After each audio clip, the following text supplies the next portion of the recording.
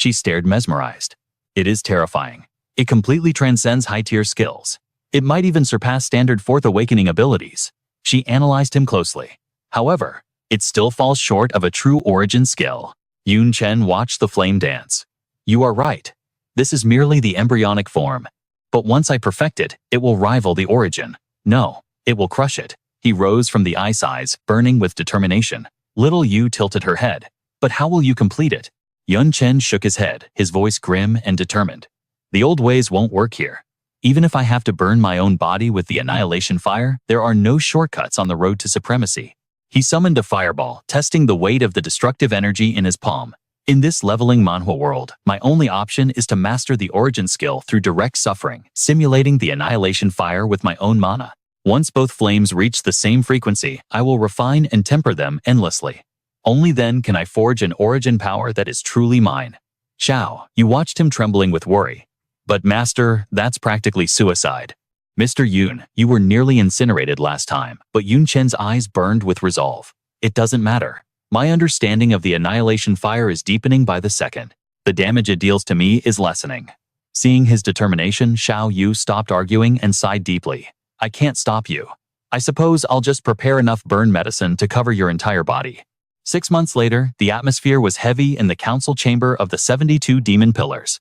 The great lords had gathered and tension filled the air. Fury rippled through the room.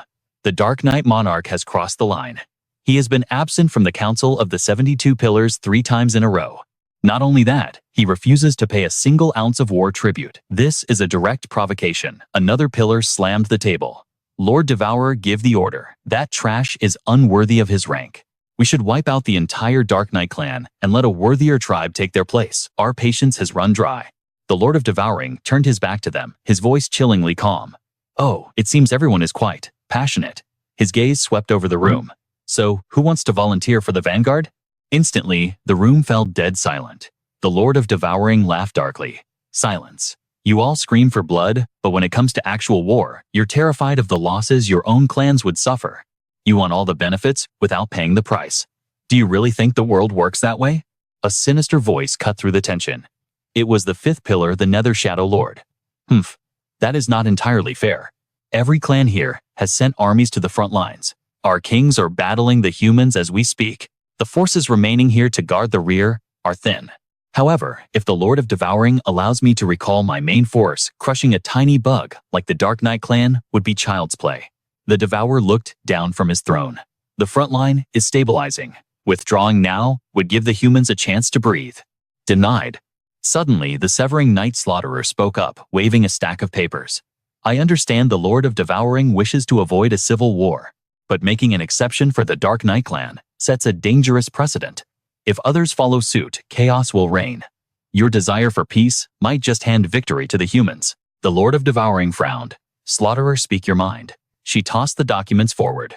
You recall Chen and Lu Miaoling passing through the Void Gate, do you not? The dark cultists in the human world worship you, my lord. When those two entered our world, my soul tracking mark reacted, but it was cleverly masked. I have compiled the data. The rise of the Dark Knight Monarch coincides perfectly with the arrival of Chen. The Lord of Devouring scanned the documents, his eyes narrowing. The other pillars erupted into whispers. Slaughterer, are you suggesting the Dark Knight Monarch is a human? Impossible humans cannot wield dark mana, unless they fully corrupt themselves into demons. That is the absolute law set by the gods, the Slaughterer sneered.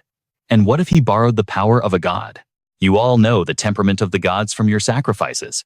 As long as the tribute is valuable enough, to a god nothing is impossible. Not even rewriting the laws of nature. The Lord of Devouring nodded slowly. I doubt he has a tribute of that value, but the possibility exists. I still wish to avoid civil war. But Slaughterer, since you are making such a scene, surely you have a plan. She spread her arms, her voice dripping with scheme. Since our home forces are limited, I propose a coalition. Let every clan contribute. We form a grand alliance. Even a small detachment from each of us will form an army capable of crushing the Dark Knight clan. Her eyes gleamed maliciously. My clan will lead the charge, and we will contribute the most. The Nether Shadow Lord interjected. Slaughterer, don't forget. In 6 months, you are scheduled to rotate with me to the human front lines. That was the agreement. You have no time to command an alliance. She stroked her chin, feigning deep thought. Shadow Lord, I haven't forgotten. And I never said I would command the army personally. The Dark Knight Monarch has a fancy title, but he is just a minor king. A demon lord under my command is more than enough to handle him. The Lord of Devouring stood on the obsidian dais, purple energy swirling around him. Tsai gave the Dark Knight Monarch 2 chances. He missed the first meeting. I let it slide because he was new. He refused the tribute. I let it slide. He claimed he needed resources to defend his territory. His eyes turned into abyssal pits. But this third strike, if I tolerate this, I might as well act dead. Scene shifts to the Slaughterer's territory. Demon Lord Belletti, you are now the supreme commander of the Alliance. I trust your abilities. Do not fail me. Belletti bowed low. Rest assured, Lady Slaughterer. Exterminating the insignificant Dark Knight clan will be effortless. By the time you return from the human world, our territory will have doubled. She warned him coldly. Do not be arrogant. This man became a demon king in 1 year. He is an anomaly. Even with our overwhelming numbers, caution is key. She handed him a mysterious glowing purple crystal. Take this sealing crystal. It contains one of my ultimate skills. Use it if things get out of hand. Back in the wastelands, Chen stood before a massive smoking abyss. His body trembled with exhaustion. Xiao Yu cheered from behind. Success, Mr. Yun, you finally did it. I can feel the terrifying origin power radiating from you. Half a year of hellish training has finally paid off. Chen gasped for air, sweat dripping from his brow. Just using it once nearly drained my entire mana reserve. I'm still light years away from Master Li Xia's level. I must become stronger. Suddenly, Xiaoling descended from the sky, landing in a panic. Mr. Yun, bad news. The demon clans are mobilizing. She froze, staring at the destruction in this manhwa recap. Good heavens, did you do this? It's unimaginable. Little, you admitted. Honestly, if I hadn't seen it with my own eyes, even I wouldn't dare believe it. She recalled the past back when she and Little Ling brought tea to Chen. At their first meeting, he was just an insignificant nobody with 0 status, a complete weakling compared to us. If not for the fact that he was the master's disciple, we wouldn't have even glanced in his direction, let alone shown him any respect. But the man standing before Little Ling now was someone else entirely. He had evolved. His power had far surpassed ours, soaring to heights we could only watch in silence. A human becoming the king of the Dark Knight demons. Is it a blessing or a curse? Suddenly, Chen turned. Oh, right, Little Ling, what were you saying just now? Little Ling snapped out of her daze. Ah, I almost forgot the urgent intelligence report. Her expression turned grave. Master Yun, the clans have mobilized a massive army of demon kin. They are gathering at the border to form a grand alliance. Their target is unmistakable. They are coming for our Dark Knight nation. He smiled as if he had already foreseen this manhwa recap scenario. So that's their play. Preserving their main forces at home while forming a joint coalition. A classic, albeit predictable strategy. Chen spun around his coat, flapping dramatically in the wind, radiating the aura of an absolute ruler. But all of this falls within my calculations. Let's go. Prepare for war. The scene shifts to the Obsidian Throne Hall. Chen sits atop the throne, gazing down at his trembling subordinates. Dead silence filled the hall. Everyone bowed their heads in fear, except for Little Ling and Little Yu, who looked up at Chen awaiting his divine command. He crossed his arms, his voice dripping with disdain. It seems you've heard the news. It's just a ragtag alliance of trash, yet you're all shaking in your boots. Burrow clutched his head in disbelief. Trash? Did he just call an army trash? Oh God. Latia spoke up urgently, terror in her voice.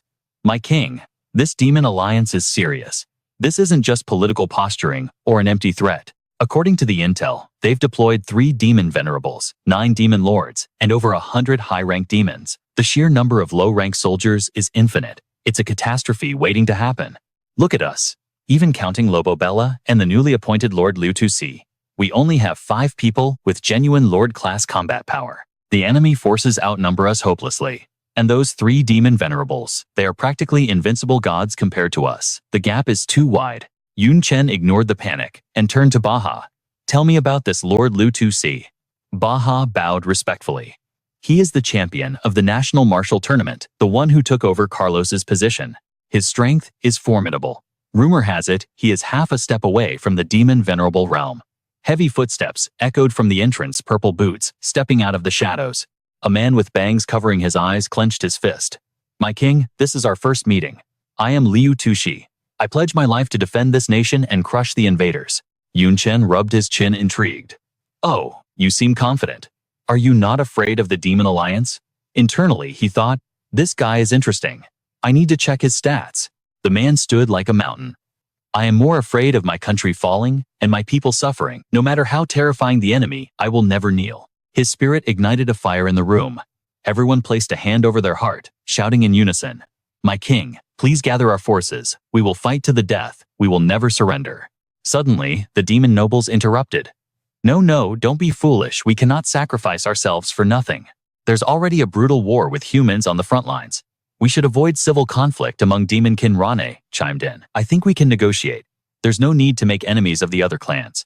If we give up some territory, we can maintain peace. And if worst comes to worst, surrendering isn't that embarrassing. Yun Chen glanced down with cold eyes. I remember him. A high noble. And the one next to him is a wealthy merchant. Parasites. The war faction exploded. Bullshit, surrendering isn't shameful. Giving up land. What is inside your skull? Do you think they'll stop there? Do you want to throw your lives away? Even if by some miracle we win, we'll offend every other demon tribe. You reckless idiots aren't thinking about the consequences. Watching the chaos, Yun Chen analyzed the situation. It was clear the demon lords wanted war, while the nobles and merchants wanted to kneel. Yun Chen stood up, raising a hand to silence the room. Enough, I will make the final decision on whether to fight or surrender in 7 days. Until then, fix the magical projection system. Later in his office, he leaned against the desk, discussing the events with Little Yu and Little Ling. I'm surprised. Cowards like Burrow and Pat are terrified, yet they still insist on fighting. That was unexpected. Little Yu stood opposite him. It is because they have no other choice, my king. Do you know the requirement to become a demon lord? You must kill the previous holder of the title. Yun Chen nodded, realizing the leveling Manhwa mechanics at play. The Demon King's armament binds to the user. Unless the user is killed, the weapon cannot be seized or used by another. Little Ling nodded. Exactly. If we surrender, our territory will be seized and the enemy will come for the armaments. They will install their own kin as the new lords to ensure loyalty. They can't trust outsiders. Yun Chen frowned. But isn't the Dark Knight armament restricted to the Dark Knight demon bloodline? Little, you chuckled darkly. Simple. They force a Dark Knight demon to breed with their kin. The offspring will inherit the necessary bloodline.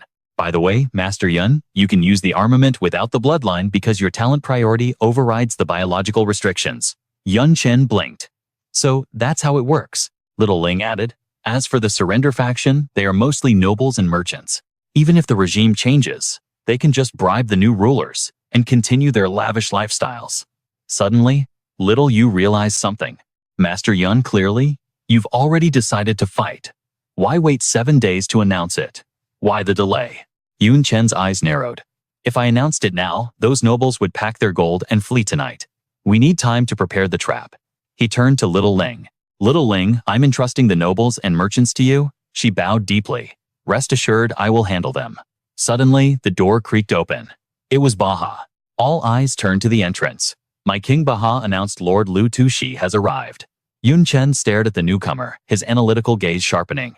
Lu Tuxi, I've been looking into your background. You stood at the very threshold of becoming a demon lord, a future of limitless glory within your grasp.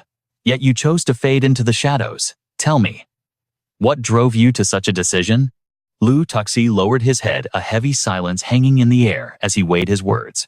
Finally, he looked up, his gaze burning with solemn resolve. If the Night Empress demanded this answer, I would remain silent as the grave. But for you, my king, I will bare my soul. The two powerful figures stood eye to eye.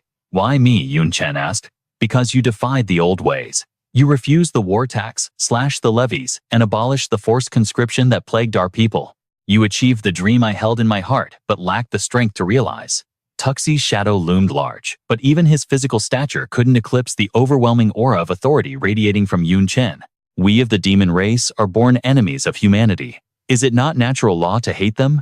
To sacrifice everything for the front lines? He paused, his voice dropping. That is what I once believed. Memories of a fractured past flooded Tuxi's mind the day he was torn from his family.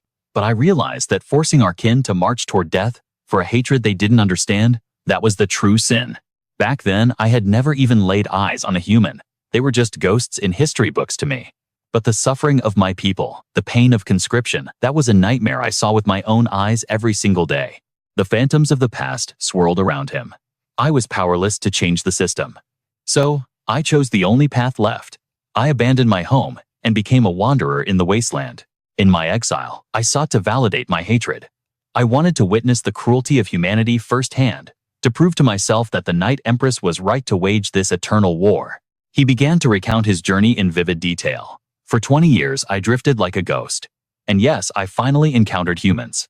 They called themselves the Sacred Believers of the Descent Organization. They were madness incarnate, stubborn, brutal, and devoid of reason. Their actions were nothing more than banditry masked as faith. They committed evil simply for the sake of evil, their minds rotted by fanaticism. I watched them, yet I could not comprehend them. I couldn't fathom how a race with such low intelligence and mediocre strength could possibly pose a threat to our majestic dark world. Tuxi clenched his fists, the memory of his confusion still fresh. Just as my doubts were consuming me, news broke the war had exploded back in our homeland. I rushed back. But fate is cruel. I was one step too late. The human legions had already marched on a different territory. The battle was over before I arrived. Recalling the scene, he continued. The air was thick with grief. But amidst the ruin, I noticed something strange. The casualties were all demon warriors. The civilians, the children. They were terrified, yes, but they were alive. This proved their war had a specific objective. It wasn't mindless slaughter. If it had been those sacred believers, they would have butchered every living soul, without mercy. He had watched them from the high peaks, a silent observer. I realized then that the fanatics did not represent all of humanity. With this burning question in my heart, I began to shadow their army. I saw human soldiers with discipline, with reason. They were nothing like the monsters in our history books and worlds apart from the fanatics. My confusion deepened. I decided to find a veteran from our side to confirm the truth. And that is when I stumbled upon a terrifying secret. He snapped back to the present, his voice grave. Aside from the Supreme Commanders, the 72 Demon God Pillars, and the Demon Lords, not a single common soldier has ever returned from the front lines. Chen's eyes narrowed in shock. Is that true, little? You think back. We see magical projections from the battlefield constantly. Chen mused, but now that you mention it, I have never seen a soldier physically return alive. Chen clenched his hand, the air crackling around his fist. So, that's it. The 72 demon pillars are hiding something massive. Little, you tilted her head confused. My king, what could they possibly be hiding? His reply was calm, but struck like thunder. The true history of the dark world, and the reality of the human race. Chen glanced at her. You've been to the human realm. How did it feel? Little, you tapped her chin, thinking. Setting aside appearance. Their food, their drinks, their daily habits. Honestly, they aren't much different from us, demonkin. It was shocking. Baha slammed his hand down, roaring. Impossible, humans are vicious, bloodthirsty monsters. Every child in the demon realm knows this. How can you say they are like us? Chen remained unmoved, his voice cutting through the outburst. Baha, your reaction is exactly what the system intended. Leoa Alin Bella. Before you crossed the dimension, did you not share his hatred? The girls nodded in unison. Yes. We thought they were demons in human skin, creatures of pure malice. In the dark world, our people only ever encounter the insane, sacred believers. That forms our entire perception. But on the front lines, our soldiers clash with the real human army. They see the truth. They realize that humanity is not the mindless enemy we were brainwashed to fight. Of course, in the heat of battle, adrenaline and bloodlust take over. We kill them, they kill us. Even if some maintain their reason, initially watching their comrades fall fuels the cycle of hatred. Vengeance consumes them. However, once the dust settles, they realize their enemy isn't a soulless monster. And that seed of doubt begins to grow. They start questioning the very meaning of this war. Chen looked Baha dead in the eye. They might even try to communicate to find a way to stop the killing. Because in the end, no living soul truly craves death. Baha stood frozen, his worldview cracking. Chen continued his deduction. If that sentiment, that truth ever leaked back to the dark world, it would shatter our society's faith. It would shake the very foundation of the 72 Pillars rule. They maintain absolute control through fear and hatred. Peace is the one thing the 72 Demon Pillars cannot afford. That is why they enforce a ruthless ban. No one returns from the front. They cut off the branches to save the rotting root. Baha clutched his head, struggling to accept this chaotic revelation. That is madness. Even if you are my king, such a conspiracy theory is hard to swallow. Liu Tuxi stepped forward. I didn't dare believe it either, but after seeing the human army so different from my imagination, I began to suspect that our entire history is a lie. I scoured the ruins of ancient libraries. I found countless texts describing human atrocities, but they were vague, no details. And when I investigated the supposed sites of these massacres, I found no evidence. No bones, no ruins, nothing. Tuxi's expression was deadly serious. The lack of proof only solidified my suspicion. I heard rumors of a new unconventional king. Curiosity drove me back. I had to meet you. Chen watched the debate unfold, his mind racing like a grandmaster analyzing a chessboard. According to you, the 72 demon pillars desire this war. But what do they gain, little? You asked. I don't know, came the reply. Chen spoke up. That is the final piece of the puzzle. He pondered aloud. The dark world is rich in resources, richer than the human realm. Why invade? Why throw everything into this meat grinder? Chen's eyes darkened with a chilling realization. Speculating won't solve it. Survival is our priority now. But the true reason for this eternal war, I fear only the 72 demon pillars hold that key. The news of the Demon Alliance's advance spread through the Dark Knight clan like a plague, casting a shadow over the realm. The patriots roared for war, emptying their pockets into the national treasury to defend the fragile peace they had fought so hard to secure. But at the city gates, cowards packed their bags ready to abandon ship. Most citizens, however, held their breath, waiting to see which way the wind would blow. 7 days flew by in a blur. Chen stood atop the high platform, flanked by floating Eye of Truth cameras, transmitting his image to the world.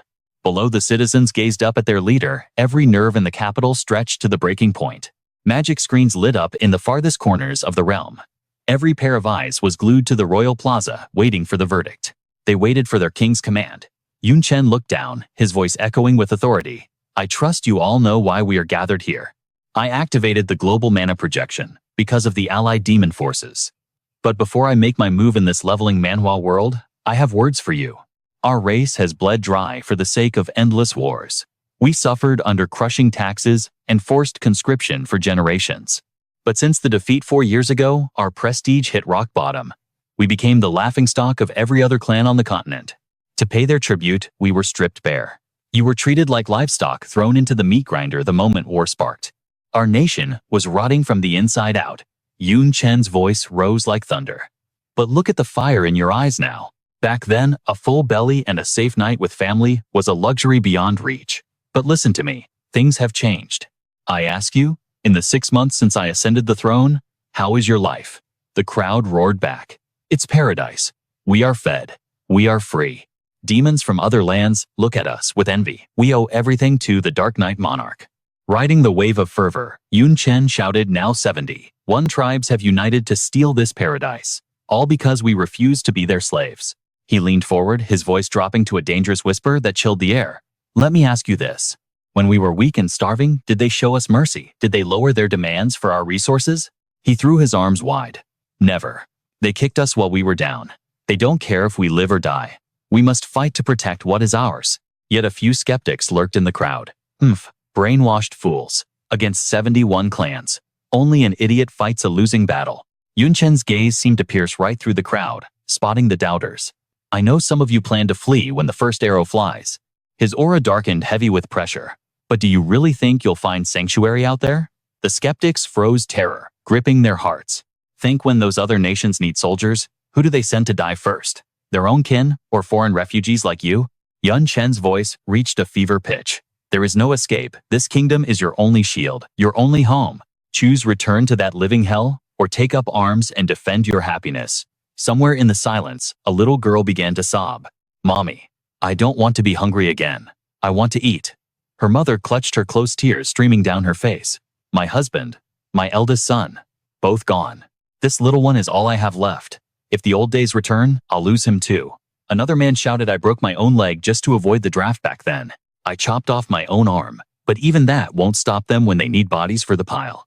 I sold myself into slavery just to eat. An old man wept nearby.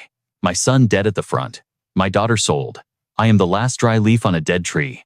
The crowd erupted. The air vibrated with their collective rage and sorrow. Is there even a choice? War, we fight. Anyone who touches my life dies. The wealthy merchants began to sweat nervously. Damn it, the king is inciting a riot. It's a trap. Stay calm. With our gold, we can live like kings anywhere. Chen smirked, seeing his plan unfold. Good. Then I officially declare total mobilization of the Dark Knight.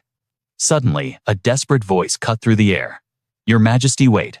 A noble stepped forward, trembling. War is too rash. Surely we can negotiate with the alliance.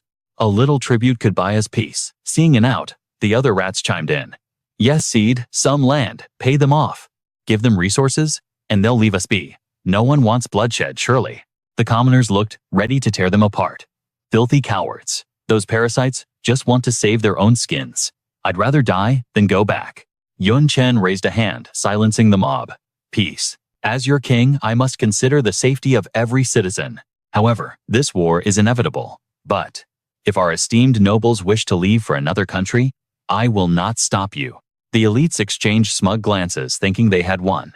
He's soft. We can still manipulate him. Then Yun Chen's voice boomed like a judgment from the heavens. You may leave, but every single coin stays here. The words hit them like a lightning bolt. What leave our wealth? You're sending us to our doom. Their protests died in their throats. Without gold, they were nothing. In a foreign land, they'd be cannon fodder within a week. While the nobles turned pale as ghosts, the commoners exploded into laughter. The atmosphere flipped instantly. Ha ha ha. Long live the king. Get out if you want leeches. But without your gold, you're just trash like the rest of us. You have trampled on our dignity long enough, and now you want to drag us into a war we cannot win. Do you take us for fools? Ragna questioned Yun Chen, his voice dripping with skepticism. My liege, is this truly your will? The king's gaze fell upon him cold, heavy, and filled with absolute disdain. Well, do I look like a man who jests about the fate of his kingdom? Crushed by the king's overwhelming aura, Ragna's knees buckled. He had no choice but to bow. If the king's battle spirit is this resolute, then I swear to fight until my last breath. The nobility gasped, unable to believe their ears. Ragna surrendered, just like that. How is that possible? That man possesses wealth to rival nations. Would he truly risk his life alongside commoners? It must be a ruse. Yet some whispered that his submission was the only brilliant move to make. Correct. The new king is a tyrant who slaughters without mercy. Defying him means death. Terrified, the nobles placed hands over their hearts and dropped to their knees in unison. We pledge our lives to the new king. We will fight to the death. But beneath their roaring oaths, their hearts were filled with treachery and deceit. First, I feign loyalty. Then, I move my assets in the shadows. A greedy grin twisted his soul. Hehe, with enough gold, a king's life awaits me anywhere in the world. Ragna's scheme was cunning and vile. War is a tragedy for the poor, not the rich. He snickered internally, convinced of his own genius. Ha, a bunch of mindless sheep. If the king declares war to our faces, he assumes we are trapped. Trying to move assets now would be suicide. Ragna praised his own foresight. But I am not like you fools. I prepared for this calamity days ago. My trusted aides should have already smuggled my treasury to the border. Tonight I vanish. You can defend this hollow kingdom without me. The Dark Knight monarch reveled in his perfect escape plan until a frantic shout shattered his fantasy. Disaster, Ragna. It is a catastrophe. Annoyed by the interruption, he snapped, Humph. What is all this noise about? Breathless and trembling, the servants screamed, the escort guards betrayed us, they seized the caravan, all your assets, they are gone. Ragna's face went pale with shock. But simultaneously, servants of other nobles rushed in, bearing the same nightmare. My lord, the royal guard suddenly appeared. They have seized the warehouses. The decree is absolute. Anyone attempting to move wealth leaves with their heads separated from their neck. We are powerless. Panic turned to blind rage. How could this happen? We've been robbed. Curses filled the air. Damn it all. They waited for us to leave before striking. This entire plan was a trap. Watching the chaos unfold, Yun Chen merely smiled. It was the smile of a predator who had already won. Ragna looked at the king and realized the terrifying truth. The Dark Knight monarch had orchestrated everything. He calculated this from the start. But fate is on my side. I still have my dimensional storage stone, a legendary item straight out of a leveling manhwa. He clutched the hidden gem, reassuring himself. 30% of my total fortune is safe within this spatial artifact. With this, I can rebuild my empire from ashes. Tonight, I run, but as the thought formed, a hand descended from the heavens, crushing Ragna's face in an iron grip. Xiaoling held him effortlessly, her fingers digging into his skull. Her voice was chillingly calm. Ragna, did you truly think you could outwit the Royal Intelligence Network? We see everything. From the convoys you sent to the border, to the pitiful 30% you keep hidden in your pocket. Ragna clawed desperately at the hand crushing his skull, but he was powerless against her strength. Terror flooded his eyes. Ellen Bella. What are you doing? She ignored his pleas. The king decreed a freeze on all assets. Yet you did not recall your caravans when the order was given. That is blatant treason against the crown. And the punishment for treason. She squeezed harder, his skull creaking under the pressure. Do I really need to spell it out? Boom. With a brutal swing, she slammed Ragna face first into the stone floor. The sickening crunch echoed through the hall. The demon nobles trembled, their blood running cold. He is dead. Ragna is dead, a voice shrieked from the crowd. Ellen Bella, have you lost your mind? How dare you? She casually wiped the blood from her gloves, her eyes filled with scorn. Why wouldn't I dare? If any of you wish to join him in the afterlife, step forward. She smirked, challenging the room. By all means, try to smuggle your wealth like he did. That is, if you truly believe your loyal servants won't stab you in the back for a piece of it. The nobles fell into a deathly silence. Suddenly, Xiao Yu floated over, eyes sparkling with admiration. Whoa, Xiao Ling. How did you get their servants to betray them so easily? Xiao Ling smiled sweetly. Gold titles the lives of their families. When you have no morals, the methods of coercion are endless. Xiao, you giggled. You are so naughty, Ling winked playfully. We are devils, aren't we? Being naughty is in the job description. The cloud god's voice cut through the air. The farce ends here. Gentlemen, prepare for war. The crowd, now terrified into submission, roared in agreement. War, war, war. Back in the strategy room, the demon lord advisor bowed. My liege, it is done. I have embedded our spies deep within the merchant and noble factions. Liu Tuxi continued. Ragna's corpse is currently rotting on the main city gate. A grim reminder. No one dares to harbor treasonous thoughts now. In fact, the merchants are now throwing their wealth at the war effort. It seems fear is an excellent motivator. Yun Chen crossed his arms. This was merely the first step. If we cannot purge the rot within our own walls, we stand no chance against the enemy at our gates. He turned to his enforcer. Xiaoling's status report on the provinces. Her expression darkened. Combat spirit is high, but rats are fleeing. Commoners, small merchants, and border guards are running into the night. However, they are insignificant. They cannot affect the tides of war, so I let them run. Yun Chen nodded. Good. Let the chaff separate itself from the wheat. Cowards would only serve as dead weight on the battlefield. He turned his gaze to the strategist. Liu Tuxi, what of the coalition army? The elder bowed with grave respect. The enemy forces have finished assembling. Their military might is terrifying. 3 demon venerables, 9 demon lords, 120 high-rank demons, and 30,000 mid-rank demons, 350,000 low-rank demons supported by 50 siege engines and a massive logistics corps. Baha's jaw dropped. What, that number is insane. We are vastly outnumbered. We possess only 70 high-rank demons, 10,000 mid-rank, and 150,000 low-rank. Yun Chen frowned, contemplating the impossible odds. I anticipated a gap in military power, but not a chasm this wide. A main force of nearly 400,000, truly a staggering number. Yet remaining calmer than everyone else, he mused that this dark world operated just like a leveling manhwa. The percentage of combat-ready demon descendants rivals humans. To scrape together 400,000, the 71 tribe coalition lives up to its name. An invisible pressure crushed the air in the room. Yun Chen broke the silence. When do they begin the march? Liu Tuxi replied instantly. It has already begun. They are estimated to reach the border in 3 days. The king remained unfazed, whispering softly, 3 days. It seems those bastards are impatient. They truly don't take us seriously. The old man sighed helplessly. That is the reality. The coalition's forces are drawn from scattered tribes. Logically, after assembling, they should understand each other first.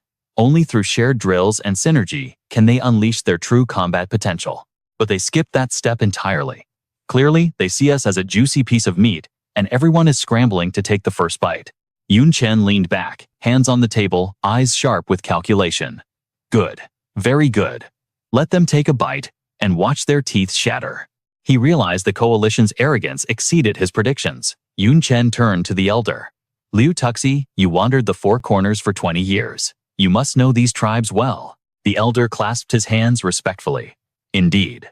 I made many connections in foreign lands. If my intelligence can serve the king, it would be my greatest honor. Yun Chen stood abruptly, command radiating from him. Baha summoned P and Puro. It's time for a war council. Meanwhile, near the Dark Knight Demon Castle Torito, the enemy march had begun. The sheer scale of the army was suffocating, a terrifying tide of darkness that instilled pure terror in all who watched. Lanos led the vanguard with sky-high arrogance, shouting from atop his war dragon, "It's just a puny Dark Knight demon castle. Our forces will crush it in an instant. This battle ends in 3 hours. The coalition roared and charged, until a white flag suddenly waved from the ramparts. Lenost yanked the reins, halting his dragon in confusion. Creak. The gate slowly opened. Torito emerged from the shadows with 2 subordinates' hands raised, voice trembling with abject fear. Surrender. We surrender. As the demon lord of this region representing Torito Castle, we beg for mercy. The sky was clear, the sun shining indifferently on the world below, while flames crackled atop the command tent. Inside, 3 figures sat on a high dais like judges of hell. Torito kowtowed desperately before them. I yield, I will provide all intelligence. I beg you, please don't kill me. Luo Lei looked down with a sneer. Surrendering before a single blow, you're trash for a demon, but at least you understand the gap in power. Next to him sat Z the tyrant demon, bearing sharp white teeth. What a pity. I thought I'd get a slaughter, but you cowards didn't even resist. Killing prisoners is half the fun. But Parati, sitting in the center, interjected. Taking a territory without casualties is the optimal outcome. Besides, prisoners are shared loot for us all. If you dare kill my share, I won't stand idly by. Luo Lei smirked in agreement. True. They are valuable resources. The high-quality ones fetch a good price at slave auctions. The trash can be used as cannon fodder on the front lines. Killing them is a waste. Z rested his chin on his hand, grunting. I don't need your lectures. Parati crossed his legs, issuing commands. Take this surrendered lord to the interrogation room. Record every word. Throw the others into the prisoner camp. We will decide their fate after the war. As guards dragged Torito away, he screamed, I offer my total loyalty. Please spare my life. Luo Lei spread his hands in mock disappointment. I see it now. These Dark Knight demons are spineless cowards. They dare call themselves one of the 72 tribes. I'll go destroy their capital myself. Might as well save their king the trouble. Z jumped up excited. I agree, this trash isn't worth wasting our time. But Parati remained calm, arms crossed. Their leader is still a king. This alliance formed too easily. It is best to be cautious. For now, we split into 3 armies. The main force will occupy Torito Castle. The other 2 will sweep the surrounding towns. It should be smooth sail. Craxi pulverized the armrests of his throne in rage. Parati, we are all demon venerables. You just got lucky being commander-in-chief. Don't act like my boss. He grabbed Parati by the collar. A country without a demon venerable is just a gathering of ants. I could drown their land just by spitting on it. Do you seriously respect these weaklings? Luo Lei leaned in from behind, adding fuel to the fire. Or perhaps, do you not trust in our strength? Parati remained expressionless and silent. Suddenly, a soldier burst into the tent, panic written on his face. Demon Venerable's emergency. The 2 armies sent to the towns. They've been annihilated. Parati's face darkened instantly. He shoved Z's hand away. What? Report immediately. What happened? The soldier trembled, relaying the survivors' report. According to the few who made it back, the defense in those small towns was insane. It was main army level strength. We couldn't even breach the gates. And when we retreated, a massive force of Dark Knight demons ambushed us. It was a massacre. Parati's voice dropped to a dangerous growl. How many enemies? We sent 1,500 elites. That should have been enough to wipe out 5 remote towns. How could you fail to even retreat? The soldier knelt, teeth chattering. 10,000. Parati roared in disbelief. What 10,000 troops to guard a worthless border town? The main castle surrendered with barely 2,000 guards. Where in hell did they dig up an army that size? His expression turned grave, brows locking together. Damn it, this wasn't random. They did this on purpose. His mind raced, calculating a new strategy. I have 2 choices now. We either bypass Torito Castle and march straight for the king's throat, but that leaves our rear completely exposed. The enemy could launch guerrilla strikes at any moment or flood the town with soldiers to overwhelm us. However, splitting their forces would only slow their advance and weaken their momentum. 3 demon lords stood side by side, their auras dark and heavy. The scheming sound of Parati's abacus echoed loudly in his mind. The coalition looked down on the Black Knight demons with utter disdain. They refused even basic cooperation, obsessed only with dividing the spoils of war. But if they delayed, internal chaos would consume them before the battle even began. Luo Lei, blind to the true danger, spread his arms in pure arrogance. He scoffed. Such petty tricks are laughable. That so-called king doesn't understand that strategy is only for equals. To me, they are nothing but trash. He vanished instantly, leaving behind a chilling promise I will return with his head. Barati fumed, cursing him as a fool, while Zay watched with amused satisfaction. The Keelan Demon Clan were masters of assassination and surprise attacks. With the Demon Lord making the move, the others simply prepared their victory feast.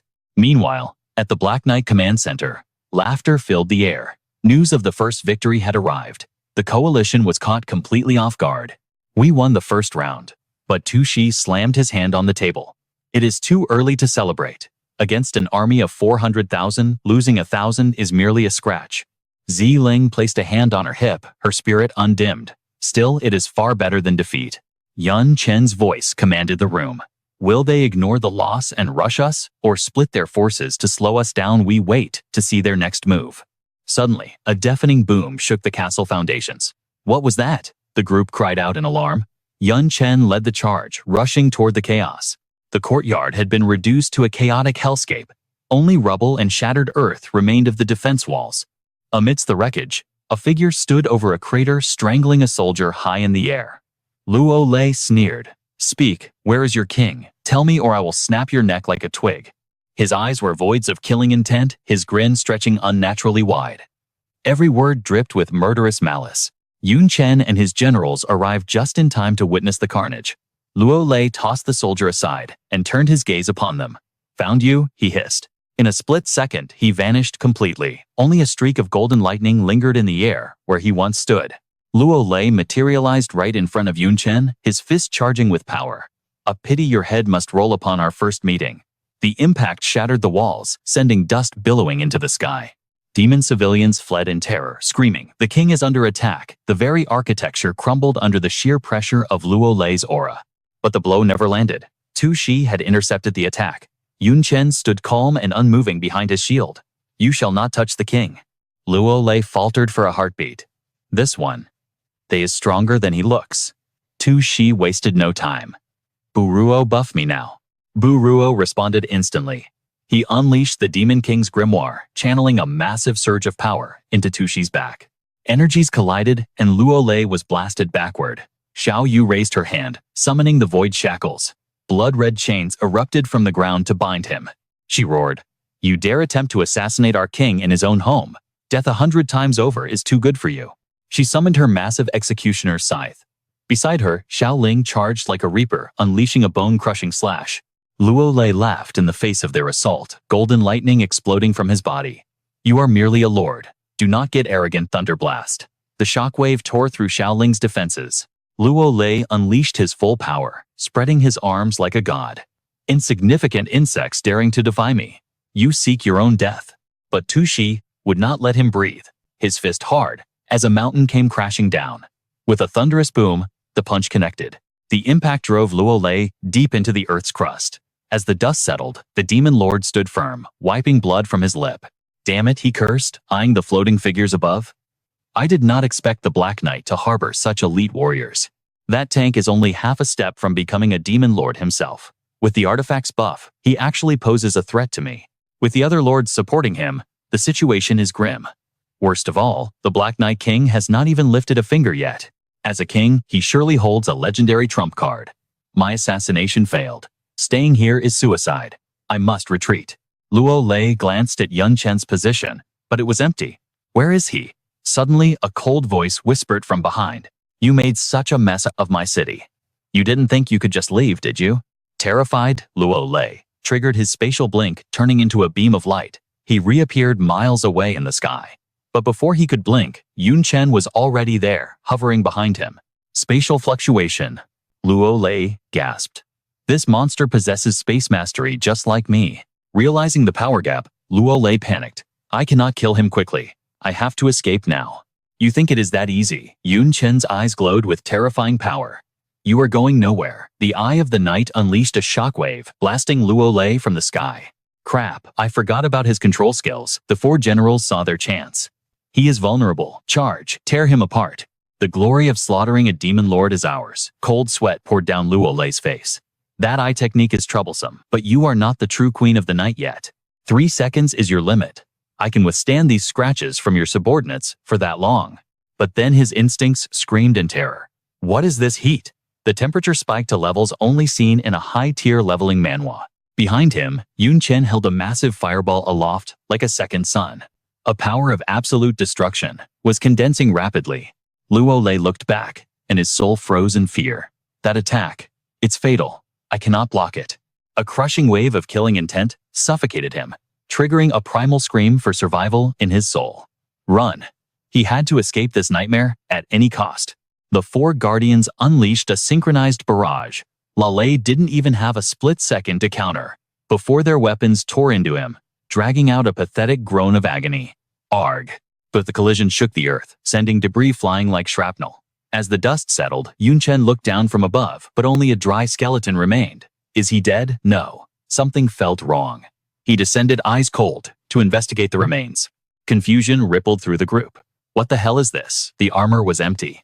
Chen picked up a fragment of the Demon Lord's remains, his mind racing. Was this Demon Lord just a puppet? Tuxi clenched his fists, his roar shaking the walls. To think he could waltz into our royal city and leave at will. This is an absolute disgrace. Xiaoling sighed, hands on her hips, defeated. There's no helping it. Judging by his appearance, he's a flash demon.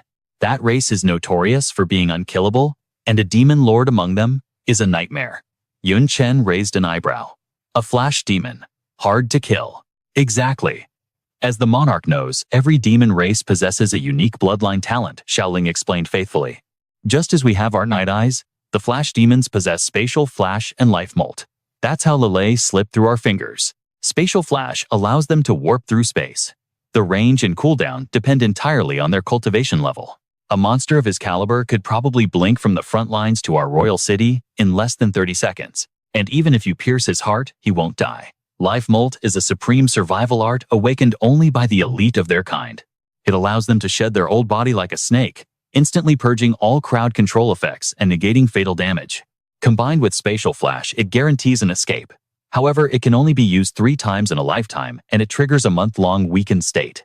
Chen narrowed his eyes, analyzing the data like a player in a leveling manhwa. I remember the flash demons are only ranked 31st among the tribes.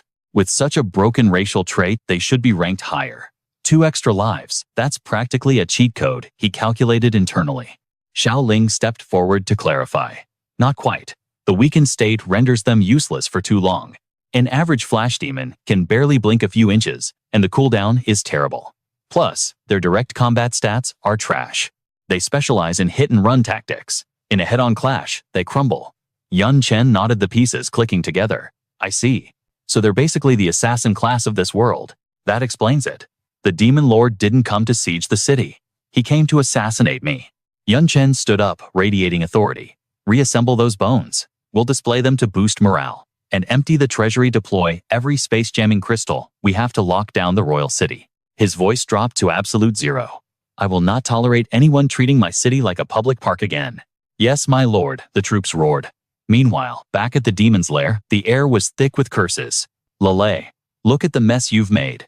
Your shed skin is currently hanging on their city walls as a trophy. You defied my orders, failed the mission, and crawled back here like a dog. They stitched your shell back together and displayed it at the gates of the Dark Knight Royal City for all to see. The enemy city is celebrating. They're saying a demon lord tried to assassinate the Dark Knight monarch and got beaten so hard he wet himself. They're calling the coalition a joke. Rumors are spreading that the Dark Knight monarch is invincible. Parati screamed, pointing at Lei's ash-gray face. This manhwa recap is turning into a tragedy for us. Our morale is plummeting, especially among your flash demon kin, while the enemy is more fired up than ever.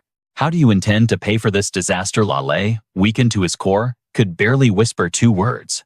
I'm sorry. Tack patted Parati's shoulder, stepping in. Calm down. Who could have predicted the royal city was guarding such a high concentration of demon lords? One of them was nearly at the monarch tier. Punishing him won't change the past. We need to focus on the next move. Lei bit his nail nervously, his mind overclocking to find a solution to redeem himself. Damn it, the presence of a demon lord was our trump card to suppress the night demons. Now that fear is gone. We must restore our army's spirit. Parati slammed his hand down. Deploy 50,000 troops. Split them into 4 units. We will crush the 3 surrounding townships into dust. Parati had made his move. The only cure for defeat was overwhelming victory. The gears of war began to turn. Of the 50,000-strong army, 20,000 elites marched on Ramsey Fortress, while the remaining 30,000 split to wipe out the smaller towns. A tactical map materialized. In this world, troop deployment was usually calculated based on the resource value of the territory. A backwater outpost, like Ramsey Fortress, would typically only warrant a garrison of 5,000. The desolate landscape reflected the grim reality. Small towns usually held a few hundred guards, rarely exceeding 1,000. It should have been a slaughter. But Parati had walked into a trap. Despite the overwhelming numbers, his squads were being annihilated. The resistance was impossibly fierce. The defenseless towns were packed with night demon soldiers. They outnumbered the attackers. When the report reached Parati, he nearly coughed blood. Impossible. The main fortress surrendered immediately, but the small towns are fortified like iron castles. Where did all these troops come from? A chill ran down Parati's spine. He felt a gaze piercing through the void, watching his every move. What the hell was happening? Why do I feel like I'm dancing in the palm of someone's hand? Meanwhile, cheers erupted across the royal city. Victory is ours again. That's the price for underestimating us. Against the monarch's 200 IQ strategy, the coalition could only swallow the bitter pill of defeat. Lu Tuxi stood by Yun Chen's side, his voice trembling with concern. The enemy casualties were negligible compared to the total force, yet the price they paid was an entire fortress. Was this sacrifice truly worth it? Yun Chen's eyes remained cold as he schooled his subordinate. The enemy was here for total annihilation. Except for the royal city itself, every other inch of territory was just a pawn on the board. Victory was the only metric that mattered. Their strategy? A ruthless deep strike campaign to bleed the enemy dry before the final curtain fell. The old advisor hesitated, doubt clouding his judgment. But master, chipping away a few thousand at a time, is it really enough? Yun Chen gazed at the map like a grandmaster studying a chessboard. More than enough. Even taking the shortest route, the Allied forces must cross over 200 towns to reach us. Multiply those small losses by 200. The numbers pile up into a mountain of corpses. Liu Tuxi understood the math, yet the worry lingered. What if they slow down? What if they methodically clear every town? Yun Chen smirked the look of a predator. Then we retreat, leaving traps behind. We take what blood we can get and vanish. He clasped his hands together, dissecting the enemy's soul with terrifying precision. But they won't. They are an arrogant army. They couldn't even wait for the initial integration phase. Do you think they have the patience for a slow tactical march? Unless they suffer a catastrophic loss, their pride will only fuel their rage, not their caution. They will rush to their deaths. Yun Chen rose his aura, imposing. Let's move. It's time for Puro to play his part. Puro bowed instantly. As you command, my lord. Outside the army stood ready a steel forest waiting for war. In the days that followed, Parati launched wave after wave of attacks. And every single time, the main fortress simply surrendered without a fight. But the squads attacking the small towns, ambushed, crushed. Parati stared at the ruined city, that his strategy failing. He decided to flip the script completely. He sent his main force to crush the surrounding towns instead. Surprise! The town surrendered immediately. Meanwhile, the squad hitting the main fortress got wiped out. No matter what he did, the result was humiliation. Pressure mounted on Parati as whispers of incompetence spread through the ranks. Just as Yun Chen predicted, these small stinging defeats didn't humble them. It only stoked the fires of their fury to dangerous levels. The coalition army was boiling over. They blamed Parati's command, feeling the sting of shame with every empty victory and every ambush. Hair fell like autumn leaves. Damn it, outsmarted again, Parati screamed, tearing at his own scalp in a fit of manic frustration. Every time I send low, mid, or high-rank demons, they know. Zay watched Parati's meltdown in silence. I even hit a demon lord in a scout squad once, hoping to catch them off guard. But they sensed the anomaly instantly, and fled before we could even spring the trap. Raleigh stepped forward, hands on hips. Parati, be real. Is there a traitor? Only a leak could explain this terrifying level of precision. Parati shot it down immediately. Impossible. Our soldiers are from different clans. They have zero contact with the Black Knight demons. There is no opportunity to defect, and no reason to. He hit the nail on the head. Could the surrendered troops be spies? Parati's voice turned icy. Even less likely. Prisoners are sent to the rear logistics for slave labor. They never get near central intelligence or command decisions. Z snapped, cutting off the useless debate. Who cares about schemes? These vanguard squads are useless. Just send the whole army every time. Crush them with absolute power all the way to the royal city. Parati glared at him. You idiot! That removes our margin for error completely.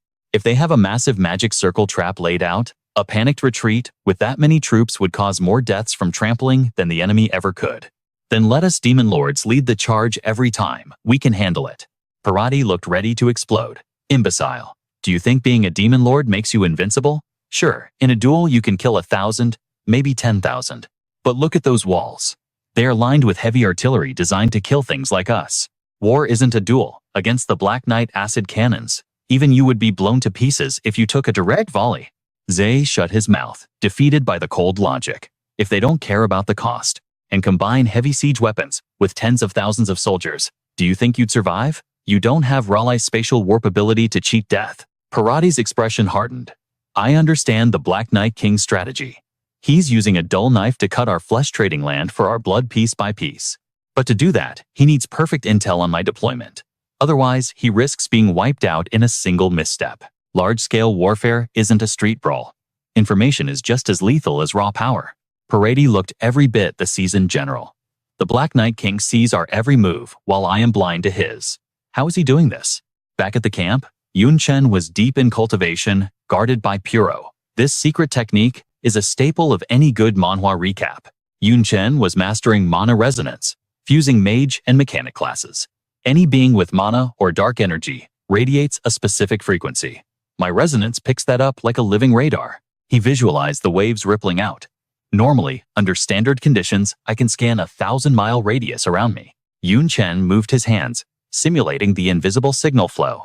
But if I channel dark mana and focus it in a single direction, I can push that range to an impressive 20,000 miles. Of course, the mana cost for that kind of precision skyrockets exponentially. But using the city as a gigantic amplifier, combined with the Super Energy Star artifact, his range hit 200,000 miles. He could see the entire enemy army as if they were standing in front of him, and the mana cost. He had piles of mana stones for that. This leveling Manhwa protagonist had basically turned on map hacks. Chen and Parati stood on opposite sides, playing a game only one of them could see. However, sensing mana fluctuations isn't enough to pinpoint an enemy. To distinguish friend from foe in this leveling Manhwa world, one needs to filter through complex layers of information. Most of the Midnight Demons possess the exact same dark affinity as I do. Their domain fluctuations and demonic physical states are virtually identical to mine. While the Spirit Army has varied and chaotic signatures that are easy to spot, the Demon Lord senses are terrifyingly sharp. Under normal circumstances, a simple probe would expose me instantly. But right now, we are outside the main camp, surrounded by hundreds of thousands of soldiers. The mana in the air is a chaotic storm. For him to single out my specific skill amidst this noise, it is statistically impossible. With the enemy's movements now completely transparent, the rest is child's play. I just need to deploy 80,000 troops to patrol the vulnerable towns and reinforce them as needed. Orders can be transmitted instantly, using the monster eyeballs from the royal city functioning exactly like a video call in a modern Manhwa recap. A smirk tugged at Chen's lips. By achieving this level of surveillance, he could predict every move of the coalition, controlling the entire battlefield through absolute information asymmetry. Burrow, however, began to pace back and forth, consumed by anxiety over the logistics. My king, your strategy is brilliant, but the super energy crystals are consumable items of immense value. Converting to currency, we are burning through 10 billion mana coins every single day. Can the treasury even survive this? Chen had already calculated this risk. Indeed, the cost was astronomical. After all, Baja had drained much of the reserves preparing for this war. You seem to forget Burrow. Didn't we just strip the Larkana family down to their last copper coin? It was an unexpected windfall. No wonder people said the Demonkin were the wealthiest in the nation. Combined with the tribute from other noble merchants, the funds were more than sufficient. Even if things went south, he still had the Midnight Empress's secret vault. Money was the least of his worries. The soldiers who had surrendered earlier were likely making their move by now. As darkness swallowed the land, 4 mana-infused soldiers stood guard atop the city gates. Inside the barracks, Ortis was preparing for a footbath, radiating arrogance as he declared, "You lot should thank the Demon Lord for his mercy. It is the only reason you traitorous surrenderers are still breathing. As long as you serve us, main force soldiers like loyal dogs, perhaps. Just perhaps. You might be granted freedom when this war ends." Rostin, wearing heavy shackles on his wrists, feigned deep gratitude and bowed low. "You are too kind. Rest assured, this lowly one will serve you with all his heart." But internally, he looked down on the commander, sneering at his stupidity. Those promises are obviously lies to keep you in line. Ordis sneered to his own men, unaware of the act. Once we achieve victory, these midnight demons, whether civilians or surrendered troops, will have only two paths: eternal slavery or replacing other demon tribes on the front lines as meat shields. Freedom. They are dreaming. Rostin stammered, pretending to be a fearful snitch. Excuse me, my lord, I heard some rumors. I wanted to tell you, but I was afraid you might get angry. Then dropping his voice, he whispered the poison. The demon kin have started leaking information. I heard from another shadow demon soldier that, well, your wife was actually kidnapped by him years ago, and now you are fighting side by side with the very man who stole her. Ordis froze his face, going blank, as the words sank in. It took a moment for the rage to register, and then he roared, "What?" His heart began to scream curses. Damn it all.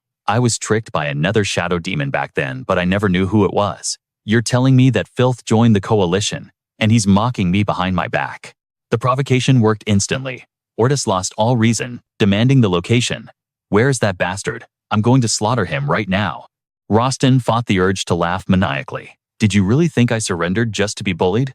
Meanwhile, across the camp, other sleeper agents were whispering poison into other ears. During the Great Demon War, your tyrannical ancestors were invaded by the severed night demons.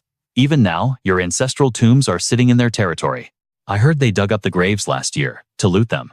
Can you really trust those people to watch your back? Yes. And your great-grandfather, he was murdered by that guy's grandfather. That kid's father scammed your family into bankruptcy years ago. Now you call him a comrade. Your father died in poverty because of him. I heard this directly from his cousin's aunt's neighbor. Parati, meanwhile, was focused on the map, trying to plan the next strategic move. Suddenly, the silence was shattered by an uproar outside. You bastard, I'm going to kill you. Are you crazy? You want to settle a debt from 10 years ago now? Son of a bitch. So, the one who seduced my father was your second aunt. I won't forgive you. Parati frowned, his concentration broken. What is going on out there? A helpless mage rushed in to report. Commander Parati. It's a disaster. Massive internal disputes have erupted among the soldiers. Parati broke into a cold sweat. What outside? It was total anarchy. Soldiers were brawling and screaming. Scum, I'll kill you. You deserve to die. All you severed night demons deserve to rot. You want to die. You dare fight back. Seeing the chaotic scene, Parati exploded with rage. Stop this instant. He marched out with his guards, his voice booming. The great enemy is right before us, and you dare start a civil war. Do military orders mean nothing to you? Do you even consider me your commander? The brawling soldiers paused, for a split second, looked at Parati with blank eyes, and then completely ignoring him, turned back to punch each other in the face. I know you did it. Today you die. I don't care who comes, I'm skewering you. Tax stood in the background, laughing with dripping sarcasm. Pfft. You've led the coalition to so many defeats. You have zero prestige left. They don't respect you at all. First ignored, and now mocked. Parati snapped. He stomped his foot, shattering the ground beneath him. Insolence. He raised his hand, gathering dark energy to purge the unruly mob. Die. Several soldiers were instantly obliterated, their bodies hitting the ground with a thud. The camp finally fell into a terrified silence. Parati clasped his hands behind his back, his voice cold as ice. It seems you didn't understand. I am the commander. Your lives belong to me. Anyone else who wants to fight, this will be your fate. With a swirl of his cape, he turned and strode back into the tent. The surviving soldiers were shaking in their boots, traumatized. Laloy analyzed the situation grimly. Yesterday was peaceful. Today, chaos. Someone is pulling the strings from the shadows. Tak, hot-headed as ever, slammed his fist on the table. We need to scour the camp, find the instigator, and execute them publicly. Parati let out a long, defeated sigh. Compared to the instigator, the soldiers who were so easily provoked are the bigger problem. He contemplated the fragile state of their alliance. Before the Void Demons appeared, the Dark World was defined by endless war. Every demon clan has a history of slaughtering one another. Big feuds, small grudges. Even though they formed a coalition, they still look at each other with disgust. The strong have always trampled the weak. In truth, this isn't a complex issue. We just needed time to discipline them and build camaraderie. But time is the one luxury we do not have. However, that crucial step was ignored. A single spark was all it took to ignite the powder keg of tribal fury. The nightmare scenario I dreaded had finally come to pass. He massaged his temples, the headache pounding like a war drum. With the flames of hatred raging between the clans, an immediate attack was impossible. They would have to start from scratch to forge a united army. Across the front lines, Baja cackled with wicked delight. Ha ha ha. Just as expected, the alliance is tearing itself apart from the inside. It'll take a demon lord's personal intervention to crush this riot. The king's stratagem worked like a charm. Chen nodded, turning his gaze to Tuxi with approval. This level of chaos. It's all thanks to your influence, Lord Tuxi. If I hadn't spent 20 years wandering the realms and forging connections, the old man bowed, his voice heavy with humility. The results would have been far less spectacular. My king, you praise me too highly. He continued, outlining their success. It was my network of contacts that gathered the crucial intel on the Alliance soldiers. We knew exactly where to strike. Combine that with the ancient blood feuds between the demon clans. We only needed to plant a few agitators and their fragile peace shattered into chaos. Yet Xiao Yu's expression remained dark. They've been suppressed, but the damage from the riots is minimal. We sacrificed our own spies for this. It feels like a bad trade. But Chen's voice was calm as still water. Don't look only at the surface, Xiao Yu. He laid out the cold, hard truth. Forcing them down with violence is like capping a volcano. The soldiers' rage hasn't vanished. It's bottling up, looking for an outlet. Furthermore, they no longer respect their commanders. On the battlefield, they'll treat orders as suggestions. That hesitation will be fatal. Chen shifted his gaze to the map of the future. Which stronghold stands next in the Alliance's path? Baja didn't hesitate. The optimal target. City of Getia, domain of Lord Latia. He paused, a shadow of respect crossing his face. Latia. She was one of the 3 demon lords before I ascended. She is a monster among lords. Massive territory, abundant resources. Her city is built like a fortress from a top-tier leveling Manhwa, with defenses that could break a dragon's tooth. She can handle a full-scale war. The decision was made in an instant. You two head to Getia immediately, gather our forces, and prepare to clash with the Alliance. But listen closely. If the tide turns against you, and retreat at once. Latia and Xiao, you bowed, their auras flaring with resolve. Understood. Meanwhile, back at the Demon Alliance camp, soldiers sat in sullen silence, faces twisted with resentment. Damn it, what is the High Commander thinking? We used to stick with our own kind. Now, look at this mess. Splitting us up and mixing the squads. It's disgusting. I'm surrounded by filth from other tribes. I can't even eat looking at their ugly mugs. From a distance, Parati watched the simmering pot of hatred. As expected, the friction is high. But this is the price of evolution. He clamped down on his doubts, forcing himself to believe in this unification.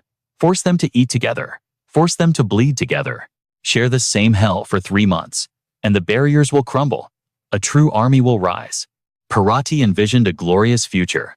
Once integrated, we will be unstoppable. My anxiety will finally vanish. Returning to the war table, he laid out the timeline. 3 months. Then we strike Getia. The resources there are legendary. Even the Black Knight King wouldn't dare ignore such a prize. Suddenly, chaos roars of fury shattered the solemn atmosphere. You bastards want to die. They're rebelling. Forget the food. Kill these traitors. Parati's composure cracked. What now? Panic clawed at his fragile sanity. Another riot. Impossible.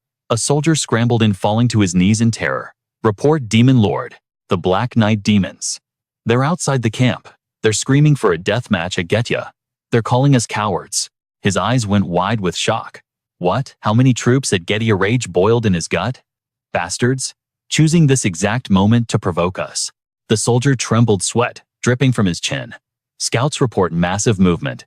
Black Knight forces are converging. Estimate 70 to 80,000 strong. Parati's heart raced. That many. They plan to defend to the death. He recalled the bitter taste of past failures. Before, they always ran or surrendered. We never caught their main force. His fist slammed onto the table. This is it. A golden opportunity to wipe them out. We cannot let this slip. Yet the shadow of doubt lingered. But if the soldiers hear those insults, their pride won't let them sit still. They can't handle the mockery. If I hold them back now, morale will hit rock bottom. He needed a perfect counter-strategy. Lale is still weakened. I must guard the main camp. He turned his gaze to his most violent general. Zek, you will lead this slaughter. He swallowed his fear. Even if it was a trap, they would smash through it. Parati unleashed his killing intent. Zek, take 3 lords and 40 high-ranked generals. 120,000 mixed troops. Bring me the city of Getia. Zek grinned, his bloodlust overflowing. Finally, time to feast on their fear. High above, the Black Knight flyers circled like vultures. Hey, you turtle-shelled cowards, still hiding. Their voices were amplified by magic dripping with arrogance. Thought you were gonna flatten our kingdom come and get some daddies waiting for you in the city? Suddenly, the earth trembled. The alliance is moving. Report back to the city now. The dust cloud revealed a terrifying sight. A massive army, easily 120,000, heading straight for Gedia. No formation. They're coming for a head-on collision, but the one leading them, the scout's voice cracked with pure terror. Impossible. We have no one near Demon Lord level, that aura, that beast. The soldiers screamed as the realization hit them. It's the tyrant Demon Lord. Zek. Back at headquarters, Parati paced nervously. Status report. Barrow bowed low. Lord Zek has reached the walls. The siege has begun. Is that so? Parati tried to reassure himself. With superior numbers and a Demon Lord leading the charge, victory should be inevitable. But the dread in his gut wouldn't fade. Why do I feel this chill? I need a backup plan, just in case. At Gedia, hell had descended on earth, fire rained from the sky, screams of the dying filled the air. Kill them all, Demon Lord Zek roared, his eyes burning with the madness of war. He carved a bloody path through the enemy lines, commanding his legion to slaughter everyone in sight. From the high walls, heavy artillery locked onto tack, unleashing a storm of fire, but it was all in vain. With a smirk of absolute arrogance, he danced through the barrage effortlessly. Power means nothing if you cannot strike your target. Your heavy toys are useless against a true master. Tack's gaze swept over the battlefield, his analytical mind dissecting the chaos. Their resistance exceeds my calculations. The Night King actually deployed 3 Demon Lords for this defense. Even trash like them hiding behind terrain advantages and artillery support might manage to stall us for a few hours. Confidence surged within him. In the end, they are mere stepping stones beneath my feet, like low-level mobs in a leveling manhwa. Your fatal flaw is that you lack a true demon venerable to lead you. He channeled his aura, summoning the colossal tyrant bloodbeast witness, true overwhelming power. But suddenly, Latia descended from the heavens. You won't pass so easily, monster. As she spoke, the crimson gemstone upon her gear flared with blinding brilliance, illuminating the darkened sky. Demon King Tool, Ring of Displacement. A radiant aura enveloped the summoned beast, twisting space itself to imprison the monster within a sphere of pure light. The sphere crashed into the earth with cataclysmic force, sending debris flying like shrapnel. Sensing the strain, Xiao Yu cried out. Are you all right? Latia grit her teeth, struggling against the backlash. I can still endure this. Reflecting a demon venerable's attack drains far more mana than I anticipated. Meanwhile, Tack's face twisted in pure fury. Damn it. You tricked me. A spatial redirection artifact. That is a legendary treasure. Greed overtook him. He transformed into a streak of light, rushing toward Latia. I will slaughter you and claim that ring for the Tyrant Demon Clan. Instinctively, she raised her hand to cast the next defense. Demon King Tool, Void Chains. Countless crimson threads erupted from the void, weaving a net of inescapable doom. Tack trembled, barely containing his ecstasy. Another king-grade artifact, his aura exploded outward, fueled by rage and greed. No matter how many toys you have, you are nothing but ants before me. But in his moment of distraction, boom, a concentrated barrage slammed directly into him. Latia seized the moment, her voice cutting through the smoke. We've redirected 80% of the artillery fire directly at Demon. Venerable Tack missiles rained down from every angle. Tack deflected them with ease, but the realization finally hit him. I see now. These two possess artifacts specifically designed for containment. Their goal isn't to defeat me, but to pin me down under this endless bombardment. He furrowed his brow, acknowledging their strategy. I admit, your tactics are annoying, but ultimately futile. With the city's defenses focused on me, my 120,000 soldiers will trample you flat. But then, his gaze shifted to the horizon. Wait. What is that? Madness? The tide of battle had inexplicably turned. The coalition forces were crumbling. How is this possible? On the ground, Junie screamed at the ally behind him. Cover me now. Sokka simply covered his ear, feigning deafness. What, I can't hear you over the noise? Junie roared in disbelief. We are on the same side. You traitorous filth. That split second of distraction was fatal. A blade flashed, severing his arm and ending his life. His so-called ally stood over the corpse, laughing maniacally. I've wanted you dead for years. Your death won't stop our victory anyway. Suddenly, a sinister purple miasma silently enveloped the laughing traitor. It was another coalition member striking from the shadows. You think you can survive after betraying a comrade? Dream on high. Above Tak witnessed the entire farce with disbelief. You absolute imbeciles. Settling personal vendettas in the middle of a siege. We have an army of over 100,000, and you waste it on infighting. His face contorted, veins bulging as he ground his teeth. Civil war on the battlefield. Have you lost your minds? His eyes glowed with uncontrollable bloodlust as he roared at the heavens. Fools! You are all courting death. Tak clutched his head, overwhelmed by the sheer stupidity of his subordinates. I should have forced them to resolve their grievances before the campaign began. Even if I survive, my army will be annihilated at this rate. What can I do? Just as despair set in a war cry echoed across the plains. Slaughter the night demons. A massive legion of demon cavalry charged into the fray. Reinforcements. The main force has arrived. Victory is ours. Latia's face went pale. She cursed under her breath. Damn it. Was outnumbering us? Not enough. They sent another wave. Shao. You did the math instantly. Terror in her eyes. That's at least another 100,000. We can't hold them. She slammed her palms onto the ramparts. We have no choice left. Execute the final contingency. Channeling her spiritual energy, her voice boomed across the entire city. All night demon forces, hear my command. Retreat immediately. Fall back to the inner sanctum. Initiate the doomsday protocol. The disciplined defenders vanished instantly into the shadows. Tak, blinded by the desire for total victory, roared. Do not let a single one escape. Full assault. Chase them down and exterminate them. The invaders poured an ocean of firepower onto the city's defensive barrier, sensing blood. As Latia and Shao, you leaped from the crumbling walls, she gave the signal. Detonate the barrier. Trigger the monocores embedded in the walls. Now, the order was given. The protective shield didn't just fail. It detonated. Countless demon soldiers were flooding into the breach when the world turned white. The city had fallen, but the coalition's victory had come at a terrible price. Smoke rose over a landscape of corpses. It was a scene of devastation that would make even the darkest Manhwa recap look tame. Scene shift to the War Council. A trembling subordinate presented the battle report. The casualty count is catastrophic. 97,300 dead. 35,000 critically wounded. 20,000 with minor injuries. Demon Venerable Parati narrowed his eyes. And the enemy? Surely we wiped them out. The scout stammered, sweat pouring down his face. Enemy casualties. Approximately 20,000 killed or captured. More than half of our losses came from the wall detonation. Tak slammed his fist on the table. Those cunning rats. Who rigs their own defensive barrier to explode? It was the Night King's trap from the start, and with those idiots fighting amongst themselves, if not for the reinforcements, we would have suffered a total defeat. Demon Venerable Lale spread his hands in frustration. We have only 210,000 troops remaining. 3 Demon Venerables led this army, yet we suffered like this. We will be the laughingstock of the dark world. The council erupted into chaos. Parati massaged his temples, forcing himself to stay calm amidst the bickering. We still have the numbers, but the path to the royal capital is lined with fortresses.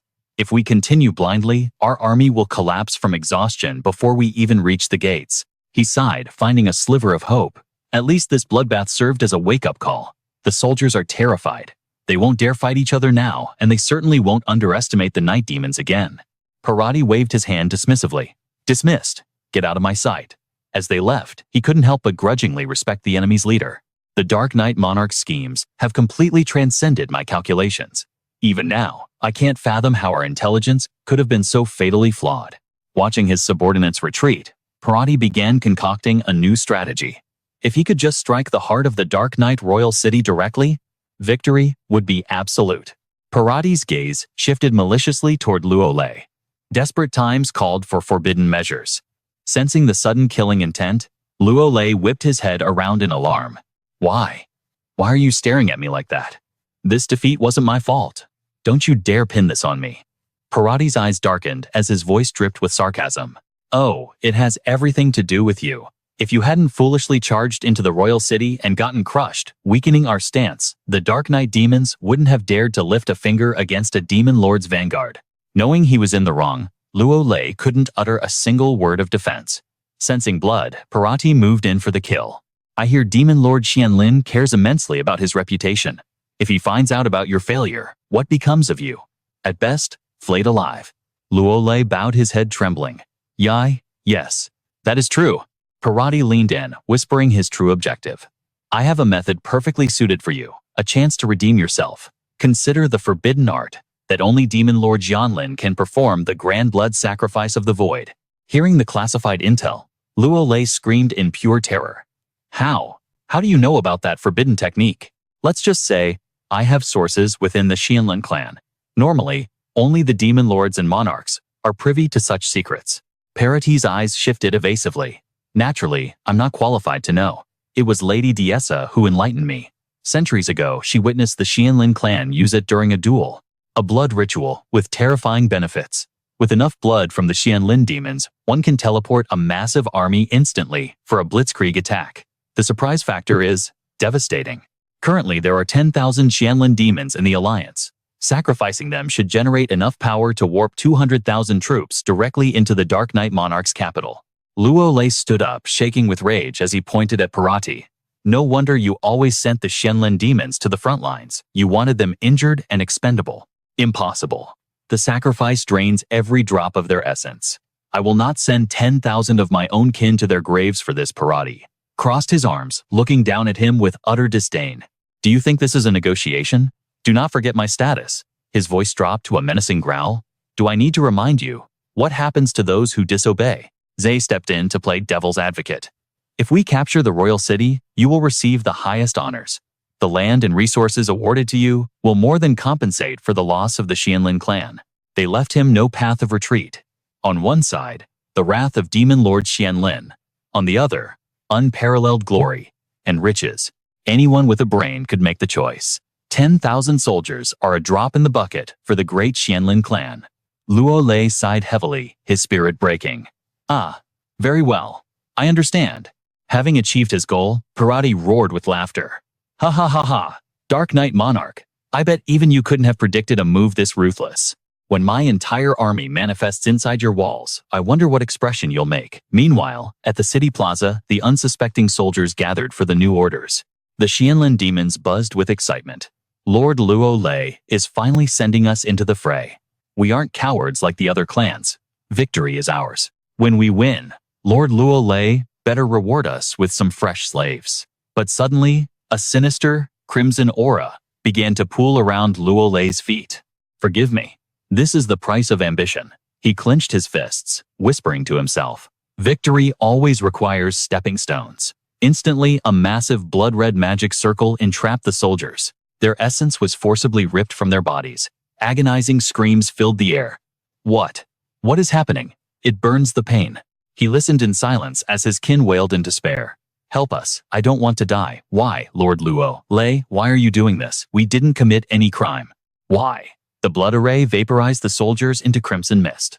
Luo Lei raised his hand, absorbing the colossal surge of energy to trigger the ultimate spell, Grand Blood Sacrifice of the Void. Target coordinates the Dark Knight Royal City. Meanwhile, inside the castle, Chen nodded to his subordinates. You've all worked hard.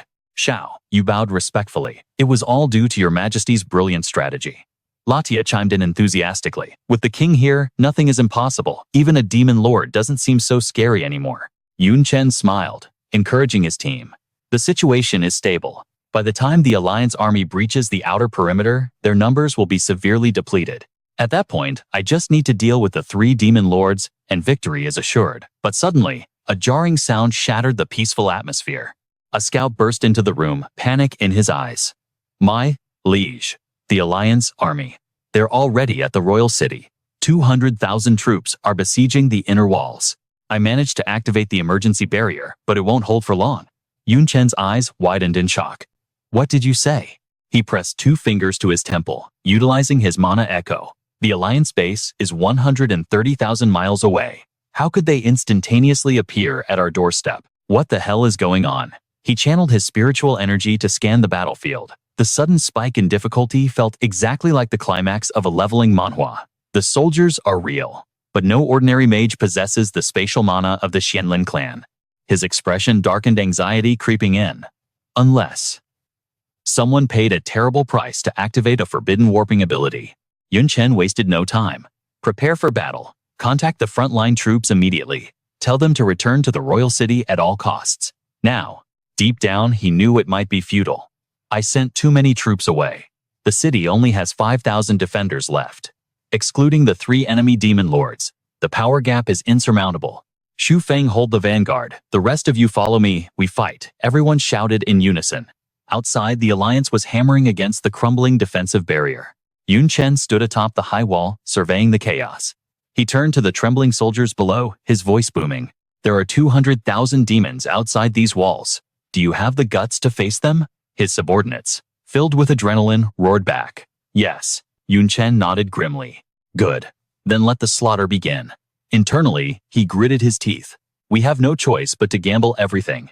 Enemy fire rained down, and cracks began to spiderweb across the energy shield. The defenders manned the cannons, returning fire. Seeing the barrier weaken, the alliance troops charged with bloodlust. Charge, shatter the walls. Victory is within our grasp. Crush them, Baha urged Yun Chen with desperation. My liege, if this continues, we lose our greatest defense, my lord. Please summon your army. Yun Chen pursed his lips, offering no immediate reply. But will summoning them even matter? Even with the fortress cannons providing support 5,000 against 200,000, it might not be enough. Yun Chen was torn, his mind a battlefield of indecision. Finally, he gritted his teeth and made the call, cursing the enemy under his breath. Damn it, I didn't foresee an ambush of this magnitude. Watching the chaos erupt, he steeled his heart. There's no other way. I have to put my life on the line. He barked out orders. All demon lords engage, target the alliance's commanders instantly. His subordinates dove from the ramparts like falling stars. Understood. The Dark Knight lords crashed into the fray, their power crushing the fodder like insects. Liu Tuxi unleashed hell, shouting, "Witness the true terror of the Dark Knight demons." His speed was blinding, taking down enemies before they could blink. Even fighting 1 against 3, he stood like an iron fortress, balancing the scales of war single-handedly. Yun Chen's sharp eyes caught another sight. Xiao Yu and Xiao Ling moved in perfect sync, one weaving crowd control spells, the other delivering devastating strikes. Ancient power flowed through them. Together, their synergy was flawless, holding their ground against 4 opponents with ease. Yun Chen analyzed the battlefield in a heartbeat. The high-tier combatants were matched, but the foot soldiers were a different story. The enemy's sheer numbers were drowning them in a sea of blood. If the main army falls, Yun Chen bit his thumb, his mind racing. The enemy grunts will swarm our lords and the stalemate will shatter instantly. That path led only to total annihilation. We're barely holding on because their demon king hasn't joined the game yet. If he steps in, it's game over. Even with my origin skill, I can't stop him. Fighting him alone is a gamble, but 1 against 3, that's suicide. Yun Chen closed his eyes, feeling the weight of despair. This is absolute power suppression. No strategy can fix this. What do I do? How do I flip this board? Suddenly, his eyes snapped open, gleaming with a cold realization. Wait, why am I panicking? Why am I trying to save this kingdom? At the end of the day, I'm a human.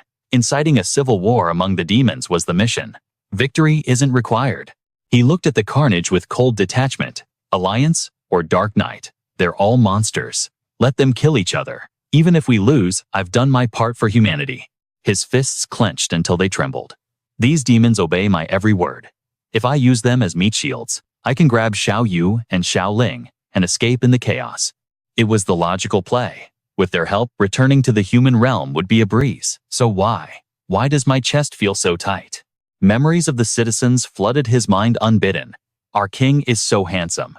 Thanks to his majesty, we don't have to live in fear anymore. The voices of the Dark Knight army echoed in his soul. We will fight for the king until the last drop of blood. Surrender is not an option. Your majesty, the chants grew louder. We leave the rest to you, my king, these lunatics. Yun Chen snapped back to reality. They're all totally insane. Before his eyes, the battlefield turned into a tragedy. A soldier tackled an enemy from behind, screaming, "Your Majesty, please look after my father." Victory for the king. Yun Chen watched in horror. What are you doing? The soldier ignited his core, detonating himself and his enemy in a blinding flash. Boom. Explosions bloomed across the battlefield like flowers of death. Take care of my wife and kids. Let's show the Alliance the guts of the Dark Knight clan. Behind us is our home, our families. There is no retreat. 50,000 against 200,000. Who cares? I was born to die for this. They were a legion of martyrs. Taking 1 down is breaking even. 2 is a profit. Let's die together. Their sheer madness terrified even the seasoned Alliance soldiers. Maniacs, get away from me. I don't want to die. Yun Chen stood frozen, guilt clawing at his throat. Suicide attacks. I never gave that order. A voice whispered in his mind. They don't need orders, Your Majesty. This is their will.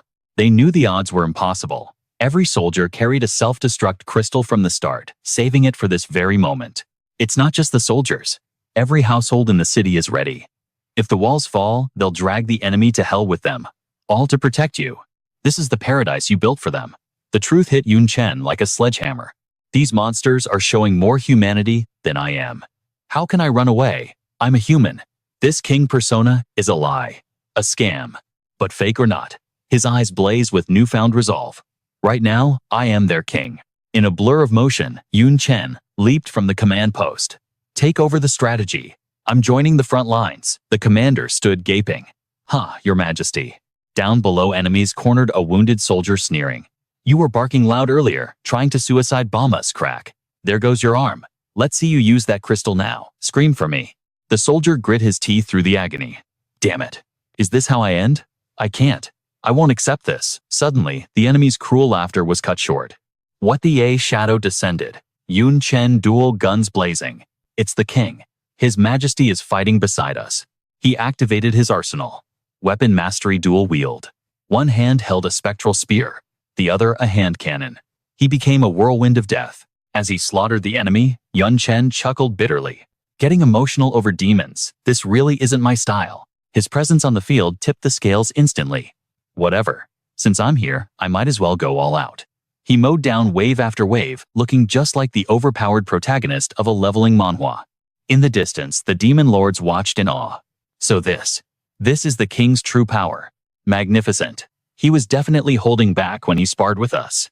Liu Tuxi paused, his assault mesmerized. As expected of the king, I'm not even in his league, and terrifyingly, I sense he's still suppressing something even darker within. The sight of their leader ignited the army's spirit like a wildfire. Brothers, charge. Don't let his majesty fight alone. The king is bleeding for us. Push forward. There is no way we can lose. Kill them all high above the enemy. Demon kings frowned as they watched the tide turn. Parati narrowed his eyes, his voice dripping with annoyance. This wasn't supposed to be this difficult. He gripped his chin, letting out a sigh of pure frustration. His original plan, to teleport the grand army directly into the heart of the royal city and tear it down from the inside. But he hadn't calculated one fatal variable. The city's space had been distorted beforehand. Reaching the outskirts was his absolute limit. Damn it. It was all because of Luo Lei's assassination attempt. The enemy was now on high alert. Yet Parati remained unfazed. He simply waved his hand, his voice dripping with arrogance. No matter. It just adds a little spice to the challenge. Z roared, signaling the attack. Luo Lei, let's go. Their killing intent boiled over like a volcano, ready to bathe the battlefield in blood and claim the head of the Dark Knight monarch for their master. The two demon lords exchanged sinister, bloodthirsty grins. Back on the battlefield, Chen stood his ground against the encroaching darkness. His spear was steady, though the world around him was swallowed by choking smoke and the fog of war. He charged forward. His spear danced through the air, striking at the two vanguard leaders. Behind him, a massive purple tornado began to swirl, tearing up the earth. But amidst the chaos and blinding smoke, Chen sensed a disturbance. He remained calm, absorbing two weapons into his inventory. But something else was happening. A new energy was condensing, a power born from the battlefield itself. It was vile, suffocating, an energy forged from slaughter and catastrophe. He clenched his fist, his expression shifting in realization. This isn't my own aura. It was the second hidden effect of his legendary gear, the armor of 10,000 calamities. The power of infinite calamity. He raised his fist, crackling with electric light. If he let this charge to its limit, just how terrifying would the resulting explosion be? But a shadow loomed. Without a sound, Z had materialized right beside him. Chen, barely recovering, widened his eyes in shock. Seizing the opening, the demon lord unleashed a flaming fist, shaped like a screaming skull. Dark Knight Monarch, go to hell. Chen reacted on instinct, raising his spear shaft to block the heavy blow. But the demon's flames were too intense. The weapon snapped in two, like a twig. In that split second, Chen's eyes filled with uncontrollable horror. With his defenses shattered, the fist slammed directly into his chest. The ground beneath them exploded into dust. He struggled to rise from the crater, every cough forcing a spray of crimson blood from his lips. Fighting a demon lord with only formation breaking rank, it was far too forced, like a hopeless boss fight in a hardcore manhwa recap. Yet, despite his internal organs screaming in agony, Chen's gaze remained steel-cold and serious. Suddenly Luo Lei blurred into existence with godlike speed, his voice dripping with malice. Little brat, this time you don't have a pile of lords to hide behind. He launched a kick wrapped in golden energy, aiming to end it all. Be a good boy and die. Far away, little. You let out a desperate, heart-wrenching scream. Mr. Yun, but little Ling raised her weapon, snapping at her sister. Don't get distracted. Our own battle is hellish enough. One slip-up and we're dead. We have no choice but to trust in him. Yun Chen clutched his battered body, exhaling a ragged, exhausted breath. Gaze hovered above cold disdain in his eyes. Is this all you have? And you call yourself worthy of the 72 demon pillars? Luo Lei walked up beside him, a cruel smirk playing on his lips. Don't be in such a hurry to kill him. This rat made me suffer quite a bit. I want to savor this. Yun Chen's mind raced, analyzing every variable. Demon lords are monsters. Even if I equipped another set of legendary gear, the stat gap is just too massive. Suddenly, a desperate plan sparked in his eyes. A 1 versus 2 is a death sentence. But I still have one move left. He activated his fusion technique Fighter's Gale Step, combined with Swordsman's Shadow Velocity. Seeing him flee, the demon laughed. Running, and towards the royal city, Yun Chen's figure blurred, shooting in the opposite direction. I have one final trump card. If you aren't afraid of death, then come and get it. Z, losing patience, floated ominously in the air. Does he intend to use the civilians in the royal city as meat shields to buy time for his escape? Futile. Atop the city walls, Baha watched the scene unfold and barked an order. Quickly, open a gap in the defensive barrier. The king is retreating. The subordinate trembled, daring to object. But the demon lords are right behind him. If we drop the shield with their speed, they'll storm the royal city instantly. The city will fall, Baha roared, grabbing the man by the collar. If the king dies, the nation perishes with him. Open it now, say one more word, and I'll execute you myself. A small ripple appeared in the indestructible barrier. Yun Chen flew frantically toward the royal city, ignoring the terrifying pressure closing in on his back. Whoosh! 3 streaks of light pierced through the wall, heading straight past Baha. The cowardly subordinate collapsed in despair. It's over. We actually let the demon lords in. There's nothing we can do to stop them now. The royal city is doomed. But Baha glanced at him, his voice steady as a mountain. Have faith in our king. He never acts without purpose. Yun Chen barely dodged a barrage of long-range fire attacks. Zhe, battle lust burning in his eyes, fired another volley of energy blasts, laughing maniacally. Wahahaha. You foolish Dark Knight monarch. Let this entire Dark Knight royal city become your tomb. But as the flames touched the ground, a pristine, icy light cut through the inferno. Luo Lei silently closed the distance, his fist wreathing in fire. Kid, did you think you were the only one with spatial skills? Bam! He smashed Yun Chen into the earth, burying him in a sea of yellow energy. But Yun Chen, riding a stream of green aura, forced himself out of the crater, desperate to keep moving. He grit his teeth so hard they nearly cracked, burning every ounce of his life force. Just a little more. Almost there.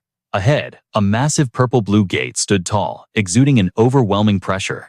Yun Chen narrowly escaped another massive explosion, diving deeper into the structure. Seeing the majestic gate, his tight chest finally loosened. Finally. Just one more step. Boom! Yun Chen tucked his body and smashed right through a wall, debris raining down. The 2 demon lords landed amidst the rubble, pausing to chat. He didn't use the people as shields, but chose this dead end instead. He might have prepared a trap inside. We need to be cautious. Z, his face twisted in a permanent scowl, took the lead. It's just one petty Dark Knight demon. What in this world could possibly stop us? Let's just flatten the place and be done with it. Luo Lei nodded, his arrogance returning. True enough. The area is completely deserted. Not a soul in sight. But as they scanned the area, confusion set in. Huh? What's going on? We were right on his heels. But the Dark Knight monarch has vanished. Suddenly, the beautiful Sha Qingchang drifted toward the demons. A human silhouette emerged, her eyes deep pools of stillness, masking an ocean of killing intent. She drew her demon seed sword, dangerous key, radiating in all directions. Die. Her figure flickered like a ghost. Her technique descended like a crushing mountain upon Zhe and Luo Lei, forcing the arrogant lords onto the defensive. In an instant, a massive glacier formed, sealing them in a prison of ice. Zhe's face contorted in fury and confusion. Why? Why is this happening inside the Dark Knight royal city? Sha Qingcheng turned her back to their muffled screams. A human, at the demon lord level. The 2 monsters who had been boasting just seconds ago were now encased in thick ice, unable to twitch a muscle. This was the power scale of a top-tier leveling Manhwa boss. With the threat neutralized, Xia Qingcheng spoke softly into the shadows. You can come out now. They are dead. From the darkness, Yun Chen dragged his broken body forward. Despite his wounds, he bowed with profound respect. Thank you, General Xia, for saving my life. Deep down, he was shook. Those were 2 demon lords, yet Teacher Ha obliterated them in a single heartbeat. That power wasn't just strong, it was terrifying. Meanwhile, Qing Cheng shifted the focus back to business. That is the limit of my interference. The Alliance has lost 2 generals. They won't fall for the same trap twice, and I cannot leave my post. Victory now rests on your shoulders. He struck his chest, eyes burning with resolve. Teacher Ha, rest easy. You've done more than enough. I'll handle the rest. Outside, the symphony of war was reaching its crescendo. The Alliance soldiers laughed, their arrogance echoing across the battlefield. Wahaha, your pathetic king has abandoned you. He tucked his tail and ran back to the castle, with our demon lords hot on his heels. Their bloodlust spiked. Soon, Black Knight City will fall. Your families will be butchered by our lords. This is the price of defying the Alliance. You brought self-destruct crystals for a last stand. How tragic. All that resolve just to die like dogs. The city guards roared back in fury. Bullshit, we will never fall. Shut your trap before I cut your tongue out. But in their hearts, hope was a flickering candle. 2 demon lords. Even their king couldn't survive that. Was their kingdom truly destined for ruin? Suddenly, amidst the stalemate, the heavy gates groaned open. The enemy grinned, tasting victory. Look, the gates are opening. Our lords must have slain the Black Knight King and opened it from the inside. It's over. We've won. The defenders froze ice, gripping their hearts. Has the city truly fallen? Impossible, absolutely not. Wait, who is that? Yun Chen stood tall, his aura dominating the entrance, gripping a green thread. It's the king. Our king opened the gate.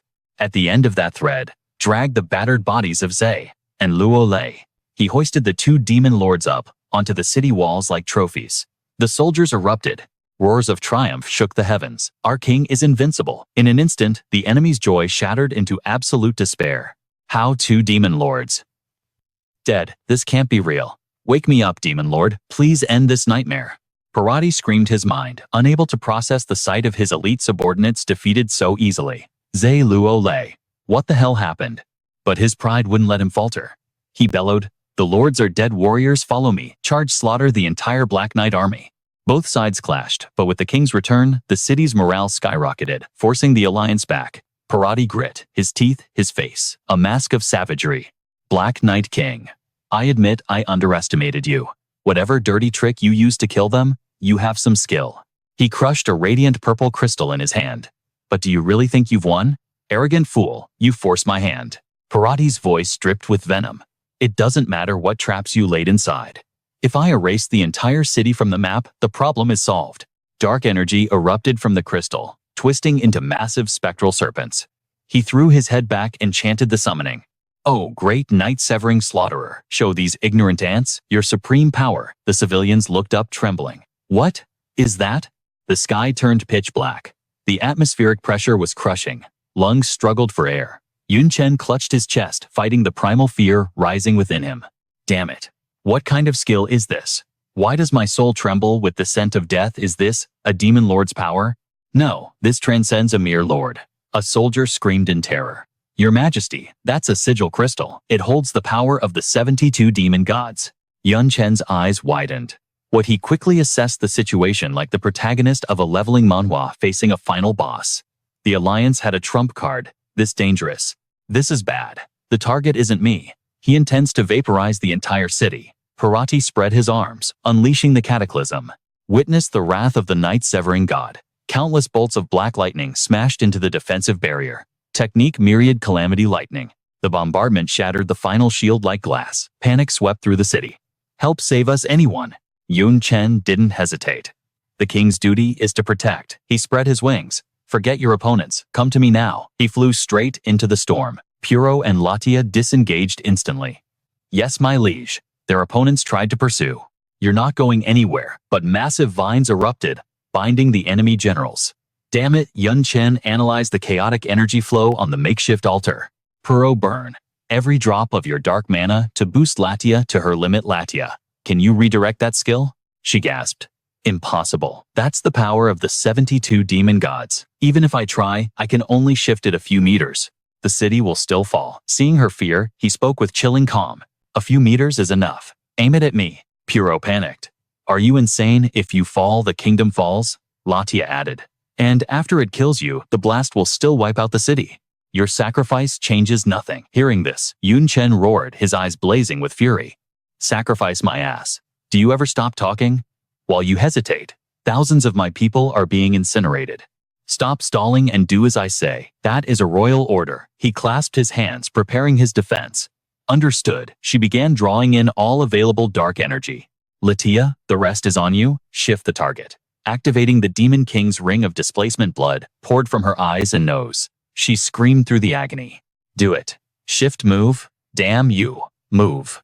At the critical second, a blinding golden light engulfed Chen, swallowing him whole. The purple devastation of the demon god collided with Latia's displacement. An apocalyptic explosion bloomed in the sky. The citizens watched in stunned silence as their king took the hit meant for them. One man fell to his knees, his soul crushed by the sight. Tears streamed down the faces of hardened warriors, terrified because their king had taken the hit meant for them. How could such a tragedy happen? No, we cannot lose our king. Xiao Yu screamed, her body moving on instinct. She dashed forward, desperate, but Xiao Ling intercepted her just in time. Xiao Yu, have you lost your mind? Even if you rush in, what can you change? Do you want to throw your life away? Xiao Yu broke down, sobbing uncontrollably. That attack, it was the ultimate technique of the 72 demon god pillars. Even Mr. Yun admitted survival was uncertain, despite the countless miracles he has performed before. On the other side, the demon Parati threw his head back in manic laughter, spewing venomous insults. Foolish, I never expected the Dark Knight King to be such an imbecile. When you die, the entire Dark Knight Kingdom falls with you. In the end, your sacrifice protects absolutely nothing. Ha! His laughter died in his throat. His eyes bulged as a silhouette emerged from the smoke. What in the world? From the swirling purple miasma, Chen stepped forth without a single scratch. His invincibility frame had saved him at the last second, leaving Demon Parati completely thunderstruck. No damage, not even a scratch. Parati's eyes nearly popped out of his skull as he shrieked. Impossible. That is absolutely impossible. Meanwhile, Chen let out a breath he didn't know he was holding. That was too close. Thank the heavens the Imperial City shared the damage burden earlier. Time was running out. Even relying on the invincibility state common in a leveling Manhwa facing that attack head-on was nearly suicidal. The aftershocks alone were enough to nearly turn him into ash. A faint green energy flickered across his face as he frowned, assessing the toll on his body. If his divine regeneration passive hadn't triggered at the exact right nanosecond, he wouldn't be standing here right now. Burrow stared, questioning his own sanity.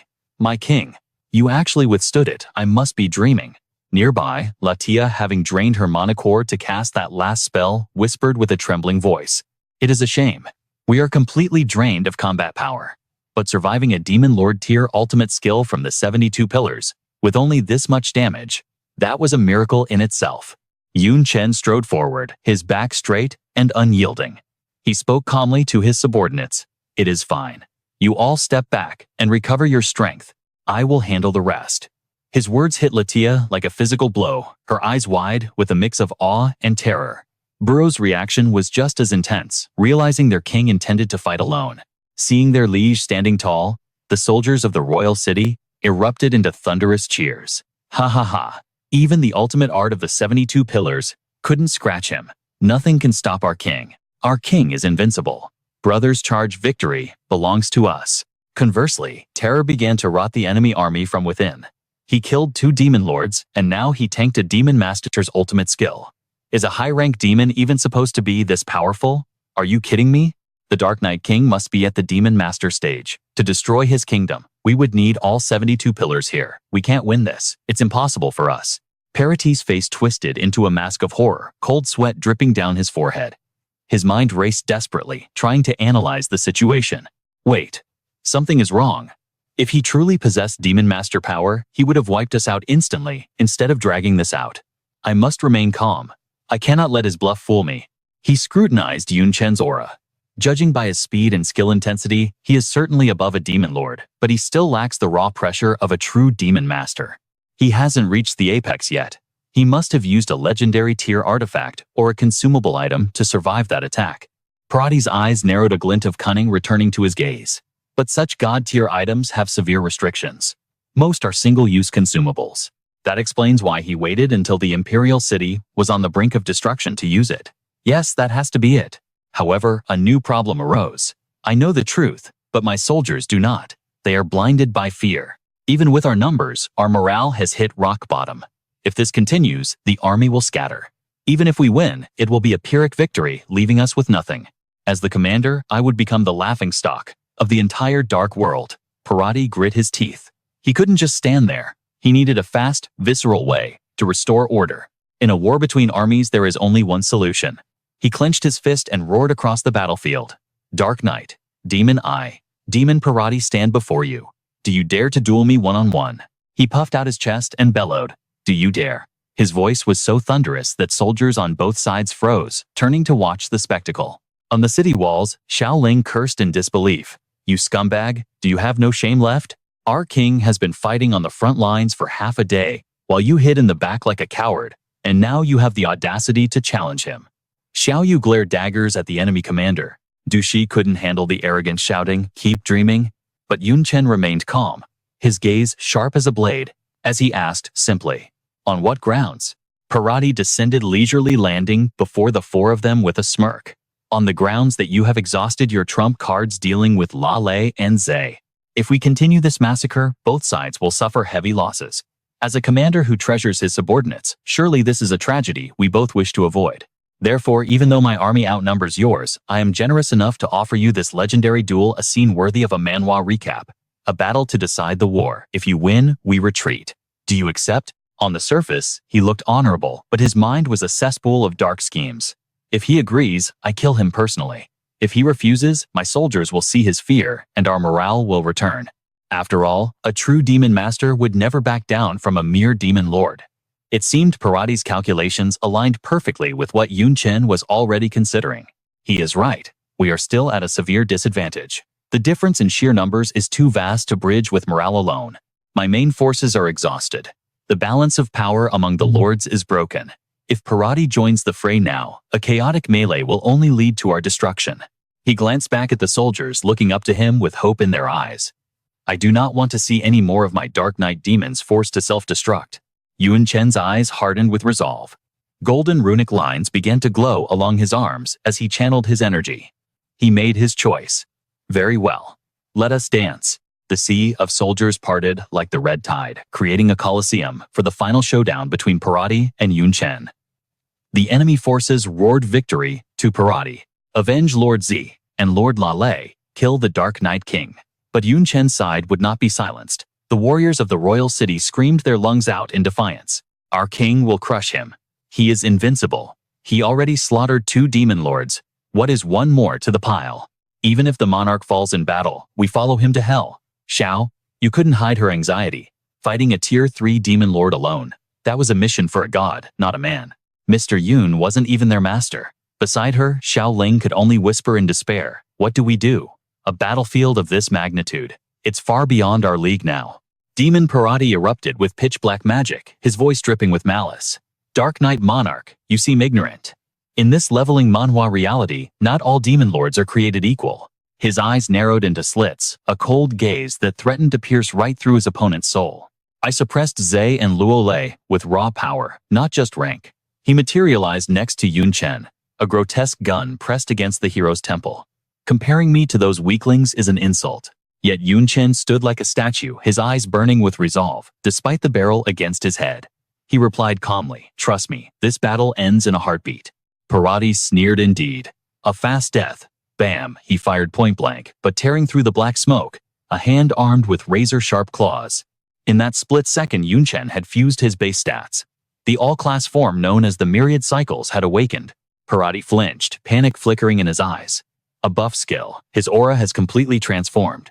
He's nearing my level. Suddenly the tables turned. The gun was now pressed against the demon lord's head. Looking down like a judge executing a sentence, Yun Chen whispered, one shot for me, one for you. Seems fair, doesn't it? That gun wasn't just metal. It was a fusion art. The ammo master's electro-diffusion, combined with the sharpshooter's critical strike, the blast roared, swallowing Parati in a devastating wave of energy. As the explosion settled, Yun Chen coolly blew the smoke from his barrel. But from the flames, Parati's mocking laughter echoed. A mere high-tier devil skill, Parati scoffed. You managed to scratch me. Count yourself lucky. But internally, he thought, just as I predicted. Observing Yun Chen's arrogant stance, the Demon Lord calculated the power gap. The Dark Knight Monarch, somewhere between a Lord and a Demon Lord. Even with that mystery buff, your stats barely scrape the bottom of my tier. You are still light years away from me. Parati leveled his weapon again, eyes cold. Killing you is child's play. A wave of dark energy exploded outward the invisible screen. Yun Chen instantly activated his Echo Mana. Sight, smell, hearing, all nullified. It's this cursed black curtain. He slid sideways with fluid grace. Parati sneered, mana detection, useless against me. He unleashed the Dark Lotus Blast, a barrage of bullets yet not a single one grazed Yun Chen's clothes. Parati screamed in frustration. What, you dodged everything? His mind raced. Even with sensory skills, avoiding my attacks should be impossible. The two clashed at speeds invisible to the naked eye, a blur of violence. Yun Chen thought, compared to Master Xia's speed, you're a turtle. He raised a fist, fusing the strongman's full force strike with the Berserker's rage, the violent fury strike. The punch connected like a freight train, launching Parati into the sky. Yet, the Demon Lord floated there completely unfazed, a mocking grin on his face. You call that an attack? It didn't even tickle. Parati raised his gun, arrogance radiating off him. Let me show you the true terror of a Demon Lord. Ignoring the taunt, Yun Chen raised his weapon. Fusion skill sniper's headshot. Combined with the Mage's fireball. Eat this. The destruction explosive flame beam fired with earth-shattering force. Parati didn't back down. Star-piercing gun. His counterattack was overwhelming, tearing straight through Yun Chen's fire beam and rushing toward the hero. The star-piercing beam slammed down, obliterating the ground and leaving a massive crater. But at the last microsecond, Yun Chen triggered God Flash. He landed safely, heart-pounding. If not for God Flash, I'd be ash right now. He glanced at his weapon. It was smoking, completely destroyed. The frightening soul couldn't handle the clash. Realizing the danger, he used God Flash again to vanish into the shadows. I can't win a ranged battle. My myriad cycles form is running out of time. I need a new strategy. In a blink, he teleported right above Parati Fusion skill Shadow Flow and martial artist's rapid combo. But the Demon Lord spun around, red energy crackling on his fists. Melee combat. You truly underestimate me. Fine, let's dance. Yun Chen threw a barrage of fists. Parati countered every strike with brutal precision. Yun Chen took hit after hit, grimacing in pain as the Demon Lord laughed like a maniac. Dark Knight Monarch. Is this the best you've got? A rain shower hits harder than your fists. Even under the barrage of attacks, he simply smirked. Is that all you've got? Demon Parati suddenly felt a chill down his spine. Something was wrong. His devastating strikes were losing density, his speed dragging, as if he were moving through invisible swamp water. He stared at Yun Chen, who wasn't even winded. Panic set in. While the Demon Lord weakened, the boy's power spiked like the hero of a broken leveling manhwa. How is this even possible? Bam! A decisive punch smashed into Parati's face, forcing him to cough blood. The Demon Lord plummeted to the earth like a fallen meteor. Realization struck him. Damn it, he's using a steal skill. He's draining my stats with every hit. I can't let him touch me. Yun Chen didn't let up. He dove from the sky, driving a heel into Parati's gut with catastrophic force, followed by a storm of bone-crushing punches. Parati tried to retreat, but Yun Chen roared, "Keep dreaming." Seeing the villain helpless fueled his rage. Parati, today is your funeral. Shao, you cheered from the sidelines. Head-on combat. Mr. Yun is totally dominating the Demon Lord Zhao. Ling's eyes sparkled. Just a little more. We can win this. Suddenly, boom! Parati released a shockwave, blasting Yun Chen back. Brat, don't get too cocky. He stood up, channeling a terrifying green energy toward the heavens. I will show you power that a bug like you can never comprehend. Prepare for total erasure. A massive sword with a dragon's head manifested from the energy. Yun Chen stood his ground, condensing a sphere of pure power. Origin Severance, heaven's gift. You're the arrogant one here. Those words snapped Parati's last nerve. With a roar of fury, he hurled the dragon sword straight at Yun Chen. You think you're the only one with an origin skill? Yun Chen roared, unleashing the annihilation origin from his palm, to strike back, drop the act, and die. In a heartbeat, the two titanic forces slammed into each other at godlike speed. The collision birthed a cataclysmic explosion. Wild arcs of energy ripped through the air. forcing every soul on the battlefield to scramble for cover against the soul-crushing pressure. Red and blue. Fire and water. Total incompatibility. The clash of opposing elements tore the earth apart, whipping up a violent storm that swallowed rocks and debris into a vortex of destruction. Panic erupted among the soldiers on both sides. Run for your lives. The power of the king and the demon lord is too devastating. If we get caught in that, we won't just die, we'll be erased. Blasted back by the gale force winds, Tuxi stared in pure disbelief. Heavens, I never imagined the king could master an origin skill before even ascending to the rank of demon lord. It's unheard of. Did a supreme demon master personally teach him? Beside her Xiao, you shook her head. No master taught him. That power, he created it himself. She was struck dumb by Yun Chen's sheer audacity. With no guidance and no shortcuts, he had walked the loneliest path. He chose the most foolish, yet most legendary method. He used his own body as the crucible to understand the origin. A gamble of 9 deaths and 1 life. It was a method even Tier 4 deities wouldn't dare attempt, just to grasp its true essence. As the dust swirled around the impact zone, her nerves were stretched to the breaking point. His opponent was a true demon lord with a mastered origin skill. The gap in their foundation was massive. The outcome was impossible to predict. The chaos settled. Demon Parati looked battered and broken, while Yun Chen stood tall, seemingly untouched by the devastation. Yun Chen's eyes were half closed, looking down on the world with absolute arrogance. But suddenly, he collapsed to one knee and coughed up a mouthful of blood. His invincible aura instantly shattered. The exchange had cost Parati an arm and an eye. He gasped, his voice filled with grudging respect. To think you comprehended an origin skill before becoming a demon lord. He was seething with jealousy. That trace of origin power in your skill. It's even higher tier than my own. Severing origin. Where in the hell did you get a cheat like that in this leveling Manhwa world? Parati's inner thoughts were far less confident. If I didn't have such a tanky foundation, that hit would have vaporized me instantly. I'm lucky to be alive. Yun Chen propped himself up silent, but mocking his enemy in his mind. This star burn was enlightened from the origin skill of the Tyrant Flame Demon Lord himself. In terms of hierarchy, the Tyrant Flame was a top 10 powerhouse. His origin existed long before yours. How could a rank 21 scrub like you even hope to compare? Demon Parati stepped forward, energy gathering in his remaining hand. Silent treatment. Fine. I may be running on fumes, but you look like you can't even stand up. The energy solidified into a crimson gun, looking as if it was forged from fresh blood. Parati leveled the barrel straight at Yun Chen's skull. This shot would be the executioner. Suddenly, a frantic shout echoed from the distance. Parati, look behind you. He spun around, teeth gritted, furious at the interruption.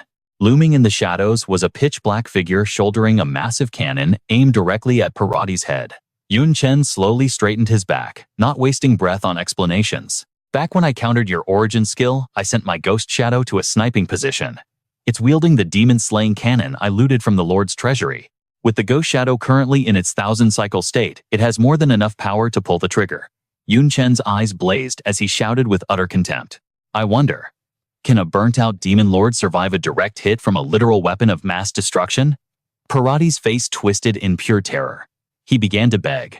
No, wait. We can withdraw. Everything is negotiable. You can't kill me. If you do, Lord Ji Shaw will never let you get away with it. Panic flooded his wing size. Damn it, I can't dodge in this condition. The cannon began to glow with lethal light. Seeing his end approaching, Parati screamed in desperation. Don't. But mercy was not an option. Demon Parati's silhouette was instantly swallowed by a beam of apocalyptic power, drowned out by his final shriek of despair. ARG. His upper body was incinerated instantly, leaving nothing but charred remains on the ground. Yun Chen powered down, collapsing to the dirt in total exhaustion.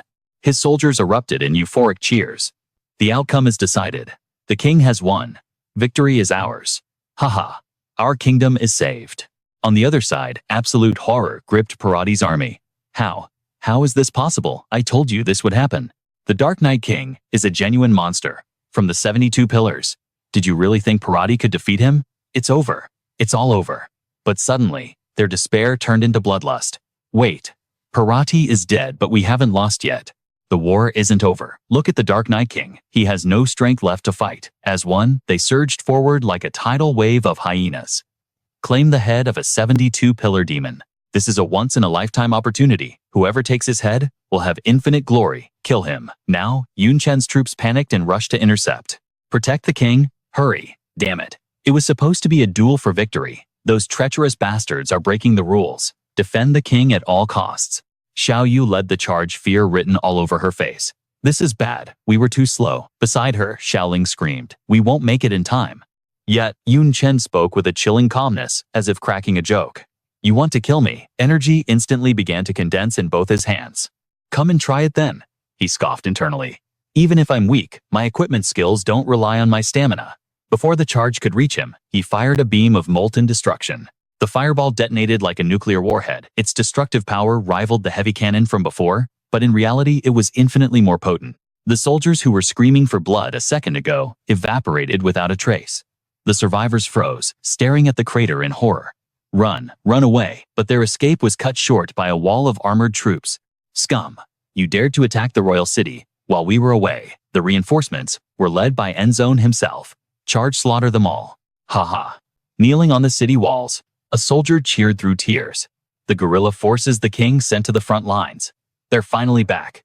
With their support, the Alliance army won't escape alive. Parati's remaining soldiers lost all will to fight, dropping their weapons and falling to their knees. I surrender. They bowed their heads, terrified. I choose surrender. Please spare our lives. The dark clouds parted, and sunlight bathed the battlefield. Yun Chen sat on the ground, soaking in the warmth of victory. Finally a win. The news of the Alliance army's crushing defeat spread like wildfire through every corner of the dark world. The reaction among the demon clans was mixed. Some raged, some grieved, some trembled in fear, but others were delighted. Like the queen.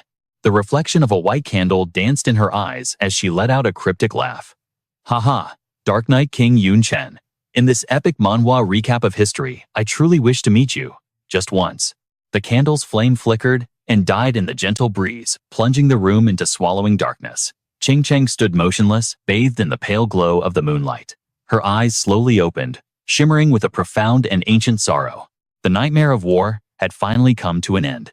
As the clouds parted to reveal her silhouette, her cold voice sent a chill through the gloomy atmosphere. It was time to embark on the next mission. Outside, the world erupted in celebration over Yun Chen's resounding victory. Wine flowed freely as everyone raised their glasses in wild excitement. Victory was theirs. The monarch had spoken. The entire city would feast for 3 days and 3 nights. The national treasury would cover every single cost. Let the people rejoice. Ha. Meanwhile, Yun Chen sat upon his towering throne, his expression stern and commanding. Father, give me the casualty report. The elder bowed deeply, hands clasped. Reporting. In this defense of the realm, we annihilated 210,000 coalition troops and captured 170,000 main force elites. Logistics units fled, so we only secured 80,000 of them. On our side, 95,000 brave soldiers sacrificed their lives. However, most of our captured brethren have been rescued. Hearing this, Yun Chen issued his orders with cold precision. Hand the enemy corpses over to Xiaoling. As for the prisoners, auction them off. Their families will pay a fortune to get them back, and that gold goes straight into the national treasury. Any prisoners left unsold will be brainwashed and turned into combat slaves. His father and Xiaoling bowed without hesitation. Understood. But Tuxi couldn't hide his confusion. My lord, we traded 90,000 lives for a massive result. This is a victory worthy of a legendary leveling manhwa. Why do you look so displeased? Yun Chen waved his hand dismissively, his eyes cold. A vast empire reduced to 50,000 troops, and half our city lies in ruins. Tell me, how am I supposed to smile at that? If there is nothing else, leave us. As the others retreated, leaving only Xiao Yu and Xiao Ling behind, Yun Chen's gaze softened. Xiao Yu, Xiao Ling, is there something weighing on your minds? The two immediately dropped to their knees, their voices filled with steely resolve. Sir Yun, you are human. You could have fled, yet you chose to stay and bleed to protect us. We are eternally grateful for this grace. We are willing to dedicate our entire existence to you, Sir Yun. Yun Chen smiled warmly, helping them to their feet. Stand up. With the bond we share, there is no need for such grand ceremonies. Besides, given your connection to Master Xia, we are practically family. Zhao Yu didn't hesitate, her eyes burning with loyalty. If, and only if, the day comes when you and our master stand on opposite sides, we will not hesitate to risk our lives for you. Her intense declaration caught him completely off guard. He quickly tried to correct her. What are you saying? How could I ever raise a hand against Master Xia? Suddenly, a familiar, powerful voice descended from the heavens, talking behind someone's back. How rude. Ching Cheng descended with an aura of absolute dominance that left Yun Chen stunned. Master Sha. When did you arrive? Xiao Yu and Xiao Ling trembled, stuttering in sheer terror. Master. Panic seized their hearts. We are dead. Did the master hear everything? With her personality, she will execute us on the spot for disloyalty. Qing Chang glided past them, her presence suffocating. Ellen Bella Xiao Ling, I know exactly what you are worried about. But I am not unreasonable. However, if you speak such nonsense again, I won't hesitate to rip out your tongues. The two froze in silence, too terrified to even breathe. Yun Chen quickly deduced her purpose. Master Sha, if you have left the hidden treasury, that means. Seeing he understood, Qing Cheng hid nothing. Correct. In 3 days, I will vanish. I came to say my goodbyes. I will use my remaining time to fulfill my mission. Her eyes held a trace of melancholy. I am merely a clone after all. I should not have any attachments to this world. It was always that way, but seeing what you have built, I find myself reluctant to leave. She reached out, gently patting Yun Chen's head. If only I could stay to see just how strong you will become. It is a shame my time is up. Qing Cheng turned sharply to hide her emotions. Let my true self witness your glory instead. Farewell, my disciple. Yun Chen choked back his grief, bowing deeply with respect. Safe travels, master. Meanwhile, at the Council of the 72 Pillars, chaos reigned. The demons were in an uproar over Yun Chen's impossible victory. A tiny, dark night demon. How could he withstand the coalition of 71 demon tribes? Even 3 demon lords fell to him. We lost 10,000 of our own kin. Damn it all, Saker, look at this mess. Your strategy was absolute garbage. One demoness bit her own finger in sheer frustration. Curse that Parati. If my main body wasn't stuck in the human realm, I would go tear that Dark Knight monarch apart myself. The arguments grew louder and more violent. Many of the 72 pillars remain in the dark world. The devouring sovereign stepped forward. I will personally slaughter the Dark Knight monarch, and his kingdom will belong to us. You just want to swallow all the spoils for yourself. Do not think I will agree to that. If anyone goes to war, it should be me. Our clan suffered the greatest losses. The devouring sovereign unleashed his aura, silencing the room instantly. Silence. The situation on the front lines is favorable. We have already conquered half the human world. Give me 6 months, and we will wipe out humanity's main forces entirely. His voice dripped with menace. To crush the human counterattack, you must be ready to support at a moment's notice. I will tolerate 0 mistakes. Anyone who plays games during this critical time answers to me. Cowing before his overwhelming power, the demons fell silent, daring not to object. The devouring sovereign delivered his final verdict before vanishing. I will deal with the Dark Knight monarch after the humans are dead. Dismissed. Back in his castle, his voice dropped to a low growl. Are the supplies ready? His subordinate bowed, trembling. Reporting. We face delays due to the lack of Dark Knight contribution, but we have gathered everything. The resources are being transported through the dimensional rift to the human world now. It is enough to fuel the front lines for 6 months until the war ends. The devouring sovereign laughed with arrogant satisfaction. Ha ha ha. See that first pillar? You can play your disappearing acts all you want. Even without you, the power of the dark world is enough to crush those weak humans. He stood up, declaring with absolute confidence. When this war ends, you will all be kneeling before me. Suddenly a messenger burst in panic, written all over his face. Lord Sovereign Disaster, the dimensional rift is under attack. All the supplies meant for the human world have been destroyed. The 5 demon lords guarding it. They are all dead. The sovereign's face twisted in shock. What? Who dares the first pillar? The humans, or the 7 guardians? Rage boiled over as he made his decision. I am going there myself to see who has a death wish. Through the dimensional rift, the land was a barren wasteland. His soldiers lay scattered, eyes wide in death, their blood painting the ground in crimson rivers. Witnessing the carnage, the Lord of Devouring growled, his voice dripping with malice. The entire demon clan has fallen. So tell me, why do you still draw breath? She dropped to her knees, her voice trembling in feigned panic. I was away tallying supplies. It was a miracle I survived. But master, I saw him. I saw the one who slaughtered them. Suddenly, a blade flashed against the Lord's throat. Her demeanor flipped instantly as she icy whispered, the attacker used a weapon just like this. The illusion shattered, revealing a familiar face. Qing Cheng glared at him, her eyes burning with the fire of absolute vengeance. Exactly like this. The Lord of Devouring smirked, a savage expression crossing his face. I see. You didn't flee to the front lines. You hid in the darkness waiting for this moment. If you dare raise a hand against me, you must be eager to meet your end. Qing Cheng didn't waste breath on words. Mana surged as she unleashed a magical bombardment. The only one dying today is you. But a terrifying energy instantly enveloped the Lord, hardening into an impenetrable barrier. Meanwhile, back at the human frontline, the war had reached its boiling point. Humanity and demons clashed in a chaotic dance of death. Steel sang against steel in a deafening symphony. Battle cries echoed across the field. Nico stood her ground, desperately fending off the demonic horde. "This kingdom will not fall today," she roared. "You filth will have to step over my corpse." With a precise lethal strike, she cleaved through a demon, silencing its screech forever. Suddenly, the rhythm of battle shifted. Even as she fought like a Valkyrie, she noticed the enemy wavering. Confusion washed over her as the demons began to scatter. They're retreating. Inside the command center, the atmosphere was frantic. "Hurry, get reinforcements to Squad 2 move. Squad 2's defense line is crumbling. Squad 5 is in critical condition. Damn it, Squad 7 is about to be overrun." Yuntang stepped forward, her voice cold as ice. "It is time to play your final card. With my current power, I can wipe out every demon below the Lord rank. I will make them pay in blood." Lu Yan hesitated, the weight of the decision pressing on him.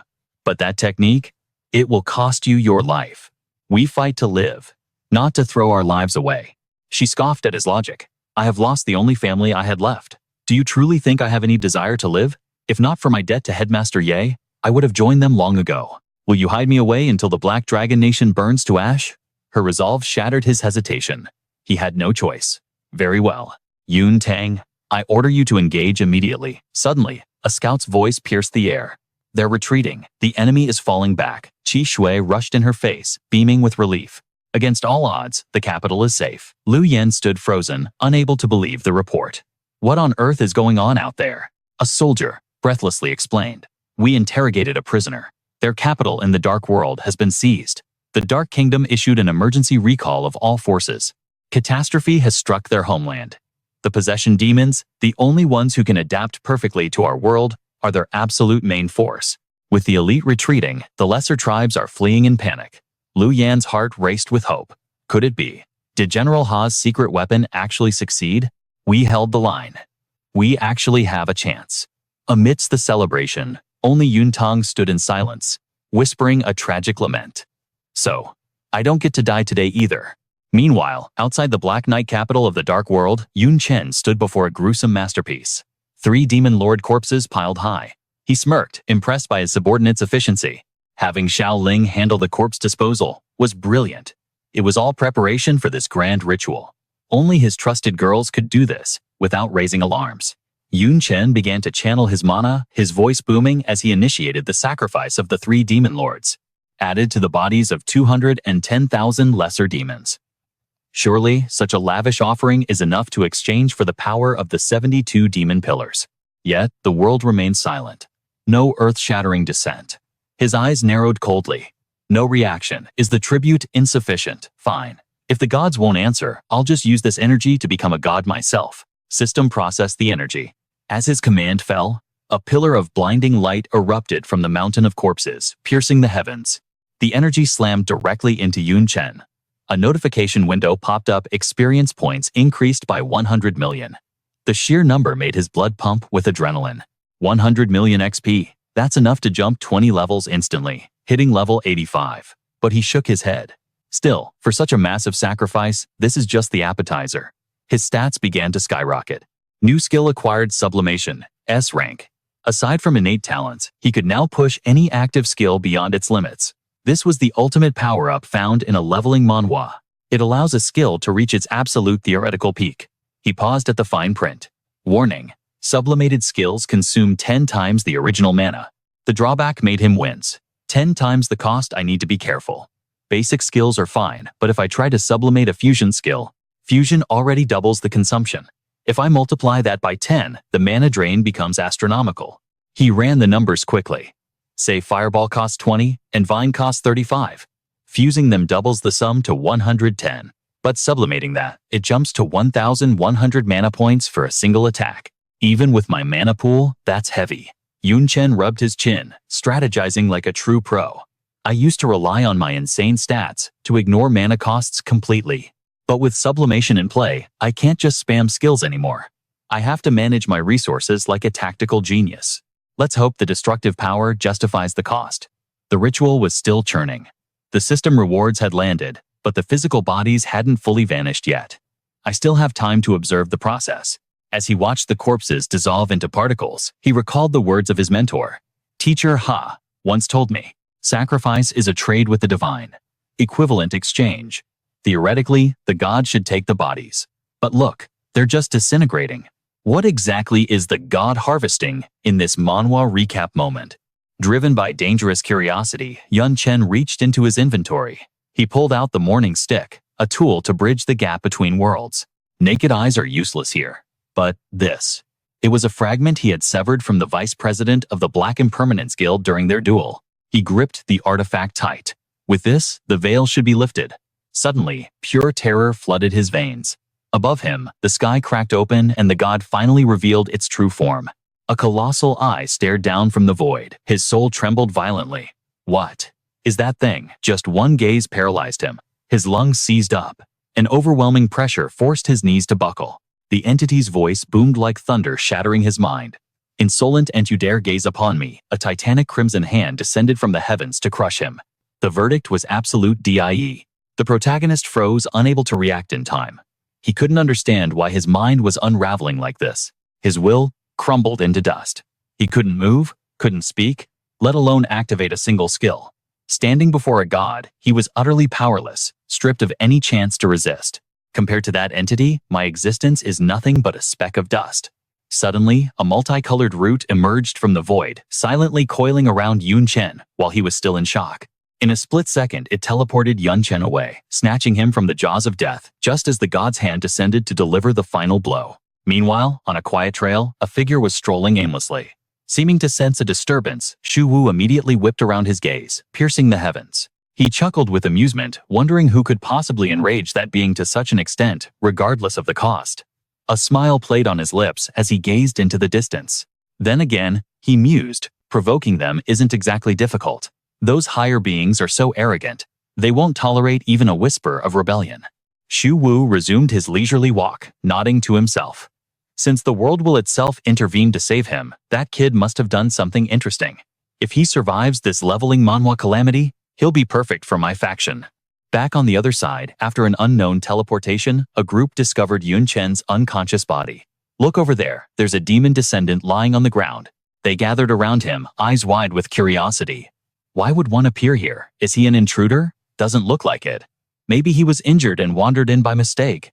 These dark elves excitedly analyzed him. He looks like a Dark Knight demon. Look closely though. This guy is actually incredibly handsome. I can't say why, but his face is mesmerizing. True, I feel strangely drawn to him. But their leader cut in coldly, save your pity. No matter his purpose, all descendants of the 72 demon clans deserve death. He raised his spear, resolved to execute Chen right there. You should never have appeared outside our dark elf forest, demon. Suddenly, Kiki burst onto the scene, just in time. Wait a moment. She rushed forward breathless. I heard rumors of a Dark Knight demon and had my suspicions, but I didn't expect it to really be him.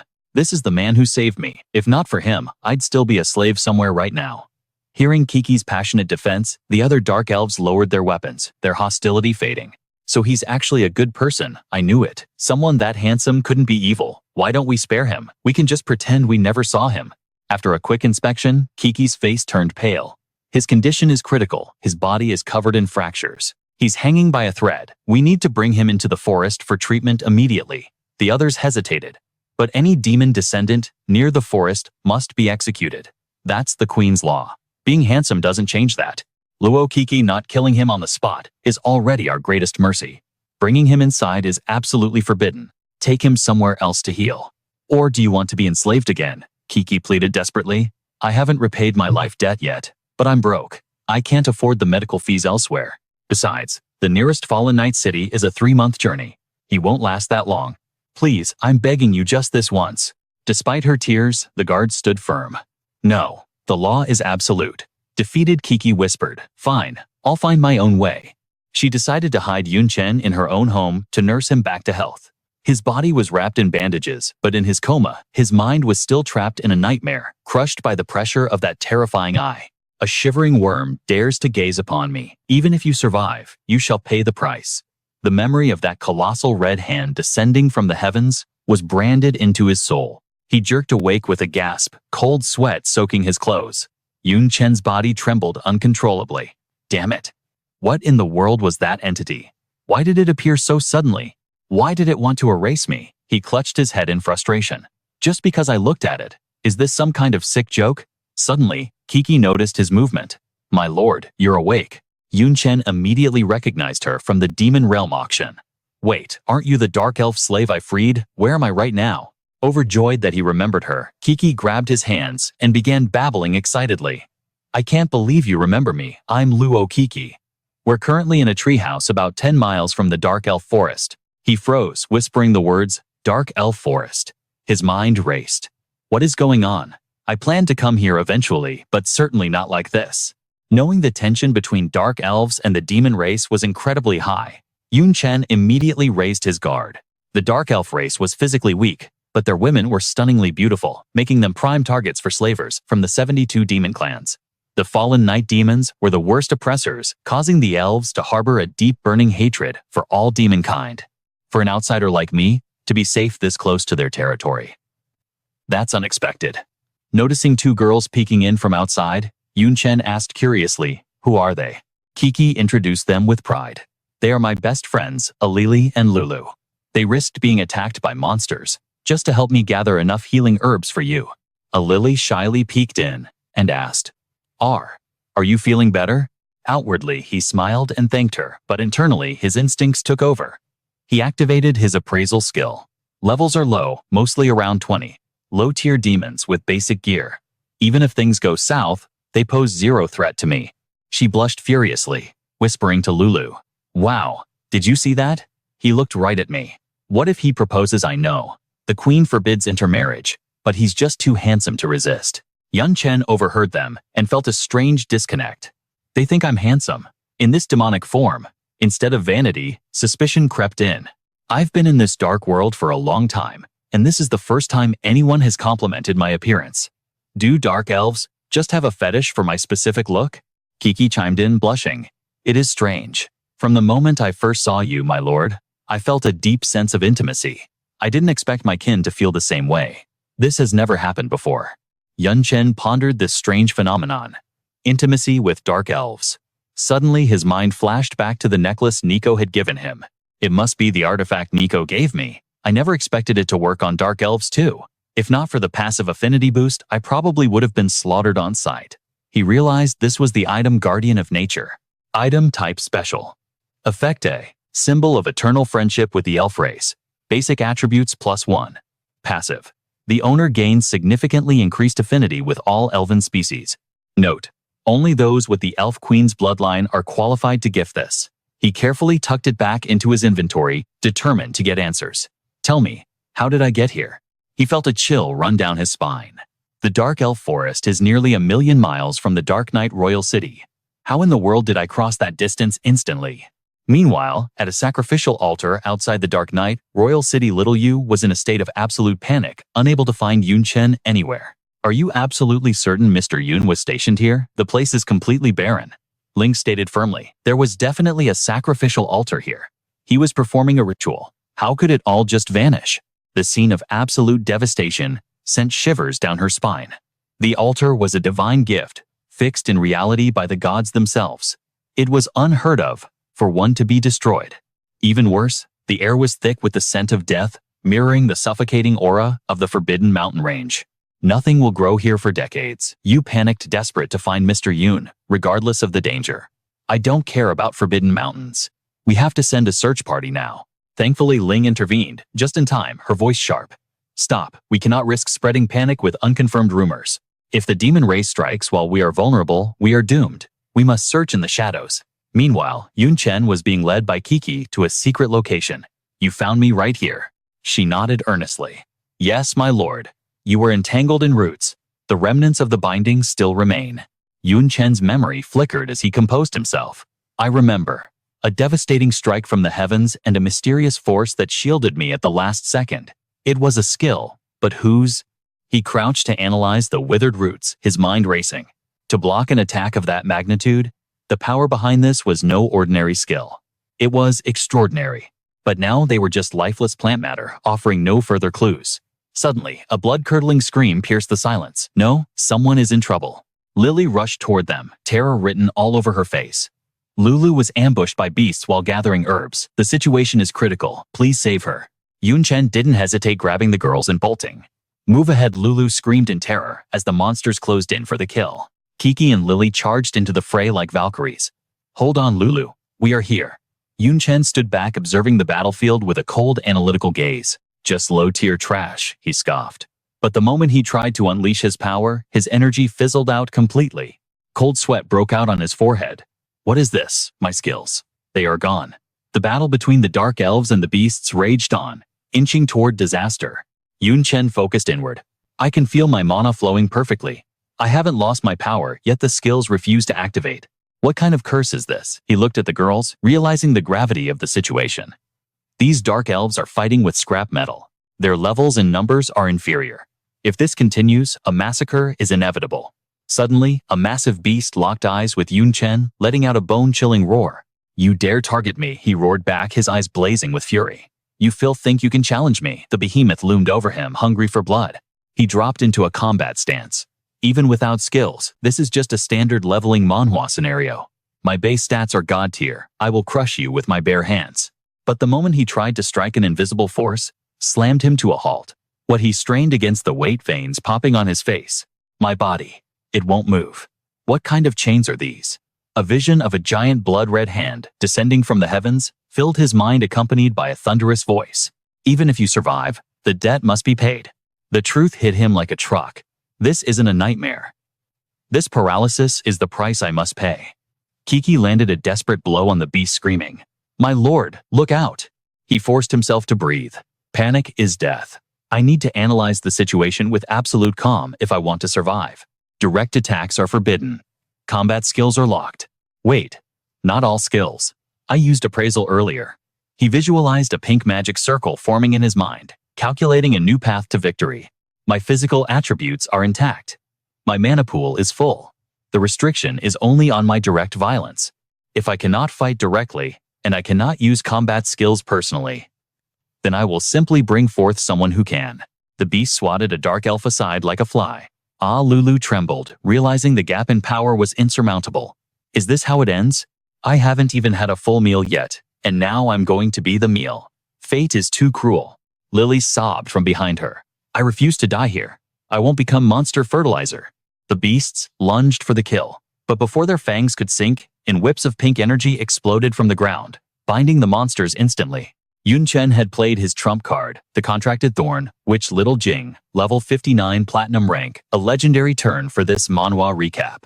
Armed with Dark Whip, Seed of Darkness, and the Thorn Prison, she unleashed a devastating fusion of darkness to shatter the enemy offensive the moment she materialized.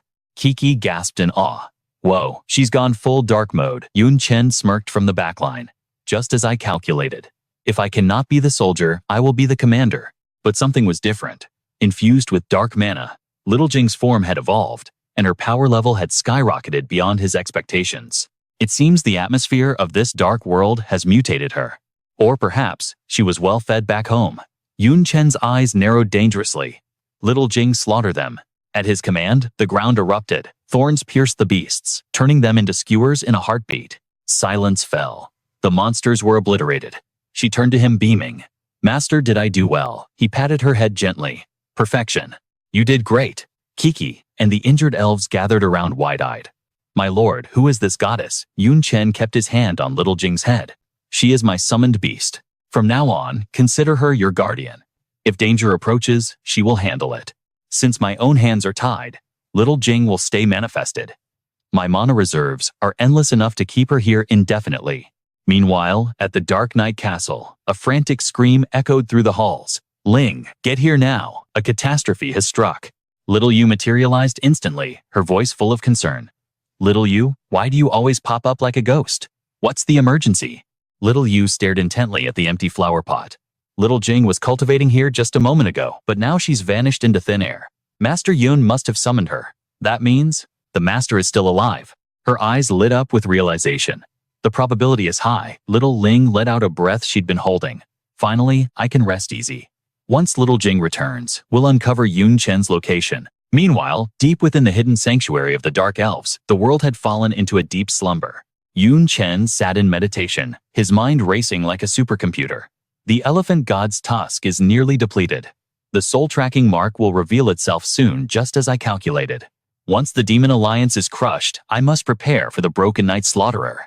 To survive the coming storm, I need the Dark Elves. He analyzed the geopolitical map in his head. Ranked outside the 72 major clans, they are weak, and constantly crushed under the boots of the stronger demon races. Their hatred for the 72 clans runs deep, fueling their extreme isolationism. Worse, their forest borders the Broken Knight Demon Kingdom, making them the primary victims of that tyrant's oppression. It's not just military suppression, it's slavery. Most Dark Elves are too terrified to take a single step outside their forest sanctuary. The demons imposed a brutal economic blockade, severing all trade routes.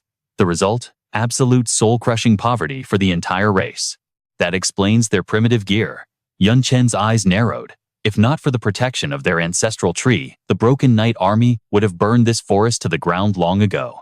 They are fighting a losing battle of attrition. Between the Dark Elves and the Broken Knight Kingdom, there is no middle ground, only a struggle for survival. His gaze shifted to Kiki, sleeping peacefully nearby. This is exactly why I saved her, a former Dark Elf slave. She is my key to unlocking an alliance with her people. Together, we will annihilate the Broken Knight Slaughterer. The Dark Elf Forest is my next destination. Chen mentally arranged his next moves on an invisible chessboard, calculating every variable. Originally, with Kiki's introduction and my identity as the Dark Monarch, meeting the Queen would be child's play. But now, I've lost my combat power and I'm alone. Who would believe a powerless human? He leaned back, staring at the cave ceiling. Time is a luxury I don't have. If I wait for the soul-tracking mark to activate, the Slaughterer will find me before I'm ready. I must ignore my weakness and force this alliance through. In this Manhwa recap, strategy often outweighs brute strength. The next morning, a crisp voice broke the silence. What, you want an audience with Her Majesty? Kiki shook her head frantically, her face pale. Absolutely not. That's suicide. The Queen despises outsiders. We had to sneak around just to heal you. Walking up to her is literally asking for a death sentence. Chen looked puzzled. If I can just secure a face-to-face meeting, I can handle the rest. I can protect myself. His mind worked fast. Worst case, I reveal my humanity. With the affinity necklace Nico gave me and my victory over the Demon Alliance, unless the Queen is a complete fool, she'll listen. Kiki tapped her chin, conflicted. Even if your logic holds water, Her Majesty resides in the heart of the forest, guarded by elite layers of security. Those sentinels are leagues stronger than Little Jing.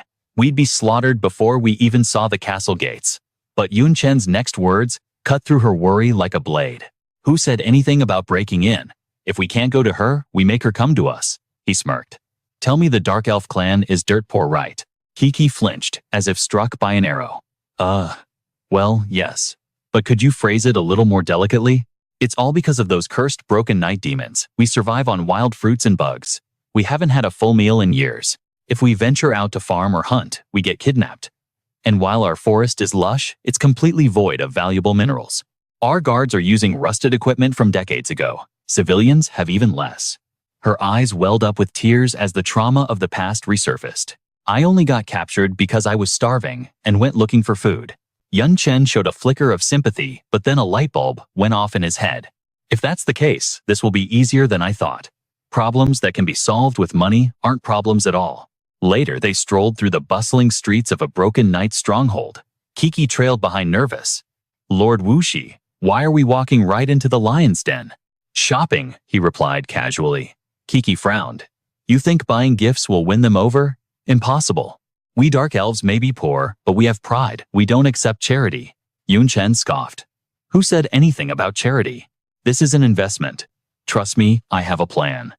First stop Fresh Threads. They stepped into a high-end clothing boutique. How's the quality? Chen asked. Kiki rubbed the fabric of a dress against her cheek, her eyes sparkling. It's incredibly soft, and the price isn't too bad. Excellent. Shopkeeper, I'll take everything in the store. Pack it all up.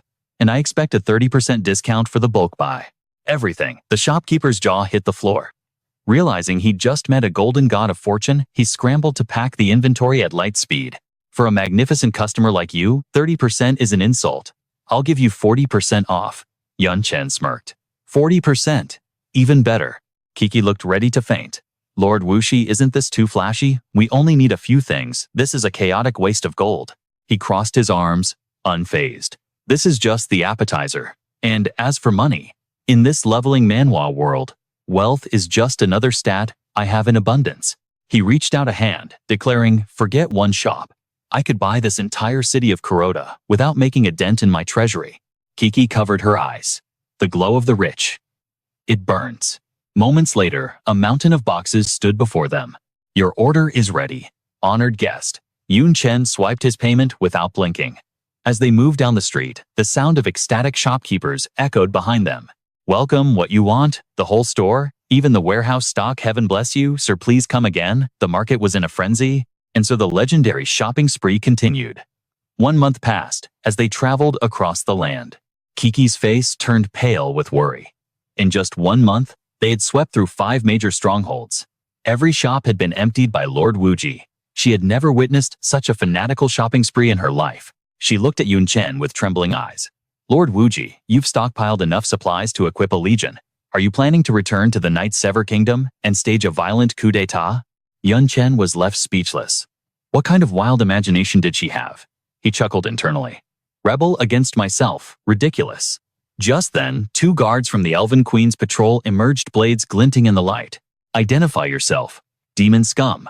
How dare you set up a stall on our territory? The guard's nose twitched violently. That smell. It's criminal. You're here to mock us because we're too broke to buy it, aren't you? Chen stepped forward with a calm smile, his aura non-threatening. We simply set up shop outside the forest boundary. We have no intention of intruding on your sacred grounds. My queen is their logic. Technically illegal. Ran lowered her weapon slightly, finding his words surprisingly reasonable. No, but it's a moral crime. You're deliberately tempting penniless customers. Yue barked back, her eyes narrowing. Speak. What is your true objective here? Unfazed Chen held out a steaming plate of meat. He blew on it gently, sending a wave of savory aroma, drifting through the air to assault their senses. Relax. The first taste is completely free. Ran tried to maintain her soldier's discipline, but her body betrayed her. Damn it, she thought. A handsome guy offering free food. This is a trap and I'm walking right into it. Yue groaned in defeat. This is spiritual warfare. How can anyone resist? Unable to hold back, they both took a massive bite. The flavor exploded in their mouths, bringing instant tears of joy to their eyes. It's real meat, actual meat, not roasted bugs. Tears streamed down their faces. I can't even remember the last time I tasted something this divine. Seeing the bait taken, Chen's smile deepened. He gestured toward the tent behind him, like a devil making a deal. If that wasn't enough, there's plenty more inside. The royal guard's dignity vanished instantly. Defeated by the succulent, juicy meat, they abandoned all protocol and began stuffing their faces like starving wolves. Yue sobbed between bites. Boo-hoo, it's so good I can't stop. Ran mumbled with full cheeks. Even if the queen executes me for this, it was totally worth it. Moments later, they lay on the ground, bellies round and satisfied. I'm so full. I might actually die of happiness. Chen loomed over them, ready to close the net. I only said the sample was free, he stated coldly. I never mentioned the main course was on the house. The Dark Elves, known for their immense pride, panicked at the thought of being labeled thieves. Oh no, wait, we'll give it back. We'll throw it all up right now. Chen sighed. Keep it down. Who wants your vomit? He placed a reassuring hand on their shoulders. I won't make this hard. Just return to your people and spread the word there is gourmet food for sale here. And for payment, I only accept dark shadow wood. If I recall, your forest is overflowing with that high-grade timber, is it not? Rand's eyes lit up like stars. You want to trade for that useless wood. Why didn't you lead with that? Yue nodded vigorously. We have mountains of dark shadow wood. It's basically trash to us. This is amazing. Everyone gets to eat like kings. The plan was a complete success. Chen smirked. The Black Knight capital had been devastated by war and reconstruction required massive resources. He needed fuel and materials. Dark shadow wood was a premium construction material in the outside world, yet here it was treated like weeds. Trading cheap daily necessities for top-tier resources was the ultimate arbitrage. Kiki looked at him with admiration. Lord Wuji, your generosity knows no bounds. You've served me well, Chen replied softly. This is the least I can do. Now, pack up. It's time to head back. Suddenly, Kiki's expression darkened. Wait, we're being shadowed. They kept walking, pretending not to notice. It's the Night Sever demons, Kiki whispered. 4. No. At least 5 of them. Yun Chen remained as tranquil as a still lake. Your senses are dull. There are 17, Yun Chen corrected. Mostly mid-level demons. They've been tailing us since we left the city. Kiki's anxiety spiked. 17. They're definitely after your fortune from the shopping spree. What do we do? Little Jing isn't here to protect us. Little Jing has other orders, Yun Chen explained. I sent her hunting with Moon Lulu and the others before we left. His eyes narrowed into dangerous slits. A direct brawl is annoying, but if they insist on courting death, I'll happily oblige. The Night Sever demons grinned in the shadows. We can kill him here without alerting the city guards, the leader sneered. They lunged from the darkness, claws bared. Let's gut this fat sheep. Suddenly, the ground beneath them lit up. Their triumphant screams turned into shrieks of terror. What the A-trap? Explosions ripped through the forest. Limbs flew, and demons wailed in agony. My arm is gone, Yun Chen chuckled darkly. Technically, he mused, walking away from the carnage. If you step on traps I accidentally left behind, it doesn't count as a fight, does it? It was a ruthless move worthy of a Manhwa recap highlight reel. Later, they returned to Kuro City. Yun Chen was immediately swarmed by a chaotic crowd of dark elves. Easy, calm down, there's enough for everyone, stop pushing. Hey, who just grabbed my butt? And who kissed my cheek? He shielded himself. I'm selling merchandise, not my body, back off. He looked desperately at his assistant. Kiki, don't just stand there, help me, she giggled, enjoying the show. Bear with it, my lord, it seems you've become quite the idol. I admit I've watched you sleep too, she teased. The crowd clamored for goods. My armor is rusting apart. If I can buy new gear, I might actually survive the next battle. We need supplies, another shouted. Do you have ale? I haven't tasted good wine in centuries. Yun Chen raised a hand, silencing the mob. We have it all. My shop's motto is simple. If you need it, we stock it. He began his pitch, like a master merchant. Beyond clothes and food, we have weapons, armor, and a fully stocked tavern. And we are building even more facilities as we speak. Bring me your dark shadow wood, and it's all yours. The crowd erupted in cheers. Lord Wuji, you are the god of salvation we've been waiting for. Thank you, my lord, truly thank you, ha ha ha. Finally, some quality booze to wet my whistle. Yun Chen smirked internally. To satisfy the insatiable thirst of you dark spirits, I emptied the wine cellars of 5 entire cities. It won't be long before he notices the anomaly. 1 month later, deep within the dark elf forest, the atmosphere was buzzing. The locals hauled timber with smiles on their faces, heading straight for Zhao Jing's stall to trade their shadow wood for delicious food and rare goods. She called out with infectious energy. Step right up. 1 piece of shadow wood gets you a full pound of demonic beast meat. We've hunted a mountain of beasts, so just bring the wood, and the feast is yours. A young elf took a bite, and his eyes went wide with shock. It's heavenly flavor explosion. I never dreamed I'd taste real meat in this lifetime, let alone trade a few sticks of wood for it. Praise the ancestral tree, bless Xiao Jing, and the generous Lord Wu Shi. Meanwhile, nearby 2 young women stood whispering, their faces clouded with gloom.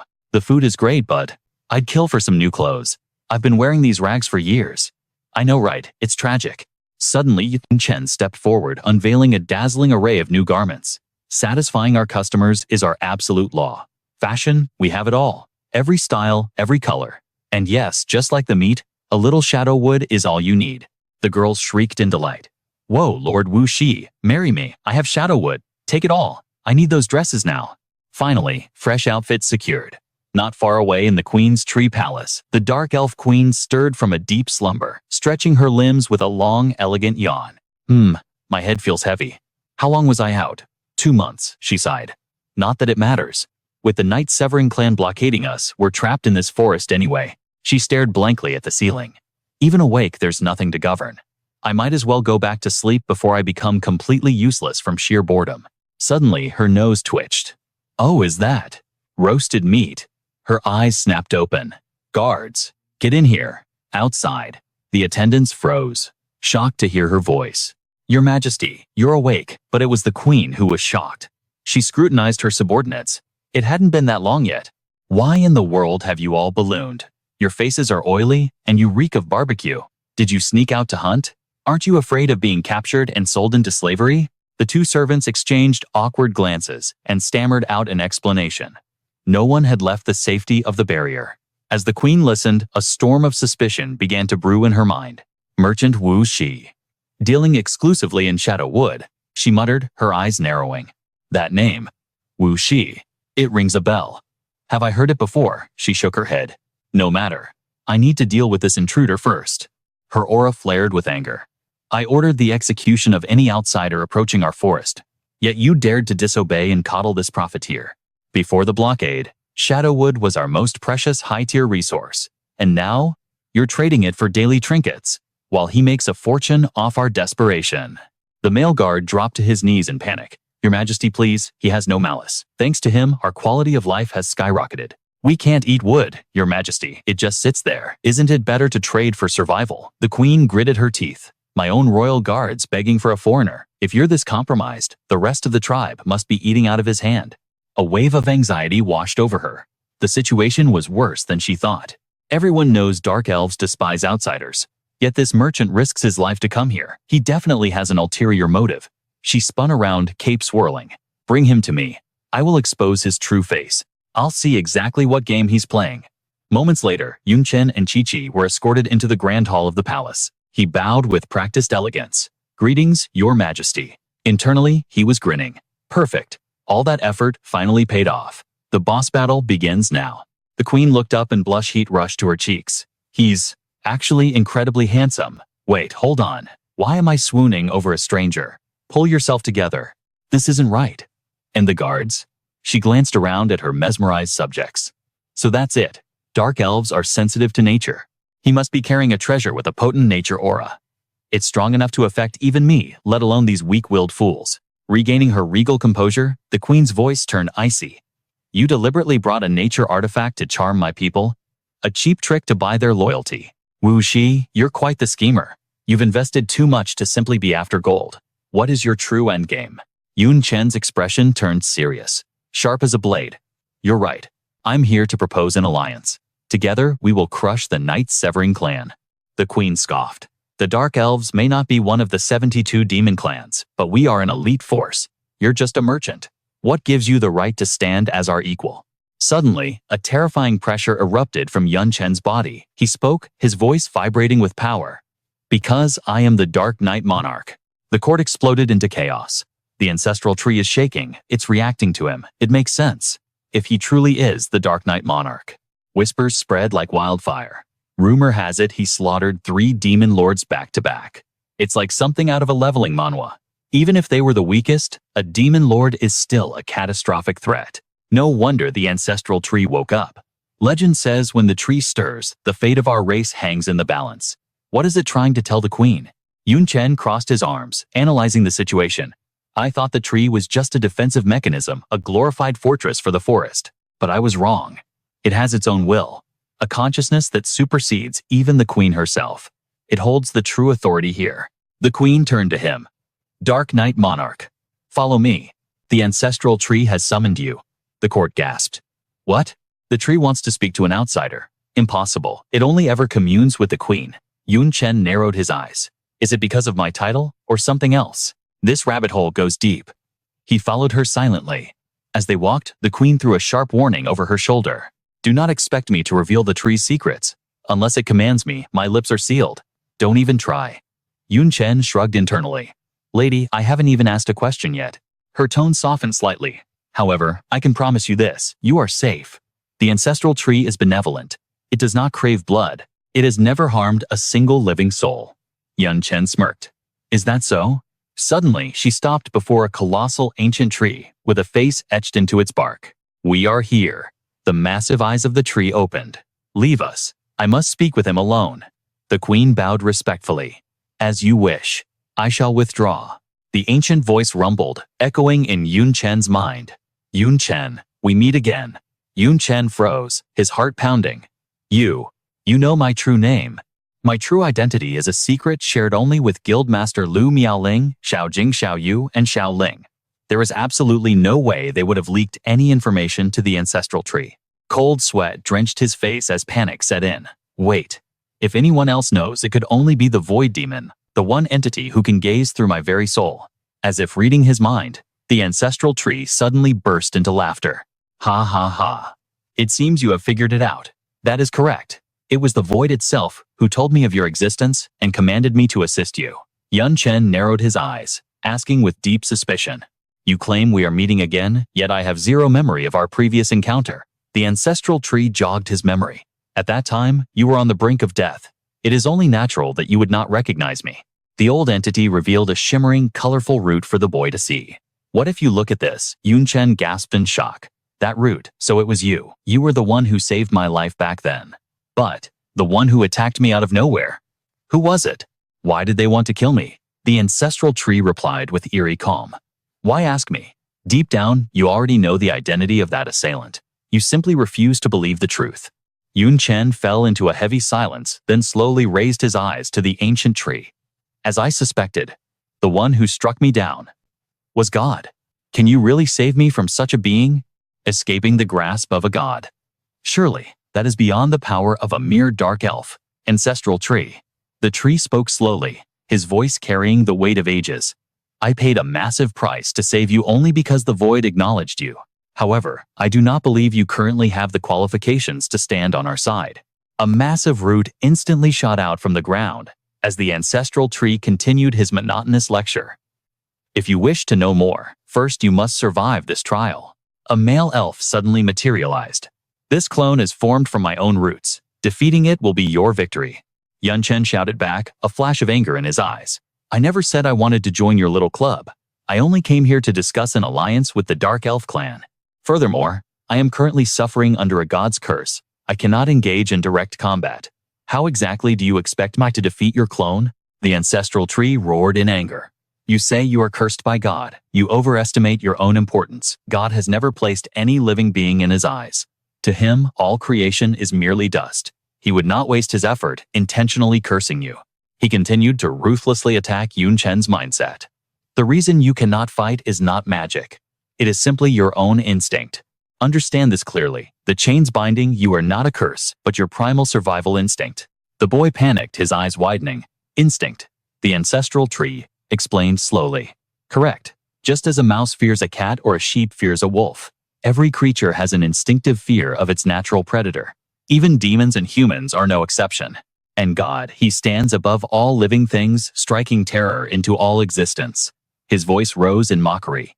When you saw him, the primal fear in your DNA took over completely. You are so terrified he will strike again that you cannot even form the intent to fight.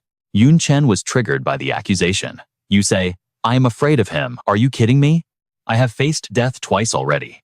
I do not even fear dying, so why would I fear him? But the old tree seemed to see right through his soul. The fact that you are so agitated only proves my words are true. As for not fearing death, that is not rare. Anyone who has survived enough life and death battles can achieve that state. But that is not fearlessness. That is simply the ability to face the end. Instinctive fear is entirely different, the tree judged. It is carved into every cell of your body, like needing to eat when hungry or drink when thirsty. It is undeniable. You can endure the pain of hunger, but you cannot stop the hunger itself from existing. The clone of the ancestral tree took a battle stance and issued a challenge. Why waste breath talking? If you can pass this trial, the alliance is a trivial matter. If not, everything ends here. Begin. The clone struck with blinding speed, forcing Chen to dodge frantically. He gritted his teeth, twisting his body to the side. Damn it, he is aiming straight for my vitals. He really intends to kill me. Chen sprinted in circles around the clone, kicking up a massive dust storm. I have no choice but to use that old trick. As the dust settled, the tree noticed something on the ground and exclaimed, Oh, you cannot initiate an attack, yet you subconsciously place traps near me. A clever way to bypass your instinct. Fearless, the clone stomped directly onto the trap. But this is too childish. A violent explosion erupted, engulfing the area in smoke and debris. The clone spoke calmly from the smoke. Relying on such toys cannot harm me in the slightest. If you have other tricks, bring them out. Just as he finished speaking, thorny vines lashed out from the shadows. Chen had activated his summoning contract. The thorny vine spirit Xiao Jing unleashed her vines to bind the old man tight. The clone was momentarily surprised. Huh, a plant-type summon? Interesting, but still not enough. Chen stood aside, analyzing the situation like a pro in a leveling manhwa. Through that last exchange, I confirmed this clone has stats equal to a demon lord in attack speed and defense. Chen thought anxiously. But right now, I am practically locked out of all my active attack skills. Xiao Jing is too low level. How can she possibly handle such a massive threat? What can I do? The clone spoke slowly. A thorny vine spirit, born with defects. Yet, it has evolved to this level. Without meticulous nurturing, such growth would be impossible. He calmly advised Xiaojing, "Little one, you are not qualified to participate in this battle. Stand down." The vines instantly disintegrated. Yun Chen shouted in panic, "Xiaojing, get out of there." Hearing the order, she quickly released her grip. Suddenly, Yun Chen's eyes bulged in shock. A hand had materialized right behind him. The clone clenched his fist to grab him, but Yun Chen used God Flash to vanish just in time. The move left the tree surprised. Oh, a spatial skill, that is rare. Yun Chen reappeared behind him, exhaling sharply. That was dangerous. I almost got caught. But relief washed over him. I didn't expect God Flash to still work. He hurriedly equipped the plunder hand, his mind racing with a new plan. If it's like this, I can actually fight. Even if the Ancestral Tree's clone has the power of a normal demon lord, he might not be able to keep up with the speed of my God Flash. Having equipment gave Yun Chen a surge of confidence. I just need to use God Flash for hit-and-run tactics, then rely on the plunder hand to steal his attributes. Victory isn't impossible. Suddenly, he realized his hand wouldn't move. The God Flash failed to activate. Damn it! The force restricting me has appeared again. The clone explained cold-heartedly. You birthed an instinctive fear of God, so you cannot fight. Running away like before is permitted by your fear, but the moment you intend to attack, impossible. He leaped high into the air, descending toward Yun Chen for the kill. If you cannot destroy this instinct, only death awaits you. Seeing the danger, Xiaojing frantically rushed behind the old man. I won't let you hurt, Master. The clone's voice dropped an octave. I already told you. You are not qualified to interfere.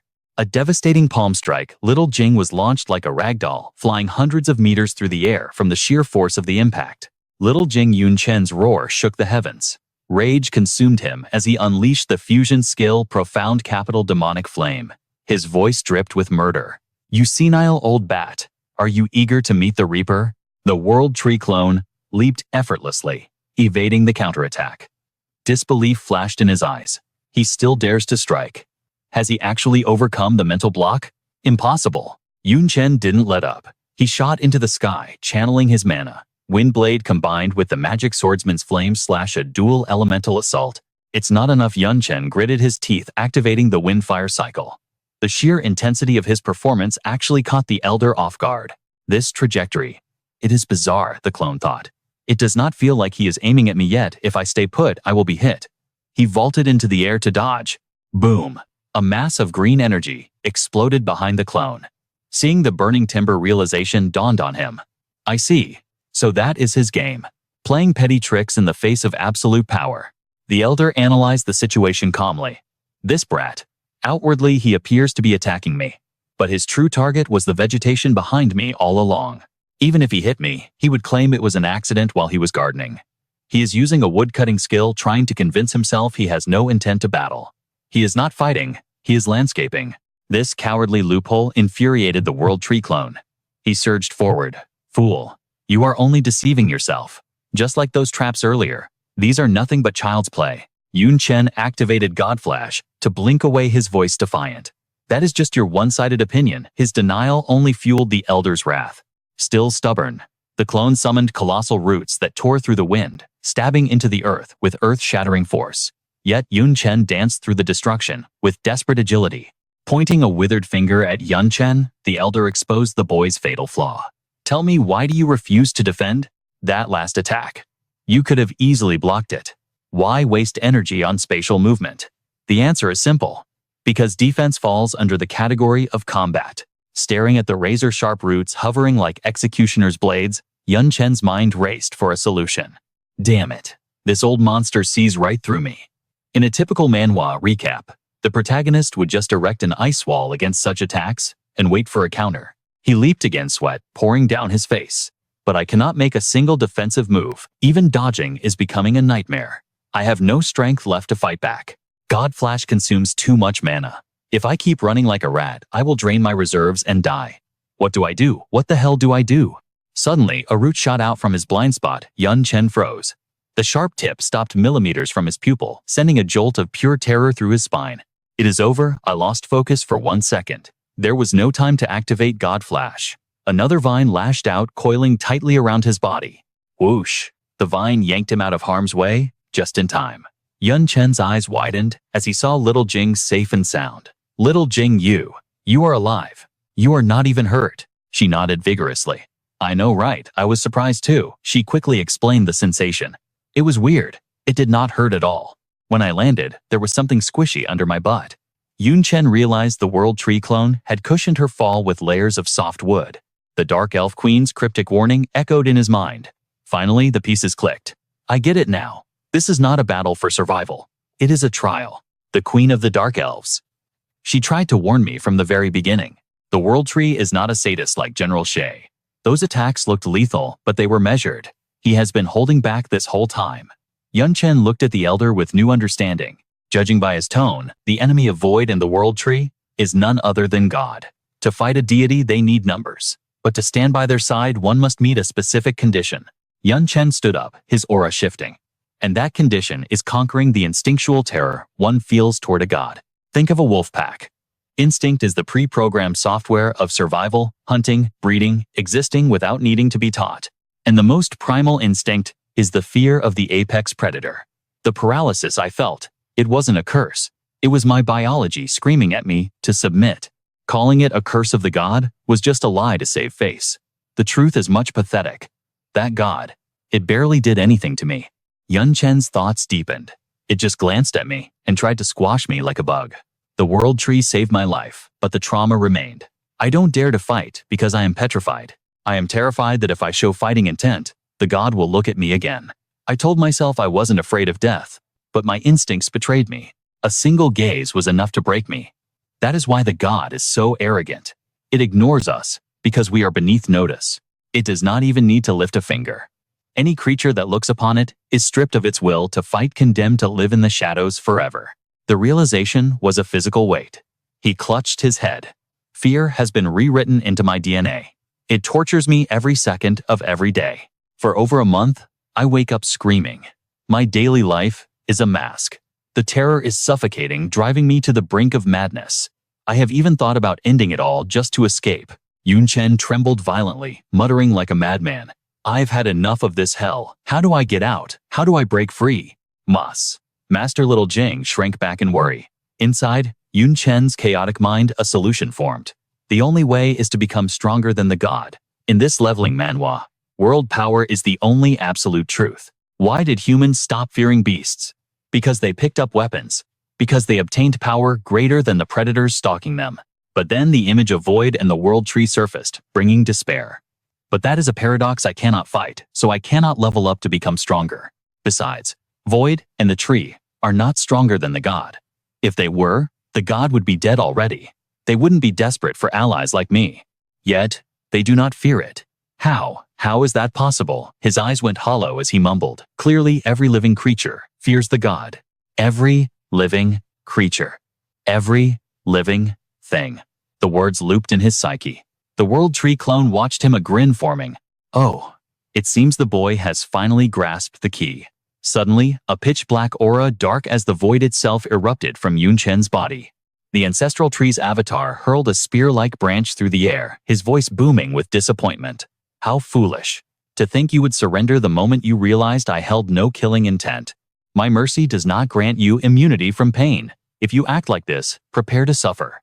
The sharp wood sliced past Yun Chen's bicep, sending a spray of crimson into the air. Yet he remained like a statue, ignoring the torrent of red gushing from his wound. His indifference ignited the ancient being's fury. Countless roots erupted, surging toward Yun Chen like a tsunami. No resistance, no evasion. Do you truly wish to perish? Do you think I lack the resolve to crush you? The roots pierced the earth, imprisoning him in a wooden cage. But then, the Ancestral Tree sensed an anomaly. Something was wrong. This aura, it was unnatural. The energy exploding from his core. It wasn't dark magic. It wasn't even human mana. His hair dyed itself pitch black. The ancient entity realized the truth. This is death aura energy found only in corpses. But this concentration, it far exceeds any normal cadaver. Suddenly, Xiaojing leaped into the fray, shielding him. No, please stop hurting, master. But Yun Chen was gone. His eyes glowed with a feral light as he gasped for air. Half. The Ancestral Tree roared a desperate warning. Danger, get away from him, little one, he's lost control. Consumed by madness, his fist flew straight at Xiaojing, but before the blow could land, vines snatched her away. She was flung to safety, barely escaping the lethal strike. Tears welled in her eyes, trembling with terror. Master. The ancestral tree, enraged by this betrayal, launched a root thick as a temple pillar. You ungrateful brat. Even as a plant, I can feel the depth of her devotion. She was ready to die for you, yet you raise your hand against her. Chen caught the massive timber with one hand. The tree gasped as fractures spread from the boy's grip. With a sickening crunch, he pulverized the root like a twig, then launched himself forward like a cannonball. The avatar swept his hand, unleashing a wave of dark projectiles. Insolence. But the attack dissolved instantly against the freezing aura surrounding the boy.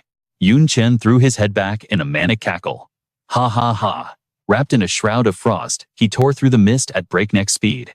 Facing the Berserker, the ancient being had only one thought: too fast. A fist like a meteor slammed down. The earth-shattered debris flew, and a sonic boom echoed through the chamber.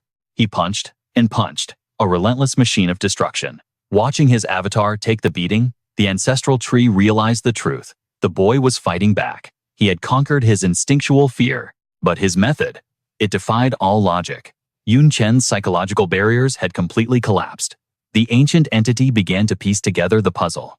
Tormented by terror and having his inner lies exposed, his pride has shattered into dust. He abandoned all thought, seeking only the release of death. That explains the death aura, a brilliant twisted logic. For fear is an emotion exclusive to the living.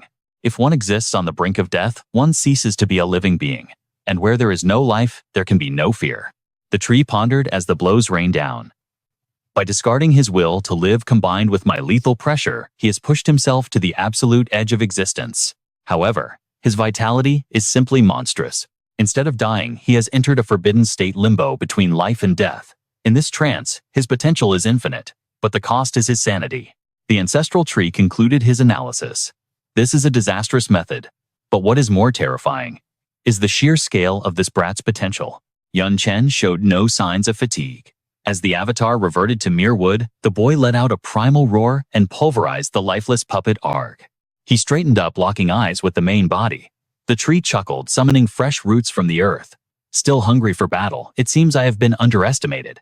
Majestic vines soared skyward, pulsing with life. In seconds, they twisted and morphed into 3 colossal wood golems towering over Chen. The ancestral tree's voice dropped an octave. Now I shall fight for real.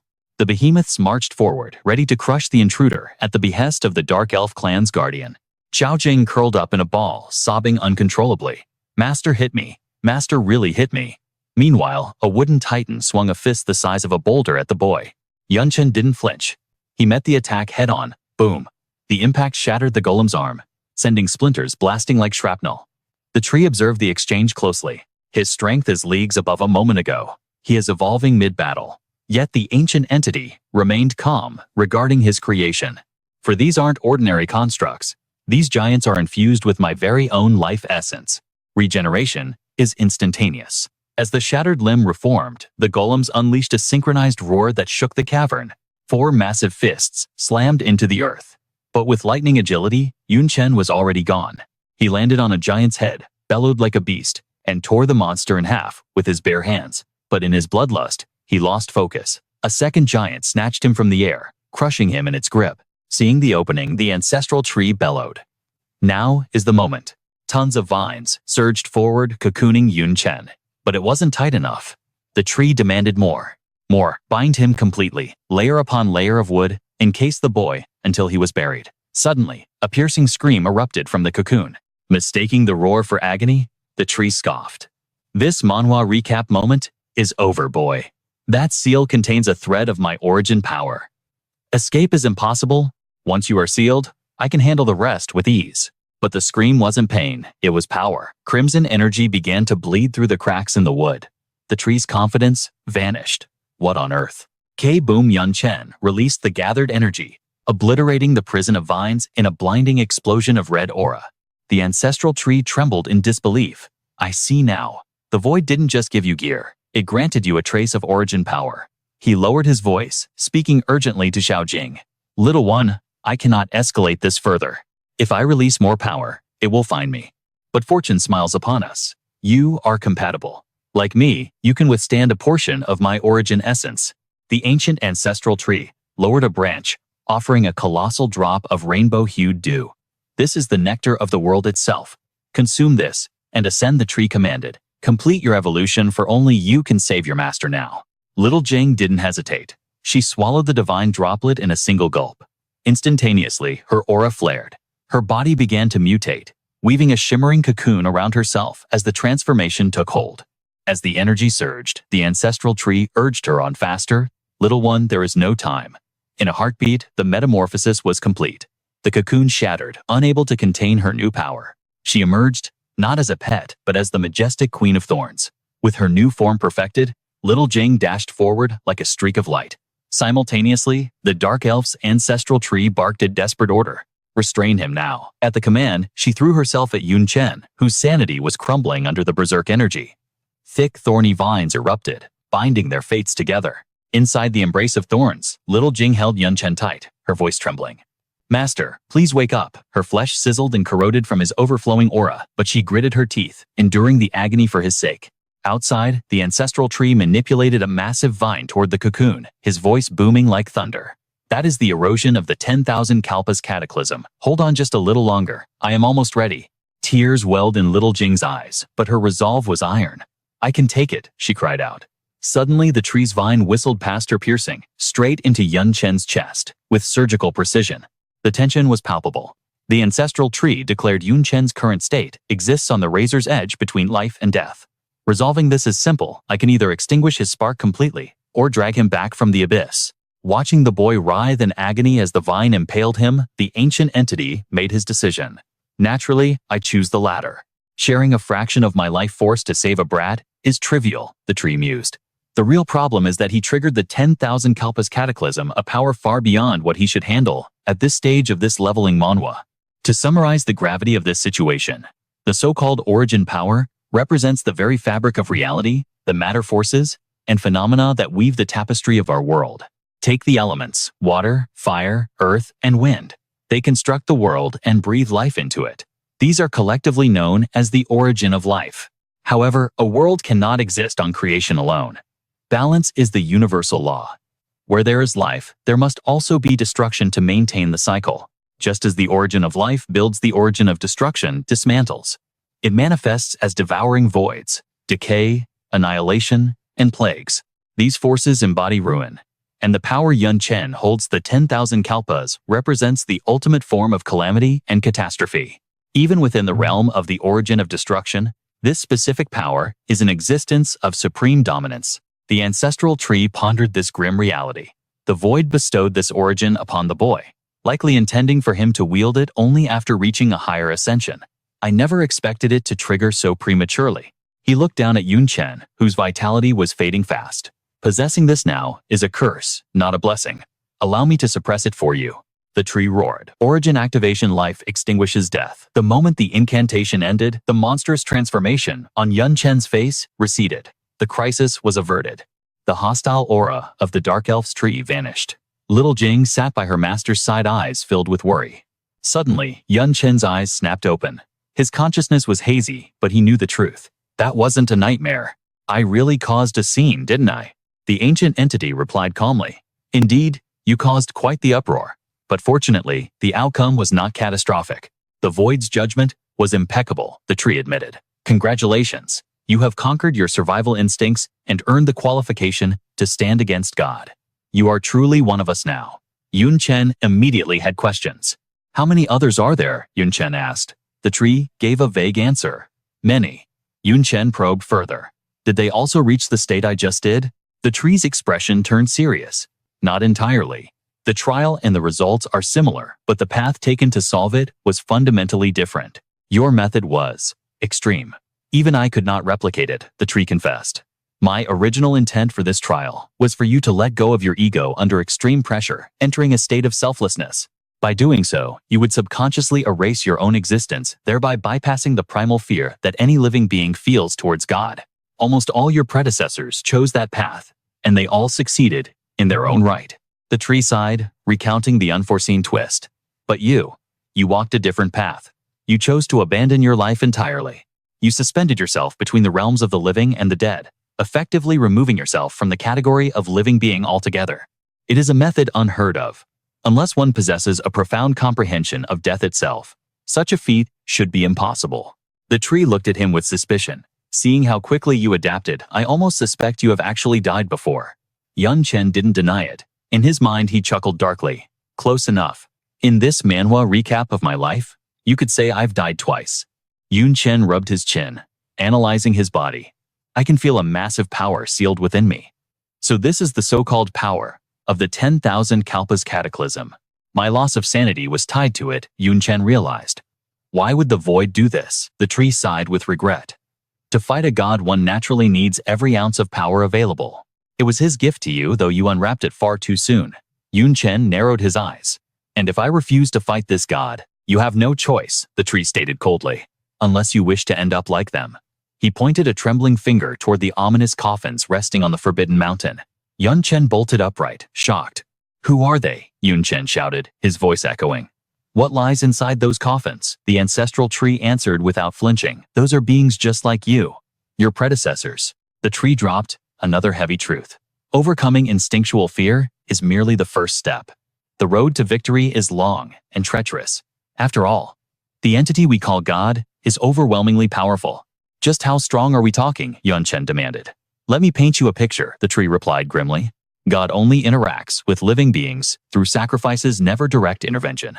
Not out of arrogance, but because this world is too fragile. A single direct touch from him would shatter our reality like glass. He gestured to the landscape.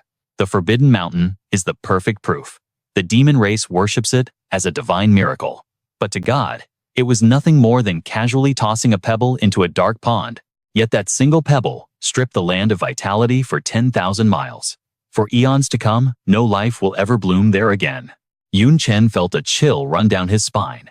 How do you defeat a monster like that? The ancestral tree shook his head. That is beyond my knowledge. I do not know. But we have no other option.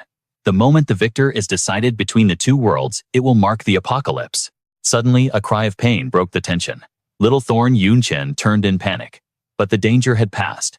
She was simply shrinking back into her original smaller form.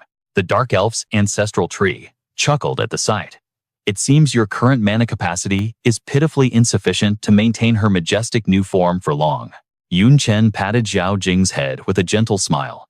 Thank you for everything. Let's head back home. She chirped, nodding enthusiastically at his suggestion. Understood. As he turned away, his mind began to race with analysis. Not only did this cure Little Thorn's innate defects, but with the power of the void, he finally possessed a trump card to survive against the gods. Your identity. I fear you aren't simply an ancestral tree of the forest, are you? Suddenly, the ancient entity decided to reveal an earth-shattering truth to Chen. Correct. Ancestral tree is merely what the Dark Elves call me. I am a creation of the gods designed to endure within this world of eternal darkness. The World Tree. Hearing this title, Chen's focus sharpened instantly. In the lore of this leveling manhwa, the World Tree was a legend capable of forging realms and linking dimensions together. But listen closely. Both the Dark World and the human world were forged by the gods. I am their creation, yet now I choose to rebel against my makers. The ancestral tree's voice dripped with bitterness. Indeed, the gods created me. But my mission is to ensure the world's eternal survival. The gods, however, they only desire a temporary existence for these realms. They control my thoughts, treating me like a mere tool to be discarded when finished. Thanks to the intervention of the void, I broke free from their puppet strings and now have a chance to fulfill my own will. Chen frowned, questioning the entity's words. What exactly is this void? And why choose me? Is it because you saw my hidden potential? The ancestral tree sighed with regret. That is a secret I cannot unveil. Unless the void speaks for itself, no living being has the right to utter its truth. However, I can explain one part of the puzzle to you. The reason you were chosen is simple. Potential is secondary. I have watched countless geniuses rise and fall. Compared to raw power, your identity as a human is the key. The ancestral tree conjured an image of a cosmic chessboard manipulated by two massive forces. As you know, there are two gods, one creating and controlling the human world, the other holding the dark world. The war between these two worlds is merely a game between deities. The sacrifices and bloodshed just moves on their board. Every living creature, including you, is just a pawn in this celestial war. A chill ran down the tree's metaphorical spine as he explained the terrifying reality. No matter which side claims victory, the world will be destroyed. Therefore, the enemy we must face is not just one of them, but all of the gods. However, the dark world has the void on its side. The human world has nothing. Finally, a massive branch pointed directly at Chen to deliver the verdict. We need an agent like the void to silently influence the human world. You are the only logical choice. Chen shook his head frantically, trying to refuse the burden. You guys are overestimating me. The void can do this because it has power that crushes everything. What do I have in this manhwa recap story? Nothing. The ancestral tree suddenly produced a blindingly glowing object and boomed with absolute certainty.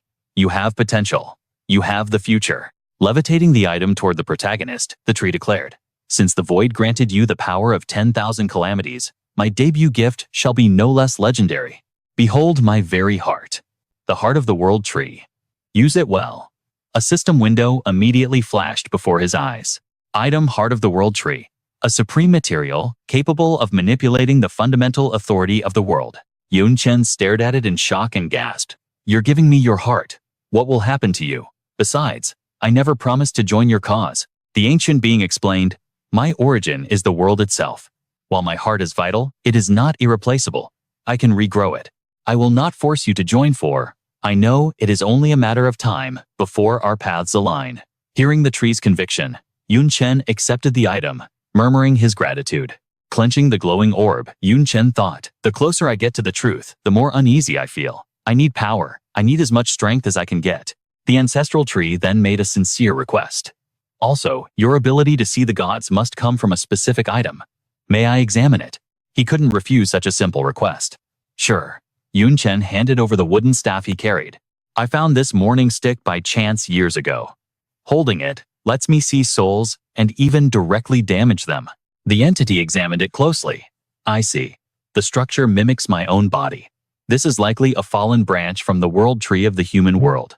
8 allowed you to possess it, though it has degraded into this sorry shape. The ancestral tree began to infuse its own ancient energy into the wood. Just seeing isn't enough to be truly useful. I shall trigger its evolution. The morning stick began to twist and transform into a new sleek design. The ancestral tree nodded in satisfaction. It makes for a decent weapon now. The updated stats flashed into view. Item Branch of the World Tree. Quality Legendary. Attributes Constitution plus 1000. Intelligence plus 1000. Endurance plus 1000. Passive effect grants the ability to see the invisible. Active effect ignores defense to directly strike the target's fundamental structure. Valid targets include blood, internal organs, bones, and the soul. Gripping the branch, Chen grinned maniacally and shouted in delight. This weapon is overpowered. Meanwhile, the tree added a crucial detail. Its combat function is merely a bonus. Its true purpose is to expand your vision. The ancestral tree advised cheerfully. When you perform the next large-scale sacrifice, make sure to hold this. You will witness truths hidden from mortals. But remember this warning: do not let the god discover you. As long as you do not look directly at the god, it will not notice your existence. Just as no one pays attention to ants walking with their heads down. Chen nodded solemnly. Understood. I will be careful. Then he remembered the most critical question. How exactly do I use this heart of the world tree? The entity guided him patiently. Combine it with a blank blueprint. Once you obtain the heart of the human world tree, you can craft a divine suit. Chen asked a follow-up. But based on what you said, the human world tree has no void to help it. It must still be under the god's control. Will it really just hand over its heart to me? The ancestral tree warned him sternly. Of course not. Do not expect it to be as reasonable as I am. But you cannot be reckless. If you kill it, the human world will collapse. How to handle that situation is something you must weigh carefully once you return. In his heart, realization dawned. Just as expected of the world tree, even my hidden soul tracking mark couldn't escape its ancient gaze. The ancestral tree chuckled, its voice resonating with wisdom. You have cleared the trial. I am a guardian, not a warrior. My path is guidance and nurturing. Confronting the gods, that burden falls to you. My assistance ends here, the tree declared, concluding the audience. Chen clasped his hands in respect. Many thanks. Without hesitation, he turned his cape swirling as he departed.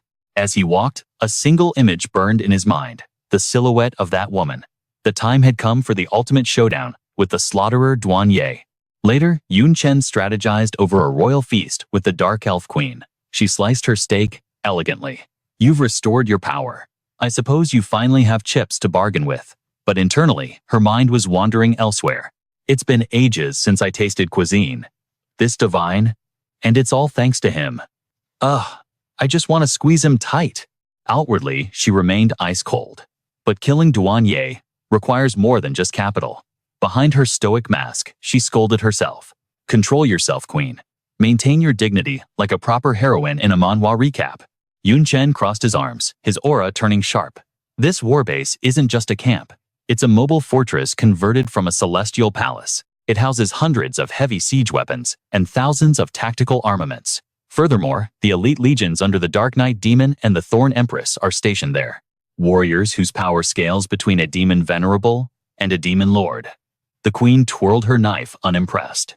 Fortress specs are just numbers until tested in blood. As for the Thorn Empress, if she is as strong as you claim, she can lead the charge. But it's not enough. Her gaze sharpened the playful glint, vanishing instantly. Duan Ye stands at the apex of the 72 demon pillars. Even with your assets, I can barely hold my ground. To kill her, we need a trump card. A decisive blow. Chen didn't flinch. He materialized his hidden inventory. What if I added these to the equation? A spirit crystal, 2 alchemical vials, and an ancient scroll appeared. Realization dawned on the queen. I see. Individually weak, but combined in a tactical formation, the synergy would be devastating. He smiled enigmatically. That is my contribution.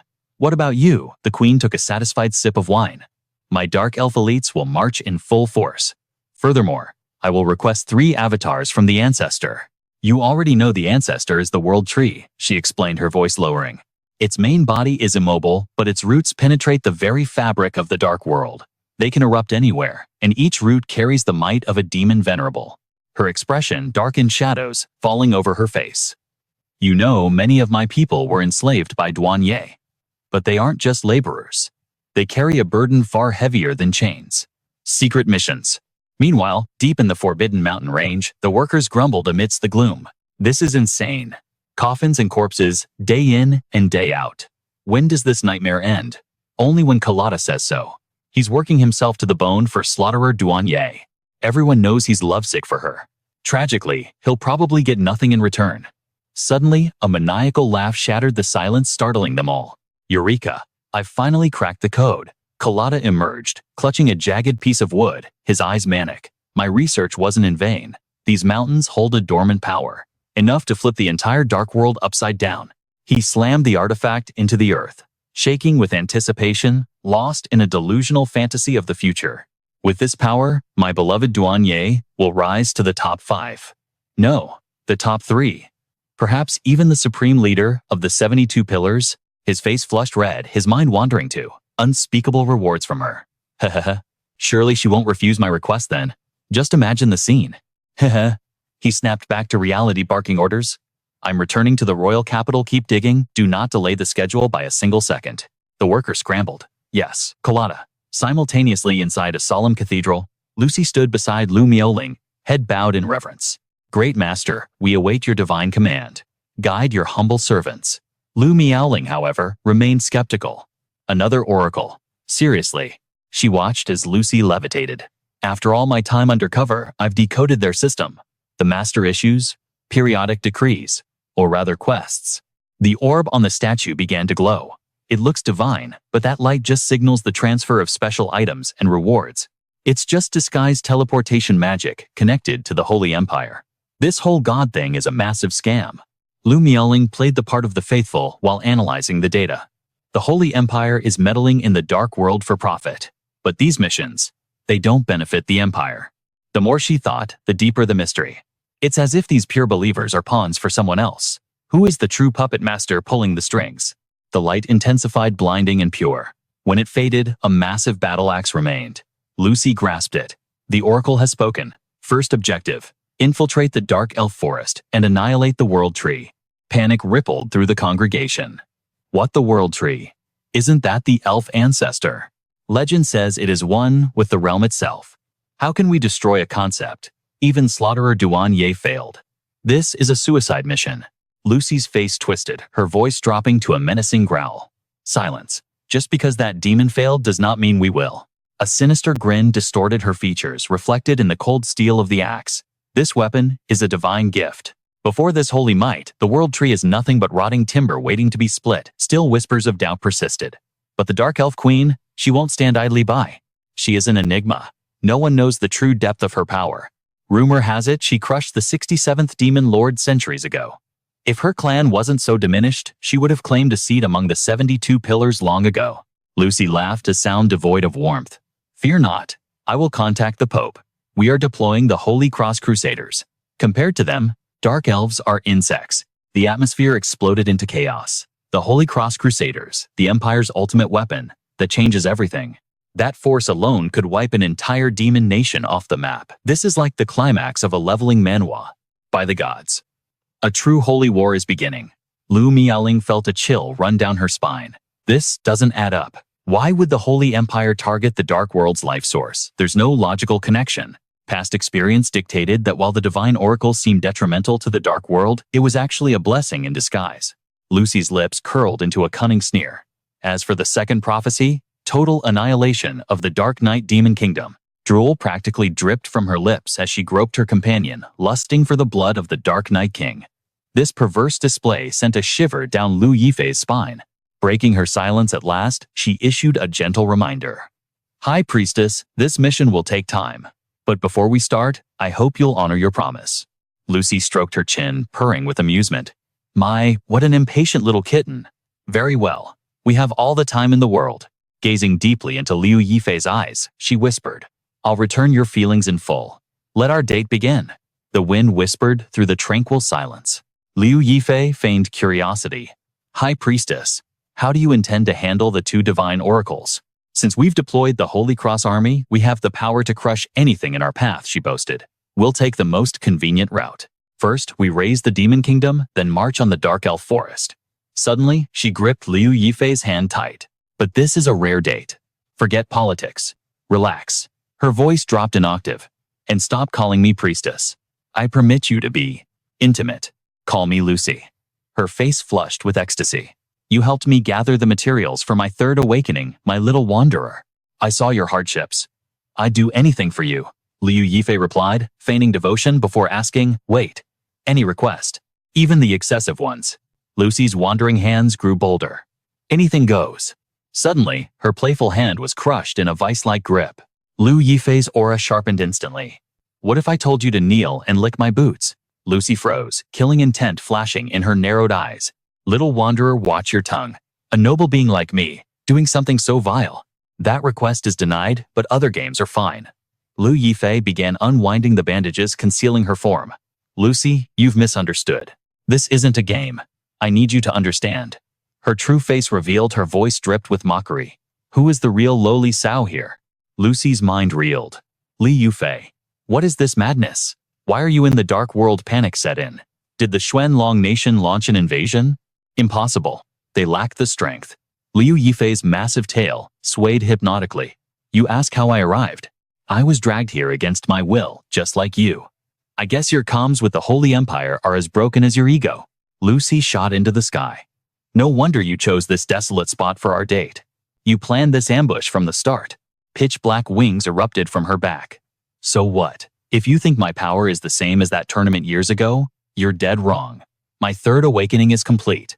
Even the great Liu Yifei will kneel before me, Lucy shrieked. Third awakening, six-winged fallen angel. Liu Yifei smirked. I knew it. You threw that match against Elg. So when did the Holy Empire get in bed with the Dark World? Lucy didn't answer. She struck. The dead have no use for answers. Severing light. The devastating beam fired, but Liu Yifei vanished in a blur. The energy wave nearly swallowed her whole. Lucy's face twisted into a demonic grin. Daughter of the Guardian General, the nation's top genius. It's all meaningless. I sacrificed everything for this power. You can't fight the darkness. Her attack gouged a massive crater in the earth. But as the dust settled, Lucy's eyes bulged. Liu Yifei stood there unmoved, untouched, completely unfazed. Not a scratch. Are you kidding me? You're just a second transfer mage. Even in a broken leveling Manhwa talent alone can't bridge this gap. Then, realization dawned on Lucy. Wait, don't tell me. You also Don't look so shocked. While I served you, I used your name to skim off the top. Completing my third awakening was child's play. She added a cheerful twist of the knife. By the way, I took the best loot from every mission. You only ever got my leftovers. Magnificent multicolored tails unfurled behind her. Third awakening elemental fox envoy. Liar, Lucy screamed, launching a storm of ghastly skulls.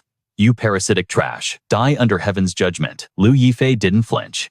Heretical arts. Shatter, she chanted. Yang wood demon suppressing pillar. Lucy gasped. It was dispelled. Wait, wood element. This isn't ordinary wood, Liu Yifei explained. I fused yin and yang. It doesn't just attack. It amplifies every other attribute exponentially. A blood-red sphere manifested from the void. Yang flame, she commanded. Crimson sky. Lucy couldn't blink before the impact. Damn it, my wings, she teleported frantically. I need distance. The heat is unbearable. Suddenly shadows loomed. Yin, water, dark prison. Skeletal hands erupted, strangling Lucy. Above her, Liu Yifei's hands formed a seal of two koi fish intertwining. Where there is water, there must be fish. Yin-yang fusion. She shouted twin koi strike. The avatars surged toward Lucy. Lucy crashed into the dirt, her grip on reality slipping. Coughing up blood, she rasped Liu Yifei. I underestimated you. You are stronger. More beautiful than I imagined. Tears streaked through the mud, and blood on Lucy's face. If it's you, Liu Yifei, you have the right to trample me. Step on me, destroy me, I'll take it all. Unleash your desires upon me. Liu Yifei recoiled in sheer disgust. Gross. She jumped back. She's even more of a pervert than I thought. Somewhere deep within the emerald embrace of the forest, clouds drifted lazily overhead as two figures walked side by side. The Elven Queen shot a subtle glance at Yun Chen, her eyes signaling that the stage was set. Everything is ready. It is time to begin. Yun Chen nodded, a solemn tension radiating from his frame. Do not let me down, he whispered to the wind. Meanwhile, far away in the Duanye royal city, the atmosphere was heavy with a terrifying, majestic reverence. High above the masses sat a figure cloaked in suffocating killing intent. Every subordinate beneath the throne knelt in trembling worship, their voices shaking. We welcome the return of Lady Slaughter. 6 months of campaigning. It's truly exhausting, she muttered. What is the situation on the front lines? Duanye asked, her voice dripping with fatigue and suppressed irritation. Disastrous, came the report. At the critical moment, the commander-in-chief botched everything. If not for his incompetence, we could have conquered at least one major human kingdom by now. Rage simmered in her heart as she recalled the bloodbath of the battlefield. It was infuriating. What was wrong with the Lord of Gluttony? A man who supposedly couldn't stomach failure, yet he chose to retreat. Not only did he retreat, the report continued, but he ordered the royal city into full lockdown and refused to attend the Council of the 72 Demon Pillars. What on earth happened to him? Duanye shook her head, deciding to shelve that complex puzzle for now. Forget the front lines, she commanded. What is the status within our borders? The leading subordinate stepped forward, bowing low. Aside from Parati's death in battle and the failure of the coalition army, there are no major disturbances. Hearing of the failure, Duanye's expression darkened. Leading an alliance of 71 demon tribes, and still failing to crush the crumbling Dark Knight monarch. Truly a gathering of trash. Her aura exploded outward, cracking the very ground around her. Useless or not, they were my subordinates. The only one with the right to take Parati's life is me. As for this Dark Knight monarch, I will handle him personally. Suddenly, her head snapped up, her senses locking onto a distant ripple. Her subordinates followed her gaze, confusion spreading through the ranks. This sensation. The soul-chasing mark, she hissed. The only survivor bearing that mark is the human Yun Chen. I couldn't sense him before, yet now he appears on my radar. It is far, but I have a general direction. Duanye crossed her arms, a cold smirk playing on her lips. No need for further confirmation. He is approximately 100 miles past the eastern border. He must have employed some special technique to cloak his presence until now, she mused. But clearly that technique has failed. She turned to her elites. Sura Ajin, go. Bring his head back to me. That head is worth a fortune. Ajin knelt listening intently, but hesitation clouded his eyes. But Lady Slaughter, did you not once theorize that the true form of the Dark Knight monarch might actually be that human Yun Chen? Sura also looked uneasy. Previously, 3 demon venerables combined their strength to corner him, yet Yun Chen counter-killed them all. Relying on just the 2 of us, I fear the outcome. Duanye silenced them with a wave of her hand. Impossible. Humans are physiologically incapable of controlling the mana of darkness. I only said that back then as a pretext to declare war, she scoffed. Realization dawned on Sura and Ajin, and their fear turned to bloodthirsty excitement. Ha ha ha, so that's how it is. Then this will be easy. Mobilizing 2 of us to deal with a mere tier 3 human, Ajin sneered. Talk about using a legendary blade to butcher a chicken. Meanwhile, deep in the silent, gloomy forest, the air grew heavy. Chen sat in deep meditation, an immovable mountain amidst the trees. His robes loosely covered the mark that symbolized his identity, his focus absolute. The tranquility was shattered, as space warp depositing 2 menacing figures from the sky. Sura and Ajin laughed with sadistic glee. Human, we finally found you. Honestly, you aren't worthy of our personal attention, Sura mocked. But Lady Slaughter is in a foul mood today. Blame your own terrible luck for dying here. Chen opened his eyes, letting out a soft sound of utter contempt. I wonder, is Lady Slaughter lucky for staying behind? Or are you two just tragically unfortunate? Ancient winds began to howl. Unnoticed, a shadow materialized behind the demons. In my opinion, the Elven Queen whispered, placing a hand on their shoulders, it is likely both. Sura and Ajin froze their blood, turning to ice. The Dark Elf Queen trembling, they turned their heads in slow motion. Before they could react, the flat ground beneath them groaned and cracked open. No, there's something else. 3 colossal tree demons erupted from the earth, and the very fabric of space twisted. Quit your screaming, a bored voice thundered from a massive fortress descending from the clouds. I know you're angry, Xiao, you sighed, looking down from the ramparts. But we aren't exactly thrilled either. Activating this war fortress burns through a ridiculous amount of mana crystals. Those are the assets of our Dark Knight Monarch, Xiaoling added. Spending all that just to squash 2 bugs. Trust me, the master is the one who is truly displeased. The Fortress of Darkness cast a shadow over the entire forest. Ajin stuttered, his mind breaking. What? So, he really is the Dark Knight Monarch. Sura's composure completely collapsed. You have to be joking. Panic consumed them. They weren't facing a human. They were facing the greatest army in history. A titanic war machine. 3 demon venerable level tree giants. The Dark Elf Queen. And the Monarch himself. This setup wasn't meant for us, Sura screamed internally. This was clearly a trap laid for Lady Slaughter. Sura and Ajin realized their fatal error. They had joked about using a butcher's knife to kill a chicken.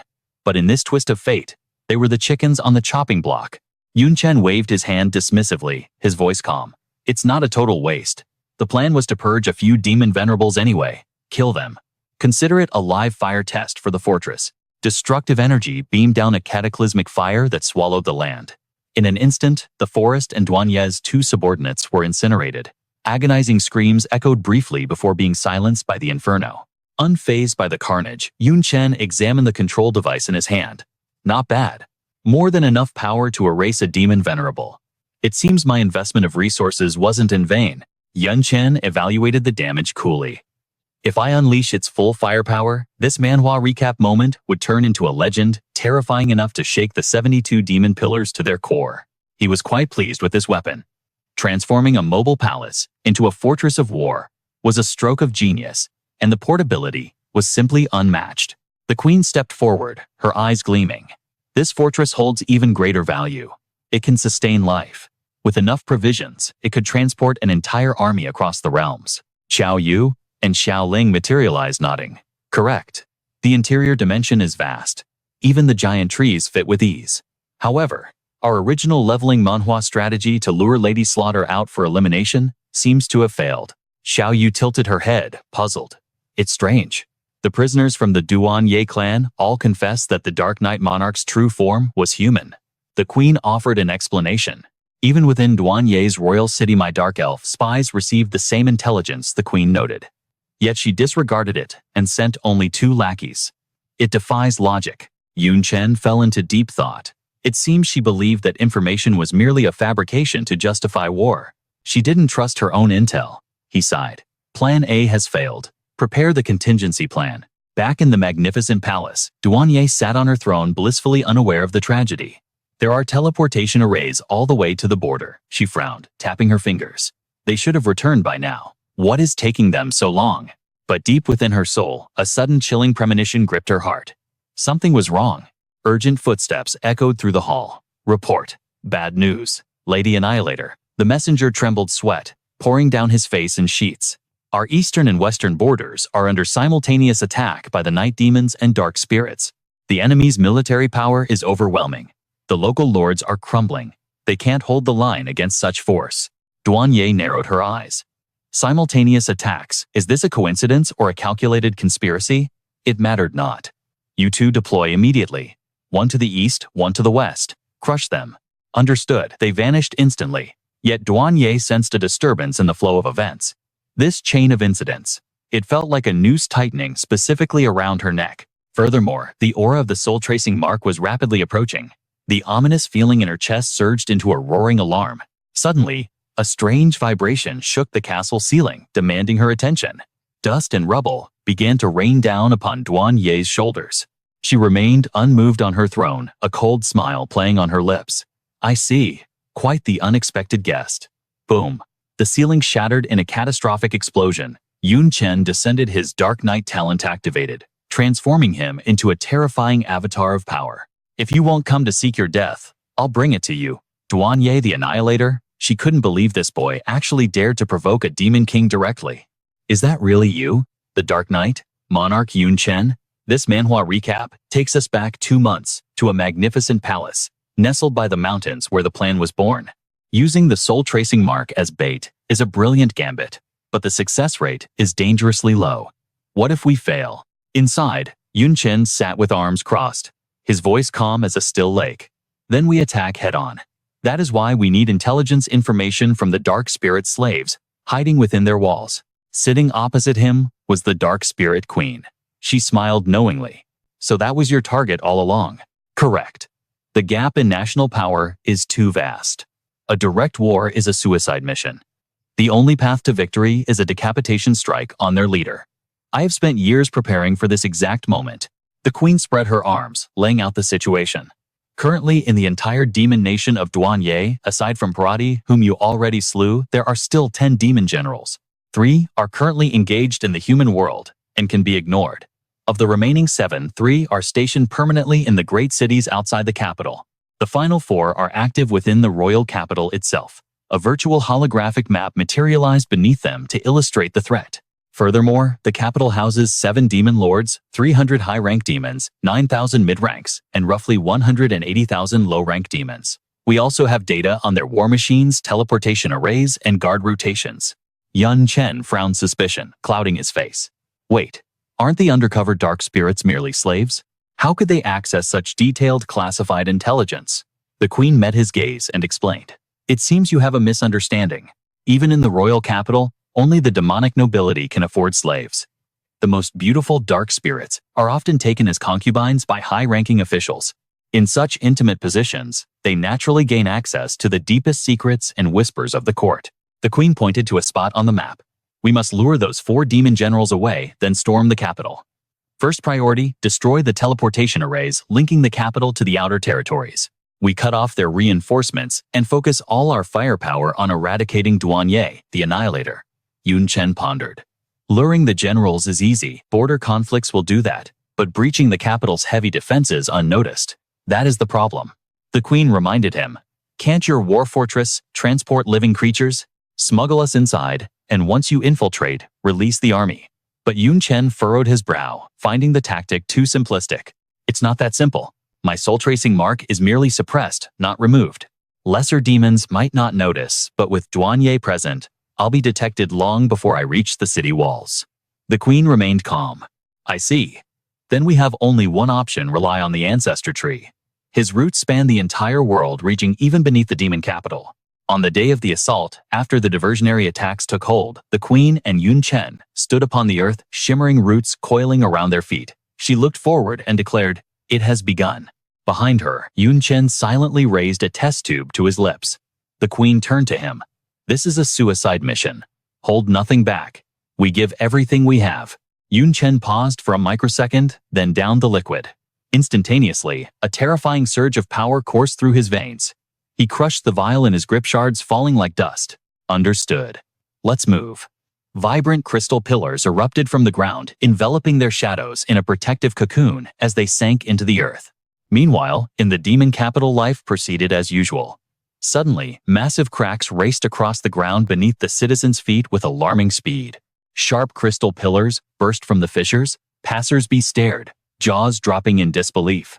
Crowds gathered, witnessing the bizarre phenomenon. Huh, what is this roots rising from the ground? Impossible, this is stone pavement, how can roots grow here? In seconds, a forest of crystal pillars erupted. A giant hand clawed its way out. Above them, the dark war fortress materialized in the sky, casting a shadow of doom over the city. Chaos exploded. Enemy attack. The screams tore through the air as demons trampled each other in a desperate scramble for survival. Inside the fortress command center, Little Yu slammed the fire button without hesitation. Fire. A devastating rain of magical artillery bombarded the city below. Amidst the storm of destruction, Chen and the Queen marched forward with unwavering resolve.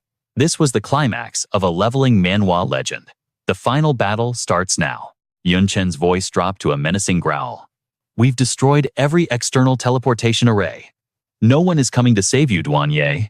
Duanye sat trembling on her throne, dark aura swirling silent. Suddenly, a chilling laugh echoed. Heh, heh heh. Her voice dripped with sarcasm. Reinforcements destruction. All this effort just to deal with insects like you. Her eyes flashed with malevolent light. I am the Annihilator. Do you think I need saving? She stood up unfazed, even as a colossal wooden spike lunged at her from the shadows. Without a word, she moved. Her hand sliced through the air with the speed of a violent gale. Duanye unleashed her fury against the towering ancient tree. In a heartbeat, the massive trunk shattered into splinters. As debris rained down, a smug grin twisted her lips. Is this rotting wood truly what you place your bets on? But a split second later, Duanye was taken aback. The rotting wood beneath her feet sprouted pink buds, transforming instantly into serpents that coiled around her.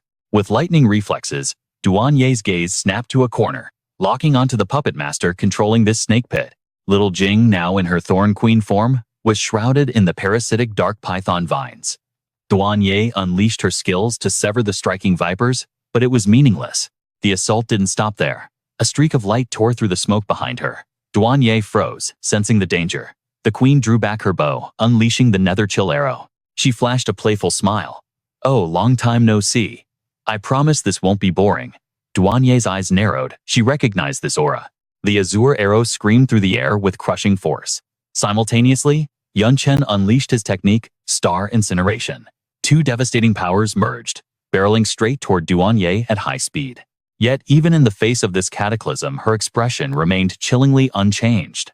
Boom! The castle erupted from within, sending a terrifying shockwave rippling out. A colossal halo pierced the clouds, as a thunderous voice commanded the heavens. Bad news. The king's palace has been obliterated, requesting immediate backup from the demon lord. A guard drenched in cold sweat screamed, Lord Genocide Machine has been ambushed. The teleportation circle is destroyed. Fixing it will take too long. Suddenly, a presence emerged, forcing every head to turn. My subjects, fear not. The voice echoed with absolute authority. The war has begun. You deal with the rest. Duanye furrowed her brows, her voice dripping with malice. These ants dare to ambush me. I will crush them with my own hands. The dark elf queen laughed, charging forward. Ants, big talk for someone I haven't seen in years. Your tongue is still as sharp as ever. She unleashed her origin skill Shadow Blade, forcing Duanye to counter instantly. Origin Destruction Armor. She narrowed her eyes with arrogant disdain. Calling you an ant might be rude, but does it really matter? You are nothing but a loser, defeated by my hand. The queen gritted her teeth in fury. But at that exact moment, Chen dove from the sky, his fist aiming to crush Duanye's skull. She dodged the lethal blow with unnatural speed. Immediately, she swung back at him. Do you really think relying on this trash will change your fate? She launched a barrage at both of them, laughing maniacally as she fought. If that's your plan, it's truly pathetic. Little Jing didn't back down. She commanded a massive blue blossom to launch forward the Bone Emperor flower. Its petals unfurled to reveal razor-sharp fangs snapping toward Duanye. Duanye countered calmly with Mist of Destruction. The flower was shredded by her technique, but tiny spores scattered into the air. Duanye blinked in surprise. Seeds. Instantly, the seeds morphed into tiny grotesque bodies. The parasitic fission flower demon's Little Jing slammed her hands together. Detonate. Boom. A deafening blast rocked the area. Duanye emerged from the smoke, her body marked with wounds. She screamed in rage, "You damn mongrel!" She spun around, launching a death blow at Little Jing. Die. Suddenly, a giant treant materialized to shield her, impaling the enemy with a stone spear. Thank you, little Jing cried out. The treant flashed a thumbs up. The queen rushed in, cackling wildly. How does it feel to bleed because of an ant? Duanye caught the attack with her bare hand, ignoring the fresh blood spilling from her palm. The flower demons continued their harassment from a distance. Infinite clone regeneration as meat shields while you act as the main force. This tactic is annoying, I admit. She turned her gaze toward Yun Chen, puzzled. But what I'm more curious about is, what is he doing? Yun Chen stood at a distance, channeling a fusion technique magic swordsman flame attachment, combined with pugilist tiger strike. Yun Chen rocketed toward her, declaring, I'm here to take your head. A phantom beast manifested around him, thunder cloud flame beast fist. Duanye effortlessly parried the queen's strike with one hand while smirking at the boy. Interesting. Fine, then I'll play with you. They clashed in a blur of motion. Again, Yun Chen roared. But Duanye was an immovable mountain, casually blocking every strike. His punches seemed utterly useless against her defense. Duanye stifled a yawn. If you're trying to tickle me, I commend your effort. Her expression suddenly darkened. But if you want to kill me, you are a million years too early. A colossal hand of darkness materialized, ready to crush Yun Chen. The fun is over. Die. Suddenly, the queen threw herself in the way to block the hit. Not on my watch. The giant treant charged forward, as little Jing screamed, Do not hurt my master. Countless beams rained down like judgment arrows, berserk seeds, cruel vines, and decaying poison monsters bloomed simultaneously. The onslaught converged on Duanye. At first, she defended with arrogance, but then a thought struck her mind. Something is wrong. The Dark Elf Queen is clearly the strongest among them. She should be the main damage dealer. So why are they all creating openings for Yun? Chen Duanye hesitated, her mind racing. It's as if this boy who can't even scratch my defense is the true main force. Absurd, she scoffed. But instantly Yun Chen landed a direct hit. Duanye's arms were scorched. Black. Hot. It burns. Realization flashed through her mind. Wait. I recognize this fire. This should be the nether demon flame of the Night Queen. But something is different. Duanye realized as she struggled against Yun Chen's overwhelming pressure. It has evolved. This brat. He's using me as a training dummy to comprehend the origin power. Whether human or demon, possessing an origin skill means entering the fourth awakening, the realm of the demon lord. Even a sliver of this power is enough to stand at the peak of a leveling Manhwa world. Above that, if one can completely master the origin power, their strength reaches the level of a demon sovereign. That is power equal to the 72 demon pillars or a guardian general, surmounting the fourth awakening. But the fastest way to grasp it is to experience it with your own flesh. Distracted Duanye analyzed while parrying blows. One must either fuse the origin into their body or engage in a death match with a wielder of that power. Yun Chen's face remained mask-like, purely focused on battle. With the queen and little Jing covering me, I can attack without restraint. With every clash, I am decoding exactly how Duanye, the genocide machine, manipulates her origin power. Almost there. Just a little more pressure, and I'll finally grasp the true essence of the blazing demon lord. Meanwhile, Yun Chen's devastating strike had already drained her strength. The situation was spiraling out of control for the enemy. If Yun Chen unlocks the origin power combined with the Dark Elf Queen, I'll be facing two Demon Lord-class monsters at once. Duanye dodged the attack, her instinct screaming that this was a catastrophe in the making. She lashed out her clawed hand, aiming for his throat, but Yun Chen wove through the air effortlessly. Suddenly, mutated vines surged up, knocking her back. Duanye scowled in disbelief. Their coordination is too perfect. I haven't landed a single scratch on Yun Chen yet. Gritting her teeth, she scanned the battlefield. Something felt off. Even the best teamwork couldn't account for this level of synchronization. This isn't just strategy. It feels like divine luck is on their side. Just as frustration boiled over, a deafening boom shook the earth, catching her off guard. Explosions tore through the ground below. She roared in fury. You useless trash. You can't even handle a single piece of metal. Where are the war weapons? Fire everything and destroy it now. A subordinate rushed forward, panic in his voice. Lady Annihilator, the dark elf slaves in the royal city have revolted. The entire armory has been sabotaged. Duanye froze in shock. What? She spun around, launching a lethal strike at the dark elf queen. You treacherous wretch. No wonder you hid in the shadows for years. You were planning this coup all along. The queen smirked, her expression cold. Losing your composure already? She rose to counterattack. Compared to the centuries of humiliation my people suffered, blowing up a few of your warehouses is a mercy. Ye narrowed her eyes, raising her arm to block the blow. But the force was overwhelming, slamming her violently into the ground below. Meanwhile, Xiao Yu slammed her hand on the console with a grin. Targeting complete. The demons are cowering in their bunkers. It's time for the cleanup phase. All units move out. Dark Knight, Warriors, Shadow Legion. Attack. At her command, the army surged forward, like arrows from a bow, catching the enemy completely off guard. The assault was relentless, scattering the enemy forces. Damn it, the firepower gap is too massive. We can't hold them back, cried a demon soldier. This ambush is insanity. Reinforcements won't make it in time. The royal city is falling. Lady Annihilator, save us. Hearing their pleas, Ye gritted her teeth in disgust. Useless cowards. Yun Chen seized the opening. You dare get distracted while fighting me, Queen now? Let's end this. But Ye stood her ground, blocking their combined assault with arrogant confidence. You're nothing but obstacles in my path. Die, all of you. Suddenly, a beam of ominous purple light tore through the sky and slammed into the earth. Yun Chen watched in shock. What is that energy? The sky turned pitch black as a swirling purple vortex opened up. The very laws of nature were twisting.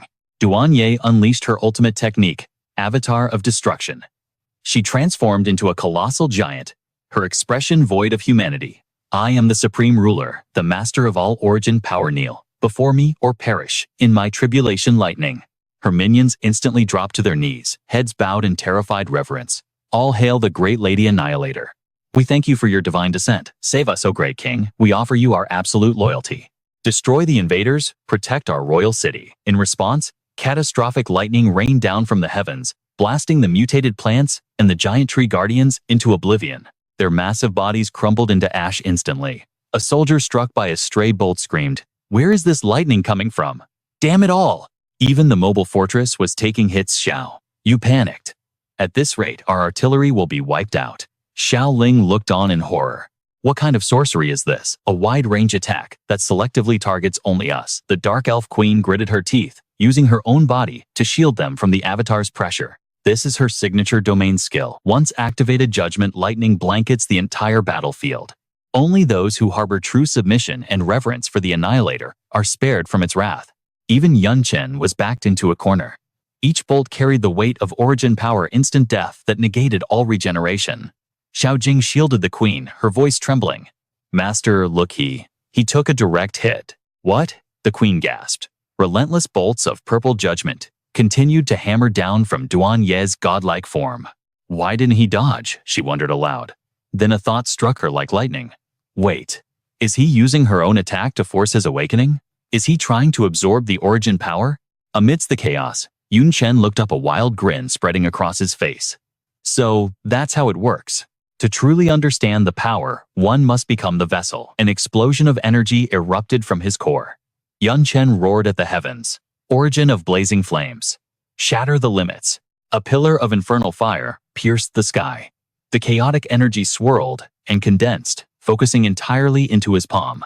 The smirk on his face was pure arrogance. Now, it's finally a fair fight. Ye's colossal form loomed over them, while the fortress crew watched trembling behind their shields. Yun Chen clenched the new flame in his fist. This is the true origin flame. It's nothing like my old demonic fire. It feels ancient, like the ultimate power-up in a leveling Manhwa, the ancestor of all fire.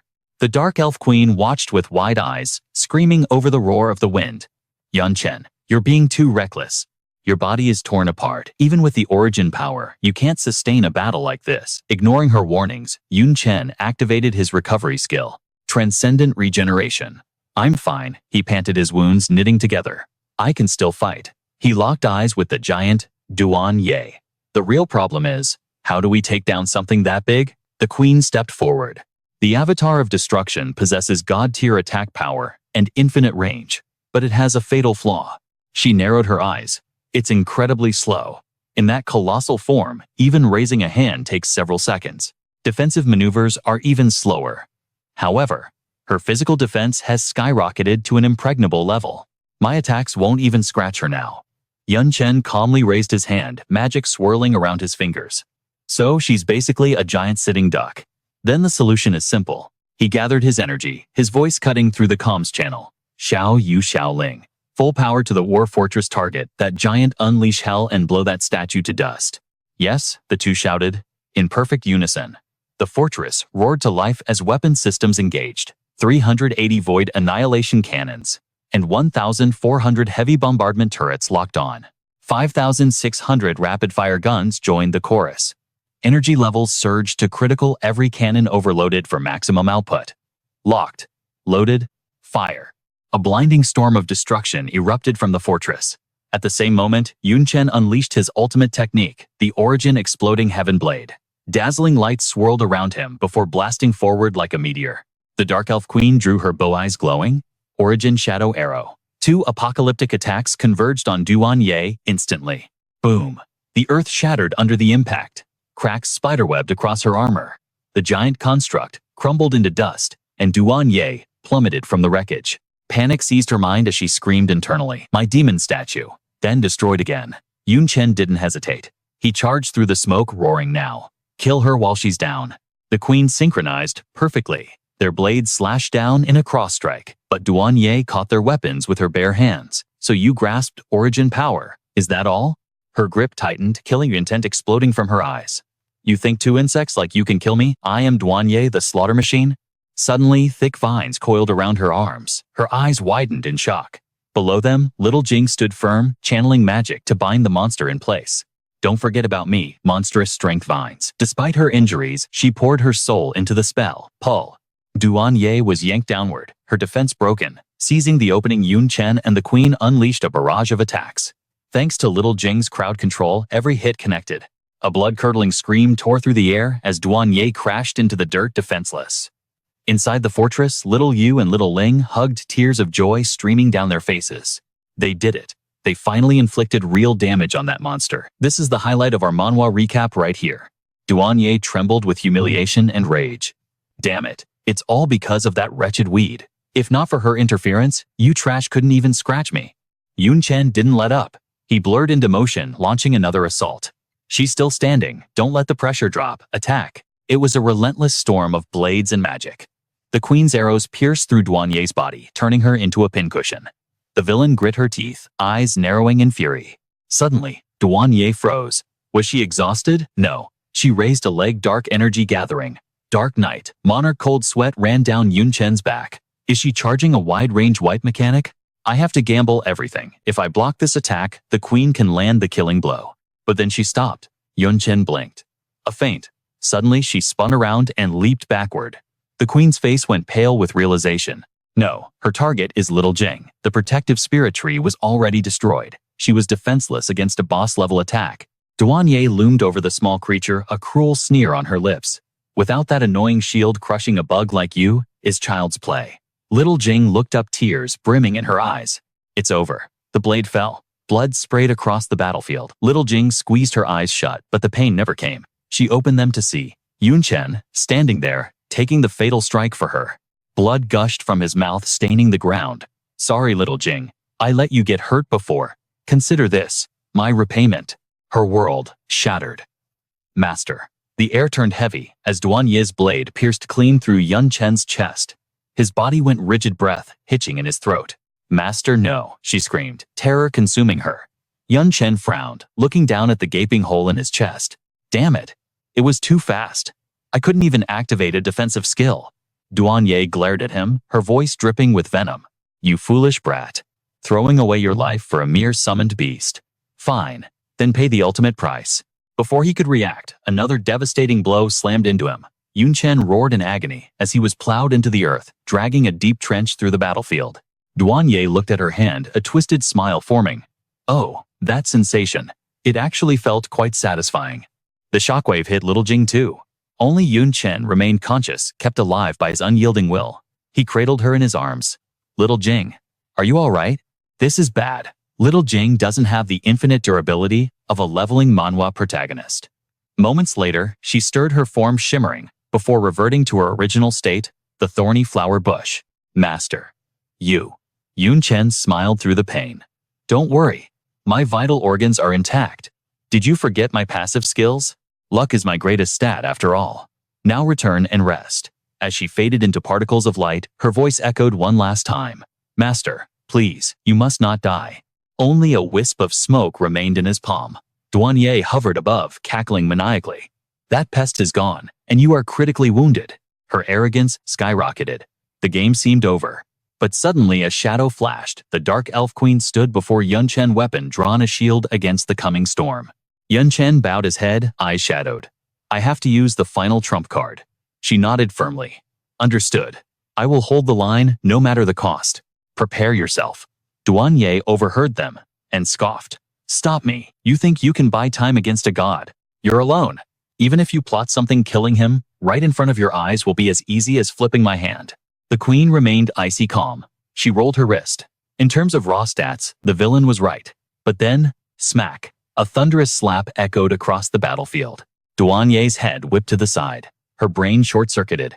She stood frozen, trembling with shock. The Dark Elf Queen smirked, pure provocation in her eyes. How about that? Did it hurt? The enemy minions gasped, eyes bulging out of their sockets. Lady Douanier was slapped. The Dark Elf Queen just backhanded her right in front of the entire army. Unbelievable. Douanier touched her cheek, her mind reeling. A slap. It wasn't a combat technique. It dealt 0 physical damage but critical emotional damage. It was pure humiliation.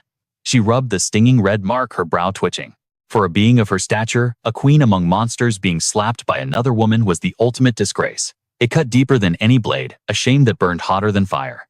This was a declaration of war on her pride.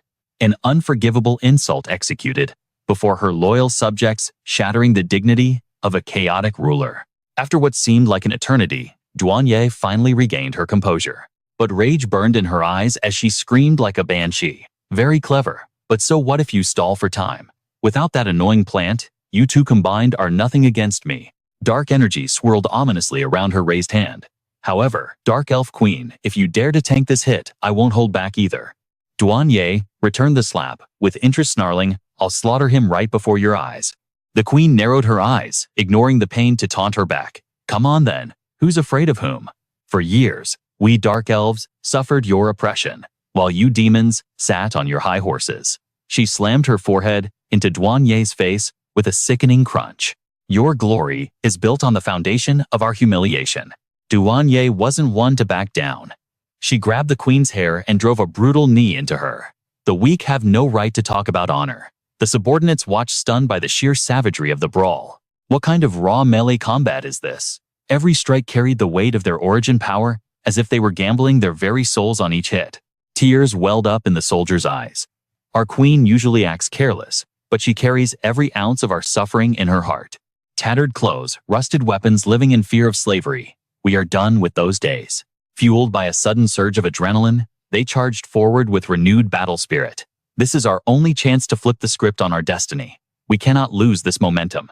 Kill them, wipe out Douanier's demonic forces. Meanwhile, Xiaoling and Xiao Yu assessed the chaotic battlefield. The war fortress has overheated from the overload and is out of commission. It's our turn to join the fray. Suddenly Xiao Yu froze. Beside her, she watched in shock as Yun Chen acted. Mana crystals. He's burning through them to force recover his dark mana. Xiaoling replied calmly. The Thorn Queen's power rivals a demon lord. Summoning such an entity drains a catastrophic amount of mana. She stared at Yun Chen, who sat in deep meditation. With Xiaojing out of the fight, our total power has dropped, but Yun Chen's presence changes everything. The pressure is lifting. It looks like he's about to unleash a skill with an astronomical mana cost. The man in question was deep in his own mental simulation. Yun Chen thought Douanier has been a demon lord for years. Her internal energy is bottomless, and her accumulated stats are enough to crush me. To handle a monster like that, the standard myriad wheel isn't enough. I need a fusion skill. All classes, all base states. Merge. After a tense moment, Yun Chen's eyes flashed with brilliance. But simply upgrading the myriad wheel might not be enough. A pillar of energy pierced the sky, captivating everyone on the battlefield.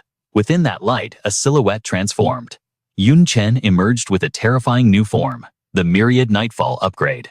The soldiers of Douanier and the Dark Elves clashed violently, tension thick enough to cut with a knife. Everyone remained on high alert, while the two queens continued their savage duel. The Dark Elf Queen leaped high, aiming a strike at Douanier's chest. But Douanier blocked it just in time. Seizing the opening, she slammed the Dark Elf Queen into the ground, shattering the earth with the impact. Just as Douanier breathed a sigh of relief, the queen sprang back up like a zombie. Ruthless Duan Ye kicked her square in the gut, sending her crashing back into the rubble. Buried in dirt, the queen gasped for air as Duan Ye loomed over her. Dark Elf. Queen, your biggest mistake wasn't provoking me. It was exhausting yourself to fight me. She grabbed the queen's hair, dripping with disdain. You should have saved your energy to run away and hide under your ancestral tree, like the pathetic bug you are. Isn't that what you've always done? Suddenly, an energy shockwave blasted outward, leaving everyone dumbfounded. What is this aura?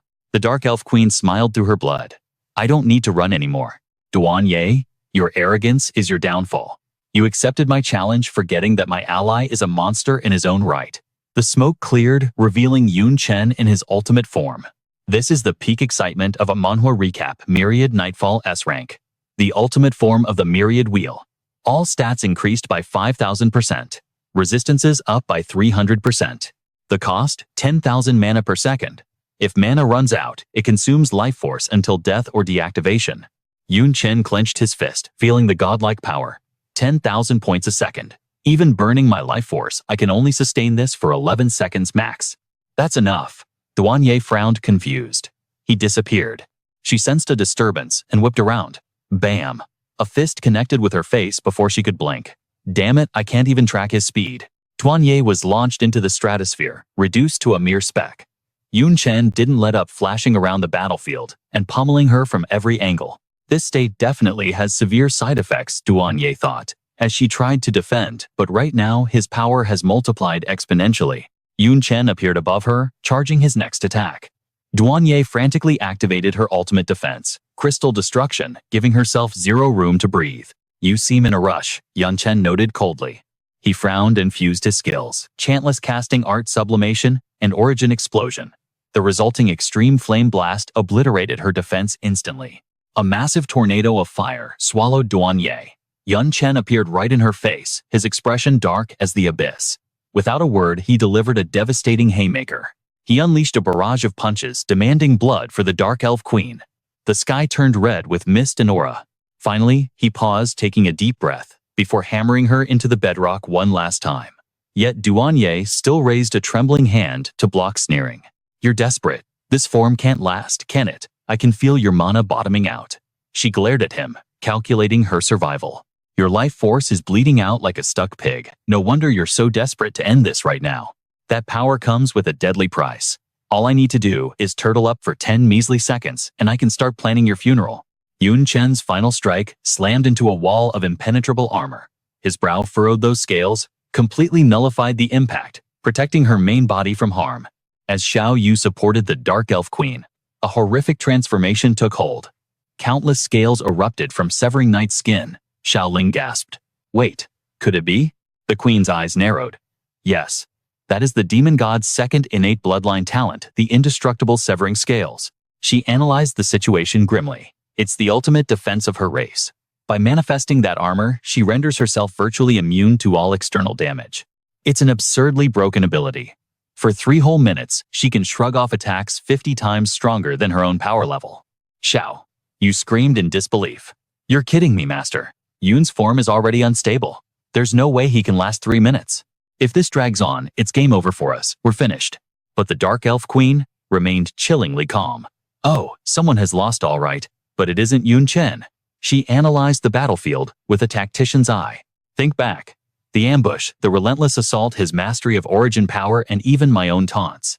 Every single move was calculated to pile psychological pressure onto her. And do you know the endgame of such a strategy? It was to break the spirit of an arrogant demon god, to make the invincible Severing Knight too terrified to fight back. Now, look at her cowering inside her turtle shell, waiting for death. Back in the fray, Chen smirked, his voice dripping with mockery. Scared yet? Before she could retort, he slammed a talisman onto her forehead. Checkmate. It was a grade A soul contract, a slave seal that binds a target who has given up resistance. This item only activates when the enemy is incapacitated or too cowardly to fight back. Usually the success rate depends on the stat gap. If she's weaker, I own her. If not, the odds plummet. Severing Knight's eyes bulged as she recognized the forbidden seal. In his 2 years conquering the dark world, Chen had amassed a treasury fit for a king. From ancient vaults to blood-soaked battlefields, he had looted artifacts that defied logic and reason. The dark world is a realm of absolute power where even the air is denser with mana. The gear and consumables forged there are on a whole different level. But right now, Chen held a trump card that existed in neither the human realm nor the dark world. Aside from his broken system skills, he had the system rewards. A vial materialized in his palm, the legendary potion of fortune. He crushed the vial, absorbing the golden liquid. You're mine. Arcane chains erupted from the talisman binding the paralyzed demon god. Rage exploded within her. You dare try to enslave a god? With a roar of fury, she summoned her aura to shred the paper contract. Keep dreaming, worm. I sacrificed my life force earlier just to conserve my dark mana for this exact moment. Suddenly, the eye of the night flashed open. Severing night froze her body. Betraying her will as absolute terror gripped her soul. Damn it, the Night Empress's gaze. Chen slammed his hand down, sealing her fate. The moment you chose to cower, instead of fight, you admitted defeat. Your will is broken. Now submit and become my slave. Never, she shrieked, eyes bloodshot. But the chains of light tightened, ignoring her defiance. No. Crack, a sickening sound echoed through the battlefield. Then another. The contract was breaking apart. Oh no, Xiaoling cried.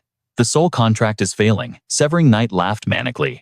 Did you really think a trash tier grade A scroll could hold one of the 72 demon gods? I am Severing Night. Your pathetic tools are useless against my divine soul. Chen didn't even blink. Who said I was finished? He pulled out a glowing gem. If grade A won't work, I'll just upgrade it to grade S right now. He activated the limit break stone. The energy surged, turning the crumbling paper into a blinding beacon of golden light. System override, limit broken soul contract. Evolved to grade S. This was the power of a true leveling Manhwa protagonist. Even with the upgrade, Severing Night sneered. Fool, don't you know soul contracts are probability-based? With a massive gap in our stats, your success rate is barely 1%. When this fails, the backlash will destroy you. Chen's transformation faded, leaving him vulnerable. 1%. A devilish grin spread across his face. Haven't you noticed, today is my lucky day? The realization hit her like a truck. How had he survived everything? The impossible dodges, the perfect crits. It wasn't skill. She gasped in horror. The luck potion. You manipulated the RNG. The onlookers held their breath. This was the climax of the ultimate Manhwa recap. Please work, Xiaoling chanted. Xiao Yu clasped her hands. Master Yun, you have to win. The queen watched intensely. I bet everything on you, Chen. The light engulfed the demon god, pulsing violently, and then vanished. Silence.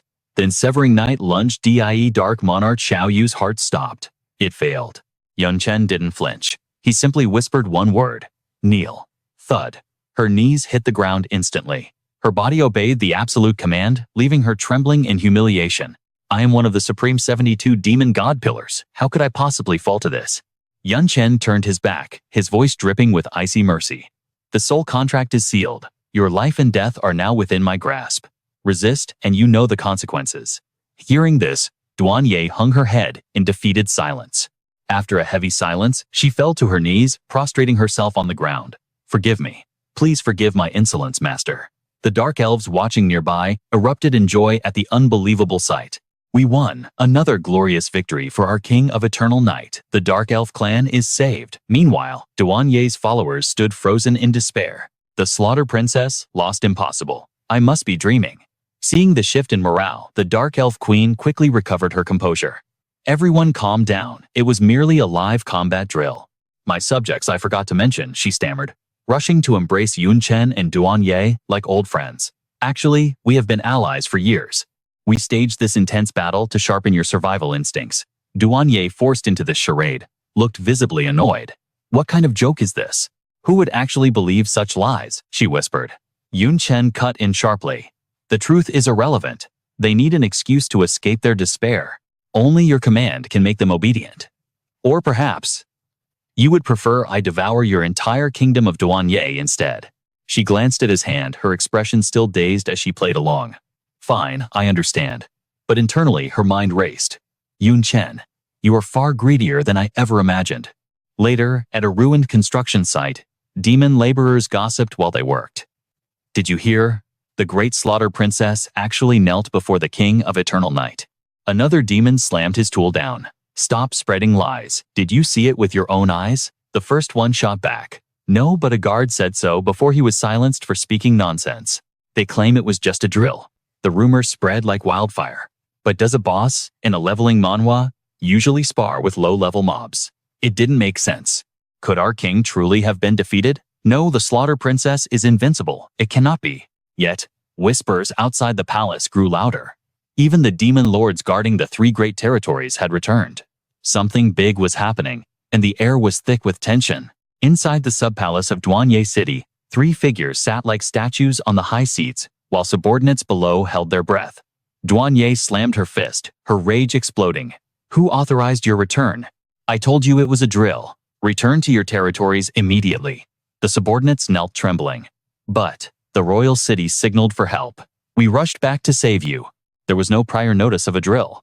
Michi frowned, anxiety etched on his face. And on the way here, I heard disturbing rumors. Douanier ground her teeth, her patience snapping. What rumors? She hissed. Under her crushing, killing intent, he stammered. Guards are saying that you knelt before the king of eternal night. Before the words even faded, her hand lashed out in a vicious strike. In a split second, the subordinate collapsed, his eyes rolling back into his skull in sheer terror, shocking the onlookers.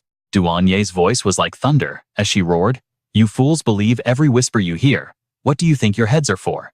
Do you really think I would lose in a true clash of power? Consider this a light punishment for your insolence. If anyone dares to spread such garbage again, I will crush your skulls with my bare hands."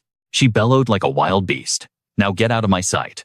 The subordinates' faces pale, as death scrambled away, stammering, "Please forgive us. Your Highness, we are leaving immediately."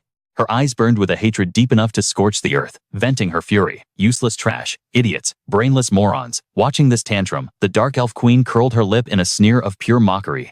"Slaughter Princess for a clan ruler? You certainly behave like a common shrew," she teased.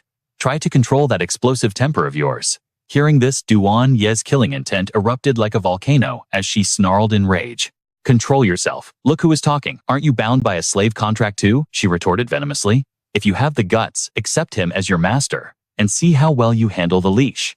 A useless tool like you dares to lecture me.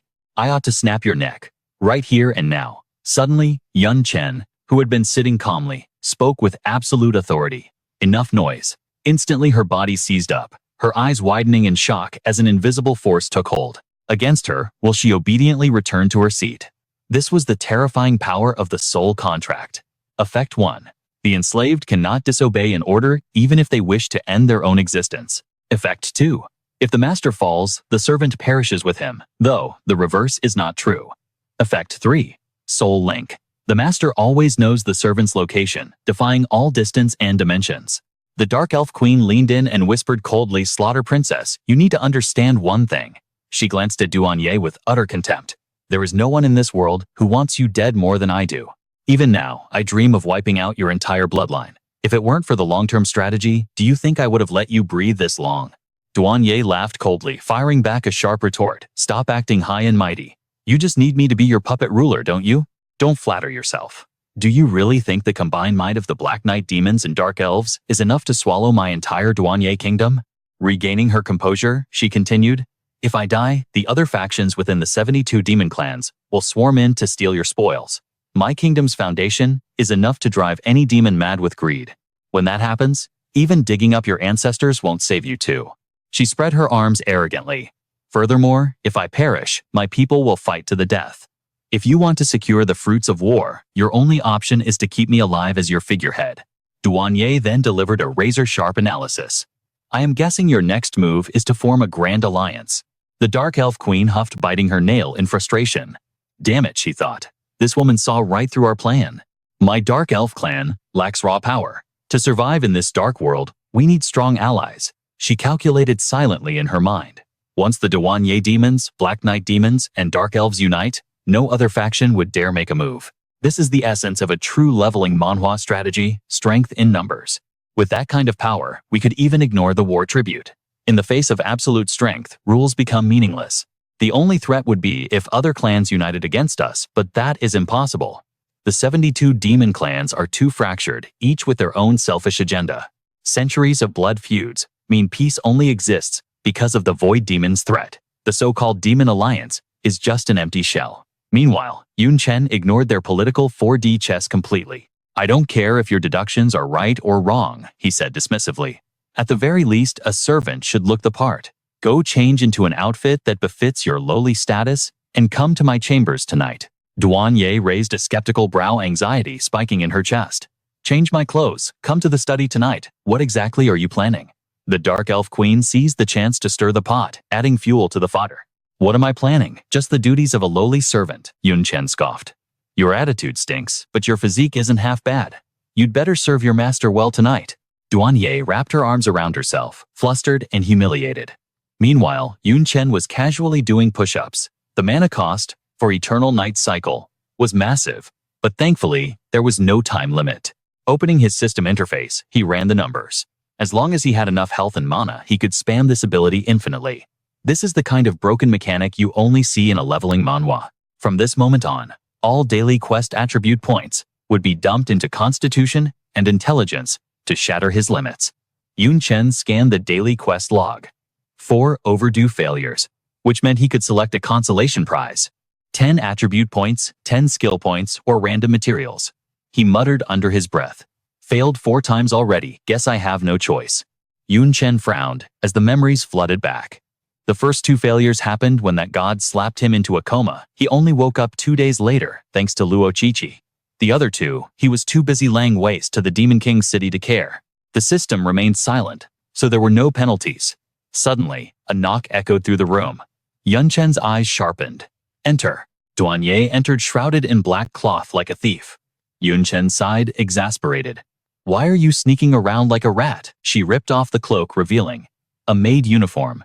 With an outfit like this, of course, I have to be careful. If my subjects saw their king like this, my dignity would be destroyed. She crossed her arms, her face burning red with humiliation as she glared at him. A cold edge crept into his voice. When did I give you permission to speak back? Yun Chen sat on his throne-like chair, looking down at her. And who gave you the right to look me in the eye? Duan Ye trembled with suppressed rage, mentally flipping him off. This brat dares to lecture me? When I was disciplining subordinates, your grandfather wasn't even born yet. Yet her lips moved against her will. I apologize, master. His expression darkened instantly. Mind your status and your attitude. There won't be a second warning. Little Knight. She bristled at the nickname. Little Knight, Yun Chen, replied indifferently. Your full title, Duan Ye, the Annihilator, is too long. If you don't like it, I can call you Little Slaughter, Little Death, or Little Servant. Take your pick. Duan Ye forced a smile, gritting her teeth. Little Knight. This is fine. But inside, she was screaming. Does this brat really think a mere soul contract can enslave me for eternity? Keep dreaming. I haven't survived this long for nothing. You will pay for your arrogance. He looked her up and down. That outfit fits you well. From now on, whenever we're alone, you will wear that. He knew she was rebellious. Breaking her pride now would make her an obedient tool later. Humiliating her with that dress was all part of the conditioning. His sharp gaze pierced right through her defenses. By the way, he shifted topics. During the final battle, you mentioned a luck potion. Have you seen one before? Duan Ye answered obediently, I have. Her mind flashed back to a terrifying memory involving a divine envoy. Yun Chen leaned forward, interlacing his fingers. A divine envoy. His eyes narrowed. So you're telling me the luck potion isn't unique to my system? That these so-called envoys possess them too? You could interpret it that way, she replied quickly. Yun Chen stared at the purple crystal floating before him, lost in deep contemplation. Back then, the first time I used a luck potion was to secure the Demon Lord's essence. The results were perfect. I inherited the complete bloodline talent of the Empress of Eternal Night. Even General Jia, who watched the whole process, thought it was my own latent talent. No one suspected the existence of a luck potion. Yun Chen's memory sharpened. I searched everywhere after that.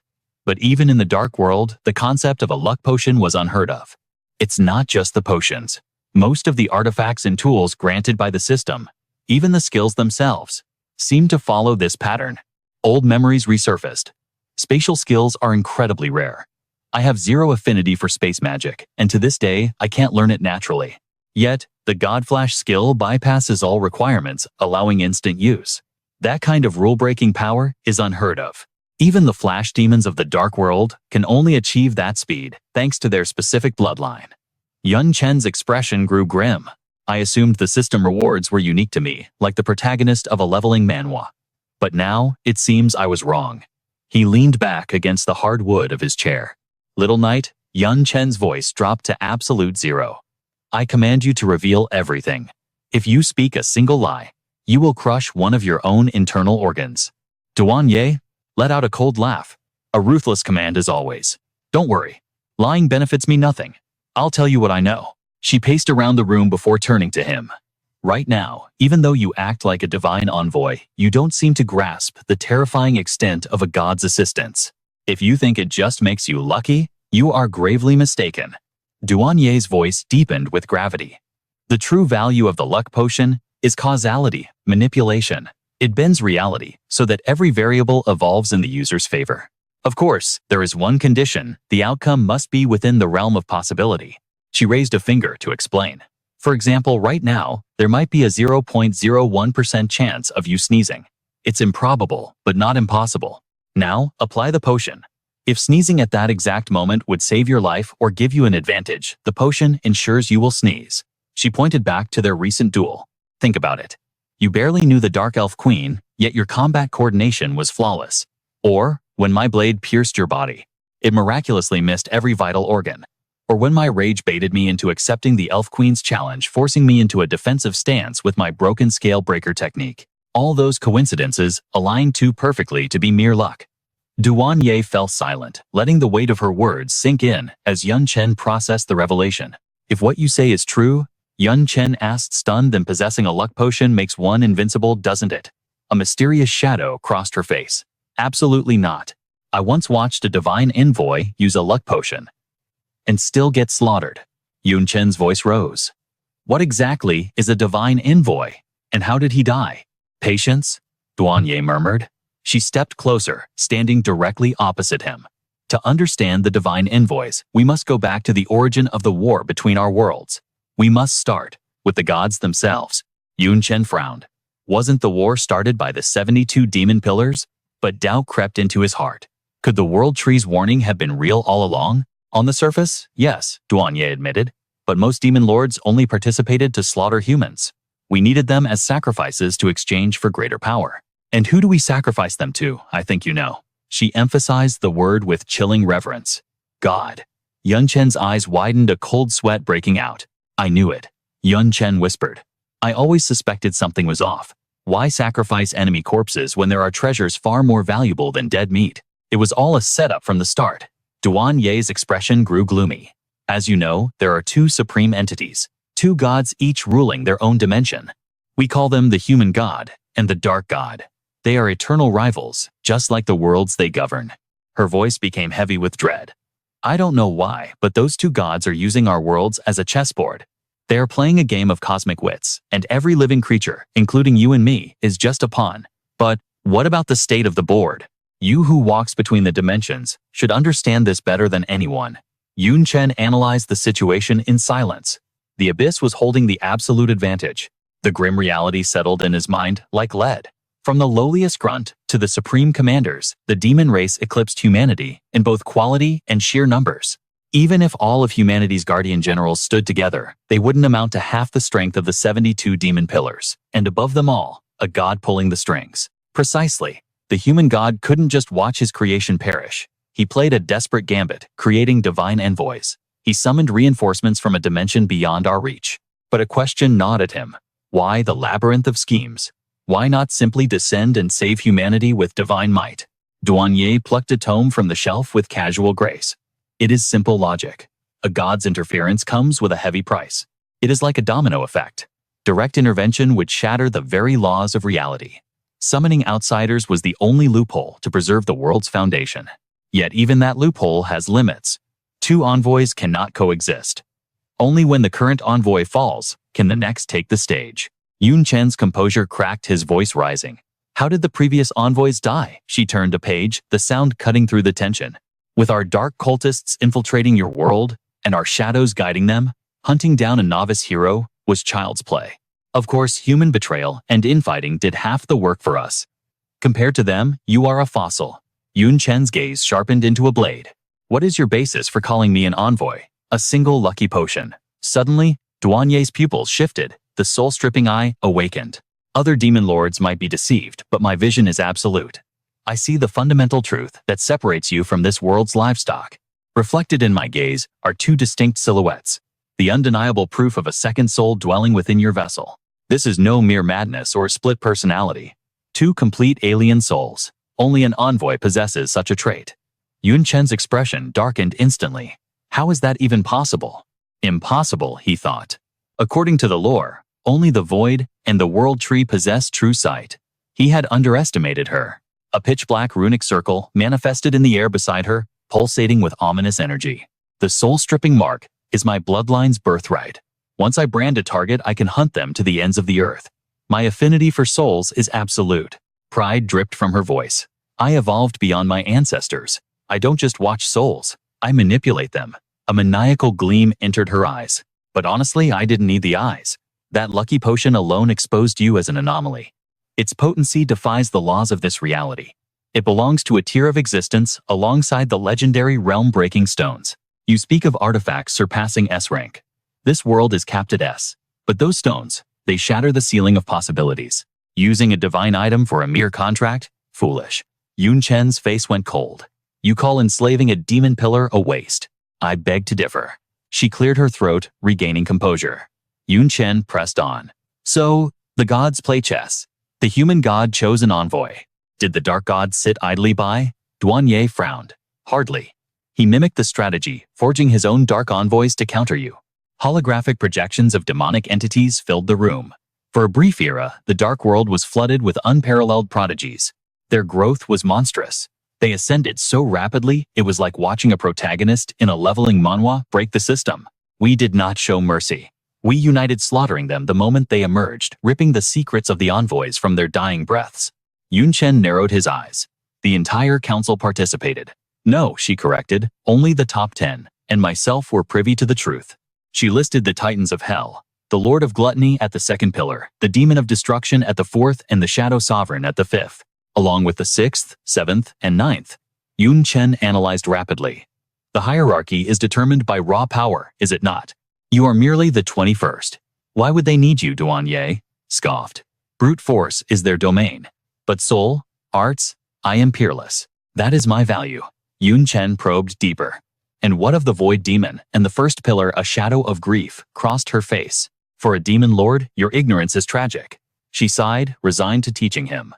The first pillar vanished eons ago, taking his entire lineage into the abyss. Their fate is a mystery. As for the void demon, he is a ghost. After carving up the 72 nations, he simply ceased to exist. Duanye crossed her arms. With the kings absent, the Lord of Gluttony reigned supreme over the dark world. But 4 months ago, he entered deep seclusion. The grand crusade against humanity ground to a halt. Yun Chen connected the dots. 4 months ago. That's when Master Ha deployed his clone. His assassination mission must have succeeded. He voiced his next doubt. So the dark envoys were exterminated? Duanye stepped closer. Not all. The cunning ones submitted. We deployed them to the front lines of the human world as weapons of war. Her expression twisted in disgust. But then the anomaly occurred. Upon touching human soil, their minds shattered. Something broke them. They refused to slaughter. They turned their blades against us, protecting the very insects they were meant to crush. The realization hit Yun Chen like a truck. Refusing to kill humans. Are the Dark Envoys players like me, transmigrators from Earth? Yun Chen shot to his feet, urgency burning in his voice. These defectors. What else did you know to speak? Duanye tapped her chin, pondering. My knowledge is limited. I only observed them from the shadows. Every encounter required a coordinated strike with the Lord of Gluttony just to put them down. Since we never spoke, they remained a mystery. Memories of the bloodshed flooded her mind. But one memory burns brightest: the final divine envoy. He was the strongest of them all, possessing power that defied all logic. She couldn't stop praising Li Tianzheng. The man possessed a terrifying immortality. Even reduced to ash, he'd regenerate in a heartbeat. Just recalling his presence made Duanye's entire body tremble. Whenever I think back to that duel, I shudder with pure ecstasy. It was my masterpiece. An immortal foe, wielding reality-bending potions.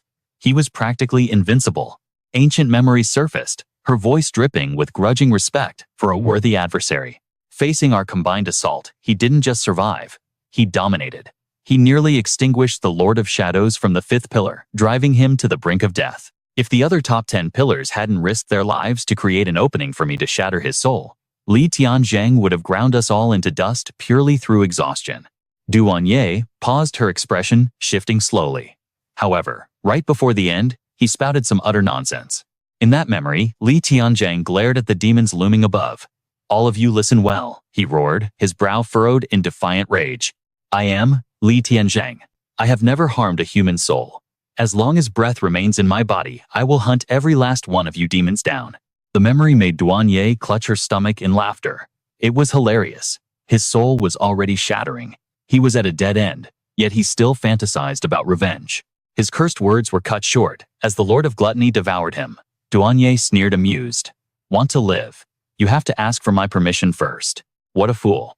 She was too distracted to notice Yun Chen's expression turning icy. "Kneel." The command bypassed her will, forcing her legs to buckle instantly. Humiliation flushed her face as she shouted, "What is the meaning of this?" Yun Chen's gaze darkened. "Nothing. You just became an eyesore. Your punishment will last a week, but first finish explaining the envoys. You killed their reinforcements. Why did the god of darkness do nothing?" Duanye frowned, scoffing at his ignorance. "Oh my master, you misunderstand the gods. Their arrogance is beyond anything a mortal could comprehend. Divine Envoy is just a fancy title. To a god, they are merely unique chess pieces, or perhaps just slightly larger ants in this grand leveling manhwa of a world." The image of the cosmic scale appeared, a battle of wits between deities, a war between worlds.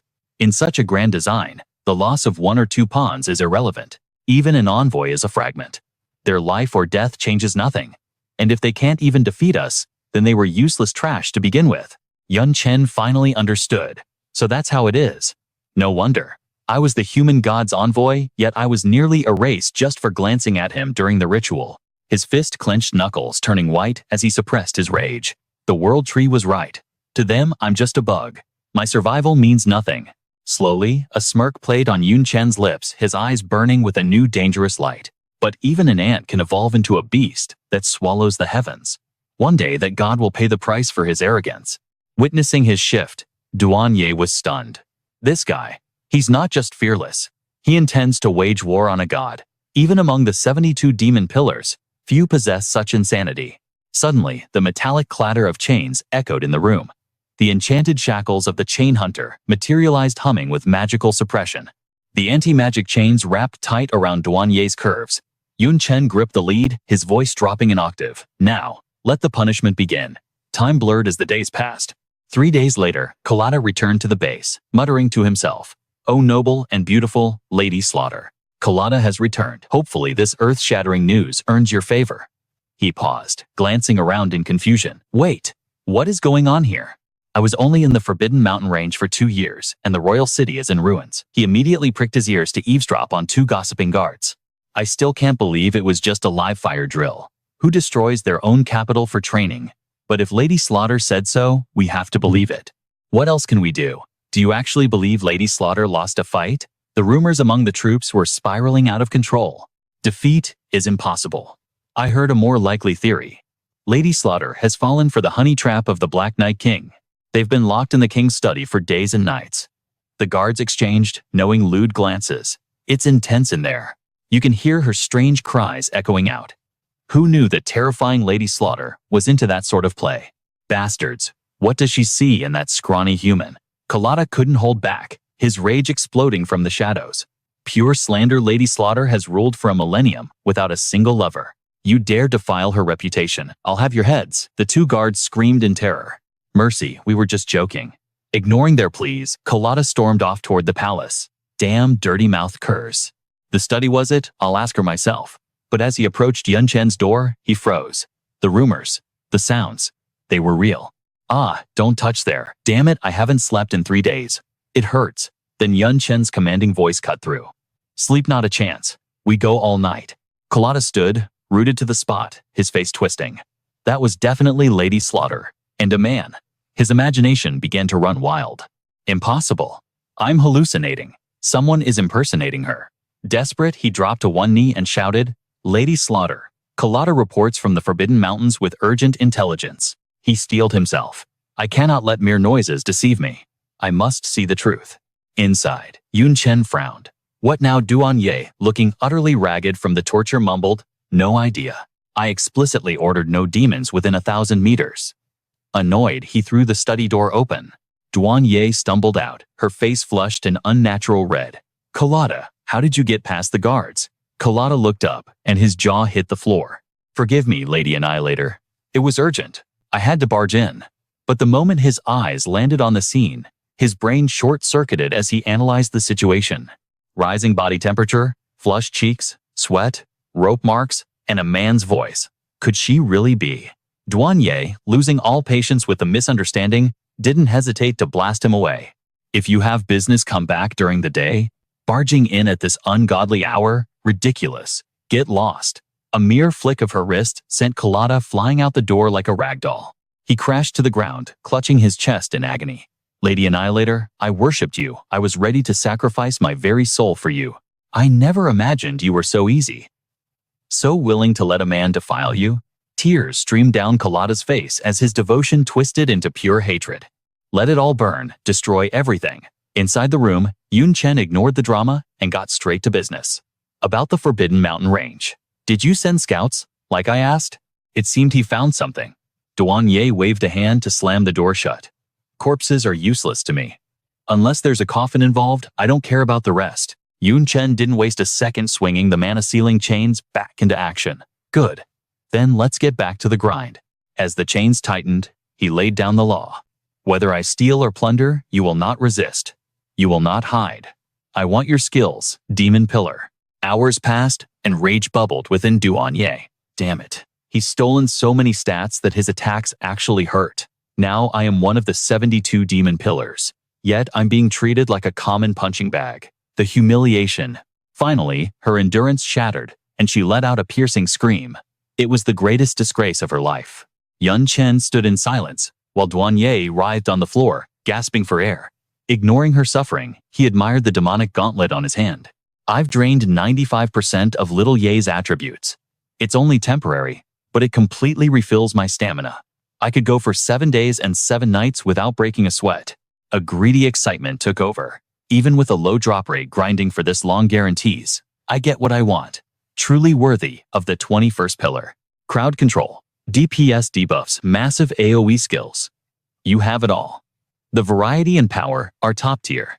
Skills acquired Demon Statue Annihilation, Shattered Crystal Mind Control, and Bone Softening Flash. He glanced down at her with a hint of regret. Too bad I can't steal Bloodline talents or plunder skills. Otherwise I would have taken your soul-chasing mark and space-severing skills too. Duan Ye managed a weak sarcastic laugh. What's the point of hoarding skills? With your pitiful mana pool, can you even cast them? Don't underestimate the consumption costs, or the years I spent building them up. He stepped closer, eyes gleaming. Accumulation, huh? I'm well aware. Besides, leveling up, the only way to permanently boost stats is by consuming rare items. You've been a Demon King for nearly a millennium. You must have a dragon's hoard stashed away somewhere. Chen extended his gauntleted hand, his voice leaving no room for argument. Hand over your millennium of savings. Specifically, the high-grade consumables for health and mana. I'm going to devour every last one. Duan Ye struggled to her feet. Those items have diminishing returns. You can only use 5, maybe 10 of the same type before they become useless. If I could eat them all, I would have done it centuries ago. He scoffed, annoyed. I know the mechanics, but with your treasury you have hundreds of varieties. It's enough to feed me for a while. Don't make me ask again. Furious, she hurled a crystal at him. That's all I have on me. The rest is in the vault, she spat, mentally cursing him to choke on it. Chen caught the crystal, admiring his loot. You're right. I almost forgot that raiding a Demon King's treasury is a standard Manhwa recap trope. Suddenly, her body began to glow, her expression turning pained. The council is summoning my consciousness. The gathering of the 72 pillars is starting. Damn it, terrible timing. She looked at Chen cautiously. Permission to leave. He stood up, dusting himself off. Of course you're going. A wicked grin spread across his face. And, I'm coming with you. Duan Ye ground her teeth in frustration. What? One by one. The pillars manifested in the Great Hall. Chen successfully teleported, in checking his spiritual form. So this is a mana projection meeting. Interesting tech. He glanced at the number etched into his seat, 72. He felt a bit awkward. Dead last. Well, I suppose someone has to be. Around him, the other demon pillars began to buzz like a kicked hornet's nest. Is that the Dark Knight Monarch? Why is he here? This is his first time showing his face. The mockery began instantly.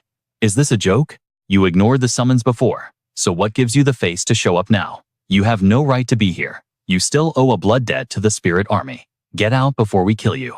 Unfazed by their hostility, he shrugged. Don't be so petty. It's just a meeting. Besides, we're all just holograms right now. Fighting would be pointless. He scanned the room, analyzing the data. The density of the mana projections varied wildly. I see. The ones with weak signals must be fighting in the human realm. He did a quick head count. Only about half of the 72 pillars are currently in the dark world. Oh, 3 empty seats, he noted aloud. No wonder I haven't been forcefully ejected yet. It seemed the second pillar, the administrator, was absent. Meanwhile, the third pillar, the Calamity Lord, let out a massive yawn, looking bored out of his mind. Just get this over with. Wrap up this boring meeting so I can get back to my entertainment. The 37th pillar, the tyrant, exploded in anger. Calamity, Lord. With the devourer absent, you are the highest authority. Act like it. Your attitude is a disgrace to the third pillar. The Calamity Lord just dug a finger into his ear, flicking away the wax. Who made up the rule that the third has to lead? Not me. I never heard him say such things. Besides, our tribe has already submitted all war resources. We have fulfilled our duty. The tyrant demon grew furious at this nonchalance. That is far from enough. The front lines are stagnant. We rely on your command to advance, yet you sit here in idleness. Libian waved his hand, dismissing the accusation. What does that have to do with me? I am bored of these war games. Furthermore, his voice dropped to a menacing growl. Raise your voice at me again, and I will not hesitate to destroy you. His crushing aura silenced the tyrant demon instantly. Just then, the 7th pillar, the Charm Queen, finally broke her silence. Simmer down. Prejudice is an ugly look on you. We must embrace each other with love to secure our world's future. As the words faded, she licked her lips with a predatory hunger, adding, I can sense that the Night Monarch is a truly fascinating specimen. I wonder what kind of future would bloom if I planted a seed in him. It makes me shiver with anticipation. The Shadow Lord, sitting like a mountain of darkness, cut in. Drop the seductive act. Remember, the Night Monarch is our enemy. The Shadow Lord then turned his cold gaze to the intruder. Night Monarch, state your business. Are you here to declare war, strike a deal, or beg for mercy? Before an answer could come, the woman turned to mock Douanier. And you, Douanier, the Slaughter Princess. I heard you. The Night Monarch and the Dark Elf Queen were conducting field exercises. Did that haircut snip your brain along with your locks? You were the one who claimed he was human and pushed for the spirit army. Douanier giggled, her voice dripping with malice. That was just an excuse to devour the Night Monarch's kingdom whole. And you actually bought that, you fool. How could a human possess dark mana? Internally, she raged. My hair was severed in a death match. You hag, do you want me to take your head next? Yun Chen interrupted the bickering. Everyone relax. I didn't come here to start a fight. I just wanted to say hello. Seeing you all so healthy brings me joy. His voice dropped to a mocking whisper. It would be a shame if you all died of fright or anger in the next few days. The Shadow Lord's expression darkened. What is that supposed to mean? Yun Chen's body began to glow. You'll find out soon enough. We're leaving. Without waiting for a reaction, he vanished, leaving behind a final provocation. Prepare to pay the price. He was teleported away, carried by the Shadow Lord's dark energy. Back in the safety of his study, Yun Chen sat on the desk, analyzing the encounter. The 72 demon pillars are no joke. Too bad the Lord of Devouring wasn't there. Suddenly, Douanier froze, sensing a shift in the air. Just as Yun Chen wondered about the Shadow Lord's status, she screamed, "Watch out!" A spectral shadow wielding a massive axe materialized from the void. Douanier recognized the signature energy immediately. It was the Shadow Lord's avatar of death. Douanier screamed a warning again, panic flooding her mind. Damn it, the Shadow Lord can attack remotely. If he dies here, I'm buried with him. Yun Chen remained calm in the face of the Reaper. With a single fluid motion, he intercepted the lethal strike. The sharp scythes were stopped dead by his bare arm, but blocking an attack from a demon lord took everything he had. Seeing the dark miasma spreading, Yun Chen raised his other hand to summon his Origin Sword. The Inferno Blade of Origin slashed down. He instantly activated his fusion skills, stacking the Berserker's Rage Strike with his Ascended Mastery Arts. He unleashed the Origin Inferno Ultimate Burst, driving a flaming fist into the Shadow's gut. Instantly, a pillar of catastrophic light pierced the heavens. Citizens outside looked up in terror as the shockwave shook the city. Good heavens, who unleashed that? It came from the king's study. It must be the Slaughter Princess. Is she fighting the Night Monarch? Should we go check? Are you crazy? She's been a powder keg lately. There's a strict order to stay away. Even Colada got sent flying. Provoking her now is a suicide mission. Inside, young Chen stared at the hole in the ceiling, gasping for air.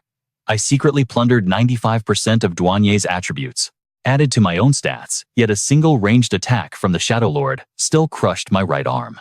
He closed his eyes, casting a basic healer's recovery art to mend the bone. This is the power of the top 10 pillars. The gap between them and Douanier is like heaven and earth. Behind him, Douanier was sweating bullets. You could have provoked anyone, but you chose the 5th pillar. We're doomed. You never should have attended that meeting. Yun Chen glanced at her coolly. It's fine. Without pain, how can you understand your enemy? Know yourself, know your enemy is the ultimate strategy. Never underestimate the value of intel. The unknown is the only true terror. As he reverted to his human form, he mused, that clash gave me a clear read on the power levels of the top 10. This trip confirmed my suspicions about the 72 pillars. As any fan of a manhwa recap would guess, they aren't united, each has their own selfish agenda. Yun Chen rotated his healed shoulder and issued a command. Douanier, get ready. It's time to execute the next phase. 10 days later, at the central plaza of Douanier's royal city, a massive crowd had gathered. The Slaughter Princess had summoned every lord noble and commoner for a major announcement. Patience was wearing thin among the elite. Why are the Dark Elves and the Night Kingdom's demons here? What right do they have to stand among us? Meanwhile, Yun Chen sat relaxed in the center, ignoring the gossip buzzing around him. And why is the Night Monarch sitting center stage? Who is he to sit on the same level as Lord Douanier? Look at him. He doesn't look like he's here for politics. He looks like he's on vacation. It's insulting. Yun Chen was busy chewing on a toxic octopus tentacle, consumable permanent +8 intelligence and constitution. In his other hand, a 3-headed dog's heart +10 strength. The elf queen nudged him. Hey, this is a historic event. Maintain some dignity. The people are watching. But internally, she was thinking, that looks delicious. I'm literally drooling. Yun Chen kept chewing. Power was his priority. He looked at her and said bluntly, as long as my stomach has room, the feast continues. He thought to himself, compared to these ancient demon gods, my base stats in this leveling manhwa world are still pathetic. If I don't activate the eternal night wheel, even Douanier is stronger than me, let alone the Shadow Lord. Baha approached trembling. My liege, am I really reading the proclamation? Do I even have the rank for this? Yun Chen looked him in the eye. Baha, you are my trusted confidant and the Grand Steward. If not you, then who? Besides, you'll be handling the intertribal conflicts from now on. You need to show your face.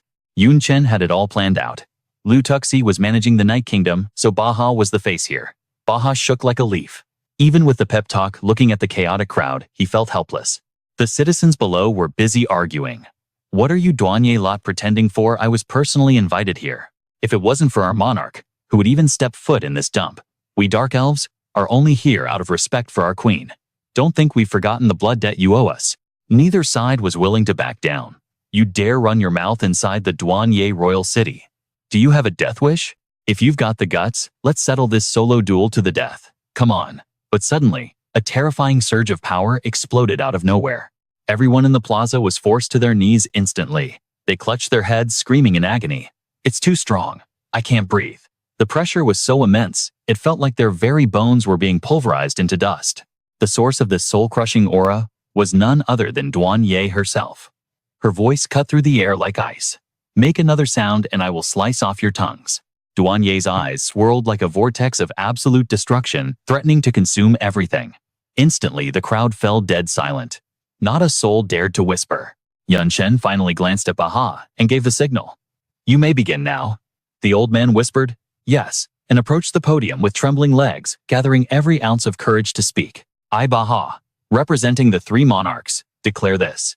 From today onward, the Douanier demons, the Dark Knight demons, and the Dark Elves are officially in an alliance. Under the gaze of the entire populace, his voice echoed with authority.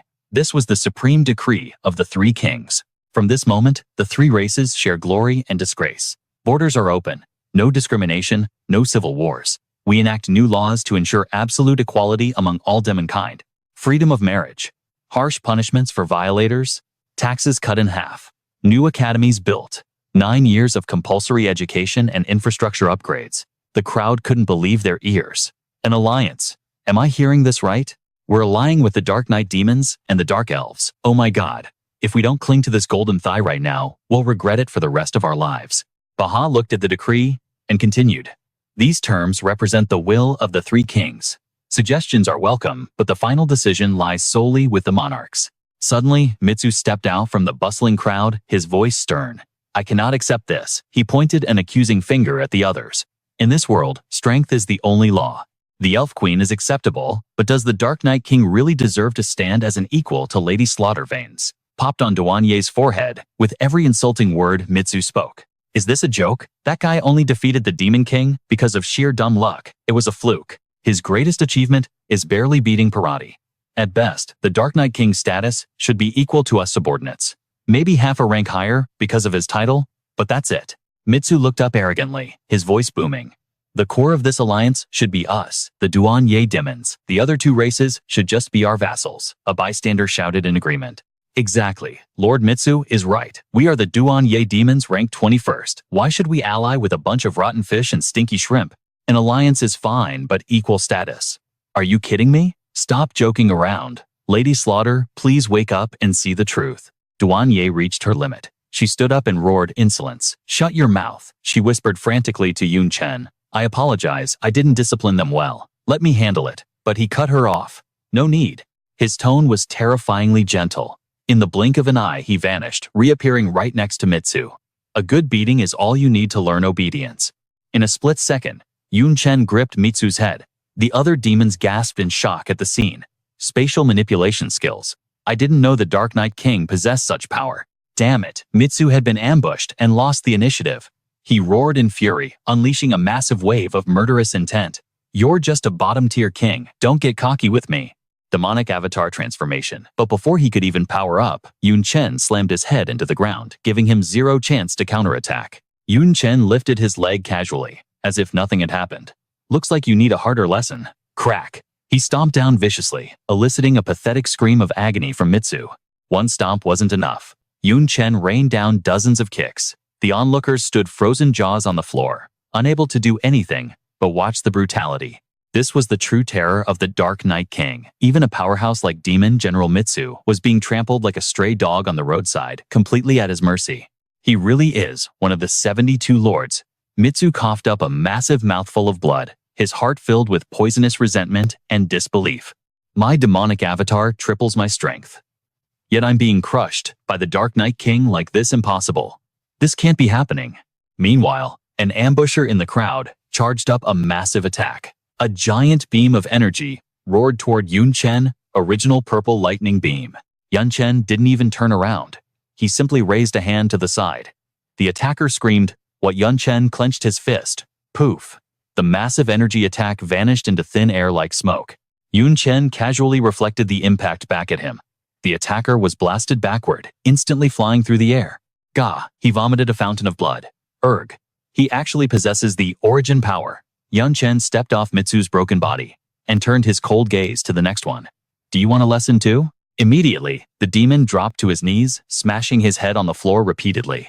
Oh, great Dark Knight King, please forgive my rudeness, spare me.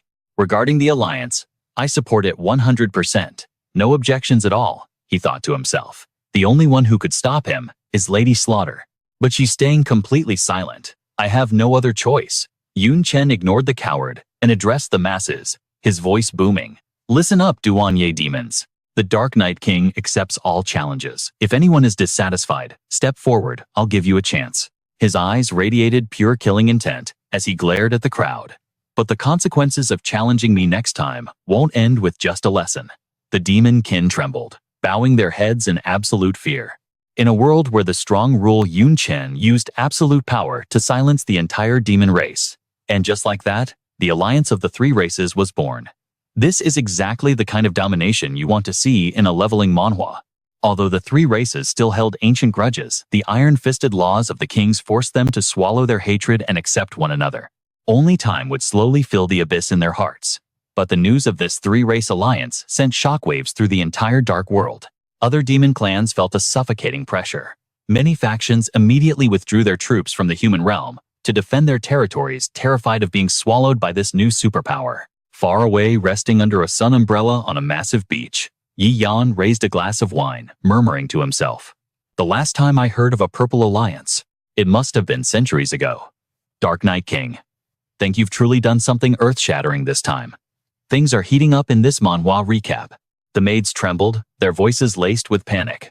Your Majesty, the three-clan alliance is a threat we cannot simply ignore. Shouldn't we recall our elite forces from the front lines immediately? Yet Queen Mi Yan remained the picture of languid elegance, utterly unfazed. Calm yourselves, she purred. If they wish to challenge the might of the 10 demon pillars, relying solely on those 3 clans is a laughable ambition. Suddenly, another servant rushed in her face, pale with terror. Your Majesty, there is urgent intelligence to report. Zhao Ling and Zhao, you have been spotted within the Dark Knight capital. Our spies confirm they share a deep, intimate connection with the Dark Knight monarch himself. They have been moving freely between the Broken Knight and Dark Knight territories. Crack. The goblet in Mi Yan's hand shattered to dust. So the prodigal daughters return. A maniacal laugh suddenly erupted from her lips. Why was this not the first thing you told me? The maid averted her gaze, trembling like a leaf in a storm. You had just returned from the battlefield, my queen. We only wished for you to rest. Bam. A brutal kick sent the servant flying across the room. You fool. Everything else is trivial, but their whereabouts are paramount. Your sluggishness disgusts me. She waved a dismissive hand to the guards. Drag her to the breeding pits. Until she births 10 half-blood demons, she is banished from my sight. The maid clawed at the floor, screaming in despair. No, please, your Majesty, let me serve you mercy. But her heart-wrenching cries were merely background noise to the cold-hearted Queen Mi Yan. Mi Yan turned to the remaining servant, her eyes gleaming with malice. Shall we negotiate with this Dark Knight monarch? Perhaps demand the return of Bella and Lu Bella?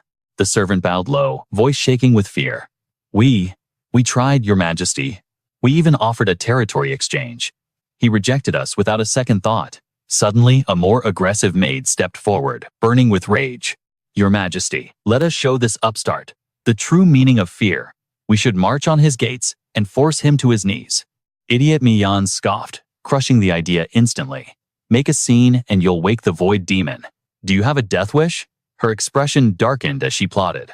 If they travel between the capitals, send the demon lords to ambush them on the road. If they dare to resist, bring me their corpses.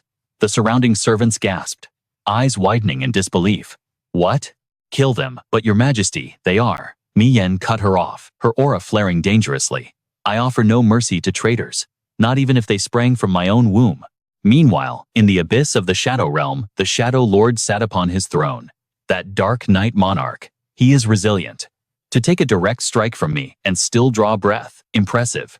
He closed his eyes, annoyed. But for the Annihilator to side with him, sheer stupidity. He acts like the protagonist of a leveling manhwa, thinking he is invincible. His butler bowed voice, dripping with sycophancy. My lord, this monarch is too arrogant.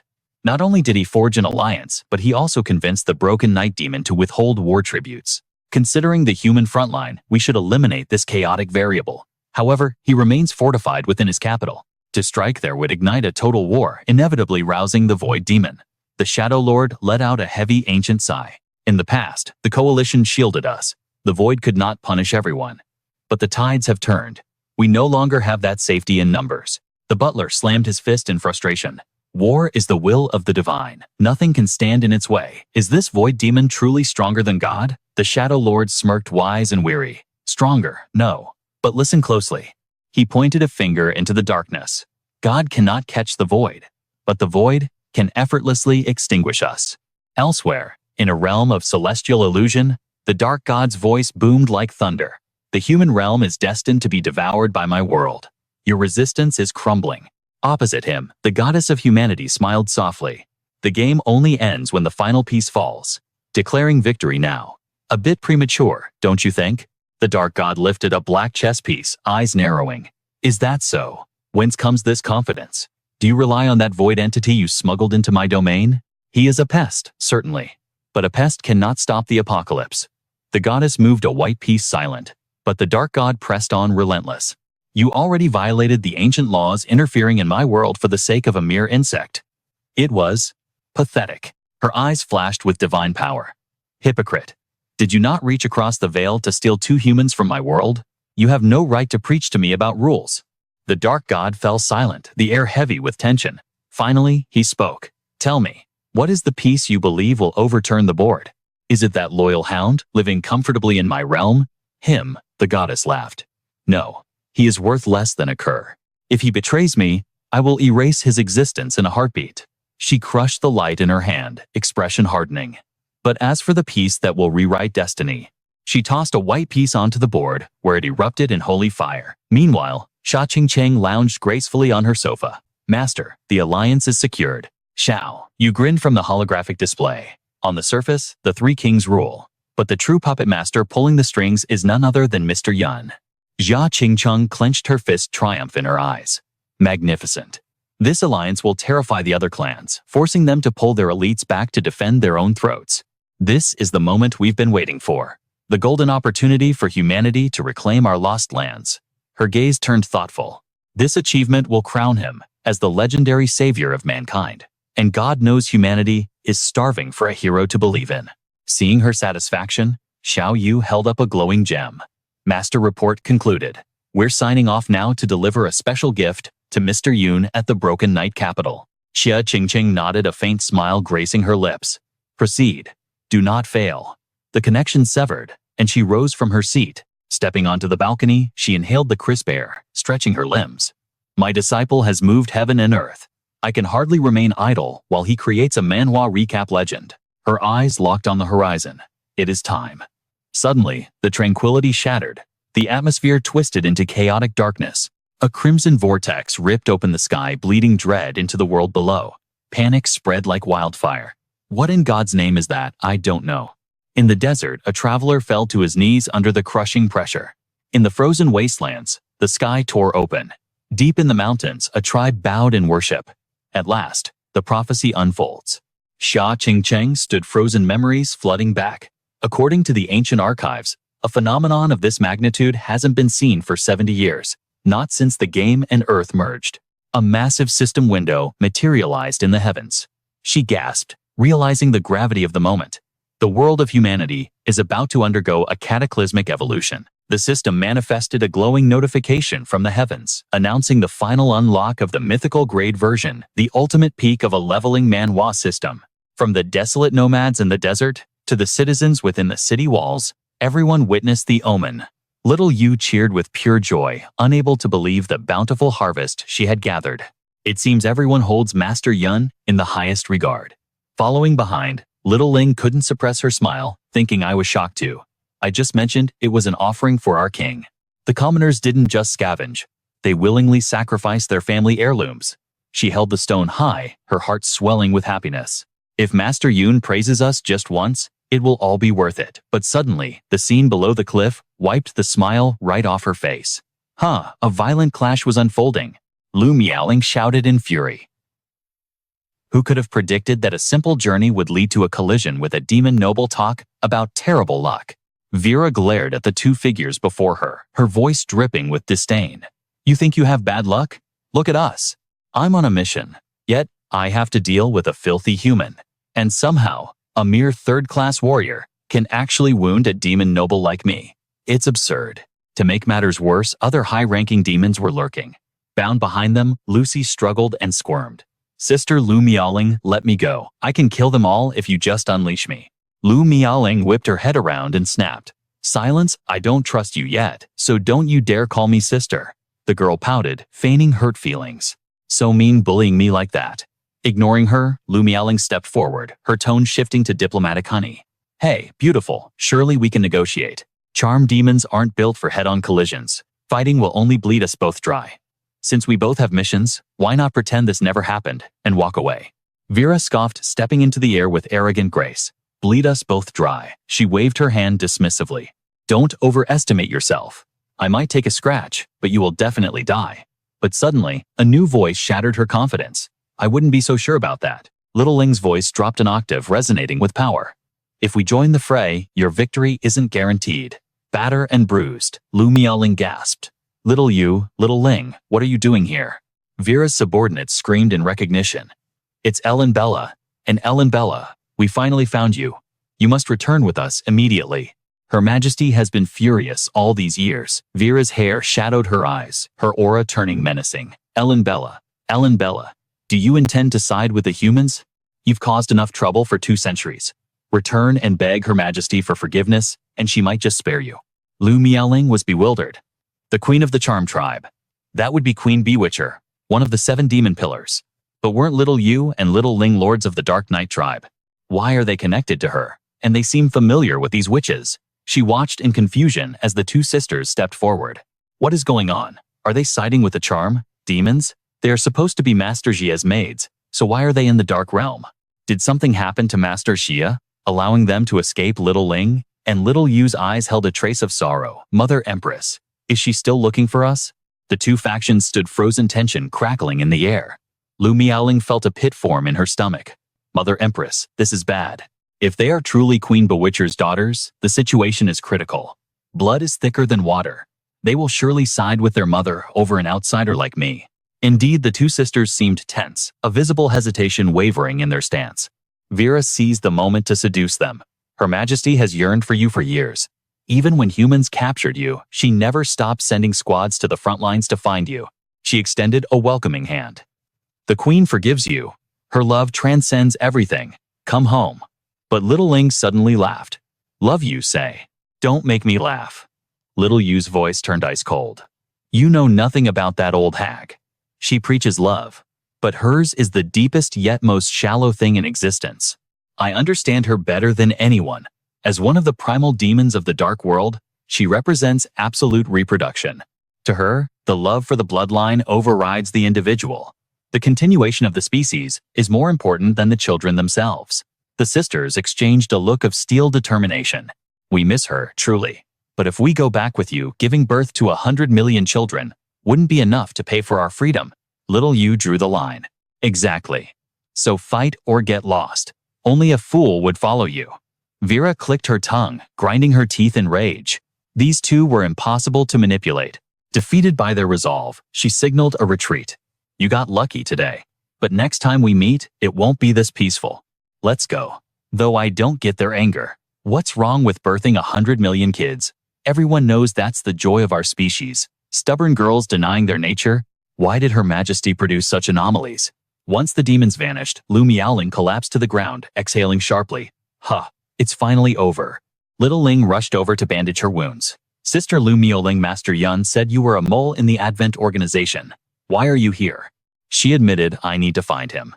But now that both the Dark Knight clan and the 3-tribe alliance belong to God Yun, I was confused. I didn't know whether to check the Broken Knight Royal City or the Dark Knight Royal City, so I was hesitating between the 2. I never expected a charm demon ambush. Just my luck. Little Ling forced a smile. They were likely lying in wait for us. Then, realization struck Lu Miaoling. Wait, does God Yun know your true heritage? Little Yu grinned brightly. He's known for ages. The charm demons even tried to trade for us once, but the master didn't care at all. She recalled how helpless they felt back then. He just said, go if you want. If you don't want to go, no amount of territory will buy you. He let us decide. Lu Miaoling laughed. That sounds exactly like the cool protagonist of a manhwa recap.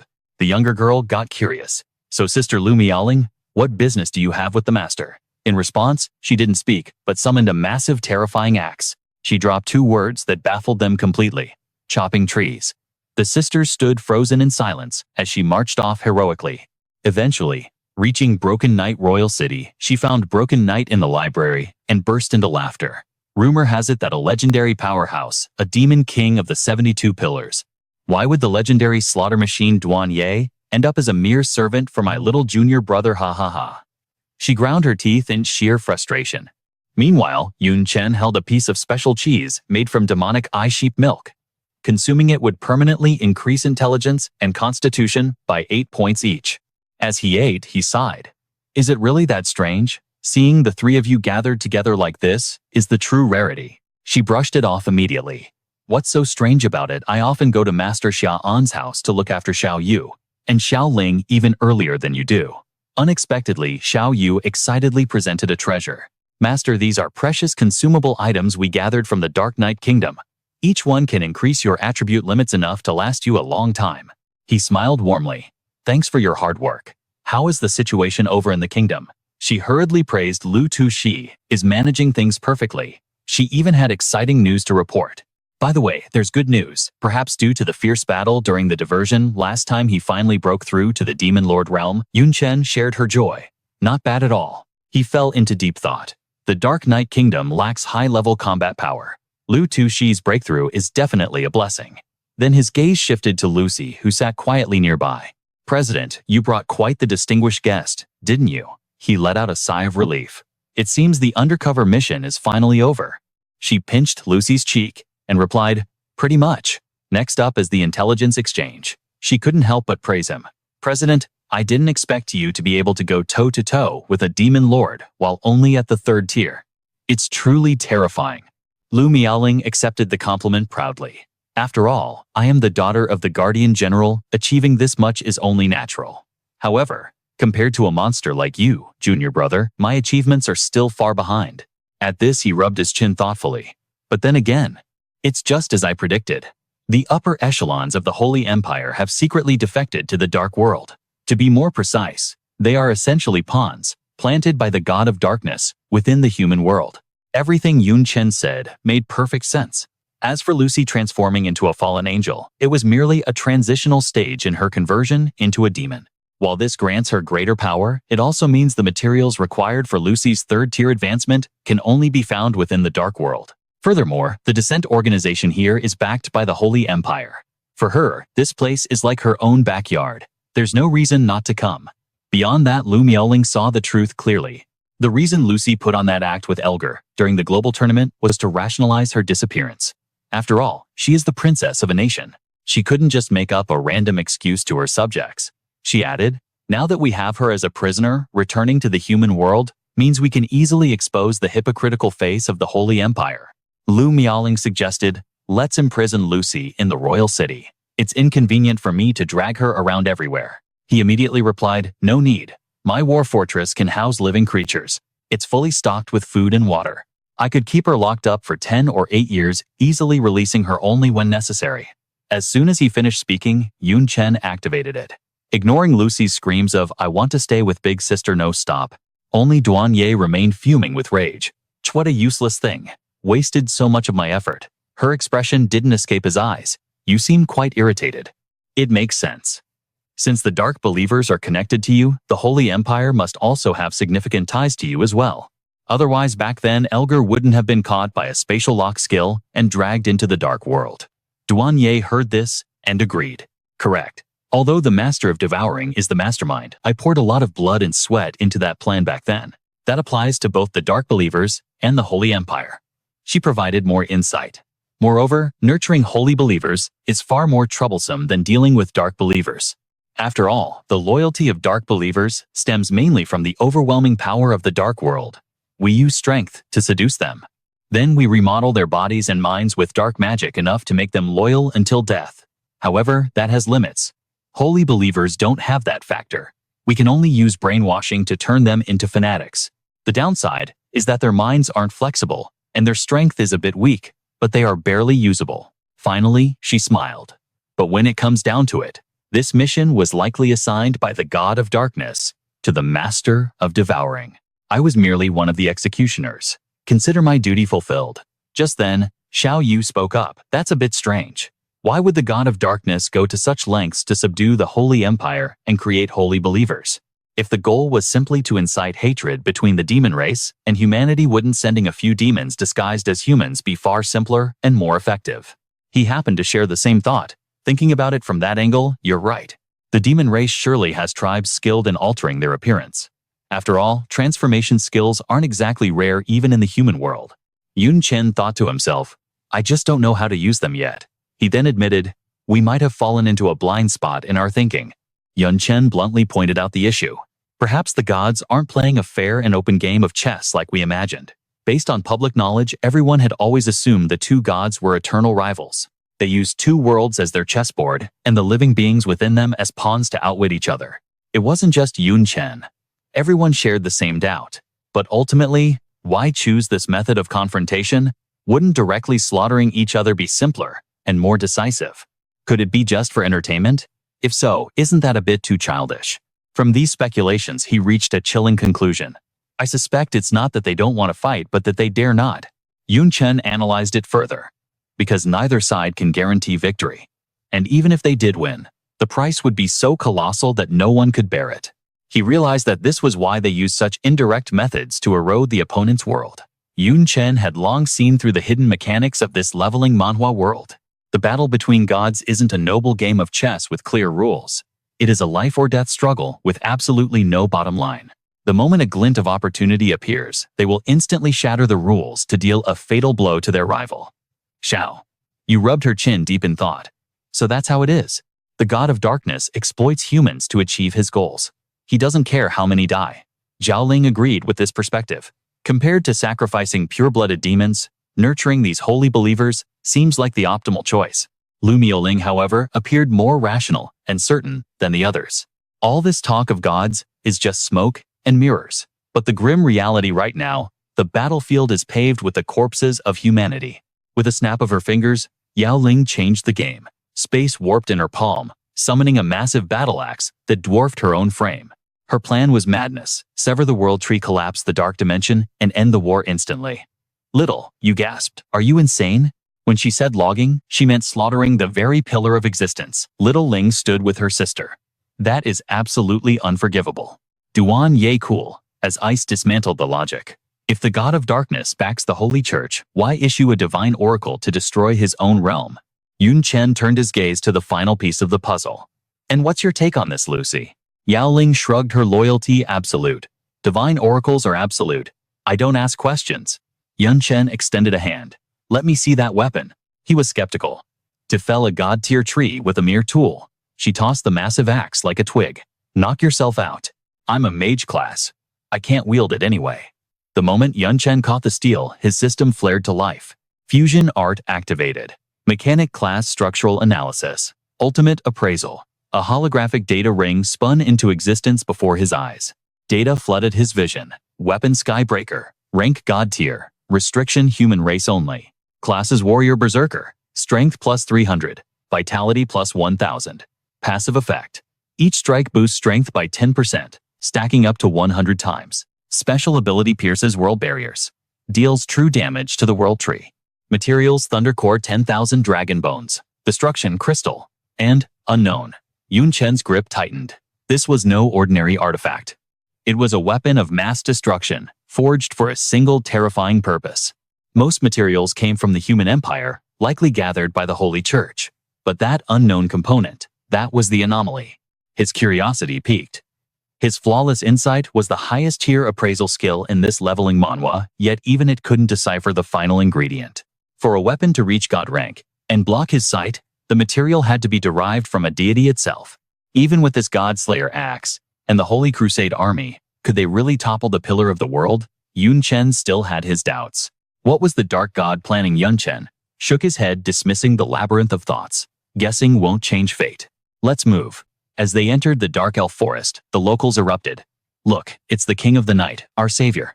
They hailed him as a hero. Elves waved enthusiastically, captivated by his aura.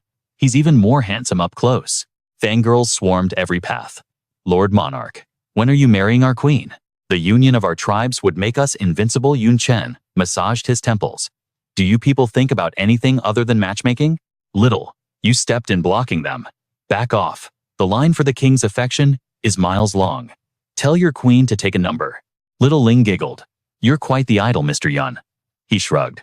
I saved them from starvation. A little worship is expected. But amidst the noise, Yao Ling remained deadly silent. Yun Chen's eyes narrowed. Guildmaster, she finally whispered. If the dark world falls, these innocent elves die. The world tree saved me once. There must be another way. She had already resolved to bear the sin of destroying the world alone if it came to it. She masked her pain. But the axe is yours now, junior brother. The choice is yours. I couldn't even breach this forest without you. Yun Chen sighed. Victory for either side doesn't guarantee peace for humanity.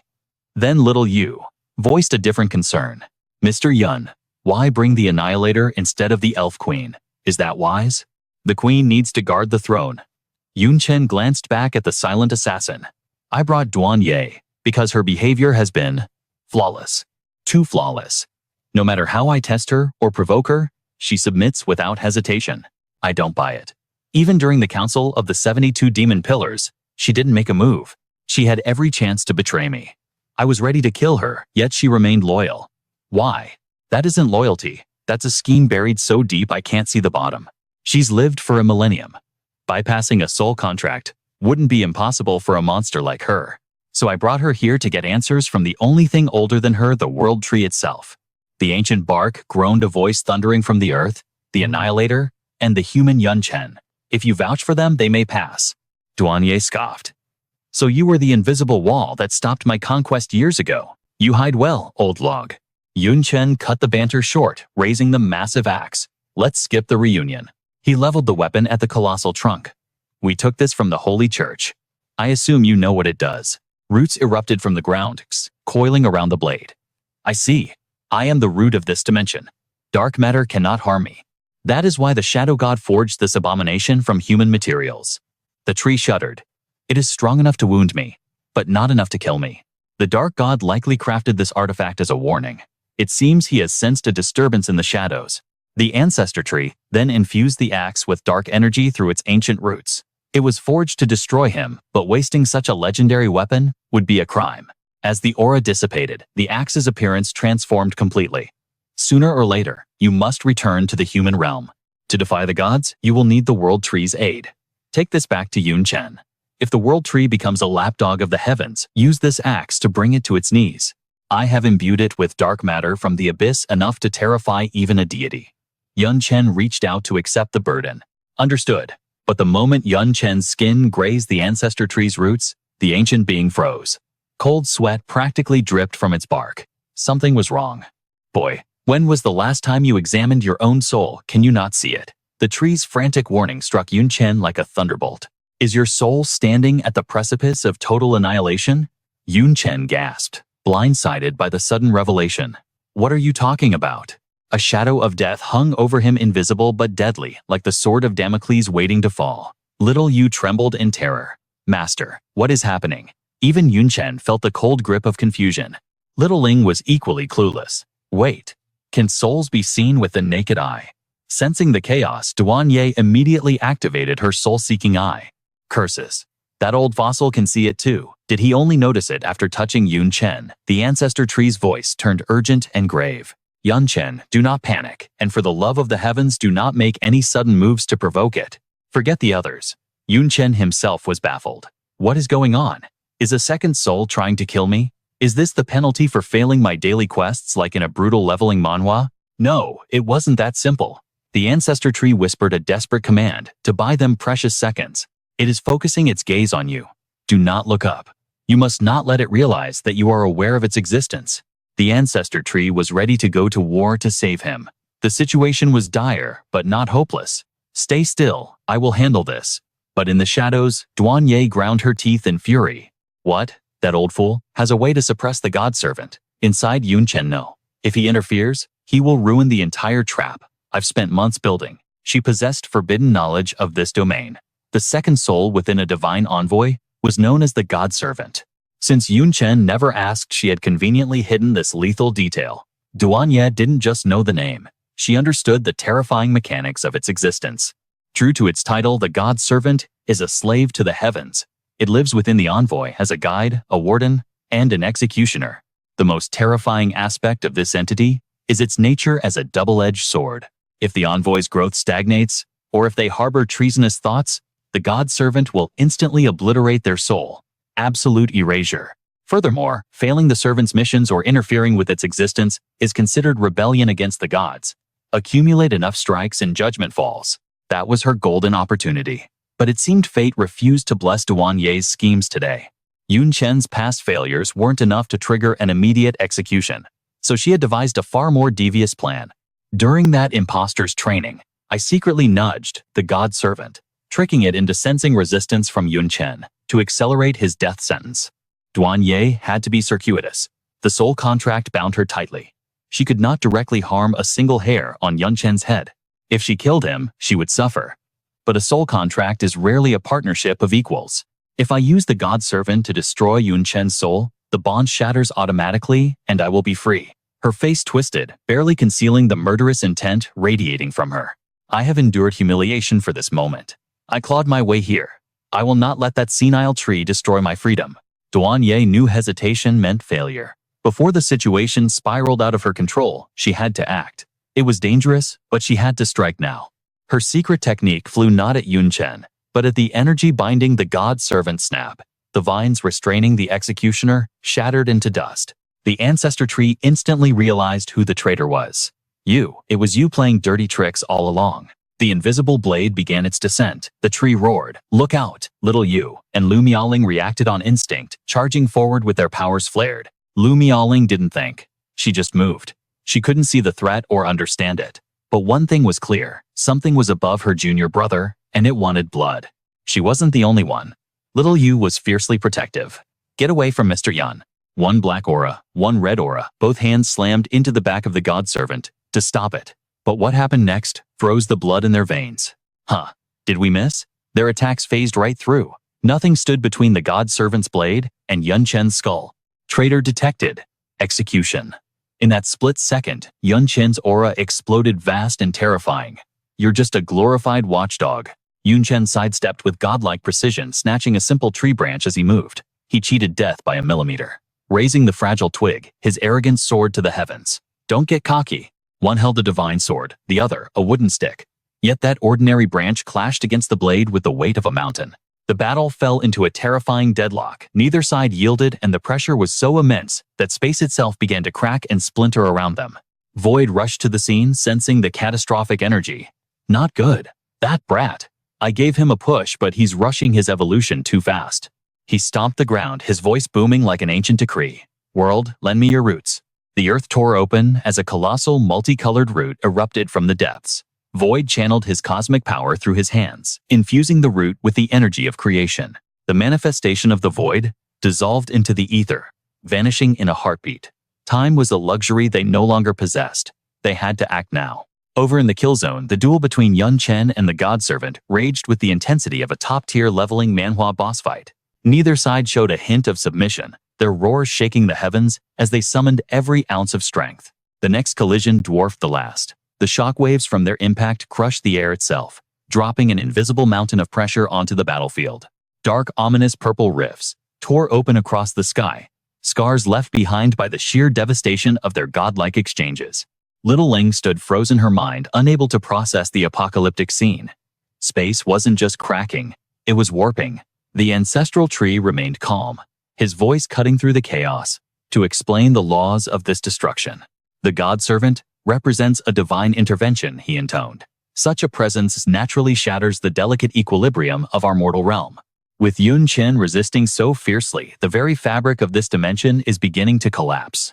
Seeing the endless stalemate, Duan Ye's eyes burned with a reckless madness. Ender said, "I don't give a damn if the sky falls," she screamed.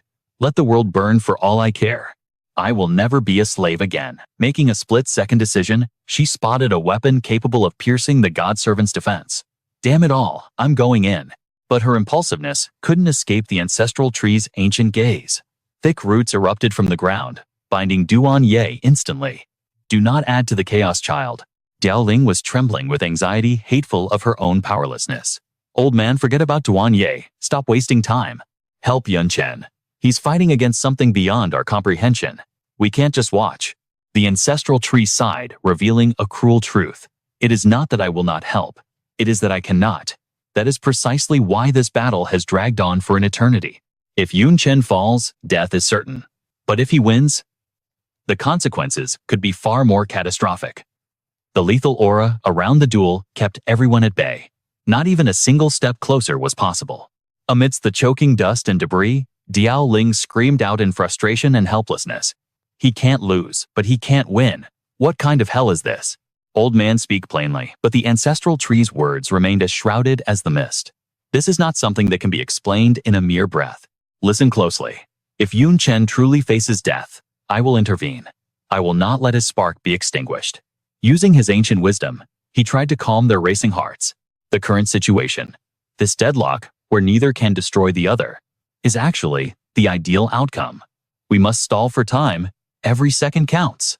Suddenly, Yun Chen moved. Wielding a mere branch with godslaying speed, he roared, "Die!" His attack was so swift so precise that the godservant couldn't dodge, taking a vicious lash squarely across the cheek. That single strike shattered the servant's face like fragile glass. But in doing so, the delicate balance of the battle was instantly destroyed. The ancestral tree went deathly silent. Diaoling froze her face, a mask of pure shock, unable to decide between hope and terror. I can't see clearly, but the junior brother is too lost in the bloodlust to hear us. Is the tide turning against us? What do we do now? After a heartbeat of hesitation, the tree exploded into action, summoning colossal roots that signaled the escalation of war. There is only one choice left. Prepare to risk your lives. Humiliated, the godservant unleashed a sword strike of pure fury. Yet Chen simply raised his branch, blocking the apocalyptic blow as if it were nothing more than a falling leaf. Suddenly, a beam of pure energy tore itself free from the godservant's body, shooting skyward. Both Chen and the servant watched in stunned disbelief. The ancestral tree reacted with lightning speed. His massive roots surged forward, aiming to intercept that escaping essence before it breached the heavens. The roots twisted into a massive spiral cage, locking down the will of that energy. The tree was the only one who grasped the horror of what was happening. Lend me your strength. We must suppress it.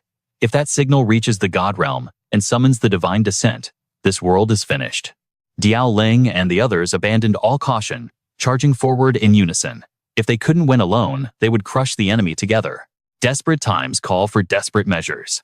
They took their positions like a tripod of steel, shouting as one. We just have to hold it back. But the moment little Yu approached the energy cocoon, a chilling sensation of doom crawled up her spine. Being the closest, little Ling screamed. It burns. Little Yu suffered the same violent backlash. Are you kidding me? Just a leak of this aura is enough to disintegrate us? The godservant's power surged exponentially, shattering the root cocoon like paper. The compressed energy detonated like a nuclear warhead. Little Yu, Diaoling, and little Ling were blasted back, coughing up blood. With the path clear, the divine will shot straight for the stratosphere, leaving them broken on the ground. They lay motionless in the dirt, eyes closed, hovering on the precipice between life and death. Only Diaoling, who had stood furthest away, clung to consciousness by a thread. Through gritty teeth, she gasped, "You have to be joking." Even the ancestral tree failed against power this terrifying.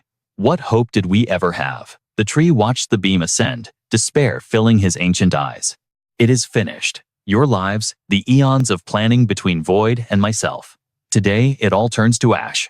But high in the sky, right in the path of the beam, a figure materialized from the nothingness. Void raised his leg, ready to strike, his voice booming. No, you all did magnificently. Those few seconds you bought were exactly what I needed. Gathering the entirety of his existence into one strike, Void unleashed a devastating axe kick directly onto the energy beam. The collision of forces triggered a shockwave that rocked the heavens. Miraculously, the beam was hammered back down. The godservant never saw it coming. His own distress signal crashed into him, forcing a scream of pure agony from his throat. The godservant whipped his head toward the sky, eyes blazing with madness. Void, you dare. Void descended gracefully, landing with the swagger of a true victor. Little brat, there is very little I do not dare to do. Your master threw me into this world ages ago. Did he really think I would let him win so easily? Void pointed a finger directly at Chen. Chen, that thing is parasitic within your body. I cannot kill it directly without killing you. I will carve out a battlefield just for you. End him now. The very fabric of reality tore apart, expanding into a catastrophic void known as the time-space chaotic prison. The fracture ripped open like a gaping maw, spewing forth an unfathomable dark energy. In a heartbeat, it devoured both Chen and the godservant, dragging them into its isolated dimension. Before the horrified eyes of the onlookers, a sphere of absolute pitch-black darkness slammed shut, sealing the two combatants inside an inescapable cage. Douanier froze as a familiar aura washed over her. His appearance may have morphed, but that spiritual pressure, I would know it anywhere. It is unmistakable. That is the Void Devil. Lu Miaoling stumbled forward, her steps heavy with exhaustion, while little Yu dragged his battered body across the ground, refusing to collapse. Mr. Yun, I'm coming. But Void raised a hand, halting their reckless advance. Stop. That portal connects to the chaotic space-time flow. It severs all connection and transmission to the outside world. A battle waged within that void cannot be sensed, not even by the gods themselves. Naturally, it is a realm of absolute peril. He broke it down coldly. With your current power levels, stepping inside guarantees death. A soul form without a physical body need not fear the chaotic turbulence, but Chen. He may not survive. I must remain here to stabilize the gate, and the ancestral tree has rooted itself in this realm. It cannot enter. If you ask, who can save him now? Void's gaze locked onto Duanye. It is only you. Your power is sufficient to withstand the space-time storms. She scoffed, finding the notion ridiculous. Me save him? Don't make me laugh. If he dies, the soul contract shatters. I would be the one celebrating his demise, but Void immediately crushed her delusion. That applies only if he dies normally. He offered a grim reminder. When a god's servant executes a target, they obliterate the soul entirely. That is the gamble you are taking. But inside the chaotic flow, there are infinite spatial rifts. If Chen is shredded by them, his body will perish an instant before his soul. And because you are bound by the soul contract, the moment his body fails, you will die alongside him. Void said, no more leaving the choice in her hands. Gamble on the specific method of Chen's death or take destiny into her own hands. Looking at it that way, she really only had one option. Consider me persuaded. The ancestral tree slowly uncoiled its roots, releasing her from its bind. Duanye strode calmly toward the portal. But listen well, Void. After this, we owe each other nothing. Void crossed his arms, a faint smile playing on his lips. Fair enough. The chaos inside that prison is as volatile as a nascent universe. Inside, Chen unleashed a barrage of strikes. Li Tianjing howled in pain, yet the monster showed no fear instantly, countering with vicious precision. Even though he blocked the sheer force launched Chen backward, sending him crashing toward a spatial rift. Chen ignored his tattered robes and stinging wounds, springing back to his feet. He looked down at his opponent and let out a chilling, arrogant laugh. Void really did me a favor. In this Manhwa recap, the stakes are high, but compared to the dark world outside, defeating you in here is actually easier. He grinned with wild confidence. The chaotic space-time flow is the most treacherous zone in the cosmos. Invisible spatial rifts manifest and vanish at random without warning. It matters not how strong your body or equipment is. Brush against a rift, and you will be sliced into ribbons. Li Tianjung pointed his blade. But I am a soul entity. I am immune, he sneered. Chen, go ahead. Try to dodge my attacks. His sword sang a deadly song with every slash. No. Unless a rift suddenly opens beside you, you will be cleaved in twain. Yet Chen continued to land precise blows, but the situation worsened as spatial rifts began to cluster ominously behind the main character. They acted like bottomless maws, severely restricting Chen's movement. As time passed, they multiplied, slicing into his flesh. Li Tianjung seized the advantage. Can't you move with a bit more force? Keep this up, and your arm will be severed right off. Cack. Facing such arrogance, Chen raised a hand. Origin explosion, flame fuse. At his command, the explosive flame sphere detonated, creating a massive blast aimed straight at the enemy. Tragically, the spatial rifts materialized from nowhere, shredding the fireball before it could hit. Thanks to the chaos, Li Tianjung stood unscathed. He cackled maniacally. Stupid, I didn't think a leveling manhwa protagonist like you could be this brainless. Emboldened by his spectral advantage, Li Tianjung gloated. You cannot even conceive how many spatial tiers stand between us. Your ranged attacks are erased before they even reach me, Li Tianjung shouted, completely oblivious to what Chen was actually doing. You cannot see the rifts, so you dare not move freely. You have no choice but to stand there and be my punching bag. The response was silence. Chen channeled explosive power into his legs and rocketed forward. Ignoring the rifts completely, his suicidal charge left Li Tianjung screaming. What are you, insane? Moving with godlike velocity, Chen delivered a devastating slash. Li Tianjung, half his face carved away, shrieked in confusion. How? How did you attack without getting shredded? Was it luck? No, your luck potions are exhausted. Then, the terrifying truth dawned on him. You didn't use the fireball technique to hit me. You threw that massive sphere solely to map the invisible rifts. You used the explosion to see the safe path. Chen didn't waste breath answering. He clamped his hand around Li Tianjung's throat. In the end, Chen whispered icily, you are nothing but a hunting dog for the gods. Aside from hiding in other people's bodies and launching sneak attacks, what are you actually good for? Chen tightened his grip without mercy. With that pathetic combat experience relying on textbook formulas, you stand no chance against the unpredictable variables of true warfare. At that exact moment, a small black singularity opened behind Chen. Duanye, fresh from her bind, stepped out with perfect timing. She crossed her arms watching him stomp the enemy. Well, looks like my rescue attempt was unnecessary. Li Tianzheng, pinned beneath Yun Chen, was struggling desperately. Strangely, his form had shrunk significantly. Seeing this, Yun Chen stomped down harder. So that's it. You have no fatal weakness. Even if I crush your head, you survive. But the price is your mass. Every injury shrinks you until you are too small to exist. And then, you vanish forever. Then the wooden staff in Yun Chen's grip shifted form. Your worthless life still has a shred of value, so I'll keep it for now. Emerald vines suddenly exploded from the tip, binding the captive tight. The basic skill of Dre vines. Duan Ye watched from the side, confused. Not killing him. What if he secretly signals the human gods for help? Yun Chen twisted the captive's arm with a cold snap. Are you teaching me how to act? Don't forget there is still a debt unpaid between us. I'll settle the score with you later. First, we need to move. Before the command could leave his lips, Yun Chen's eyes widened in shock. Duan Ye gasped, the gateway. It just evaporated into thin air. In a flash, Yun Chen's hand clamped around Duan Ye's throat. Did you tamper with the exit? She choked out, impossible. Closing the gate benefits no one, especially not me. She struggled to force the words out. Besides, the Void Demon controls the entrance. Without his permission, I couldn't even enter. If you don't trust me, fine, but don't you trust him? Yun Chen grasped the logic immediately. So Void sent you here as support. What can you even do? Duan Ye slapped his hand away and shouted, I can do this. She had just saved Yun Chen's hand from being sliced by a sudden time-space rift. Duan Ye explained rapidly, I can sense spatial fluctuations the moment they appear, predicting exactly where the rifts will form. If I hadn't slapped your hand away, you'd be a cripple right now. Yun Chen frowned deep in thought, staring intently at the captured Li Tianzheng. Yun Chen made his decision. In a hellscape like this, your ability is essential. Now, I see why he sent you. He looked back at the fading black hole with unease. However, the entrance vanished without warning. Has a catastrophe befallen Void on the outside? Unknown to Yun Chen in the time-space purgatory, a storm was brewing outside. 3 minutes prior, Void leaned against a tree wielding an axe forged from human world matter. Ah, so that's his play. He wants to forcibly halt your actions. The ancestral tree rumbled in agreement, I thought as much. Bringing the entire demon clan into the fold was bound to draw attention. Void sighed heavily. I honestly felt it wasn't enough firepower.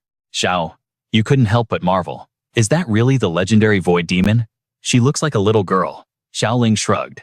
Don't ask me. It's my first time seeing her too. Lu Miaoling could only smile nervously. At least she seems close to the junior brother, so she shouldn't make things difficult for us. Suddenly, Void replied, I won't make things difficult. If Yun Chen brought you here, that proves we are teammates. The girls froze in terror. She heard us. Her hearing is monstrous. Lu Miaoling quickly asked, how long until he comes out? Void shrugged, her answer unclear. With Duan Ye's assistance, failure is impossible. Suddenly, the sky plunged into darkness, startling him into high alert. Min Xiaoling clung to the ground, screaming, what is happening? A heaven and earth anomaly. While she was confused, a crushing pressure froze her body. She could barely breathe. It felt like the boss entrance in a nightmare-leveling manhwa. A blood-red tornado was tearing through the sky. Void stood firm amidst the choking dust. I blocked the connection between the divine messenger and the gods, but Yun Chen caused too much of a commotion. Enough to summon that troublesome guy. As a gigantic face formed in the eye of the storm, Void spoke the name. The god of darkness has been alerted. After a majestic and terrifying entrance, the deity immediately found his target. His beautiful features twisted into a mask of ugly rage. Void. The sisters could only stand frozen watching the clash of titans. My body is breaking apart, just from his anger. And it's not even directed at us. Yet Void still managed to smile. Long time no see, old friend. Don't be so angry. If you destroy the world, you lose our duel by default.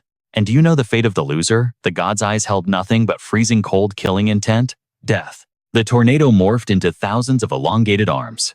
But before that happens, you will die first. In a split second, the shadows stretched and crashed down on Void's position. The impact didn't just shatter the earth. The shockwave sliced through the ancestral tree, making the ancient being groan in pain. As the cage of darkness closed in, Void whispered a final message with a smile. Forgive me, Yun Chen. I can no longer hold the gate. The rest depends entirely on you. Back in the time-space purgatory, Yun Chen suddenly asked little Duan, is there another way to return? She replied. There is, but you definitely won't like the wait. Yun Chen voiced his deduction. The entrance vanished without a sign. Void has encountered an unexpected disaster. From now on, we can only rely on ourselves. Duan Ye asked curiously, "Aren't you worried about those 3 girls?" Yun Chen replied calmly, "Void will protect them." She scoffed. "You put way too much trust in Void." He countered, "What choice do I have? If even Void can't handle it, my presence there wouldn't change a thing." Suddenly, the tiny Li Tianzheng burst into laughter. "Void protecting you. Don't make me laugh. Void is using you. Only the divine would truly stand by a human." Yun Chen hoisted him up by the ear. "Using cheap discord tactics, you really are desperate. Do you know why I spared your life?" The captive shouted confidently, "Kill me, and the gods will realize everything. You will be erased from existence." Yun Chen pointed out the brutal reality. Void chose this battlefield specifically to sever your connection to the gods. Killing you here leaves no trace. Yun Chen added coldly, "The reason I kept you alive is because I want everything your system possesses." Duan Ye stood behind him thinking, this kid's guts are bigger than the sky. Among divine messengers, those who can sense the deputy god are rare enough. To dare resist and defeat one is unheard of. And now he craves the resources held by a god's deputy. Li Tianjing screamed, "You think that's possible?" Suddenly Yun Chen clawed at his face. "I recall. Your title is God's deputy, right? What if I do this?" Even as his face was being crushed, Li Tianzheng didn't fear. "It's useless. I am just a spirit. A tool. I have no physical body and feel no pain. Torchen is futile. Besides, I have a proper name. God's deputy is just what they call me." Catching on to this, Yun Chen immediately questioned him. "A tool cannot possess self-awareness like you do. Having a name? That is a surprise. What is it?" The spirit roared in defiance. "Don't you dare think you can pry a single word from my lips. I will never betray the gods." Then his voice dropped, wavering slightly. "But it's just a name, right? Surely telling you that much wouldn't hurt. My name is..." Suddenly, the fire in Li Tianjing's eyes was extinguished like a candle in a storm. Panic clawed at his throat. "Wait, hold on. What is my name? I know I have one. It's right there. What is it?" His confusion was the final puzzle piece Yun Chen needed. It seems his true name is the key to breaking his shackles. But without a clue, how can I possibly unearth it? I need a different angle. Yun Chen thought, his mind racing like a supercomputer. His loyalty is absolute. That means the gods promised him something irresistible. Yun Chen played his hand. "I can forge a true physical vessel for you." A real-life Yun Chen's voice was seductive. "I offer you freedom from being a mere hunting dog.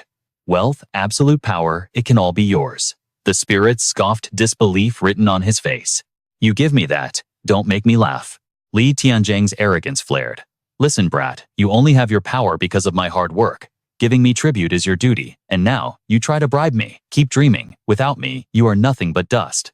Yun Chen frowned, the gears in his head grinding to a halt. A physical body, total freedom, infinite riches. None of it sparked a flicker of desire in the spirit. "Is execution my only option?" Yun Chen clenched his fist. "No, that would be a catastrophic waste. This system is the core of my power in this leveling Manhwa world. There must be another path."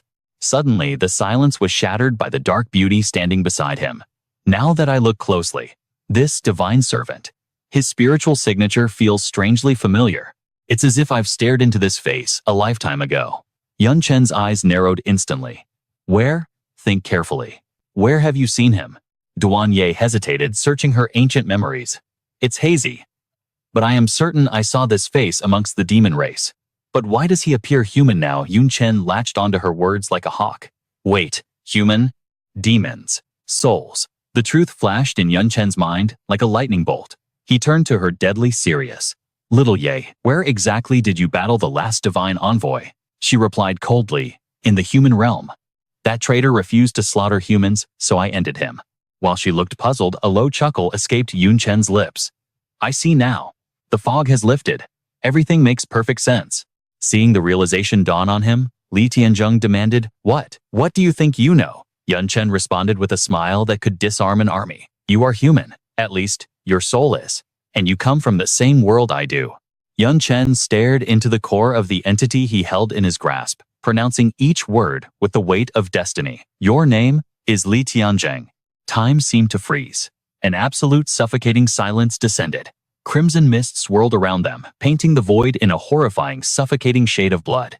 Li Tianjing began to tremble, muttering like a madman trying to grasp reality. Li Tianjing, my name. I am Li Tianjing. Duan Ye's eyes went wide with pure shock. He is Li Tianjing, the strongest immortal divine envoy of legend impossible. She shook her head violently. I crushed Li Tianjing's soul with my own hands. His physical body was obliterated by the Lord of Devouring right before my eyes. Even if by some miracle he survived, he should be a servant of the darkness. How could he possibly become a lackey for the human god? Chen stood, with arms crossed, an aura of icy calm radiating from him. Nothing is impossible. If you demons can manipulate souls, do you really think the human god lacks the power to do the same? He continued his deduction flawless. I suspect the human god was watching your entire battle. To prevent the collapse of the human realm, he couldn't intervene directly. So he waited in the shadows.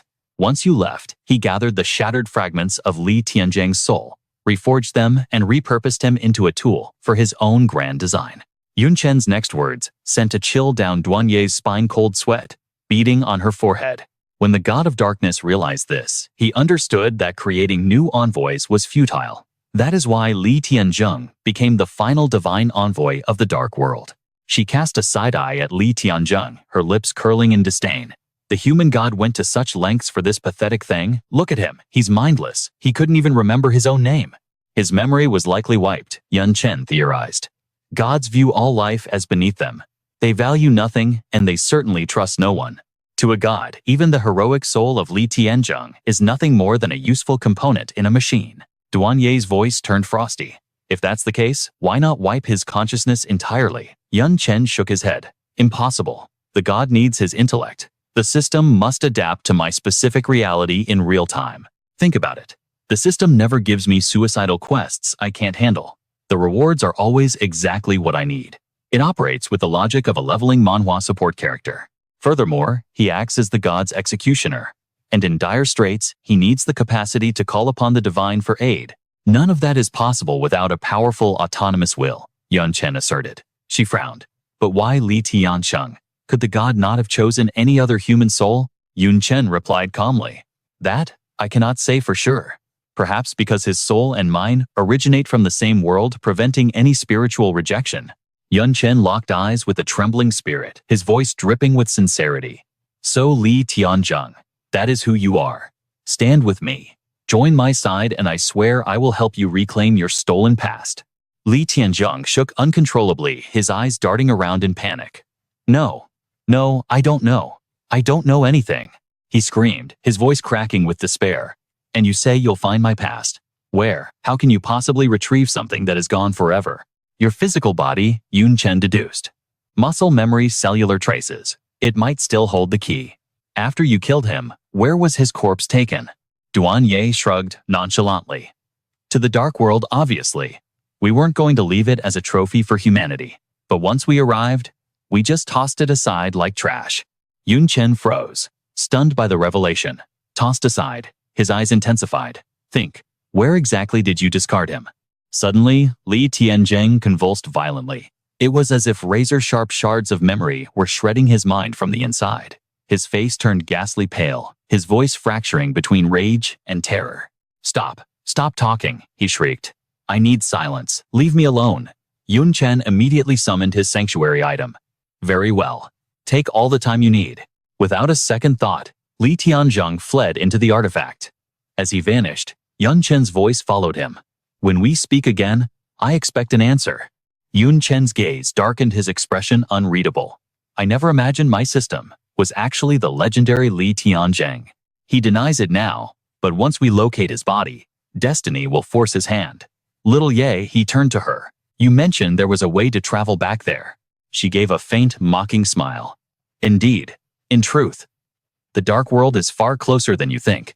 Duan Ye broke the silence, explaining that this chaotic void belonged to no single realm. It was a fracture in the universe's very fabric. Here, time was a broken concept, and reality was nothing but a shapeless nightmare. If they wanted to return to the shadow world, there was only one path. They had to hunt down a spatial anomaly connected to that dark dimension and shatter it completely. It is the only way to bridge the gap between worlds, she stated. Chen replied, his voice cold as ice, shattering unstable space. For someone of your caliber, that should be child's play, right? His mind drifted back to the past. After all, even Master Shai had pulled off such a feat 4 years ago. Duan Ye replied nonchalantly. If we were on solid ground in the human or shadow world, absolutely. But then she voiced the dread creeping into her heart. But in this temporal turbulence, the instability is infinite. One wrong move doesn't just mean failure. If I strike blindly, space itself could collapse. We wouldn't just die. We'd be shredded into nothingness or exiled to a forgotten dimension for eternity. Duan Ye frowned, her tone dropping to a serious whisper. We need precision. I can sense a faint dying trace of energy drifting from the shadow world. It's likely leaking from a spatial tear. Yun Chen's eyes narrowed. A trace, you say? Instantly, he activated his twin masteries, Mage Mana Surge, and Qigong Airflow Control. Closing his eyes, he engaged the core mechanics of this leveling manhwa, fusing the skills together for a transcendent awakening. In a heartbeat, the atmosphere shifted. At his silent command, Yun Chen felt the spiritual energy of the cosmos rushing toward him, wrapping his body in a protective storm. A realization flashed through his mind. It worked. He could sense every energy signature. Yun Chen's eyes snapped open in shock, not just the shadow world, but the human world and alien realms too. Duan Ye stared at him dumbfounded. To track a specific aura across the chaotic currents of spacetime, that shouldn't be possible. Even among the 72 demon pillars, few possess such sensory dominance. This brat, just how many trump cards is he hiding? Suddenly, the azure wings on his back unfurled with a snap. Yun Chen kicked off the invisible floor, launching himself like a missile into the void. They wove through the tapestry of chaotic energy, hunting for the true path. Yun Chen muttered, just as little Ye said. In this manhwa recap of the universe, cosmic wonders are everywhere. Without warning, the flow of time fractured. Cracks spread through the void like a shattered mirror, glowing with eerie light. Countless blurry images overlapped a kaleidoscope of history. The sheer visual chaos was enough to make even Yun Chen flinch. He hesitated. What is this? Duan Ye answered coolly. I told you. In the turbulence, time has no order. Don't be shocked by ghosts of the past, she elaborated. These are merely echoes, phenomena from different worlds and timelines, playing out all at once. Even a version of you from the past could appear here. Time leaves a scar on everything. Yun Chen nodded slowly, like infinite strips of film randomly spliced together. Duan Ye kept her composure. A fair analogy. But remember, they are just illusions, phantoms of what has already happened. Yun Chen froze. Wait, does that mean any event from history can be witnessed here? Technically, yes, she confirmed. But with infinite events across infinite worlds, the chance of finding one specific moment is 1 in a trillion. Yun Chen sighed, disappointed. So it's basically impossible. Suddenly, he screamed, Stop! Duan Ye slammed on the brakes, bewildered. What, did you see a ghost? Yun Chen's face went deathly pale, his eyes wide with disbelief. Why? His voice trembled with heavy dread. Why is Yun Tang here? Before them, floated Yun Tang, motionless, encased in a sphere of golden energy. Yun Chen lunged forward, panic in his voice. Yun Tang, but Duan Ye grabbed his arm, using all her strength to hold him back. Don't be a fool. That sphere is woven from pure time law. It is incredibly dangerous. She tried to calm him down. Listen to me. That isn't her physical body. It's likely a time remnant, a recording of a traumatic event she experienced. Duan Ye frowned, confused. But this is strange. Normal remnants fade in seconds. Hers is stable. It's enduring. Just what kind of power does this human girl hold to affect the space-time turbulence itself? Yun Chen grit his teeth. Yun Tang was born with the time attribute. Realization dawned on Duan Ye. So that's it. The time attribute. Even in the dark world, that power is considered supreme. Duan Ye rubbed her chin, analyzing. If I'm right, her physical body once tore through a turbulent stream. Her power must have gone berserk, short-circuiting reality and connecting her here. That is why her echo remains trapped in this void, frozen forever. Her words hit Yun Chen like a physical blow. Berserk power. A tidal wave of guilt and fury crashed over him. Damn it, how could I be so blind? He remembered the global tournament 4 years ago. It was broadcast live. She must have watched me vanish before the eyes of the world. That kind of trauma. How could Yun Tang possibly handle it? He buried his face in his hands, devastated. All these years in the dark world, I told myself Principal Ye would protect her. I didn't even consider that my disappearance would trigger her awakening. Duan Ye panicked, seeing his instability. Stop thinking like that. It's just a theory. Time magic is rarer than space magic. Even the demon lords fear it. Internal alarm bells rang in Duan Ye's head. If he dies here from the backlash, the soul contract will drag me down with him. Yun Chen didn't listen. He thrust his hand straight toward the golden sphere. I don't need theories. I need the truth. Agony exploded up his arm. It felt like 1,000 molten blades were flaying his flesh from the bone drilling into his very marrow. But Yun Chen refused to let go. He clenched his jaw, enduring the torture. Duan Ye screamed in terror. Stop it. You can't defy time. It's draining your lifespan. You are killing yourself. Yun Chen's eyes burned with unwavering resolve. Compared to Yun Tang's safety, my lifespan means nothing. Ignoring the demoness's desperate pleas, he forced his hand deeper. I have to see it. With a final roar of effort, his fingers closed around Yun Tang's hand. Instantly, the sphere detonated. A shockwave of terrifying spiritual power blasted outward, blinding them in a white-hot explosion of destiny. The terrifying scene burned itself into his memory with high-definition clarity. Panic swept through the crowd like a plague. People scattered in every direction, eyes bulging with pure terror, screaming for everyone to run. One touch from that time distortion energy meant instant death by rapid aging. They ran for their lives, stumbling and trembling faces, drained of all blood. It was the kind of absolute fear that freezes the soul. Under the pressure of that catastrophic power, the arena became a disaster zone. Debris from the shattering buildings flew like shrapnel, caught in a violent storm of spiritual energy that threatened to collapse the very fabric of space. Yun Tang screamed in agony, her voice choking with tears. Brother, don't leave me. But amidst the howling storm of debris, space suddenly tore open. Two swirling portals manifested in the void, spinning in perfect synchronization. In a heartbeat, the vortexes vanished, revealing the formidable figures of Ya Ge and Ye Anfu. A shimmering protective barrier encased them effortlessly, deflecting the massive boulders hurtling their way. Yaga gasped, her eyes wide with disbelief. How is this even possible? She stood frozen, shaken to her core. Is this really just the berserk energy of a rookie? You have to realize Yun Tang is only level 10. In any leveling manhwa, this kind of power scaling immediately after a class change is insane. The principal replied with a grim calmness. This is the true horror of those who wield the chronomancer class. Yi Anfu wasted no time. He immediately pulled out a mystic item from his inventory. If we want to save Yun Tang and return her to normal, we must wake her up first. The fastest and safest way is to pierce through her time barrier and pour the ethereal crystal directly onto her soul. The item in his hand was the legendary ethereal crystal, a rank A consumable. Its effect purges all mental impurities. It temporarily wipes away negative emotions, rage, fear, depression, and grief vanish instantly. It forces the user into a state of absolute zen, and even cures intoxication. One sip, and you're sober. Yage didn't hesitate. She lunged forward, reaching for the crystal with urgency in her voice. Let me do it, but Ye Anfu cut her off sharply. No, with your current power level, your lifespan would hit 0 before you even got close to her shadow. Without waiting for a rebuttal, the old master strode forward, his eyes burning with resolve. Let me go, Yaga screamed in panic. You can't do this. Principal Ye, your remaining lifespan is already flickering like a candle in the wind. I'll go find other 4th advancement powerhouses to help.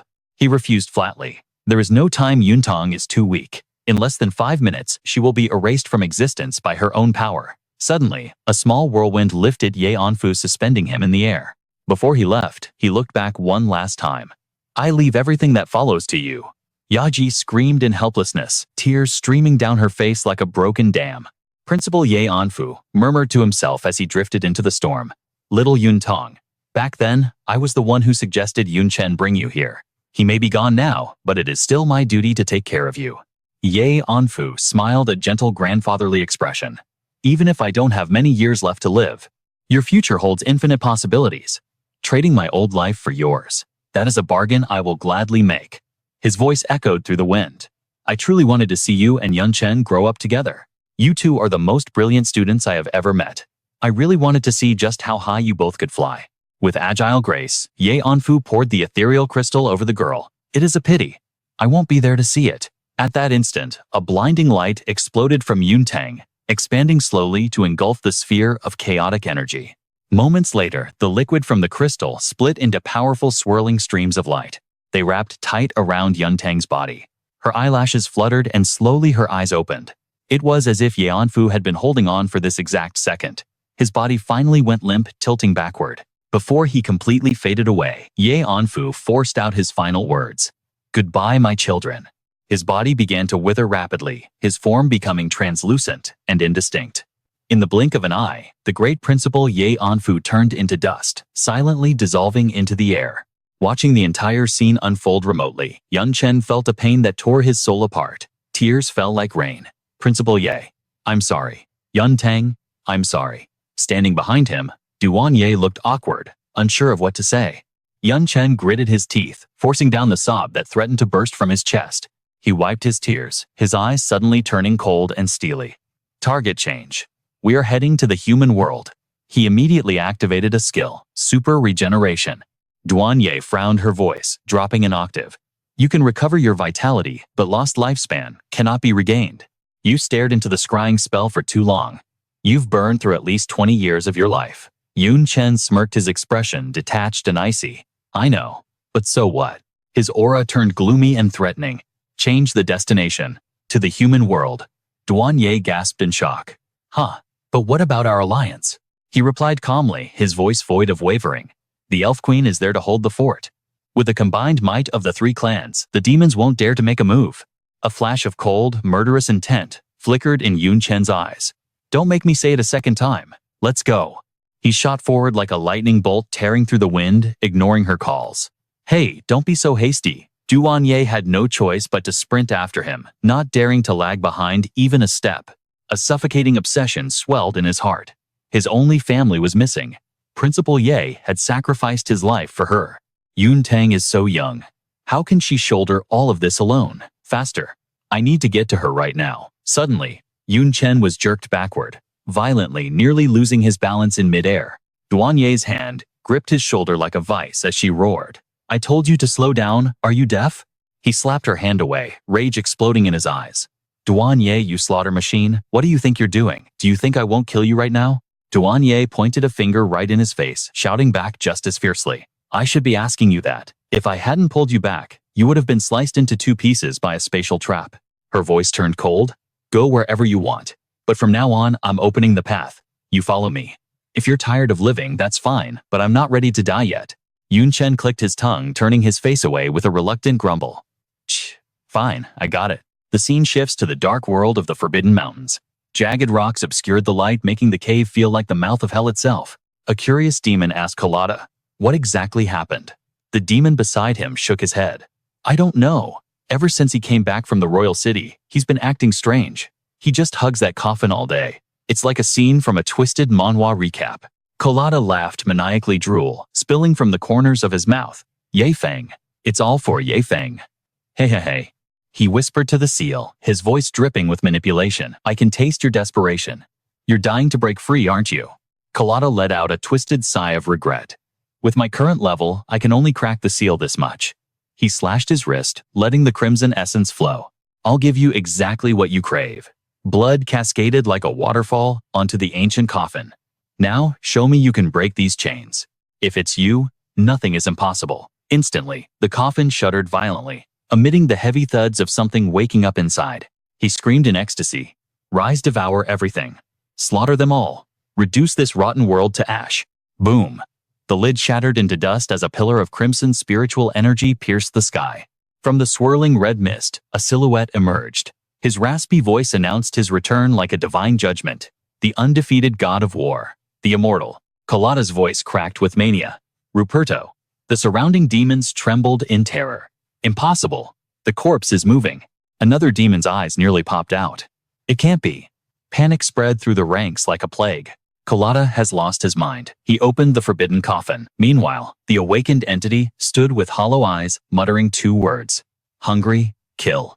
Colada stared at his summoned beast, a chilling ambition rising in his heart.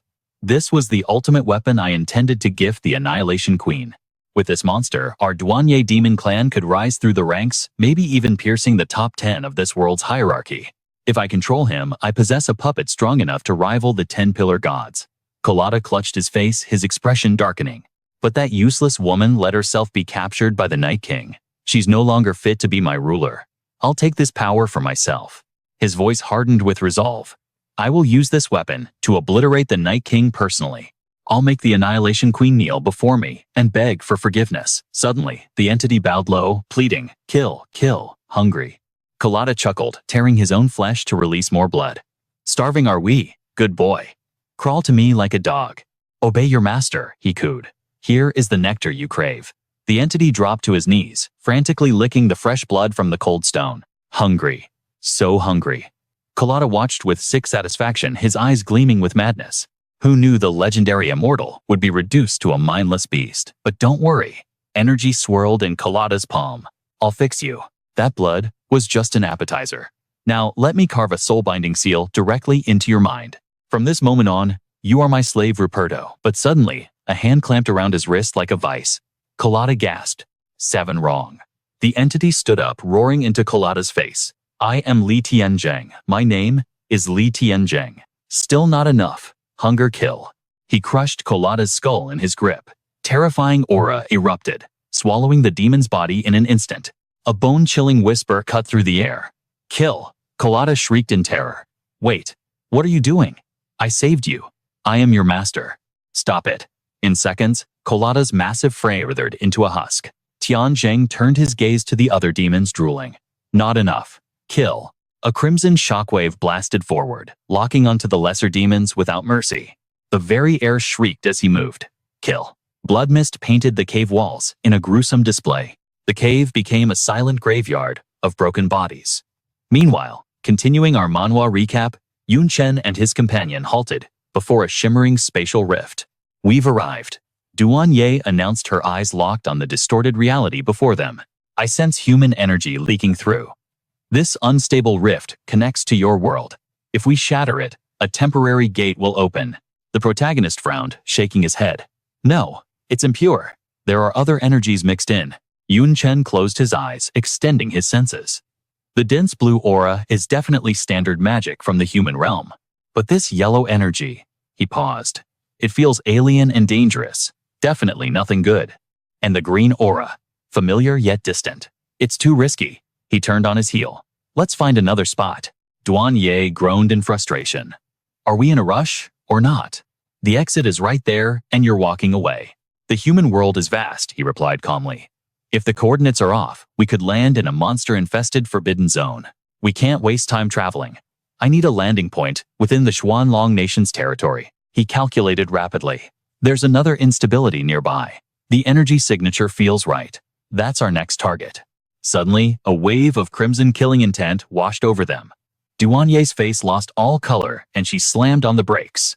What is it? Chen asked, sensing her sudden shift. She was trembling, cold sweat drenching her back. We can't go that way, she stammered. There's something ahead. Something terrifying. We have to change course now. Chen raised an eyebrow. You mean that red aura? You're the 21st pillar. Why are you shaking over an inanimate object? Duan Ye hugged herself, teeth chattering. I don't know why, but my instincts are screaming. If we go there, we die. We absolutely have to turn back.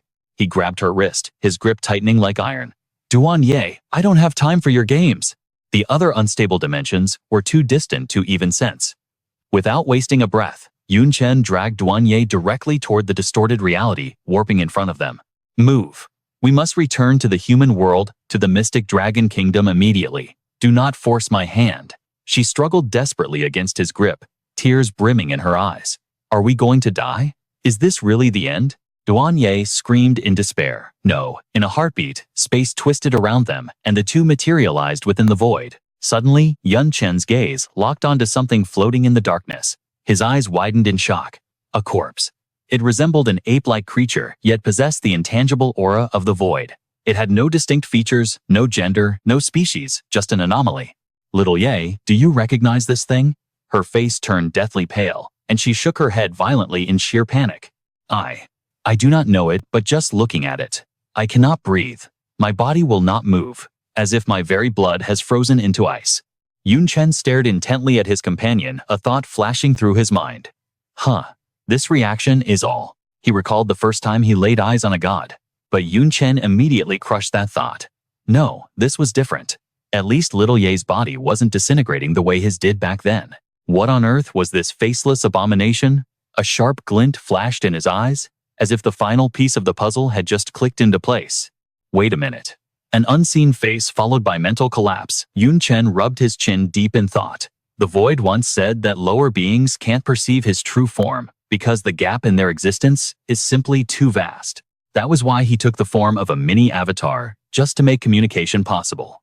Theories stacked up in his mind, like complex stats, in a leveling manhwa. The world tree claimed that gods stand above all living souls, commanding fear from the heavens themselves. Yet, this monster before him held the aura of both a deity and the void. Chen formed a silent hypothesis. It likely meant the life hierarchy of a god transcends the very laws of the universe. He had never faced a true god, so he couldn't know if they were formless entities like the void.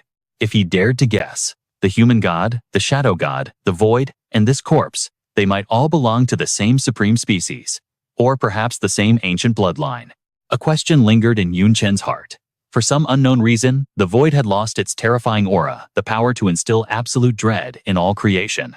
Meanwhile, this monster lay dead. Yet the human god and shadow god arrogantly controlled two worlds, locked in an eternal war for dominance. He glanced sideways at Ye.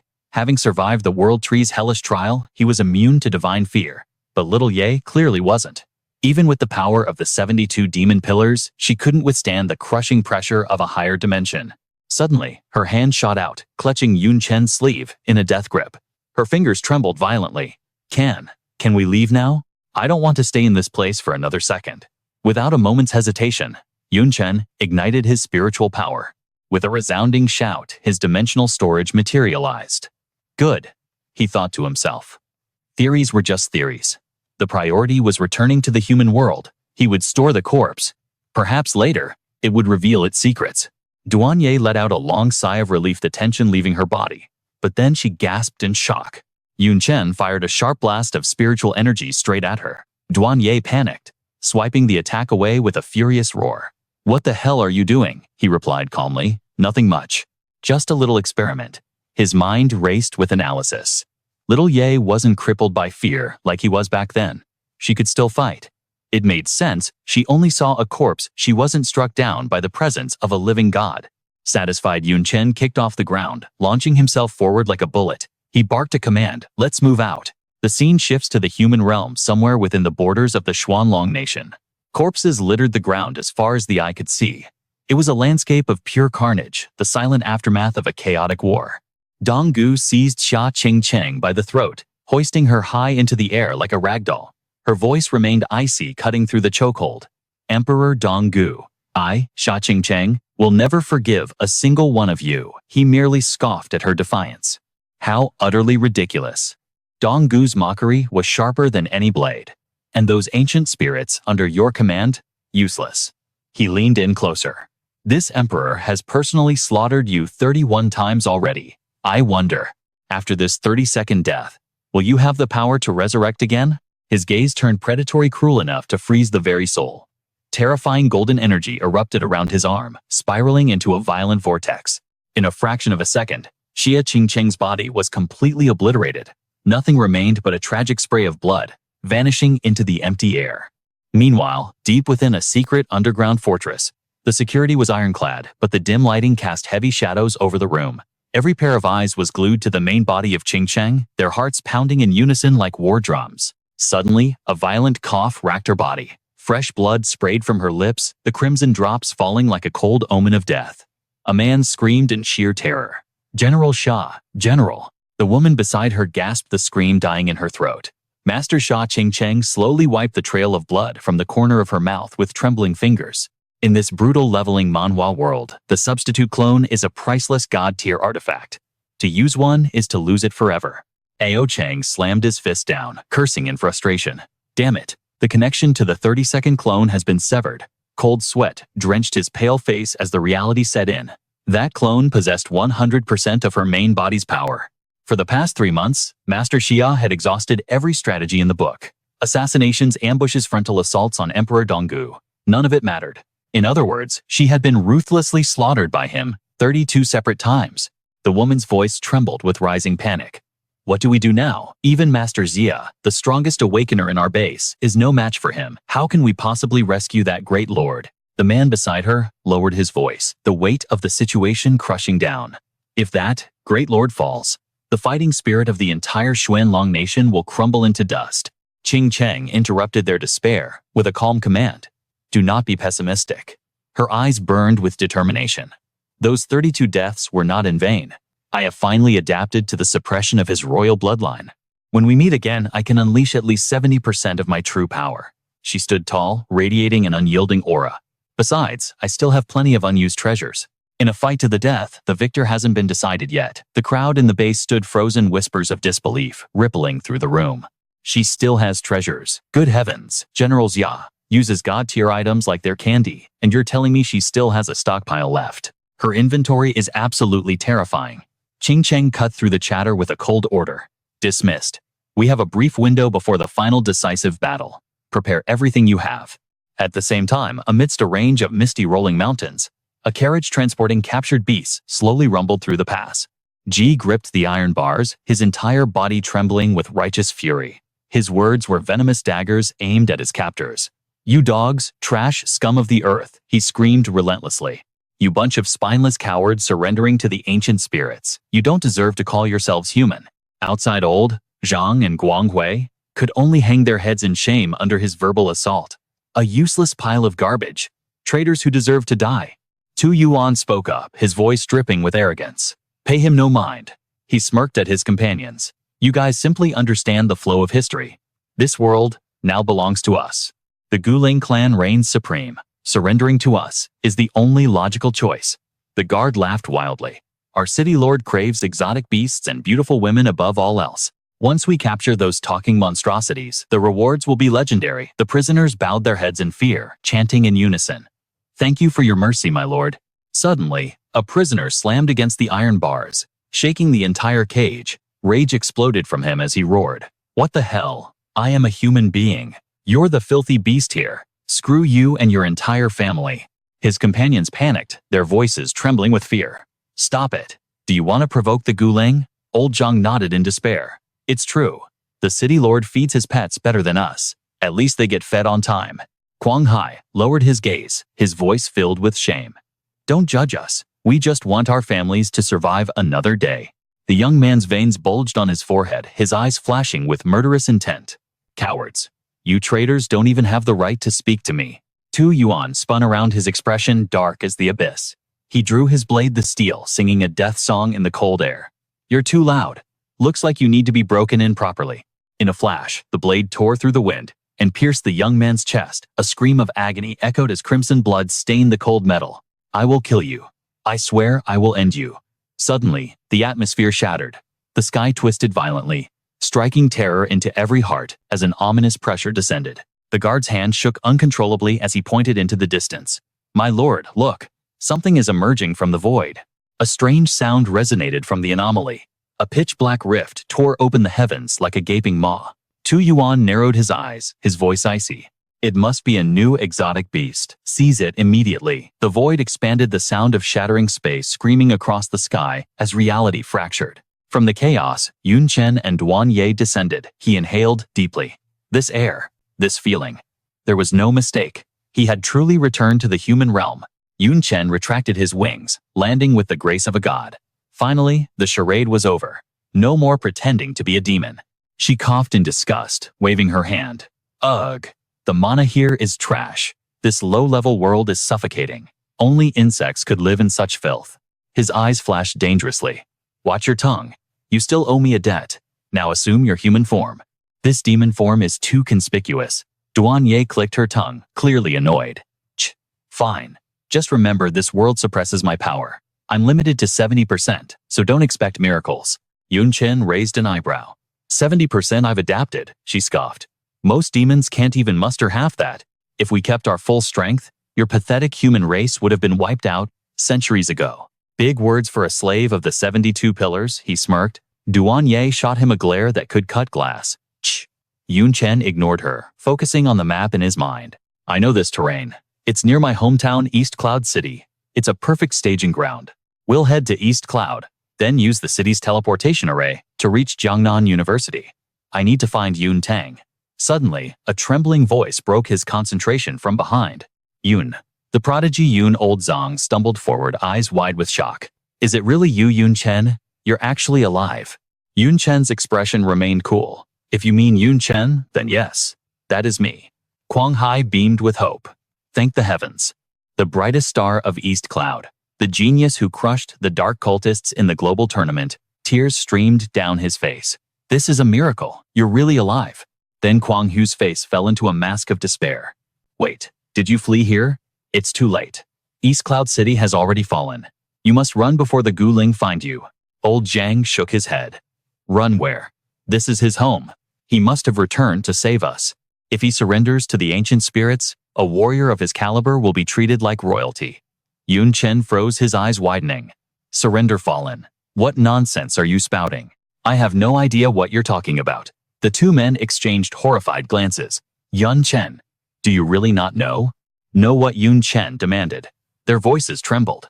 The Black Dragon Nation, it exists in name only. It has essentially been destroyed. What the shock hit him like a physical blow. My country. Destroyed, he grabbed old Zhang's collar. Tell me everything. What happened? What about the university? Is Yuntang safe? The man stammered, terrified. I don't know about Jiangnan University. It all started a year ago. Old Zhang began, his voice shaking. A phenomenon appeared in the sky rivaling the Great Convergence of 70 years ago. The world system announced the final update. The mythic version had begun. And then first, we had hope. With the demon army at our borders, we thought this update was our salvation. Old Zhang's face grew grim as he recounted the tragedy, sounding like the narrator of a dark manhwa recap. And things did change. The demon army suddenly retreated back to the dark dimension. We reclaimed our lands, without a fight. Rumors say it was because of the alliance of dark monarchs. Duan Ye's eyes lit up with realization. So that's it. You formed the three-race alliance, not just to save the elves, but to force a demon retreat. Yun Chen nodded calmly. Exactly. And it worked better than I planned. Suddenly, a cold sweat broke out on his forehead. Wait. Yun Chen snapped his head up. What did you just say? The retreat happened a year ago. Are you absolutely certain? Old Zhang nodded vigorously. How could I forget the day the war ended? Yun Chen's mind raced. That makes no sense. The retreat happened days after the alliance formed. From the moment I entered the elf forest to the time turbulence. It was barely a week for me. How could a year have passed? He stared intensely at the old man. How long has it been since I vanished? Old Zhang did the math. About 2 years and 9 months. Yun Chen reeled back in shock. Impossible. I was only in the dark world for 1 year and 9 months. The time flow shouldn't be this distorted. Could it be? Duanye stood behind him, her voice calm and steady. Your deduction is correct. Within the chaotic currents of space-time, the flow of time is distorted. By the time I broke free, a full year had already passed in the outside world. Yun Chen let out a heavy sigh. As I feared. Guilt gnawed at him. I miscalculated. 1 year. That is more than enough time for the world to turn upside down. Regaining his composure, Yun Chen turned his gaze to old Zhang, demanding answers. What happened next? After the demonic horde retreated? What became of this land?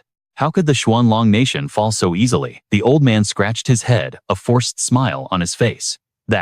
My status is low. I do not possess the full picture of the catastrophe. Old Zhang dug through his terrified memories. All I know is that suddenly, the ancient spirit humans appeared everywhere. They swept across the land like a plague, arrogant and unstoppable. They enslaved humanity, proclaiming themselves our ancestors. Even our awakened professionals, they stood no chance against them. In just 6 months, the entire nation fell into their clutches. East Cloud City was rebranded as East Cloud Citadel. Yun Chen frowned the logic, failing to add up. A nation that withstood the demonic hordes fell so easily to these beings. Are these ancient spirit humans truly stronger than the demons? The old man trembled, fear overtaking him. I cannot say for sure, but there is one truth I can confirm with my life. Terror twisted old Zhang's face as he gritted his teeth. When standing before an ancient spirit human, the pressure is crushing. It feels as if an invisible hand forces my head down, making it impossible to look them in the eye. Under their bloodline suppression, I am as helpless as a newborn. Yun Chen fell into deep thought. Bloodline suppression. This mechanic feels like a leveling Manhwa update, linked to the divine realm. But what is the motive? What does he gain by letting these ancient spirit humans descend and enslave humanity? While Yun Chen pondered, Quang Hu stepped forward, whispering urgently into old Zhang's ear. Old Zhang, we've been away too long. What if the ancient spirit lord gets suspicious? The realization hit old Zhang like a slap. You're right. I almost forgot the most important part. Old Zhang hurriedly bowed to Yun Chen, his voice frantic. Yun Tianzhao, if you plan to flee, go now. But if you intend to return to the city, you must prepare a tribute for the city lord. If the lord is pleased, not only will he spare you, but he might even grant you a minor official position within the new regime. Yun Chen's gaze sharpened into a blade. He glared at the man, his voice dropping to a dangerous low. I need a gift just to return to my own home. Tell me then, what sort of offering do you suggest? To Yun Chen's shock, old Zhang didn't hesitate. He pointed a trembling finger directly at Douanier, standing in the back. What about her, the woman? Douanier's face darkened a terrifying killing intent, exploding from her frame. She tilted her head. I am a gift. But the old man was too dense to sense the impending doom, continuing with his foolish suggestion. Exactly. The city lord loves beauties and exotic beasts above all else. Your maidservant, her face, her figure. She is top-tier quality. I guarantee he will be satisfied. Hearing this, Douanier's rage erupted. Terrifying energy surged outward as she screamed, Do you have a death wish? Yun Chen instantly raised his hand to block her. Stand down. He knew the old man was ignorant of her true identity. Yun Chen's pressure locked onto her, a warning in his eyes. This is not the dark world, and the man before you is not a demon. If you slaughter innocents without cause, I will not forgive you. Under Yun Chen's intervention, Douanier forced herself to calm down, reluctantly retracting her devastating aura. Old Zhang, witnessing this brief display of power, was left trembling, his teeth chattering in fear. That panic seized his heart. Was that an illusion? For a second, I felt like I was already dead. Yun Chen waved his hand dismissively. Pay no mind to her. Continue telling me about these ancient spirit humans. But old Zhang shook his head in terror. I cannot speak anymore. Time has truly run out. Yun Tianzhao, you must decide, flee or enter the city, but we must move now. Before he could finish, a chilling voice sliced through the air, freezing both him and Quang Hui in place. Are you quite finished? Suddenly, a carriage materialized from the void itself. Tu Yuan sat atop the carriage, yawning lazily. Dawdling is a bad habit. Old Zhang stared at the figure, his voice cracking. Lord Ancient Spirit. Yun Chen observed the newcomer, instantly activating his appraisal skill. Heavenly Eye of Truth. He wondered silently. So this is an ancient spirit human. A system status window immediately flashed before his eyes, standard for a Manhwa recap. Name Tu Yuan. Race Ancient Spirit. Human level 37. Mystic attributes. Strength 317. Constitution 298. Agility 319. Intelligence 301. Endurance 295. Skills Thunder Strike. Metal Aura. Condensation Special Ability. Bloodline Suppression Rank B. Yun Chen analyzed the data rapidly. His base stats are incredibly high, nearly 1.5 times that of a rare class professional at the same level. The mystic suffix on his level is unknown, and then there's that bloodline suppression skill. Tu Yuan leaped down from the carriage. 1 minute. You have exactly 1 minute to explain yourselves. Old Zhang and Quang Hai threw themselves to the ground begging. My lord, we searched but found no exotic beasts, only these travelers. Quang Hai, desperate to save his own skin, kowtowed deeply. The woman with him is a beauty. She is enough to please the city lord. It would be a great merit for you, my lord. That is the only reason I delayed. Tu Yuan flashed a deceptively friendly smile. Is there any possibility that you were actually wasting my precious time explaining the situation to him, perhaps advising him to flee? Old Zhang shook his head frantically. Never, my lord. I swear I was convincing him to enter the city. You must believe me. Before the sentence ended, a cold blade flashed through the air. A fountain of crimson blood sprayed into the sky, the act committed with utter indifference. Yun Chen's eyes widened in shock at the sudden violence. Old Zhang's body crumpled to the ground, life extinguishing in an instant before everyone's eyes. Tu Yuan casually wiped the blood from his blade, as if swatting a fly. He turned his smiling gaze to Quang Hui. His minute was up. Now, it is your turn. The man trembled on the ground, his face drained of all color, stammering in terror. My lord, Tu Yuan's eyes flashed with murderous intent. Your words are too boring. He swung the blade down, aiming to cleave Quang Hui in two. Go down to hell and keep him company. But suddenly, an armored hand caught the falling blade with surgical precision. Yun Chen had activated his skill to intercept the blow. Glaring at the ancient spirit, he delivered a cold warning. You have crossed the line. A deathly silence descended upon the clearing. Yun Chen's grip tightened around Tu Yuan's blade. The sheer force behind the strike made his hand tremble slightly. So, Yun Chen realized his expression grim. This is the true weight of that bloodline power. Analyzing the origin of the enemy's strength, he made a serious assessment. It triggers an instinctive fear in humans, suppressing us until we can only exert 1/10 of our true power. Seeing his sword held fast, unable to be withdrawn, Tu Yuan felt a surge of genuine shock. This brat, he actually blocked my strike head-on. If he wasn't under the bloodline suppression, just how monstrous would his raw power be? Meanwhile, hearing the commotion, Ahoa frowned in confusion. What is going on? In this day and age, there are still fools daring enough to defy the ancient spirits.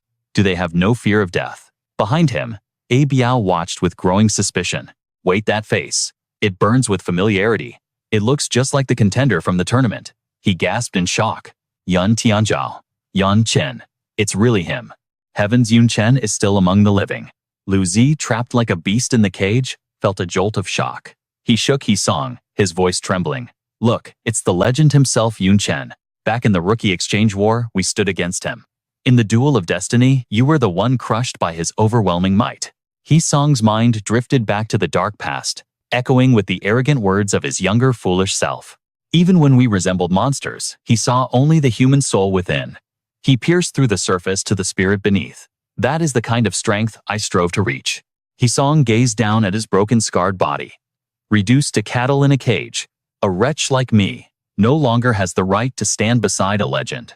Yet, a spark of resolve ignited in the ashes of his despair. He-song grit his teeth, swearing he wouldn't let his idol suffer this hell. He pointed a trembling finger and roared, "Run! Get out of here, Yun Chen. Your strength isn't enough to break this suppression. The front lines have developed secret arts to counter these ancient spirits. You must survive and find the resistance. As long as you draw breath, vengeance is possible." But Tu Yuan, enraged by this defiance, let his killing intent freeze the air. "You seek deathworm." With a sneer, the ancient spirit hurled a sphere of destruction at He-song. "You noisy aberration, golden thunder art." But once again, the attack was halted cold. Yun Chen caught the strike with terrifying ease, crushing the enemy's finger as he spoke calmly. "Rest easy. I do not know the meaning of retreat. This battle ends only when one of us falls." Tu Yuan howled as his finger was pulverized. "You filth. You damn lowly slave." His blade erupted with blinding energy, slashing down to cleave the world in two golden thunder sky slash. Facing this wrath, Yun Chen simply raised a hand, clad in skill armor, effortlessly nullifying the lethal strike. What followed was a storm of frantic, desperate slashes from Tu Yuan. The spirit swung his blade, wildly hunting Yun Chen down while spewing venom. "No matter your rank or power among humans before me, you are nothing but livestock. Since my awakening, I have slaughtered countless heroes like you." Tu Yuan leaped into the sky, gathering catastrophic power. "And you will be just another corpse on the pile. After I end your miserable life, your entire bloodline will serve as slaves for eternity." A colossal wave of energy crashed forward. Tu Yuan, consumed by madness, thought, "I will etch the terror of the ancient spirits into their very souls." Yun Chen merely frowned, unimpressed. But He-song screamed in sheer panic. "That skill is suicide to block dodge. It for God's sake move." In a heartbeat, Yun Chen spun his hand, shattering both the ultimate technique and the spirit blade like glass. The collision sent a tremor rippling through the dimension. Tu Yuan stared in horror at the broken hilt in his hand. The guards, Biao, and he stood frozen. He-song couldn't believe his eyes. What is this?" Tu Yuan pointed his mangled finger at the monster before him, screaming in disbelief. Yun Chen condensed raw energy into his palm, aiming straight for the spirit. "Compared to the true terror of the gods, your so-called bloodline suppression is a joke. Let us see how much a full-force human strike an ancient spirit can endure." A beam of catastrophic force launched like a cannonball, drowning Tu Yuan's screams in light. Seconds later, Tu Yuan was nothing but drifting dust. He stammered, his mind unable to process the victory. He won. The ancient spirit is actually dead. Biao trembled in terror. One slap. He obliterated him with a single slap. Not even a bone fragment remains. Duan Ye shot a look of disdain. "You took that long to dispose of a mid-tier trash mob." Yun Chen replied with arrogance, "I simply wanted to analyze his skill set." Glancing at his transformed arm, he explained, "You possess demon blood, so you are blind to it. But the bloodline suppression on humans is devastating. It allows a mere second-turn scrub to crush third, even fourth-turn awakeners. In a leveling Manhwa, that's a totally broken mechanic. For humanity, this suppression is an apocalyptic disadvantage. Yun Chen marched toward the carriage. Ah Biao, stammered Yun. Yun Tianjiao. But Yun Chen's aura flared with righteous fury. What are you waiting for? The oppressor is dead. Open the cages. You know damn well they aren't beasts. They are fellow humans. They are awakeners. The guards dropped to their knees, paralyzed by fear. We apologize, we dare not. If the city lord finds out we are dead men. Ah, he wept, slamming his head on the ground. Our families are enslaved. Not everyone possesses your godlike courage. Rage exploded. Yun Chen seized Ah Biao by the collar. Are you joking? The city lord isn't even here. The guard shook like a leaf. I know, but the fear. I just can't. Ah. Biao whimpered. Please don't force us. Suddenly, another voice rang out from behind, trembling but loud. We don't have the guts to lie to the city lord. We will report everything exactly as it happened. By tomorrow, the execution squad will be here. Yun Tianjiao, you must flee. Duan Ye clicked his tongue in disgust. Spineless cowards. What kind of hell did they endure to be broken this badly? Their fear is etched into their very marrow. Once you kneel for too long, standing up becomes impossible. Yun Chen slashed the cage lock open with a wave of his hand. He looked at the prisoners. What about you all? We are the same, they muttered. We head to Dongyun City. Yun Chen thought, perfect. I need intel on the local situation. Liu Zi trembled, shame washing over him. I am sorry, Yun Chen. We are refugees from another city captured like dogs on the road. We have no fight left in us. We just want to survive. Disappointment clouded Yun Chen's eyes. He waved them off. Then go. Leave my sight. Yun Chen silently assessed them. Even for a manhwa recap of Broken Souls, these awakeners had lost their fangs and pride. But as he turned to leave, a voice sliced through the air. No, I am not like these husks. Hisong stood tall, his eyes burning with renewed fire. Yun Chen, teach me how to shatter the bloodline suppression. I want to slaughter every last ancient spirit. Hisong stepped in front of the cowering crowd, separating himself from the weak. Ignore these cowards. Show me the path to power. I will bathe in their blood alongside you. Suddenly, the one with the monster bloodline spoke up, his voice heavy with weariness. Admit it, we're nothing but useless trash. All we wanted was to survive. We fled the academy, seeking asylum, never expecting to be captured by the ancient spirits halfway there. The young man swept his gaze across the kneeling crowd, activating his assessment. Looking closer, these faces seemed familiar. It felt like he had crossed paths with them somewhere in the past. Suddenly, a memory flashed in Yun Chen's mind. I remember now. Among you stands my old opponent from the Lu Xinsheng tournament, the team of variants possessing the monster bloodlines. His eyes locked onto Hisong with piercing intensity. You are Hisong, the one harboring the violent black dragon bloodline. A truly ruthless existence. Hisong stomped his foot in frustration, pointing a trembling finger at Yun Chen. Took you long enough? I recognized you the instant I saw you. Hurry up and help me suppress this cursed bloodline. Lead me to slaughter those ancient spirits. Yun Chen turned his head sharply, his voice cold as ice. Not interested. Yun Chen calculated rapidly in his mind. Yun Tang's safety is still unknown. I have no time to waste on strangers. Facing such a cold rejection, Hisong screamed in desperation. If you don't help me, I will. Suddenly tears burst from his eyes as he began to tremble. Yun Chen, you know the truth, 70 years ago, when the game and reality merged, turning this world into a twisted leveling manhwa, those players who chose the monster race became actual monsters. They were cursed with that bloodline, and their descendants suffered the same fate. Since the day I was born, I have detested my own family, even though they treated me with kindness. Hisong recalled the warmth of his home, his voice cracking with heartbreak.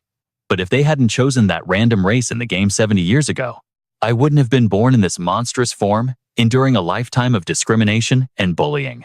Hisong slammed his forehead against the ground, prostrating himself. But even so, they are still my family. My parents, my grandparents. How could the ancient spirits treat them like toys, torturing them to death like stray dogs? He kept bowing his plea, filled with raw sincerity. Yun Chen, I don't ask you to avenge them for me. I only beg you to grant me the power to take revenge with my own hands. With a face covered in tears and snot, Hisong screamed his vow to the heavens. I am willing to pay any price. I beg you, please. The atmosphere suddenly grew heavy and silent. Moved by his sheer desperation, Yun Chen finally relented. Fine, I will help you. As Hisong's face lit up with hope, Yun Chen added a grim warning. But my method is brutal. You will have to endure pain beyond imagination. Hisong hurriedly expressed his gratitude, terrified Yun Chen might change his mind. Thank you. I don't care what method it is. I can handle anything. Yun Chen waved his hand, addressing the silent crowd behind them. I'm taking Hisong with me. As for the rest of you, I won't make things difficult. Go wherever you please. Suddenly, a shout pierced the air, grabbing everyone's attention. Wait a second. Guang Hui, who had been hiding at the back, abruptly stood up. Yun the prodigy. My name is Guang Hui, and I beg to follow you. The man beside him immediately chimed in. I am Sun Ming. I also beg to follow you, sir. Guang Hui declared, his spirit burning with newfound resolve. You saved this life from the hands of the ancient spirits. I'd rather die fighting for you than go back to being a dog for those oppressors. Sun Ming spoke up hurriedly, his voice trembling. I have a family and an older brother, but the ancient spirits beat him until he was crippled, unable to care for himself. He suppressed the grief in his heart as he continued. I only surrendered to them to get enough food to keep him alive. Sun Ming recalled his brother's furious words. He said he would rather starve to death than eat food bought with my surrender. He could only speak with helpless frustration. My brother used to be a guard of East Cloud City. He loathed my cowardice, and to this day he still hasn't forgiven me. Indignation swelled in his chest, igniting a blazing fire of rage. Sun Ming roared to the sky. Today, I will finally stand tall. I won't be a coward anymore. Please, Yun the prodigy, take me with you and teach us how to fight the ancient spirits. Guang Hui added from the side, eager to prove his worth. We know East Cloud City inside out. We can definitely be of use to you. Seeing their overwhelming fighting spirit, Yun Chen finally nodded. All right. He looked down at the remaining survivors. And the rest of you. A timid man stammered, fearful and shaking. Sorry, we just want to live. Luzi also replied with an awkward smile. Please just pretend we're invisible and let us go. Understanding their choice, Yun Chen didn't waste another second. He waved his hand, commanding his new squad. Let's move out. The scene shifts to a hidden corner of the dark world. Void gasped for air, struggling to speak. He chased us for 7 days and 7 nights. Absolutely insane. If he wasn't afraid of destroying the world, he probably wouldn't have stopped yet. In the gloomy atmosphere, Lu Miaoling couldn't believe it. Did we actually survive, little? You exclaimed in awe. Oh my god. Just what kind of existence is Void? Even the dark god couldn't catch him, and he did it while dragging the 3 of us deadweights. She hesitated before asking. What about the world tree? Void sat on a cold stone slab and replied indifferently. He definitely won't die. If he dies, the dark world collapses too. But he won't escape a severe punishment from the dark god. Lu Miaoling stood before him, her expression serious. Why did you save us? Because of my connection with Yun Chen. Let me be clear, I will never betray humanity to work for you. You devil. Void shrugged nonchalantly. Who said anything about betraying? Besides, with your pathetic strength, you wouldn't even make good cannon fodder. She gritted her teeth in anger, about to scream. Little, you quickly grabbed her wrist, pulling her back and pleading. Miss Lu, he's not wrong. We really are too weak. Little, you accepted her harsh reality. Forget about the demon Void. Even Mr. Yun has far surpassed us. If possible, I want to fight by his side, not just stare at his back from a distance. Don't you feel the same way? Hearing those words, the air seemed to freeze in realization. Void seemed to understand their resolve. So that's how it is. Since you are his companions, helping you little ones is something I can do. He raised his hand as if it were the simplest thing in the world. I will grant you power. I will mold you into a force capable of aiding Yun Chen. Cutting back to Yun Chen's group, the team was moving swiftly. Yun Chen spoke as they walked. Disguising ourselves to return to East Cloud City makes sense. It is certainly safer. Yun Chen looked at the cloak draped over him, completely baffled. Hisong and Little Ye definitely need to cover up. One looks monstrous and the other is too beautiful. Both attract attention. But do I really need to wear this? Do I seriously need to cover my face too? Hearing this, Sun Ming turned around, his eyes shining with intensity. You don't understand, Yun the prodigy? You have no idea how influential you are. Forget other places, but in East Cloud City, your face is famous everywhere. He recalled Yun Chen's glorious achievements with burning enthusiasm. In the Global Conquest Tournament, you crushed the Dark Believer anger in front of the whole world. You reignited hope in the hearts of the people. Many have started to believe that we don't need to rely on demons, that humanity alone has the strength to stand tall. Even the military of the Xuanlong Nation has officially bestowed upon you the title. Yun the heavenly prodigy, Sun Ming's voice overflowed with pure worship. The dean of Dongyun Academy revered him so much that he actually commissioned a solid gold statue in the city center. It was a monument for all to gaze upon his majestic visage at any hour. Even 3-year-olds know you're the pride of our Dongyun city. The praise left him utterly speechless. A statue. Seriously. Guang Hui, standing beside Shui Ming, nudged him sharply. Why would you bring up the statue now? Sun Ming slapped a hand over his mouth, panic in his eyes. Sorry, it just slipped out. Desperate to change the subject, Guang Hui turned to the legend himself. Yan Chen, oh divine prodigy, what brings you back to Dongyun? A nostalgic visit to the old homestead. Yun Chen's expression remained placid. Just passing through. I need the city's teleportation array to reach Jiangnan University. My little sister Yun Tang should be there. The atmosphere instantly grew heavy. Guang Hui's face paled, his words stumbling. About that. Yun Chen's eyes narrowed his patience, snapping. Speak. Now. Guang Hui dropped his voice grave and serious. The teleportation array. It's heavily guarded by the ancient spirits to prevent any humans from escaping. And Jiangnan province has already completely fallen. Even with the powerful professors at the university, escape is unlikely. Before he could finish, Yun Chen lunged. He seized Guang Hui by the collar, hoisting him into the air, rage flickering in his gaze. What did you just say? Terror flooded Guang Hui's face. I don't know the specifics. Maybe the professors led the students to a shelter. It's possible. He Song stepped forward, cutting through the tension. Yun Chen, listen. When I was being transported, I saw the ancient spirits hunting down a group of awakened ones. They were fleeing towards Dongyun, but I think they were captured. Among them, it was one of your old teammates from the squad battle years ago. He recalled the chaos of that day, that little Taoist girl with the flashy skills. If we can find her, she'll know exactly what happened at Jiangnan University. Yun Chen fell silent, sifting through the archives of his memory. The squad battle, the little Taoist. Ye Qingling. Years had drifted by like clouds. Who knew what became of old comrades? He Song continued his deduction with grim certainty. Before the ancient spirits arrived, the demon seeds retreated due to internal strife. The frontline students returned to the academy. If she left Jiangnan, she holds the key to your sister's fate. A cold, murderous glint sharpened Yun Chen's eyes. Pick up the pace. We reach Dongyun City before sunset. First order of business, rescue Ye Qingling. Meanwhile, at the outskirts of Dongyun City, Wang sat like a king on a throne of trash, sneering at the skeletal survivors. Work harder. Maybe I'll toss your families an extra pound of scraps at month's end. Slack off and you starve. Their stomachs roared with hunger, but fear was a stronger master. They straightened their spines as best they could, voices trembling. Yes. Yes, sir. Wang spotted Yun Chen's group approaching. A greasy predatory grin spread across his face. Oh ho. Looks like some fat sheep just wandered into the slaughterhouse. Sun Ming leaned in, whispering nervously. Great prodigy Yun. Do you have any gold or flashy items? Lend me something to bribe the gatekeeper. It's the only way in. Yun Chen didn't even break stride, his voice frosty. I'm returning to my own home. Why should I pay a toll to trash? But Sun Ming started. Yun Chen walked past him, his aura radiating absolute confidence, the classic calm of a protagonist in a leveling manhwa. Let's go. Today Dongyun City returns to human hands. Wang bristled at the disrespect.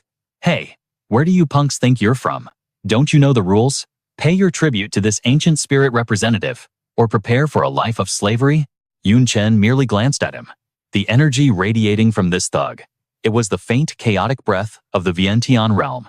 Gold aura. Just as I thought, Yun Chen mused. This is the second time. In the time-space turbulence I sensed this exact golden energy. It belongs to the ancient spirits. He closed his eyes, his divine sense, sweeping across the entire city, in a heartbeat. 127 golden signatures. Just over 100 of them. Yet they dared to occupy all of Dongyun, ignored and humiliated Wang, screamed, veins popping in his neck. Hey brat, I'm talking to you, are you deaf? Hand over the tribute. Yun Chen drifted past him like the wind, treating the man like an insignificant ant. Behind him, Duan Ye smirked. A split second later, a pillar of hellfire erupted. The nearby survivors froze their minds, unable to process the sudden violence. One blinked blankly. What just happened? The other rushed forward, stammering, I don't know, Lord, ancient spirits man. Then realizing the truth, he shrieked. He's been burned to ash. Guang Hui, bringing up the rear, shot them a piercing glare. You saw nothing. Understood. The survivors nodded frantically. Survival instinct. Taking over. Understood. We saw nothing. As the group walked away, one survivor stared at their backs, a shiver running down his spine. I don't know why, but I feel like the sky over Dongyun is about to change tonight. But deep thoughts vanished the moment they smelled the roasted cake left on the table. Starvation took the wheel. They lunged at the food like wild beasts. Cut to the city center. Beneath the rubble of what used to be a glorious statue, a scene of heartbreaking cruelty was unfolding. A gaunt woman clutched a small bag of rice, dragging a child behind her. She knelt in the dirt sobbing. My lord, this rice won't last a month. My child is growing. Please just a little more. The ancient spirit Tianfeng darkened. You dare demand more from me? His rage exploded. Smack. He backhanded her across the face, roaring, You think you're worthy? The bag tore open. White grains scattered like precious gems in the mud.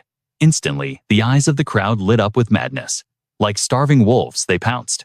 It was a chaotic mosh pit of desperation. No mercy, no hesitation. They trampled over one another for a single handful of grain.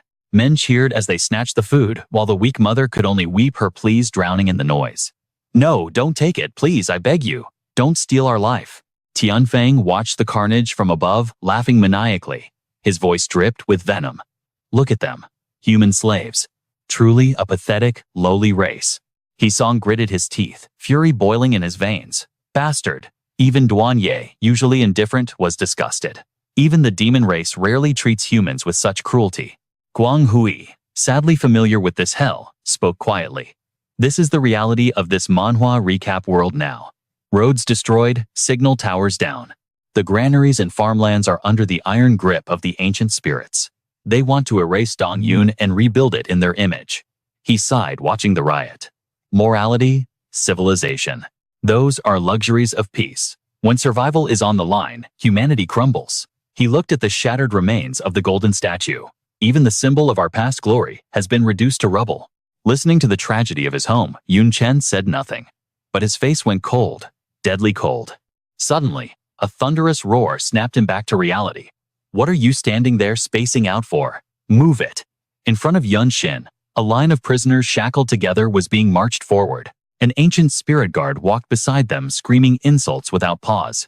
You think you're still some hotshot awakened? Believe me, I'll break your legs if you slow down. Chen scanned the line of miserable souls, his mind racing. What is this fresh hell? He narrowed his eyes. Was it a hallucination? One of them looked incredibly familiar. Seeing his confusion, Sun Min quickly whispered the grim truth. They're just awakened who refused to bow down. I used to be one of them too. Sensing the suffocating gloom, he couldn't help but voice his bitterness. After conquering Dongwon City, the ancient spirits caged the stubborn ones who still had value. Aside from daily torture, they parade them through the streets like dogs to trample their dignity and force submission. Suddenly, Lu Yuan whipped her head around her eyes, widening in shock. It's him. She stared directly at Chen, her mind reeling. I can't be wrong. I've known him for years. Ever since he became the provincial top scorer, I've watched his every move. Memories of her own past arrogance flooded back. When he became famous in the global tournament, I was so proud. I used our connection to brag to everyone I met. She remembered how she used to lift her chin high, boasting with unearned pride. I went to the same high school as Chen, you know.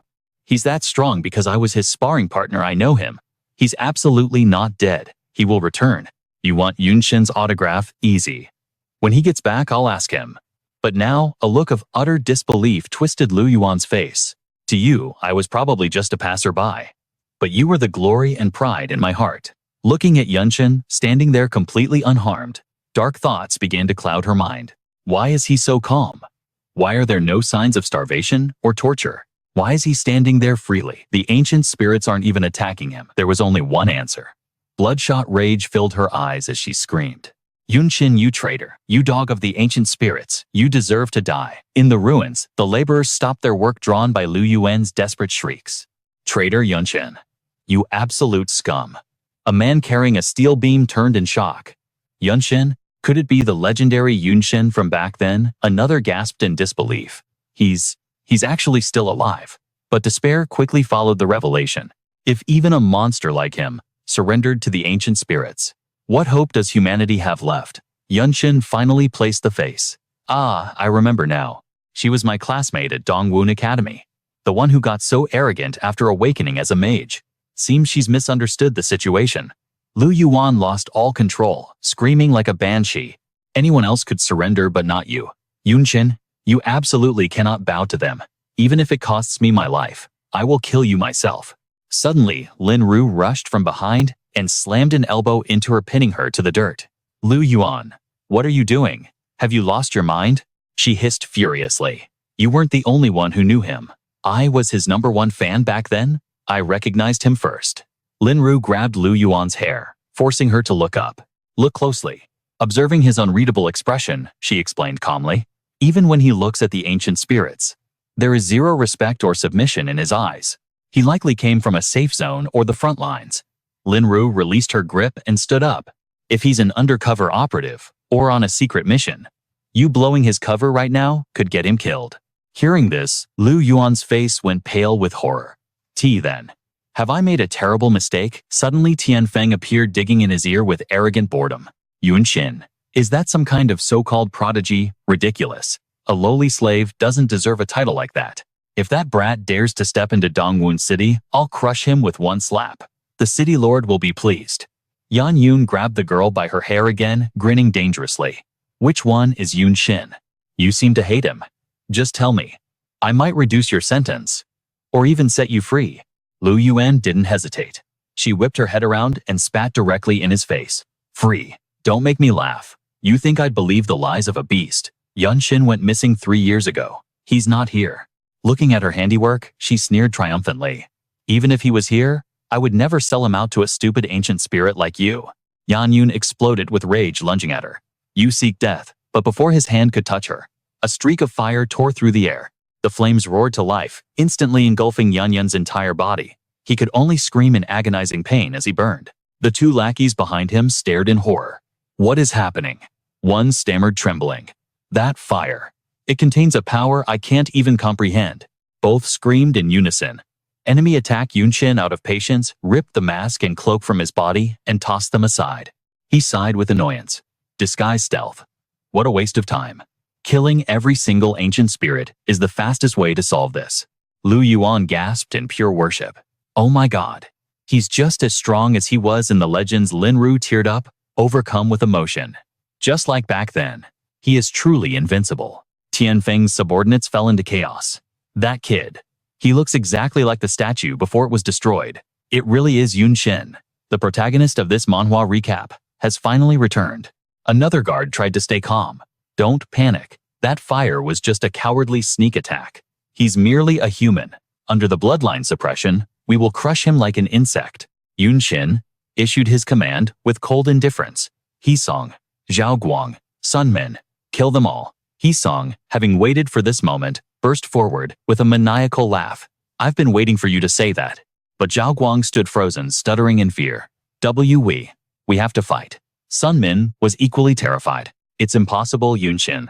This isn't just some leveling manhwa fantasy. If we can't overcome the bloodline suppression, we're dead. Yunshin shot them a sharp, icy glare. If you don't even have the courage to hold a weapon, then don't dream of resisting the ancient spirits ever again. Your only future is a life of fear and slavery. The words struck them like lightning, igniting their fighting spirit. Zhao Guang cursed through gritted teeth. Damn it, let's do this. Sun Min gathered every ounce of his courage. Understood. He drew his sword and charged. I am a second advancement berserker. Why should I be afraid? Zhao Guang followed right behind him, screaming at the top of his lungs. Let's put our lives on the line. Hoa Tung unleashed his killing intent, firing a black dragon breath. A sphere of dark energy roared toward Tianfang, yet the old man merely watched it approach with terrifying calm. With a casual wave of his hand, Tianfang scattered the attack like smoke. He scoffed, looking down on him. The audacity of a mere beast. You dare rebel with such pathetic power? Hoa Tung gritted his teeth, fury burning in his voice. You're just trash at the second-class advancement tier. Don't act so high and mighty. If not for this accursed bloodline suppression, I could crush you with a single finger. Tianfang simply raised an eyebrow. Is that so? In a flash of godlike speed, the old man appeared behind him. Tianfang raised his mace, a cruel smile on his lips. Pity I have the advantage now. I'll smash your skull and offer your corpse to the city lord. Hoa Tung couldn't react in time. He could only stare frozen in horror. His mind screamed one word, finished. Suddenly, a shadow surged forward, blocking the fatal strike. Hoa Tung looked at the floating figure and gasped in relief. Van Than's shadow clone. Seeing the support at his back, his confidence skyrocketed. Hoa Tung understood immediately. I see. Van Than is keeping us alive so we can fight with everything we have. Empowered by this realization, he charged at Thien Phong once more, his voice booming. Then I won't hold back, let's do this. Watching the chaotic brawl, Van Than calculated silently. The only way to conquer fear is through battle, even if that terror is instinctual. As he watched his allies fight desperately, memories of his own past resurfaced. Back then, I couldn't resist the divine fear, because the enemy was untouchable. But this is different. As long as I keep them alive, giving them time to fight, they will break the bloodline, suppression themselves. The surrounding civilians, sensing the lethal tension, screamed in terror. Run, a battle has broken out. The city lord won't let this slide. Van Than is done for. We'll all die if we stay. A helpless woman watched her food, being trampled, begging weakly. No, don't step on my rice, please. Suddenly a hand stopped her. Don Da gripped the woman's arm and pressed an item into her palm. Forget the scattered grain. Take this spatial magic stone. Focus on the surface to sense the space inside. There's enough food stored there to last you for years. The gaunt woman took the stone, trembling with confusion. Don Da glanced coldly toward Van Than. He told me to give it to you, though I would have done it anyway. The woman looked at Don Da with tearful gratitude. Thank you.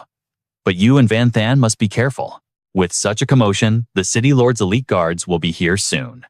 Duan Da merely offered a faint, confident smile. The guards, so what? Looking at his majestic presence, she declared, at least in East Cloud City. Van Than is the sky. In the central square, the battle raged on, turning this scene into a classic leveling manhwa spectacle of dust and violence. Van Than stood calmly on the sidelines, his sharp eyes dissecting the battlefield. I see. The bloodline suppression effect is even more comprehensive than I calculated. He focused on the duel between Hoa Tung and Thien Phong. Even Hoa Tung's long-range attacks at full power are weakened the moment they near the ancient spirit human. The enemy hasn't made any specific moves. This confirms the suppression is a passive skill. Sneak attacks won't work easily against that. Doubts crept into his mind. There's one more thing. Besides suppression, they all have a skill called chi condensation. Yet none have used it. Suddenly, system status windows materialized before Van Than's eyes. Name Ingon Van. Level 21. Mysterious attribute strength, 213. Constitution, 247. Agility, 211. Intelligence, 2011. Endurance, 203. Skills, Blood Python Arts Chi Condensation. Special skill Bloodline Suppression C. Name, Chu Thien Phong. Level 26. Attribute Strength, 231. Constitution, 249. Agility, 261. Intelligence, 247. Endurance, 209. Skills Thunder Rush Method, Chi Condensation. Special skill Bloodline Suppression C. Name Triu 2 Do. Level 24. Attribute, Strength 221. Constitution 227. Agility 251. Intelligence 257. Endurance 211. Skills Cloud Roaming Art. Chi Condensation Bloodline, Suppression C. Van Than's eye glowed with the light of the flawless insight eye. He muttered to himself, perhaps it's not a combat skill. Meanwhile, Thien Phong launched himself into the air, raining down a devastating strike upon Hoa Tung, screaming, die. Hoa Tung crossed his arms to block, then swung violently, knocking Thien Phong back. A status window flashed. Name Ba Hoa Tung. Class Dragon Flame Warrior Level 71. Strength 2011 over 1050. Constitution 189 over 945. Agility 167 over 910. Intelligence 109 over 630. Endurance 159 over 870. Skills Black Dragon Breath, Dragon Flame Fist, Dragon Roar. Special Black Dragon Transformation. Hoa Tung raised his bruised arms and laughed scornfully. Hey, ancient spirit, your hits don't hurt like they used to. Did you run out of mommy's milk? Van Than noted the change. Hoa Tung's attributes are still suppressed, but they've recovered past 1/10 of his original power. Just as I predicted. The only cure for fear is battle. He watched the warrior raise his arm. That, combined with his special talent and hidden class, turns the tide. Hoa Tung grinned savagely, his sharp claws extending toward Thien Phong. You trash, get lost, and die. He slashed ruthlessly across Tien Fong's chest. Van Than observed the strike. That damage is enough to slaughter a second advancement. Ancient spirit human. Tien Fong let out a wretched blood-curdling scream. His body dissolved entirely into black smoke. As the darkness faded, a brown item bag dropped to the ground. The system interface updated immediately. Name Ba Hoa Tung. Class Dragon Flame Warrior, level 71. Strength 871 over 1050. Constitution 767 over 945. Agility 725 over 910. Intelligence 493 over 630. Endurance 635 over 870. Skills remain: Black Dragon Breath, Dragon Flame, Fist Dragon Roar. Special Black Dragon Transformation. He licked his lips, eyes wild. Not enough. Far from enough. I need to kill more.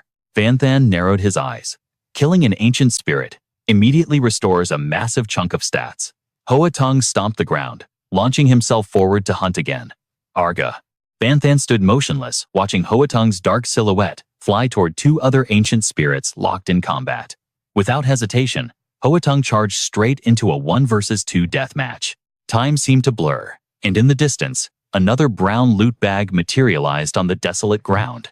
Yun Chen's high boots crunched against the earth as he approached the drop, musing. Did they actually leave something behind? He crouched, gripping the bag, and thought, I annihilated those two ancient spirits so thoroughly I was worried I'd vaporized their gear along with them.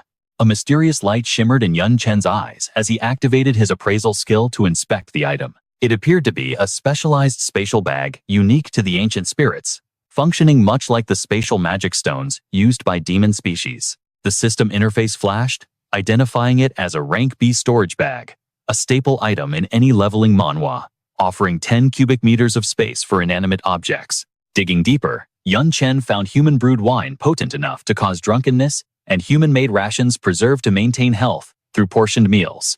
Then his hand brushed against cold steel, a primordial slaying broadsword crafted by the ancient spirits, though millions of years had reduced it to a rusted, useless scrap. He pulled the decaying blade out, his eyes widening in shock.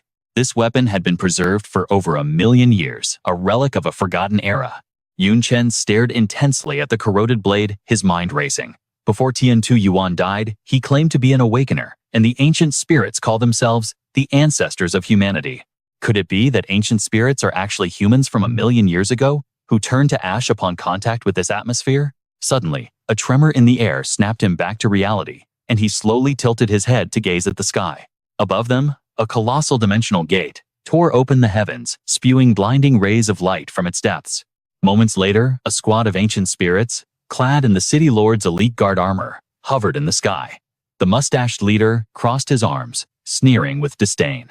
A measly human slave dares to rebel. Are you courting death? The civilians on the ground trembled at the sight of the ancient spirits, their instincts screaming at them to turn and flee. It's the city lord's royal guard. They're actually here. Run. If we get caught in the crossfire, we're dead meat. Sun Ming grit his teeth frantically, assessing the dire situation. With this many enemies arriving at once, even Prodigy Yun might not be able to withstand the assault. The eye patch-wearing guard looked down with sadistic interest, asking, that kid standing there like a statue, is that Yun Chen? The mustache man let out a mocking laugh. Ha ha ha, that's him all right. I heard he's the main character of some manhwa recap rumor, the so-called hope of humanity or whatever. His head must be worth a fortune. He charged forward, shouting orders to his squad. Exterminate them. Every human here is a rebel. Spare no one. The one-eyed guard roared in agreement, and bring Yun Chen's head to the city lord to claim the bounty. Yun Chen stood calm amidst the chaos, raising a single hand to conjure a blazing red fireball. You want my head? With a flick of his wrist, he launched the inferno straight at the incoming ancient spirits. Then, trade your life for it. Before the one-eyed guard could even react, Yun Chen's fireball crossed the distance in a flash mere millimeters from his face. A cataclysmic explosion erupted, painting the entire sky in shades of crimson and gold. While inside the firestorm, the blackened silhouettes of the guards screamed in agonizing torment. As the flames subsided, the charred, shriveled corpses of the ancient spirits plummeted from the sky like burnt leaves. A woman witnessing the scene covered her mouth in shock, stammering, "Dead. They're all dead." A man nearby stood with his jaw hanging open, paralyzed by the spectacle. So many ancient spirits. Incinerated in the blink of an eye, the man spiraled into confusion. his eyes bulging as he asked, How? How is this even possible? Am I dreaming right now? I thought ancient spirits possessed bloodline suppression. Shouldn't job holders be crushed by their pressure? Is Prodigy Yun immune to the laws of this world? Seizing the moment, one surviving guard scrambled to retreat. Sun Ming spotted the movement and shouted in panic. Not good. Prodigy Yun, that one is trying to escape. I can't catch him. Yun Chen remained rooted in place, raising his hand to form another fireball, locking onto the fleeing guard. He won't get far. But before he could release the spell, Junmin burst onto the scene out of nowhere, delivering a devastating hammer smash that flattened the guard into the dirt. Resting his massive hammer on his shoulder and sitting atop the crushed guard, Junmin declared with murderous intent, You think you can run after all this? Not on my watch. The guard, battered and broken, wept tears of snot and despair. Yun Chen asked curiously, Who is that thinking to himself? He's like me, unaffected by the bloodline suppression. Zhan Sheng walked over, with a woman's hands casually in his pockets, greeting him with a smile. Yun Chen, long time no see. You're still alive. That is truly a relief. Yun Chen, standing beside Duan Ye, froze for a moment upon seeing him instinctively calling out Instructor Tan. Memories flooded Yun Chen's mind scenes from years ago, when Instructor Tan had advised him to change his class, a memory still etched clearly in his soul. He bowed his head thinking, although our views differed, there is no doubt he was thinking of my future. Yun Chen looked up and addressed him respectfully, Instructor Tan. Zhan Sheng raised a hand to cut him off. Now isn't the time for nostalgia. He turned to Junmin to issue commands. Regiment Commander, if those wearing the collars are willing to leave, I leave their rescue to you. Junmin slapped his chest confidently. Consider it done. Zhan Sheng then grabbed Yun Chen's arm tightly, explaining urgently. Yun Chen, you may have wiped out one squad, but reinforcements will be swarming here any second. Dragging Yun Chen forward, he added, Follow us back to the base first. Yun Chen blinked in confusion, repeating, The base. Sometime later, amidst a landscape of ruin and debris, Zhan Sheng pointed to a massive gate ahead, announcing, We're here. In his hand, he held a cube artifact pulsing with 3 distinct lights. Zhan Sheng shouted, Manifest. The cube floated into the air, unleashing a blinding brilliance that illuminated the space behind the gate. Slowly, a magnificent, imposing fortress materialized before their eyes, hidden within the void. A civilian gasped at the revelation. My God, I never imagined such a majestic structure was hiding inside these ruins. The person beside him nodded in awe. It's a real eye-opener. You can truly call this a stronghold. Duan Ye rubbed his chin, looking up at the building with a critical eye. Interesting camouflage artifact. Yun Chen added his own analysis. And the quality is top tier. It has to be at least rank A+ to achieve an effect like this. He thought to himself, without the fusion sublimation skill, I wouldn't have sensed them at all. Their concealment is flawless. Van Than shifted his gaze toward Zhan Sheng, analyzing the surroundings. Furthermore, this camouflaged house is an A-rank architectural artifact. Zhan Sheng, your family background is quite formidable. Zhan Sheng bowed his head, his voice low. Formidable hardly. It is merely the ashes of a legacy left behind by others. Suddenly, Sun Ming pointed a trembling finger at Zhan Sheng. I knew it. The shockwaves from that battle shook the entire region. You aren't just survivors. You are the legendary guerrilla army. He began to recount the history. When the ancient spirits descended and Dongyun City fell, the survivors rose from the dust. They formed the guerrilla army, striking like ghosts and vanishing before the enemy could react. They harassed and looted the ancient spirits.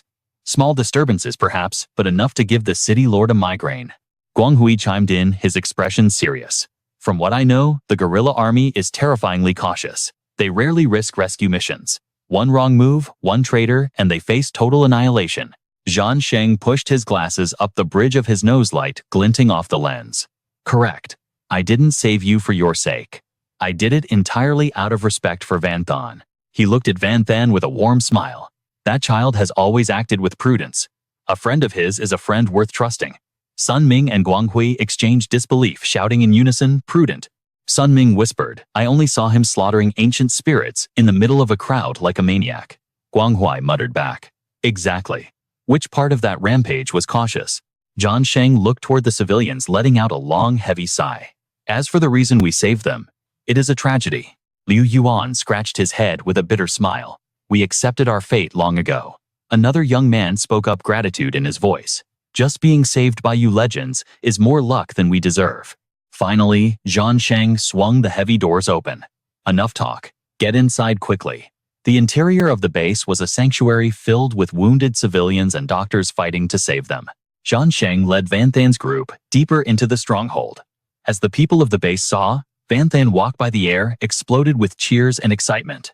I knew it. The pride of Dongyun City wouldn't fall so easily. Thank heavens. Zhan Sheng led the rescue, or we might have lost another genius. Zhan Sheng smiled, shaking his head. Save him, I don't have that kind of power. By the time I arrived, Van Than had already massacred every ancient spirit in sight. If I were any later, I'd have been useless. Instantly, the cheers grew louder, a wave of awe washing over the crowd. Holy crap, that's terrifying. This kid always does things that defy imagination. Well done. Those ancient spirits deserve to be wiped out. A moment later, Van Than closed his eyes, activating his mana echo to scan the area. There are over 40 awakened in this base. Junmin stepped forward to brief Van Than on the grim reality. The guerrilla army started with over 1,000 soldiers. The rest have all fallen in battle. Even we don't know how long we have left. But thanks to their sacrifice, we found a way to break the bloodline suppression. He thumped his chest, the sound of metal ringing out. Right, I haven't introduced myself. I am Pan Junmin, a 3rd Advancement Heavy Armor Warrior, formerly the regiment commander of the Dongyun Defense Force, now a soldier of the guerrilla army. Junmin crossed his arms and laughed heartily. When the beast tide hit Dongyun City, I met you once. But you were busy carving a bloody path to save your sister, so you probably don't remember me. Van Than rubbed his head, bowing slightly. My apologies. Junmin quickly sat cross-legged on the cold floor. The beds and chairs are for the wounded. If you don't mind, join me on the ground. Van Than sat down without hesitation. Fine by me.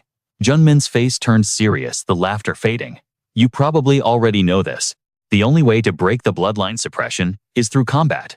It's a brutal system, almost like the mechanics of a leveling manhwa, where you must fight to survive. You don't have to fight head-on. Capturing an ancient spirit and beating them into submission also works. But capturing them in a Tier 3 city like Dongyun, that's a suicide mission. Most awakened here are only 1st or 2nd advancement. Fighting an ancient spirit under bloodline suppression is just throwing your life away. Yet they still charged forward. Even if it meant buying just a few seconds of time. Junmin's eyes grew distant. In that battle, we sacrificed the mayor, a 3rd advancement powerhouse, and the principal of Dongyun Academy, your mentor, along with 400 others, just to capture a single level 31 ancient spirit. It took days of torture before everyone's bloodline suppression was lifted. Zhan Sheng, sitting nearby, added softly, actually, this bunker and the camouflage artifact, they are the principal's legacy. Even that statue over there. While he was alive, he cared for you more than anyone. He spoke of you constantly. If he knew you were alive, he would be so happy. Van Than remained silent, his head bowed. Shadows from his bangs obscured his eyes, but he quickly looked up, his gaze piercing. You've been fighting the ancient spirits for so long. You must have intel. Where do they come from? Is there a connection to the myths? Junmin raised a finger, ready to explain. I actually know a bit about that. Suddenly, Liu Yuan rushed over from the side, cutting him off. Sorry to interrupt. That can wait. I need to talk to Van Than for a second. Junmin chuckled, waving his hand. Haha, all right. You go first. Zhan Sheng stood up to give them space. Go ahead. Liu Yuan practically vibrated with excitement, leaning in close to Van Than. Van Than, where have you been all these years? Why was there zero news about you? Van Than closed his eyes, his voice flat. I handled some business in the dark world. Fought off the demon seed for a few years. Liu Yuan clenched her fists, eyes sparkling. And what I need actual intel from you.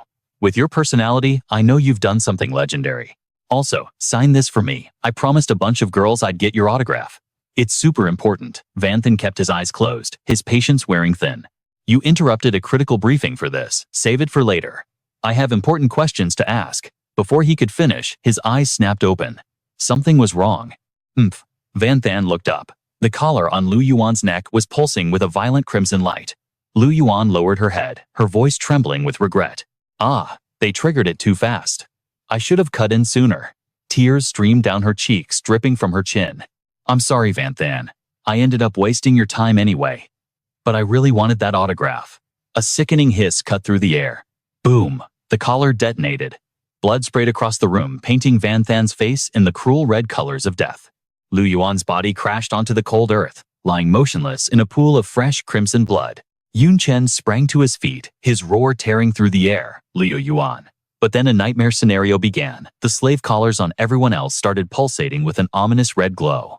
Screams of pure terror erupted, drowning out the surroundings, accompanied by a mysterious chilling voice. Yun Chen and the survivors stood frozen, their eyes locked on Liu Yuan's lifeless corpse, the heavy reality of death sinking in. Just like Liu Yuan, the metal bands around the other survivors' necks flared with blinding crimson light. Cold sweat drenched Yun Chen's face as panic set in. He furrowed his brow, scanning the area frantically. The bald man nearby offered a grim, accepting smile. Looks like my time has finally come. Damn it, the city lord acts fast.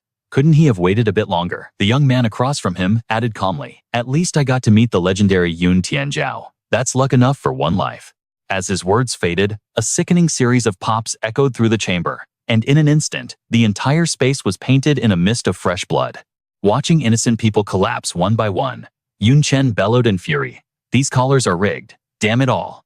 I should have realized sooner. Why didn't you speak up? Lin Ru looked down at her trembling hands. Once the slave collar is on, only the city lord can remove it. He must have realized we escaped. But don't blame yourself, Yun Tianzhao. We knew the consequences and chose to follow you willingly. The metal band around her neck began to hum with lethal red energy. Closing her eyes, Lin Ru whispered, I'm the last one. That perverted lord wants to keep me alive the longest, but I won't break. I'll die with my human dignity intact. She opened her eyes, tears streaming down her cheeks like a broken dam. Goodbye, Yun Tianzhao. Truth is, I've been your #1 fan since the Goblin Dungeon raid. Suddenly, Yun Chen's hand shot out, gripping the iron collar tight. Activating his peerless heavenly eye, he analyzed the device while declaring, it's too early for goodbyes. Panic surged through Lin Ru as she tried to stop him. Stop, Yun Tianzhao. If you force it, the explosion will hurt you too. Let go immediately. A transparent blue system panel materialized in the air. Item Slave Collar. Effect activates upon soul binding. The wearer's life is held within a single thought of the master. Warning. Forcible removal by anyone other than the master triggers self-destruction. Origin. Crafted by the ancient spirit clan technology from 1,000,000 years ago, Yun Chen instantly summoned the World Tree branch. He analyzed rapidly. If it's a soul imprint, then it deals with spiritual energy. That means it's not impossible to break. Yun Chen spun the World Tree branch, gathering momentum before shouting, Shatter. He brought the branch down in a violent strike, directly onto Lin Ru's collar, sending her stumbling back. Before she could fall, a hand reached out, seizing the metal band again. With a roar of exertion, Yun Chen tore the collar straight off her neck. A survivor nearby gasped in disbelief. My God, Yun Tianzhao actually removed a slave collar. The bald man's jaw dropped, pointing a trembling finger at the object. There's hope for the captured awakened as expected of the legendary Yun Tianzhao. Lin Ru's face was soaked in tears as she asked trembling, am I really saved? Is this a dream? Even a 4th-turn job class in a hardcore leveling manhwa couldn't break these. Yun Chen glanced at the device in his hand. That was close. Just because others failed doesn't mean I will. You should have told me sooner. The iron collar dissolved, transforming into a mystifying slip of paper. Yun Chen bit his fingertip, drawing fresh blood. Jun Min watched in stunned silence as the main character used his own blood to inscribe runes onto the paper. Yun Tianzhao. Yun Chen knelt on one knee, placing the bloody talisman on Liu Yuan's chest. He murmured, Today marks my first day back from the Dark World. I may not know everything about the current state of the Dragon Nation. He stood up, striding toward the exit with purpose. But there is one thing I know exactly how to handle. Zhansheng watched his retreating back and shouted, Yun Chen, where are you going? Murderous aura dark as night exploded from Yun Chen as he turned his head to take out the trash. Meanwhile, at the East Cloud City Lord's Manor, 2 rows of elite guards stood rigid, protecting the grand entrance. Inside the lavish hall, a man draped in noble robes stood amidst the carnage, hands clasped behind his back, observing the bodies littered across the floor. East Cloud City, Lord Shang Daowu, toyed with a collar in his hand. Every insect that resisted has been exterminated, he sneered, including the prisoners rescued today. Yi Qingling, do you know why I spared only your miserable life? Ye Qingling lay on the cold floor covered in blood, but her eyes burned with hatred. Obviously. You're a shameless pervert who lusts after my body. Let me tell you, I'd rather die than agree. Daowu threw his head back and laughed. Ha, the world misunderstands me. Lust is superficial. I am focused on the ancient spirit clan's breeding plan. He began his twisted sermon, acting righteous. Think back to the glory days of the ancient spirit clan. We didn't just rule this world. We conquered the void universe. But now, that glory has faded into dust. Our population is a fraction of what it was. Isn't it tragic? Dao Wu concluded, with a maniacal glint in his eye. To restore our brilliance, we must prioritize reproduction. You may be a lowly human slave, but your potential is immense. You will bear excellent offspring. That is the only reason you still breathe. Ye Qingling scoffed, her expression filled with pure disdain. Breeding partner, my boyfriend, has to be at least half the man Yun brother is? You aren't even worth his talent. Hearing that name, Shang Daowu ground his teeth, fury boiling in his veins. That damned Yun Chen, again. Ye Qingling sat up, waving her hand dismissively to pour more salt in the wound. But since you care so much about breeding, I have a suggestion. High-level dungeon monsters are way stronger than me. Why don't you go find an old monster hag to mate with? The little monster babies would definitely be powerful. Shang Daowu raised the collar, stepping closer with a dark aura. Sharp tongue for a slave. You think I can't break you? Wear this slave collar. It's been half a year. Let's see if you can still talk tough. But Thanlin didn't flinch. Instead, a dangerous smirk curved her lips as she issued a counter warning. I'd advise against that. If you touch me, Brother Yun won't let you off lightly. Ignoring her, Dao Wu's filthy hand crept closer to her throat. Laughable, I have 80 elite ancient spirit guards waiting outside. Once I'm done with you, we'll scour the entire city. I'll slaughter that death-seeking Yun Chen. You'll never see him again in this lifetime. Suddenly, Than Lin's gaze shifted, locking onto something behind him. She asked with a mocking edge, what was that? Why would you need to go look for Brother Yun? She stared past him at a dark silhouette, sitting calmly on a distant throne. Hasn't he been here the whole time? Hearing those words, cold sweat instantly drenched the city lord's face. Like a ghost, Yun Chen had materialized in the hall. He sat in silence, his terrifying gaze dissecting every move they had made. Panic seized Dao Wu, and he whipped around with lightning speed. What? But Yun Chen didn't give him a split second to speak. He simply raised his hand and unleashed a devastating strike. In a heartbeat, a colossal torrent of reddish-orange flame swallowed Dao Wu whole. A cataclysmic explosion rocked the foundation, sending a massive pillar of fire tearing through the palace roof and piercing the heavens. As the thunderous boom echoed, a silhouette was blasted out from the inferno, revealing a wretched figure. Amidst the chaos and earth-shattering noise, panic spread like a virus. What's happening? The city lord's manor just exploded. The shockwave sent Dao Wu spinning helplessly through the air, terrifying the onlookers. He's been blown away. The city lord plummeted from the sky, letting out a blood-curdling scream. Back in the ruins, Yun Chen's urgent voice cut through the smoke. Don't move. Let me heal your injuries. Despite her pale face, Thanlin gritted her teeth, her will of steel shining through. Brother Yun, forget about me. You absolutely cannot let him escape. Thanlin took a ragged breath, quickly analyzing the situation with a low, vigilant tone. The strength of the ancient spirit race isn't just their bloodline suppression. There are terrifyingly powerful entities hidden among them, beings on par with the Guardian Generals, comparable to the 72 demon pillars. If he escapes and warns them, the consequences will be unimaginable. After a brief hesitation, Yun Chen's eyes hardened with resolve. Understood. Meanwhile, a subordinate caught the falling Dao Wu. City Lord, are you all right? He ground his teeth, roaring in humiliation. Damn it, Yun Chen.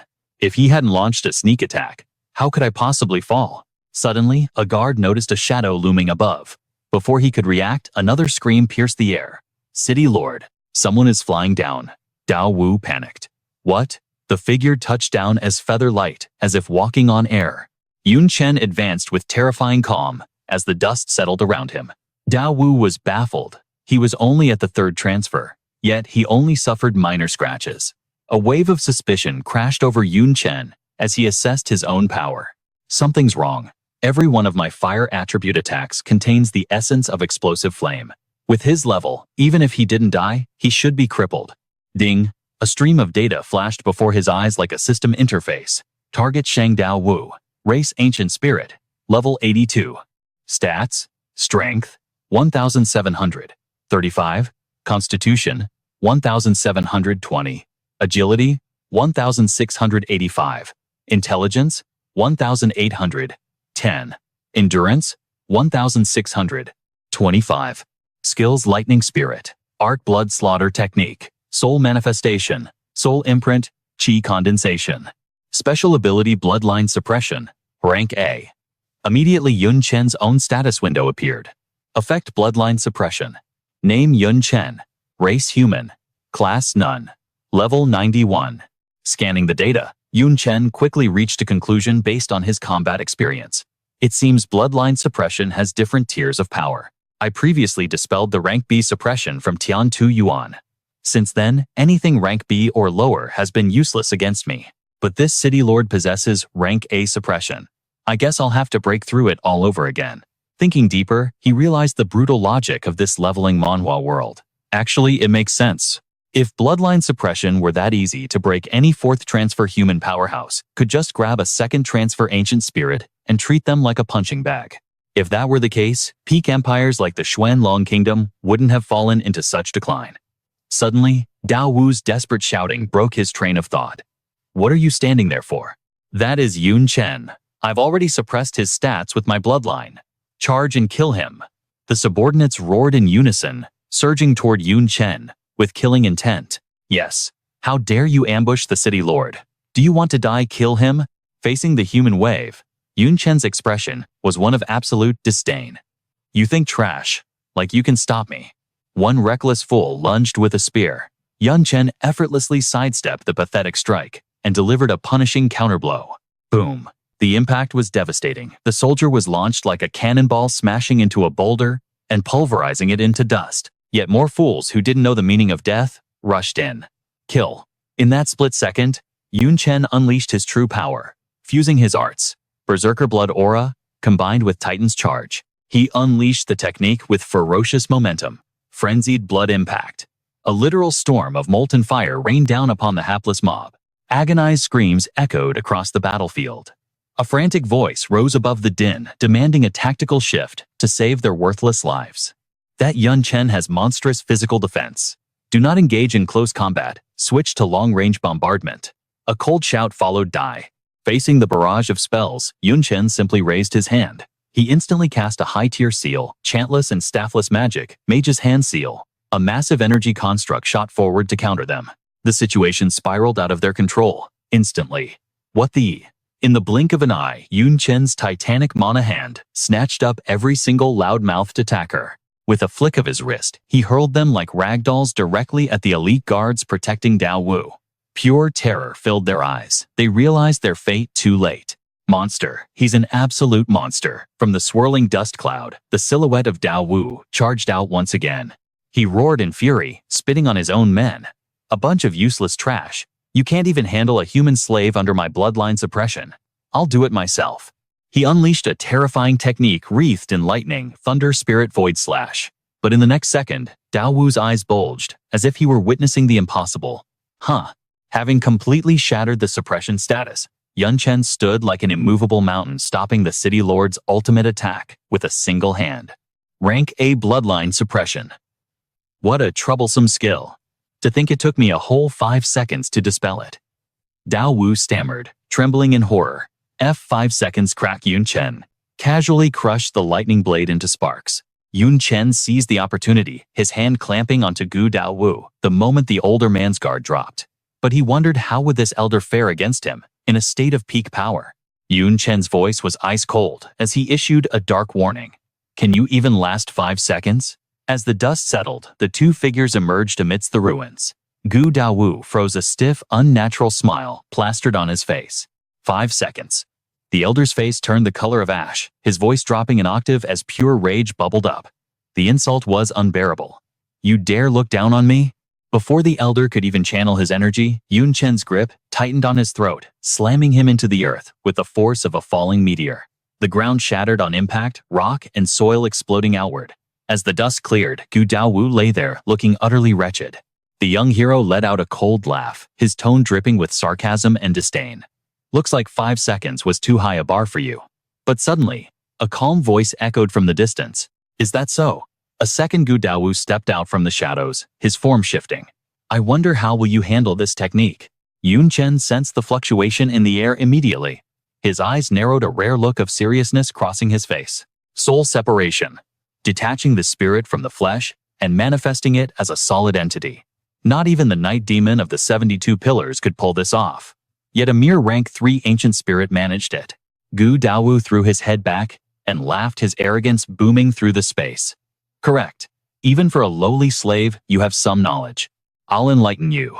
We ancient spirits stand a tier above you humans, not just because of our superior bloodline, but because of our mastery over soul force. He continued his lecture, speaking with the haughty tone of someone who believed they owned the world. Since the dawn of time, we ancient spirits were blessed by the gods to rule this realm as sovereigns. If we hadn't fallen into a deep slumber for reasons beyond our control, do you think there would be any space for you vermin to exist? His eyes turned glacial, every word meant to cut like a serrated blade. When I awoke and saw the first human, I realized the truth. You are nothing but defective copies, failed imitations created to mimic our glory. Your bodies are suppressed by our bloodline, and you can't even absorb soul force, let alone wield it. Gu Daowu's voice dripped with contempt, his hatred naked and unashamed. That is why, in our eyes, you don't even deserve to be called people. You are nothing but base slaves. Gu Daowu gritted his teeth, his eyes burning with fury. And yet, you slaves dared to seize this world while its masters slept. This sin alone is enough to enrage the entire ancient spirit race. We will work you until you die. Chen listened in silence, his expression unreadable. Finally, he replied, his voice laced with mocking indifference. So that's the source of your inflated ego. But I've seen other ancient spirits, and none of them could manifest their souls like this. Does that mean they can't use soul force either? Gu Daowu slowed his pace, savoring the explanation. It's not that they can't, it's that they chose different paths, much like you humans do. We are born with innate gifts. He scoffed his confidence, returning in waves. Some are born to command lightning, others to control fire, or to forge divine artifacts. Each of us cultivates the path that suits our talent. His chest puffed out with pride. And my gift is a tyrannical soul. I dedicated my life to soul cultivation to reach this pinnacle. Someone like me who has mastered the application of soul force is a rarity, even among the elite ancient spirits. Physical attacks cannot touch the soul, let alone harm it. Once my soul manifests, I am invincible. Gu Daowu lunged at Chen, his killing intent exploding outward. You lowly slave. Open your eyes and watch as I erase your very existence. But his shout was cut short. With a single casual strike, Chen shattered the spiritual arm into a million pieces. Gu Daowu screamed in agony, terror flooding his voice. Bastard, what did you do? Chen replied calmly, his voice carrying the weight of absolute certainty. The last guy who claimed his soul form was invincible. I beat him until he was the size of a hand. I wonder if your soul mighty ancient spirit can take a beating better than he could. Murderous intent flared in Chen's eyes as he prepared to deliver another devastating blow. Chen's brow furrowed in irritation. Gu Daowu panicked, his arrogance evaporating instantly as he began to beg.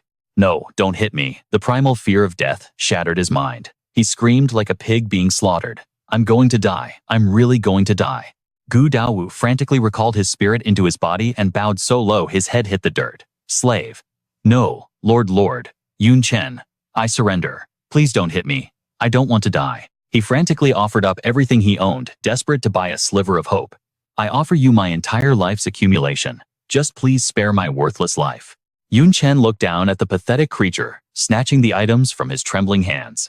Whether you live or die depends on if your life has enough value. Another figure watching from the shadows couldn't stomach the sight. City Lord, you are a noble ancient spirit. How can you bow your head to a filthy human? The subordinate gritted his teeth, his eyes filled with venomous hate. Bastard, you've disgraced our entire race, you traitor. We will report this to the High Council, and you will be buried alongside Chen. But suddenly, massive crystal boulders materialized above their heads, plummeting down like judgment from the heavens. The crystals slammed into the ground, sealing off their escape routes. From behind the largest stone, a figure stepped out, his voice sharp as a razor. He already gave me the order. Duanye's killing intent saturated the air, his words final. Today, not a single one of you leaves this place alive. The remaining subordinates who had been planning to flee collapsed in terror, dropping to their knees. Damn it, I surrender. I also surrender. Don't kill me. Footsteps approached from the distance. Zhan Sheng's familiar voice rang out heavy with anxiety. Chen, don't be rash. Dealing with ancient spirits requires a long-term plan. The City Lord isn't as simple as you think. The guerrilla squad is here to help you. But as he reached the battlefield, silence reigned. Zhan Sheng froze. This is... He shouted in disbelief. You finished them all. Yun Chen turned, chewing casually on a tyrant flower fruit. Oh, you guys are finally here. Consuming the tyrant flower fruit grants a permanent stat boost plus 15 intelligence and 5 agility. It was the kind of loot you'd expect in a high-tier leveling manhwa. The newcomers stared, their eyes wide with awe and excitement. My god, he even defeated the city lord. Just how strong is this kid Yun Chen? Truly, the heavens' pride of our generation. Humanity finally has hope. Zhan Sheng stepped forward, his face burning with shame. I'm sorry, Yun Chen. You were too fast. We rushed here with everything we had, but in the end, we couldn't help you at all. Yun Chen's lips curved into a faint smile, his overwhelming aura softening into a gentle breeze. Rest easy, Instructor Tan. Your arrival alone is a victory, but the real battle has only just begun. He paused, his voice steady.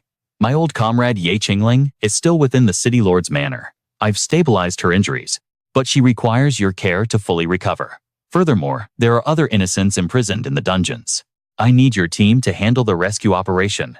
Dongyun City is too vast for one man to cleanse alone. Zhan Sheng responded instantly, his voice like iron. Leave it to us. From this moment, Dongyun City is officially liberated. Yun Chen nodded with authority. I leave the civilians to you, Instructor. As for the ancient spirit prisoners and this fallen city lord, they belong to me. A chilling smirk played on the corners of his mouth. I have a special plan for them. As night fell, Jin Sheng spread the word like wildfire. Yun Chen had arrived, the city lord had fallen, and the ancient spirit race was being hunted across Dongyun. At first, the people were paralyzed by disbelief. But when the footage of captured ancient spirits aired, shock turned to ecstasy. In a single night, the chains of oppression were shattered. The granaries hoarded by the ancient spirits were thrown open. The entire city erupted into a carnival of freedom, feasting through the night. However, not everyone trusted this sudden peace. In their eyes, this tranquility was merely the calm before a storm. Terrified, they grabbed what food they could and fled into the darkness, seeking a safer haven. The resistance fighters watched them leave in silence. They did not stop them. The granaries remained open, fueling the celebration for those who stayed, while the shadows swallowed the fearful few who chose to run. Elsewhere, the air was thick with the scent of blood. Dao Yu, bound and broken, howled in agony, his screams laced with pure hatred. Damn you! You spared my life because I have value. Why torture me like this? Why? Dao Yu raged, his dignity stripped away. Standing beside him, Duanye smiled a cruel, beautiful nightmare. Your suffering is the proof of your value. She chuckled darkly. Scream louder. I endured the exact same torture at the hands of that bastard before you. She looked down at the trashing Dao Yu, a cold thought crossing her mind. You are weak. One night of this hell is enough for Master to extract everything he needs. System notifications flashed before Yun Chen's eyes like a leveling manhwa jackpot. Skill acquired soul imprint. Skill acquired blood slaughter art. Yun Chen exhaled a long breath, a wave of satisfaction washing over him as he surveyed his new arsenal. After a night of plunder, he had acquired every essential skill. Even the trash abilities were welcome. In this world, there is no such thing as too much power. His gaze locked onto Dao Yu. Snap. He signaled the end of the torture. Dao Yu collapsed, gasping for air, thinking the nightmare was over. But Yun Chen was already handing him a new object. It was a heavy iron collar. As Dao Yu held it, a spark of cunning lit up his eyes. A sinister plan formed behind his treacherous smile. Fine. I will wear it. He thought to himself, the slave collar is a noble artifact of my race. It requires a soul imprint to function. This human fool thinks merely wearing it will enslave me. He plotted his betrayal in silence. I will play the obedient dog. Then the moment he lowers his guard, I will strike. Once I contact the Eastern Ancient Emperor, crushing this human will be as easy as flipping a hand. But before the thought could finish, the collar constricted. A crushing despair slammed into his soul. Huh? The collar. It activated. Impossible. Only an Earth rank ancient spirit possesses the power to do this. Dao Yu stared at Yun Chen, terror seizing his heart. Yun Chen looked down at him, his voice flat and terrifyingly calm. Are you talking about the soul imprint? Unless it is a racial trait, there is no skill I cannot steal. Now that you understand your position, tell me everything about the ancient spirit race. Or perhaps you prefer another round of torture. Dao Yu's will completely shattered. It's over. I'm finished. Dao Yu slammed his head to the ground, his voice trembling with absolute fear. I'll speak. What do you want to know? No, wait. I will start from the very beginning. He took a deep breath, scrambling to organize his ancient knowledge. Just like humanity, my race has a hierarchy, from strongest to weakest. Emperor, Heaven, Earth, Mystic, and Yellow. These correspond to your human ranks: Guardian General 4th Transition, 3rd Transition, 2nd Transition, and 1st Transition. Dao Yu continued his voice, carrying a trace of lost pride. Since the dawn of time when the gods forged this world, the ancient spirit race was created alongside them. We followed the gods across the cosmos, conquering universes and annihilating powerful enemies. Yun Chen scoffed, his eyes filled with disdain. With pathetic strength like yours, you claim to be god slayers. Don't make me laugh. Dao Yu flinched quickly, correcting himself to reveal the truth. Of course not. The entities that fought the gods directly were cosmic horrors, shapeless, twisted abominations from other dimensions. Those monsters had their own worlds. Our job was to clean up the lesser beasts within their domains. Dao Yu's voice leveled out. For example, the creatures you called dungeon monsters, goblins, trolls, zombies, they are all descendants of the prisoners we captured from other worlds. It took thousands of years of evolution to turn them into what they are today. Dao Yu paused, offering his own theory. I suspect the violent ones were thrown into dungeons to serve as experience points for you humans to level up. The docile ones became mounts, pets, or summons. Yun Chen narrowed his eyes, hitting the core issue. So monsters are essentially aliens. That implies that initially, Earth contained only humans and your ancient spirit race. Dao Yu shook his head violently. Not exactly. There were animals, pigs, cows, chickens, but they had no combat power. They were merely food. Yun Chen fell silent, his mind racing. Native animals remained food, but the invaders evolved into the monsters of this system. Yun Chen pressed on, his aura flaring. Then why did your race fall into a slumber 1,000,000 years ago? And why wake up now?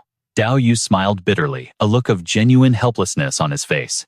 That, I do not know. A sudden drowsiness took us and we slept. When I opened my eyes, I was already in the territory of the Xuanlong Nation. After waking, I asked the others. It was the same for everyone.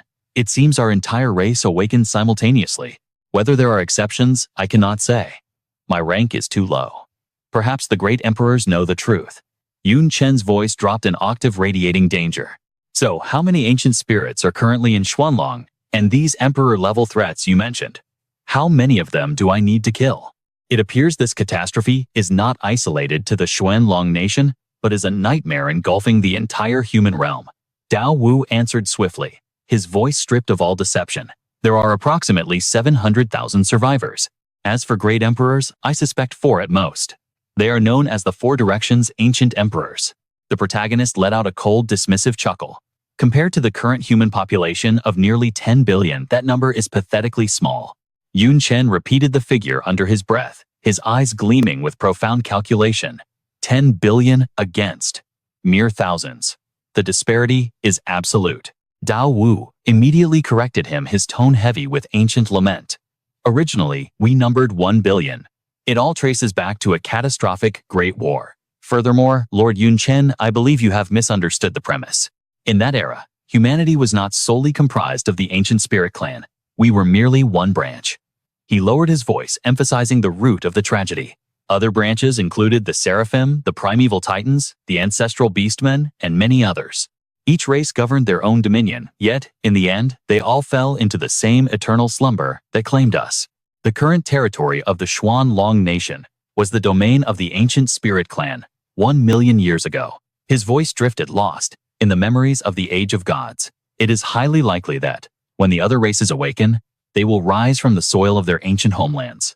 Back then, the god gathered every race in the world, launching a crusade to conquer the cosmos, extinguishing one world after another. With every victory, our world expanded. Creatures and resources flourished, empowering the entire human race and paving the way for the next conquest. Dao Wu's voice dropped to a grave whisper as he recalled the twist of fate. Just when we believed our victory was eternal, an enemy unlike any other descended upon us.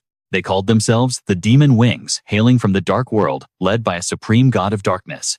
Like us, they were forged in the fires of cosmic chaos, possessing power equal to our own. Every word fell from his lips like a heavy stone. War erupted instantly. It was a cataclysmic clash that raged for 1,000 years, a true apocalypse. Both sides suffered devastating losses.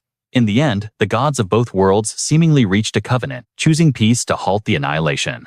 Yun Chen turned to the shadow beside him. Little Ye, does any of this sound familiar to you? Duan Ye responded, her voice laced with uncertainty. I have heard similar whispers in the wind. After all, That is ancient history. I wasn't even born yet. Her tone darkened as she alluded to the most terrifying existences. But there are those who definitely know. They were born alongside the dark world. Some even survive to this day, specifically, the first 7 pillars of the current 72 demon pillars. Douanier let out a soft breath, her voice trembling with a mix of reverence and dread. To be honest, those are the true ancient monsters. Their power far eclipses the other pillars. If you wish to question them, I fear you would never get the chance in 1,000 lifetimes. Dao Wu continued, his demeanor more somber than before. In short, after the war with the Dark World, the human population plummeted. The ancient spirit clan fell from a peak of 1 billion to a mere 500,000. I assume the other races fared no better. His voice became cautious as he approached the ultimate secret. It was that very war that led many emperor-level powerhouses to discover a truth that shook the heavens. They banded together to seek out the god, but they vanished without a trace. Perhaps they are all dead. Chen narrowed his eyes, shock coloring his tone.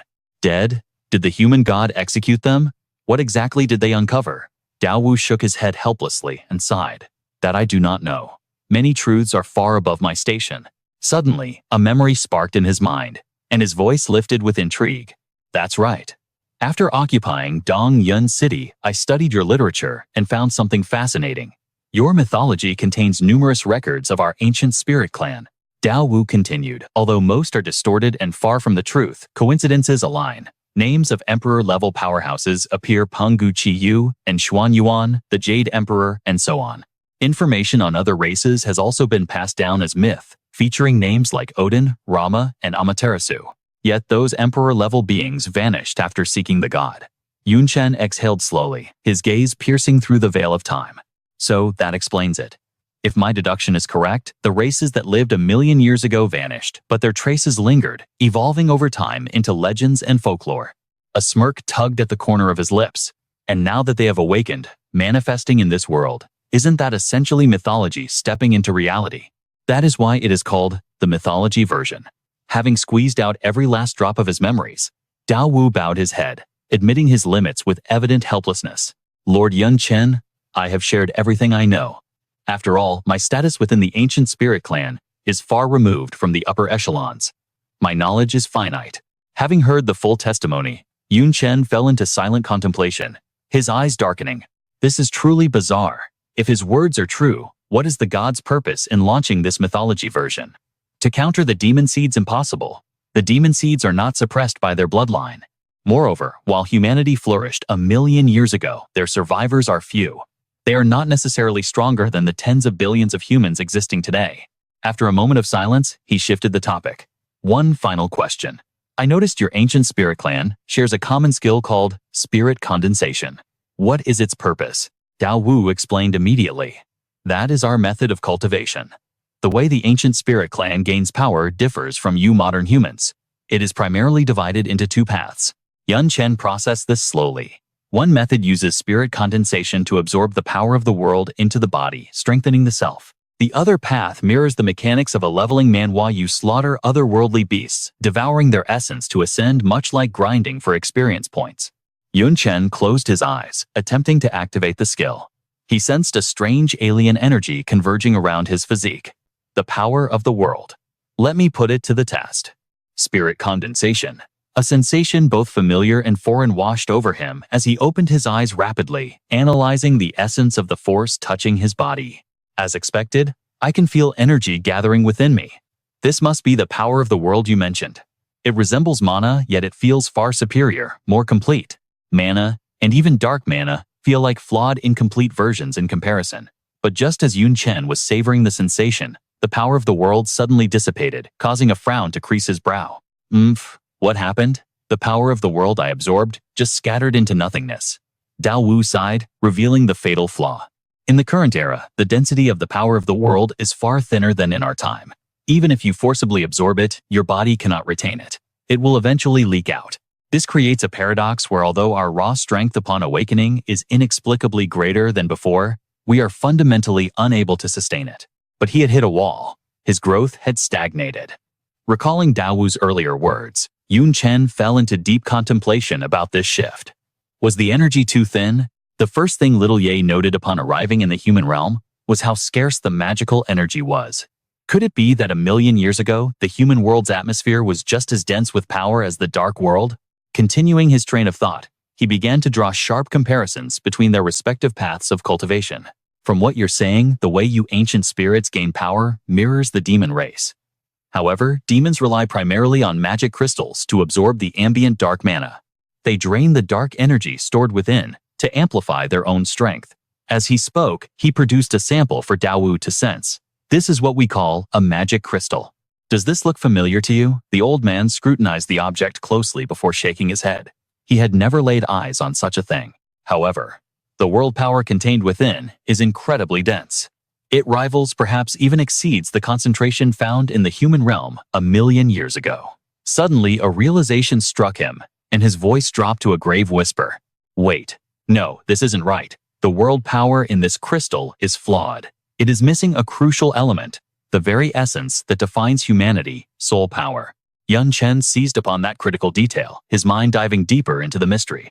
Flawed? Does that mean the demon race, like humanity, is also devoid of soul power? Was this a deliberate design or a cosmic accident? A sudden knock shattered the heavy atmosphere of deduction. Enter. The door creaked open. Zhan Sheng strode in, his voice brimming with pride. Chen, everything you ordered has been arranged. However, there is one final matter that requires your personal touch. We simply cannot remove these slave collars on our own. We need your power to break them. Chen nodded casually, delivering a swift kick to Daowu. Very well, have them line up one by one. His command cut through the air like ice. This prisoner can be used to dispel the highest tier bloodline suppression. He is yours to deal with. Just remember, do not kill him. Squeeze every ounce of utility out of him. Zhan Sheng roared with laughter. Haha, rest assured we are experts at this. We'll make him wish for a death that will not come. Suddenly, his gaze landed on the metal band around Daowu's neck.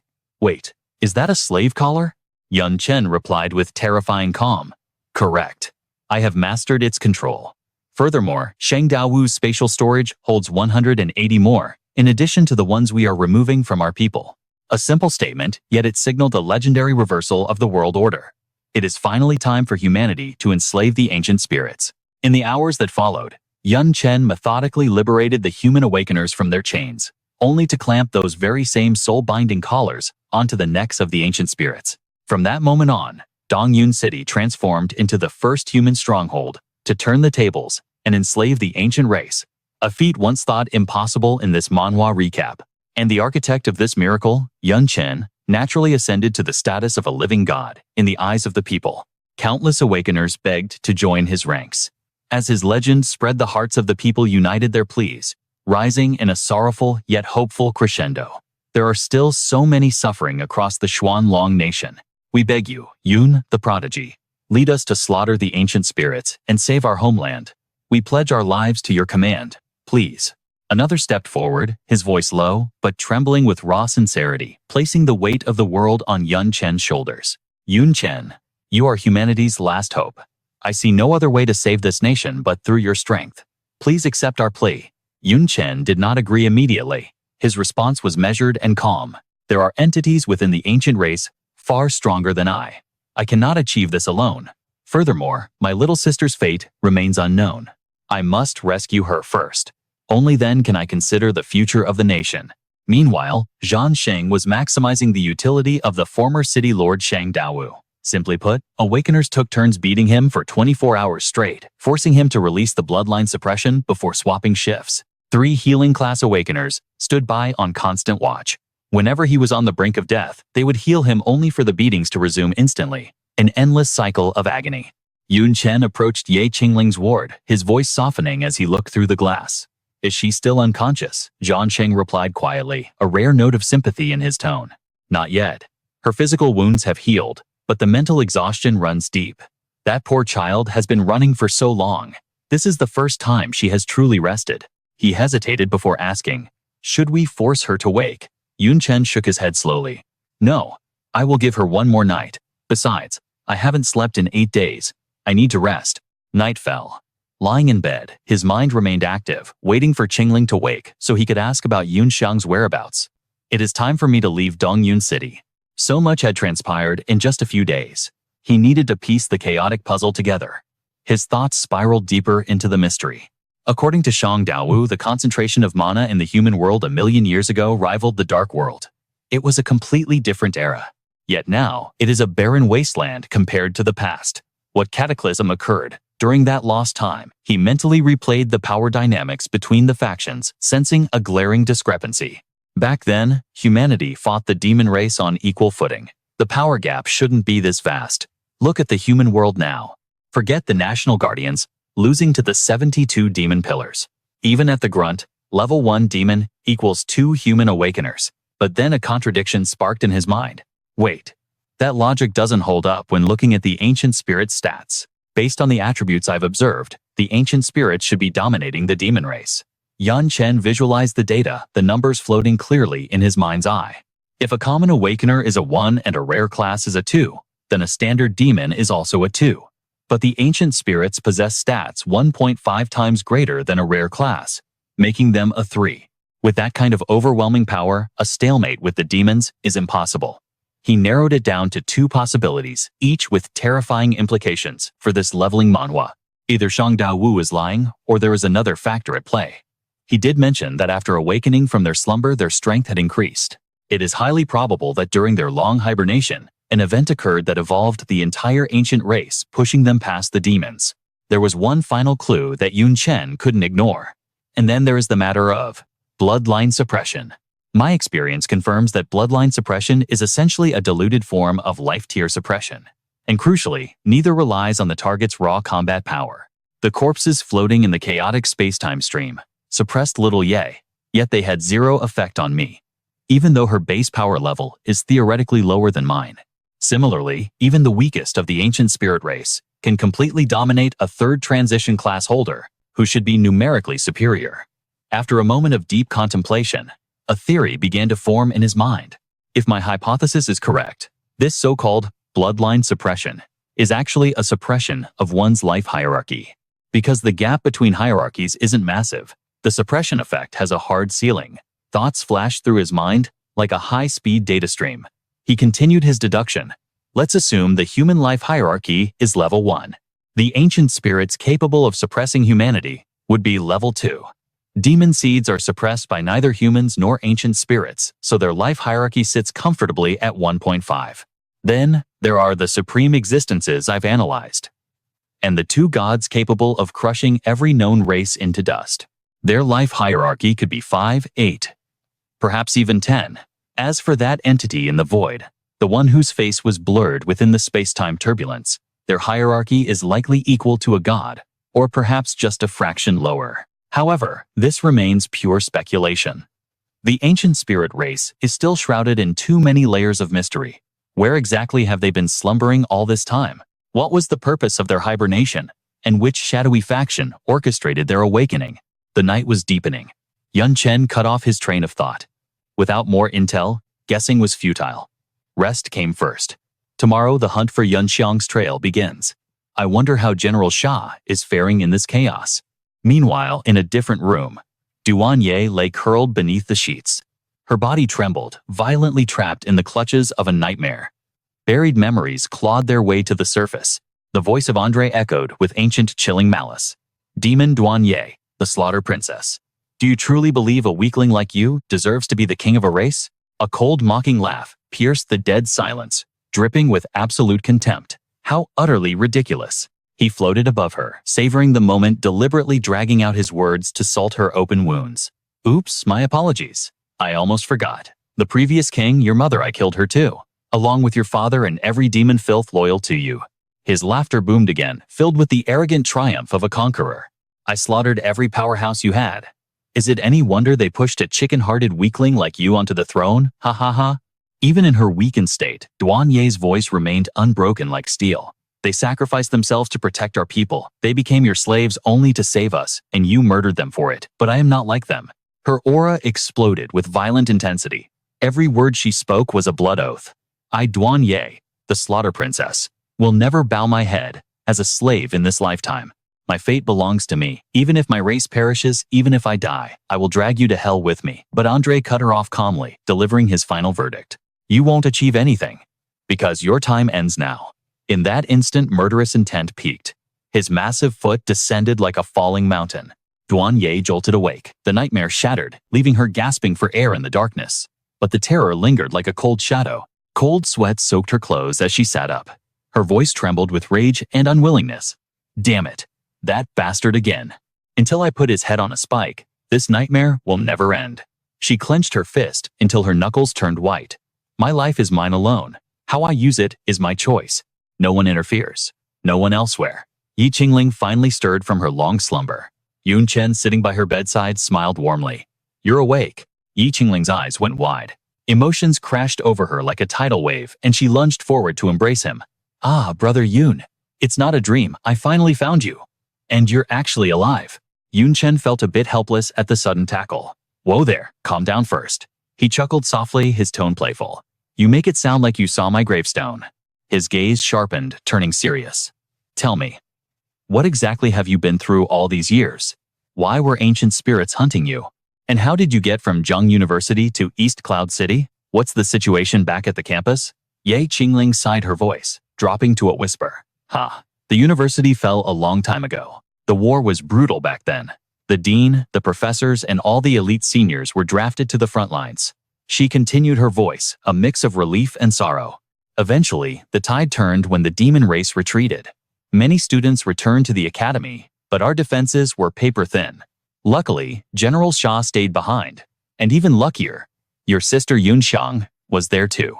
Yun Chen froze. His voice leaked anxiety. Xianger, she went onto the battlefield too. Yi Qingling quickly tried to soothe him. Brother Yun, breathe. You need to understand something. She looked him in the eye, her expression filled with pride. To you, she might be a fragile little sister who only knows housework. But to us, she awakened the time element. She is an incredibly reliable comrade. Yun Chen stayed silent for a moment. I was being narrow-minded. It seems while I was living through my own leveling Manhwa storyline, she grew into a warrior in her own right. What happened next? Her voice turned grave as she recounted the disaster. The most terrifying thing in war is fighting blind. At first, we knew nothing about the ancient spirit's bloodline suppression. Our power plummeted instantly. We couldn't react. Even General Xia nearly died. Yi Qingling clenched her fists, reliving the moment of near death. At the critical moment, Yun Xiang paid a massive price to reverse time for everyone, giving us a second chance to fight. Her voice trembled with sheer reverence. General Xia seized that opportunity. She pulled out a mountain of god-tier artifacts to support us, wiped out the ancient spirit ambush squad, and led us out of Jiang University. After that, she teamed up with survivors from the military outpost and built a massive underground fortress in a secret location within Jiangnan province. That stabilized the situation. We held the line, though counterattacking was impossible. Yun Chen frowned deeply.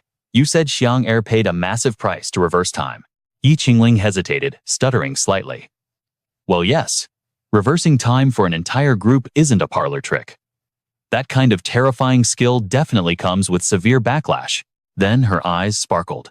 But General Zai is basically a walking treasury. She used god-tier items like they were candy and cleared away all the side effects easily. Yun Chen could only listen helplessly.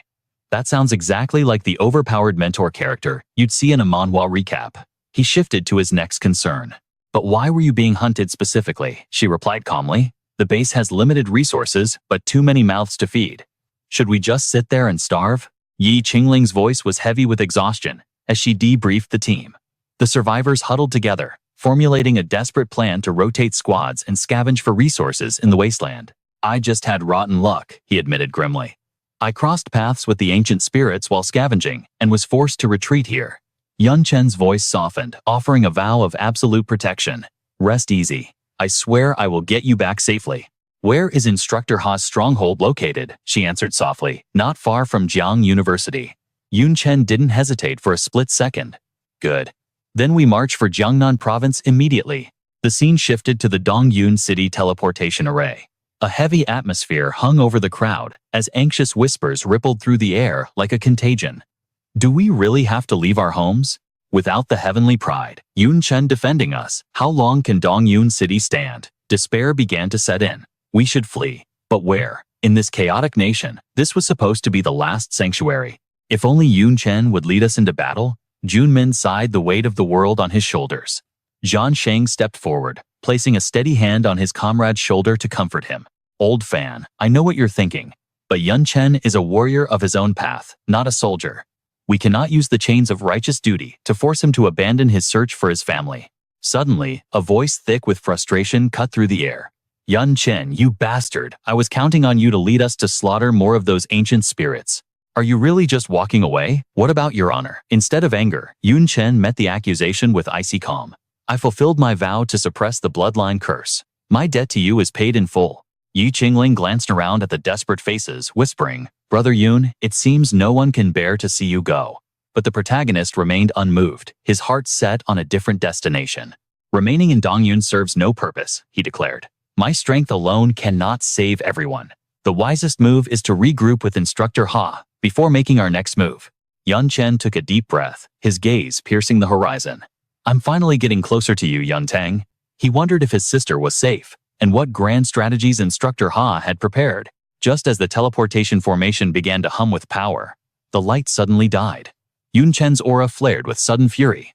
Why has the array been deactivated? Bring me Sheng Daowu. Now Zhan Sheng dragged the traitor forward and kicked him to Chen's feet. We were planning to settle the score after you left, but take him now.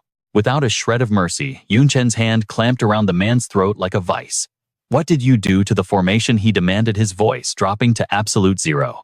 Daowu flailed helplessly in the air. I modified it, he choked out. It's a one-way trap, nothing can leave. It was meant to imprison enemies and capture anyone foolish enough to teleport in seeking safety. Chen didn't waste another second, listening to the excuses. He tossed the traitor back to Zhan Sheng's men like a sack of garbage to continue their punishment. Agonized screams echoed through the hall. No, please, Chen sighed, resigning himself to the inevitable. It looks like we have to do this the hard way. The scene shifted to Chen's group regrouping. Back in the war room, the atmosphere was grim. Zhan Sheng began grave concern in his voice. With the array down, the only road to Jiang University is on foot. He continued to analyze the lethal risks ahead. However, Jiang University is separated from Dongyun City by an immense distance. You will have to cross fallen cities and active monster dungeons. The urban centers have long since been conquered by the ancient spirit race. Without human suppression, the monster zones have expanded unchecked. The danger is beyond calculation. Junmin nodded in grim agreement with Zhan Sheng's assessment. That is exactly why we should accompany you, Zhan Sheng proposed. There is strength in numbers. Chen raised an eyebrow, confused. You want the guerrilla army to march with me? He didn't flinch, speaking with absolute decisiveness. Not just us. We will rally every awakener in the city. We will form a legion of vengeance and march forth. Our destination is also Jiangnan University. We will reclaim our lost territory with every step we take. A single arrow, 2 targets. Chen realized the ploy. Are you trying to draft me into your guild? Yi Qingling stepped forward, her expression turning serious. Brother Yun, I agree with Commander Fan. It is the only way. Instructor Ha's forces have been whittled down over time. If you arrive with an entire army of awakeners, it would be a legendary reinforcement for the stronghold. Chen fell silent, his mind racing through the tactical possibilities. The Xuanlong nation had already fallen to the invaders. Even when I find Yun Tang, the safest place remains Instructor Ha's base. Strengthening that sanctuary is the logical choice. After a moment of calculation, Chen nodded. His voice lost its hesitation. Fine. We move together.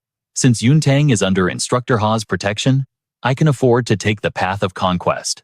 Ha ha ha. Zhan Sheng laughed. A weight lifted from his chest. With you by our side, victory is assured. But Junmin looked at him with expectant eyes. Chen, the Legion of Vengeance, needs a commander. There's no one more qualified than you to wield that authority. Chen shook his head instantly. I am just a wandering cultivator with no class. I cannot carry the burden of so many lives. I am merely a traveler on this journey. Choose another leader. The scene shifted to the Grand Plaza of the Holy Empire. The air vibrated with the fanatical chants of the masses. Angel, angel. It was a cult-like scene perfect for a dramatic manhwa recap. Voices overlapped in a chaotic symphony. Lord Angel, high above the sea of worshippers, the seraphic figure descended. Our awakening is a divine blessing, she proclaimed. It is the will of God. Though you were born on this ancestral soil with flaws, we shall uphold our virtue. We shall shield you from the chaos of war. Her voice dropped an octave, resonating with holy power. I will continue to fulfill the divine mandate, bestowing grace upon my loyal flock. Let the prayers begin. May the divine listen to the whispers of your souls. Thousands of believers closed their eyes in unison, a ritualistic hush falling over the plaza. We pray. Suddenly, amidst the sea of devotion, a voice cold enough to freeze hell cut through the air. If only you had awakened sooner. The words dripped with icy malice. Now, it is far too late. The Pope turned his expression unreadable. How proceeds the plan? The Grand Commander emerged from the shadows, bowing with terrified respect. Your Holiness, the preparations are complete. The ritual can begin. A terrifying glint flashed in the Pope's eyes. Good. Commence. Elsewhere, dark rifts tore open, spewing forth black mist and a legion of new entities. The pressure in the air became suffocating. This is a holy war, the angel declared, but her face twisted into a mask of pure horror. No, this is a sin. This is a cataclysm. The perspective shifted to the bowels of the war fortress prison, where a faint, desperate sound echoed against the cold stone walls. Requesting backup. The voice trembled, life force fading rapidly. Compatriots, please, save us. The plea for salvation faded into the darkness. I need help. Lucy's face twisted in horror, a massive wave of panic seizing her heart. What was this energy? What chaos was unfolding in the outside world? And that voice calling out to her. Why did it stir something deep within? Agony tore through her body, surpassing all limits of endurance. She screamed a sound of pure raw suffering. But look, her wings. The obsidian feathers were bleeding into a blinding, pristine white. Lucy trembled, realizing the terrifying truth. Her body was rejecting the darkness. My class. It is reverting. Am I becoming an angel once more? This must be a joke. This cannot be happening. Her voice shattered in disbelief. Half of her dark mana evaporated in an instant. How was this even possible? Was this a divine miracle descending from the heavens? Or perhaps she was never meant to fall. Suddenly, a voice from the outside world pierced through her confusion. Who am I? Li Tianzhang. Who is Li Tianzhang? Why me? What is my purpose? The ceaseless muttering finally snapped Lucy's patience. Silence, you useless trash soul. Can you not see I am in the middle of a crisis? She roared. Shut your mouth. You repeat the same nonsense day in and day out. I am losing my mind listening to you, but Li Tianzhang replied with a voice like ice dripping with killing intent and utter disdain. You damn woman. If you have energy to scream, go cut off your own hand. If not for the world tree's vines binding us, do you think a wretch like you would be worthy to sense my presence? He scoffed, his words sharp as daggers. Who wants to be near you, you pint-sized failure? At least I was defeated by young Chen, the master of this leveling Manhwa world. You were trash, beaten by a mere third advancement female. Lucy exploded with rage, grinding her teeth. Who are you calling trash? And she is not just a woman. She is the magnificent elder sister Lu Miaoling. Suddenly, a high-pitched shout cut through the tension. So noisy, Xiaojing interjected. Fighting is bad. Master hates it. Be quiet or I will smack both of you. Li Tianzhang clicked his tongue in pure annoyance. TSK. Another headache appears. Master this, master that. This little flower spirit is even more annoying than the crazy woman. He laughed a twisted, malicious sound. Scream all you want. Yun Chen will never answer you. Hearing this, Xiao Jing's face crumpled. Her lips trembled, and tears began to pool in her eyes, overflowing with grievance. You liar. Master likes Xiao Jing the best. He is just busy right now. She wailed uncontrollably. Wah! Li Tianzhang panicked. Hey, why are you crying? Lucy looked on with a twisted expression, her voice turning cold. Of course she cries. She possesses a noble emotion just like me. It is a power called love. She sneered with contempt. You are a fool who cannot even remember his own name. How could you remember others? You could never understand such a feeling. Those words struck a hidden nerve deep within Li Tianzhang. He fell silent. When he spoke, his voice was hollow, filled with self-mockery. I have always been a servant of God, a parasite in another's body, mechanically issuing quests, distributing rewards. I was merely a spectator, manipulating the lives of others. That was my only value. The atmosphere around Li Tianzhang grew heavy with a loneliness he had never known before. Now I have lost my connection to the divine. I cannot complete my mission. I do not even know what I am anymore. A strange, uncontrollable emotion surged within him. A void opened in his soul. Looking at these two fools, he felt a burning pang of jealousy. Behind him, the naive voices of Lucy and Xiaojing echoed. Sister Miaoling, come, save me, master, summon your little spirit. Finally, clarity returned to Li Tianzhang's eyes. God never promised me anything. Servitude was simply expected. But ever since the silence began, that sense of duty has faded into nothingness. Now I care little for that old master. At least Yun Chen offers tangible returns. Perhaps, striking a deal with him is not impossible. Meanwhile, at the academy grounds, excitement filled the air. Students lined up buzzing with anticipation. What will the Revenge Legion uniforms look like? They better be majestic, and the equipment stats are crucial for a manhwa recap like this. The female students with the Taylor Life class were losing their patience with the chaotic crowd. "Silence all of you," one shouted. "Distract me and your armor won't fit. Then you'll be the ones crying on the battlefield." Just then, Duan Ye stood in the shadows watching everything. A spark of interest lit her eyes. The Revenge Legion. War is an excellent concept. I must seize this opportunity. A truly sinister smile curled on her lips. But in that moment, Ye Qingling accidentally locked eyes with her. She recognized Duan Ye immediately and shivered. That is Brother Yun's maid. Why does she always give off such a disturbing aura? Suddenly, Duan Ye's expression shifted to a bright, mask-like smile. She beckoned. "I recall your name is Ye Qingling, correct? Come here, little one. I have a few questions for you." Back in the conference room, the atmosphere was heavy. Jun Min stepped forward to report. "Commander Yun Chen, the Revenge Legion recruitment is complete. We have 4 third advancement warriors, 51 second advancement users, and 67 ancient spirit slaves." He continued detailing the elite new members. "All class holders have released their A-rank bloodline suppression. And I must say, as a human shield, Kang Daowu's durability is absolutely god tier." Zhang Shang chimed in from the side. Additionally, while some first advancement users wish to join, their combat power is insufficient. They have been assigned to city reconstruction and logistics. Yun Chen nodded in agreement. "Correct. First advancement users would only be fodder on the front lines. Let them handle the restoration." Suddenly, his eyes narrowed. "But bringing the ancient spirit slaves into battle, are you not concerned about betrayal?" Jun Min thumped his chest confidently. "Rest assured, those ancient spirits have no backbone. They value their pathetic lives above all else." He smirked. "Furthermore, they show no hesitation in slaughtering their own kind. The ancient spirits have been plagued by internal civil wars for millions of years. Actually, humanity is not so different.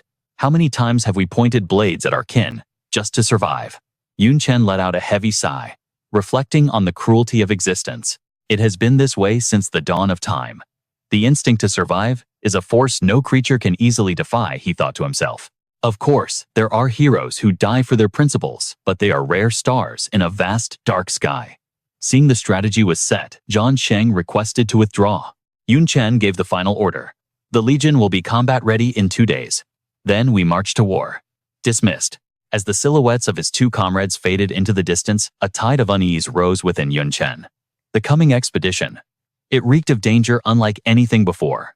Currently, my ability to suppress the bloodline curse is only at rank A. The endless grind of leveling up was starting to give him a headache. Against Tian Tu Yuan's B-rank pressure, I shattered it in a heartbeat. But facing Shang Daowu, that took 5 whole seconds of concentration. If I face an S-rank suppression or something from the ancient abyss, how long would I be helpless? Just as his thoughts spiraled, a rustling sound broke the silence. Xiao Jing emerged from the void with a message. "Master, the second soul demands an audience." Yun Chen narrowed his eyes but nodded. He summoned the containment artifact, wondering, has he finally come to his senses? Without hesitation, he released the seal. Li Tianzhang materialized instantly, his voice trembling with urgency. "Brat, I've done nothing but think these past days. A trade is not impossible. If I grant you my entire inheritance, everything I possess, can you guarantee you will recover my lost past?" Yun Chen met his gaze with brutal honesty. "No guarantees. Your physical body has been missing for ages. Even if we find it, it might be useless dust by now. I can only promise to try my absolute hardest. You've dwelt within me long enough to know I don't make empty vows." A mocking laugh escaped Li Tianzhang. "You're too honest for your own good. Kid, do you even grasp the sheer magnitude of what I can offer you?" His aura flared with arrogance as he listed the benefits. "I offer you the ultimate cheat code of a leveling manhwa.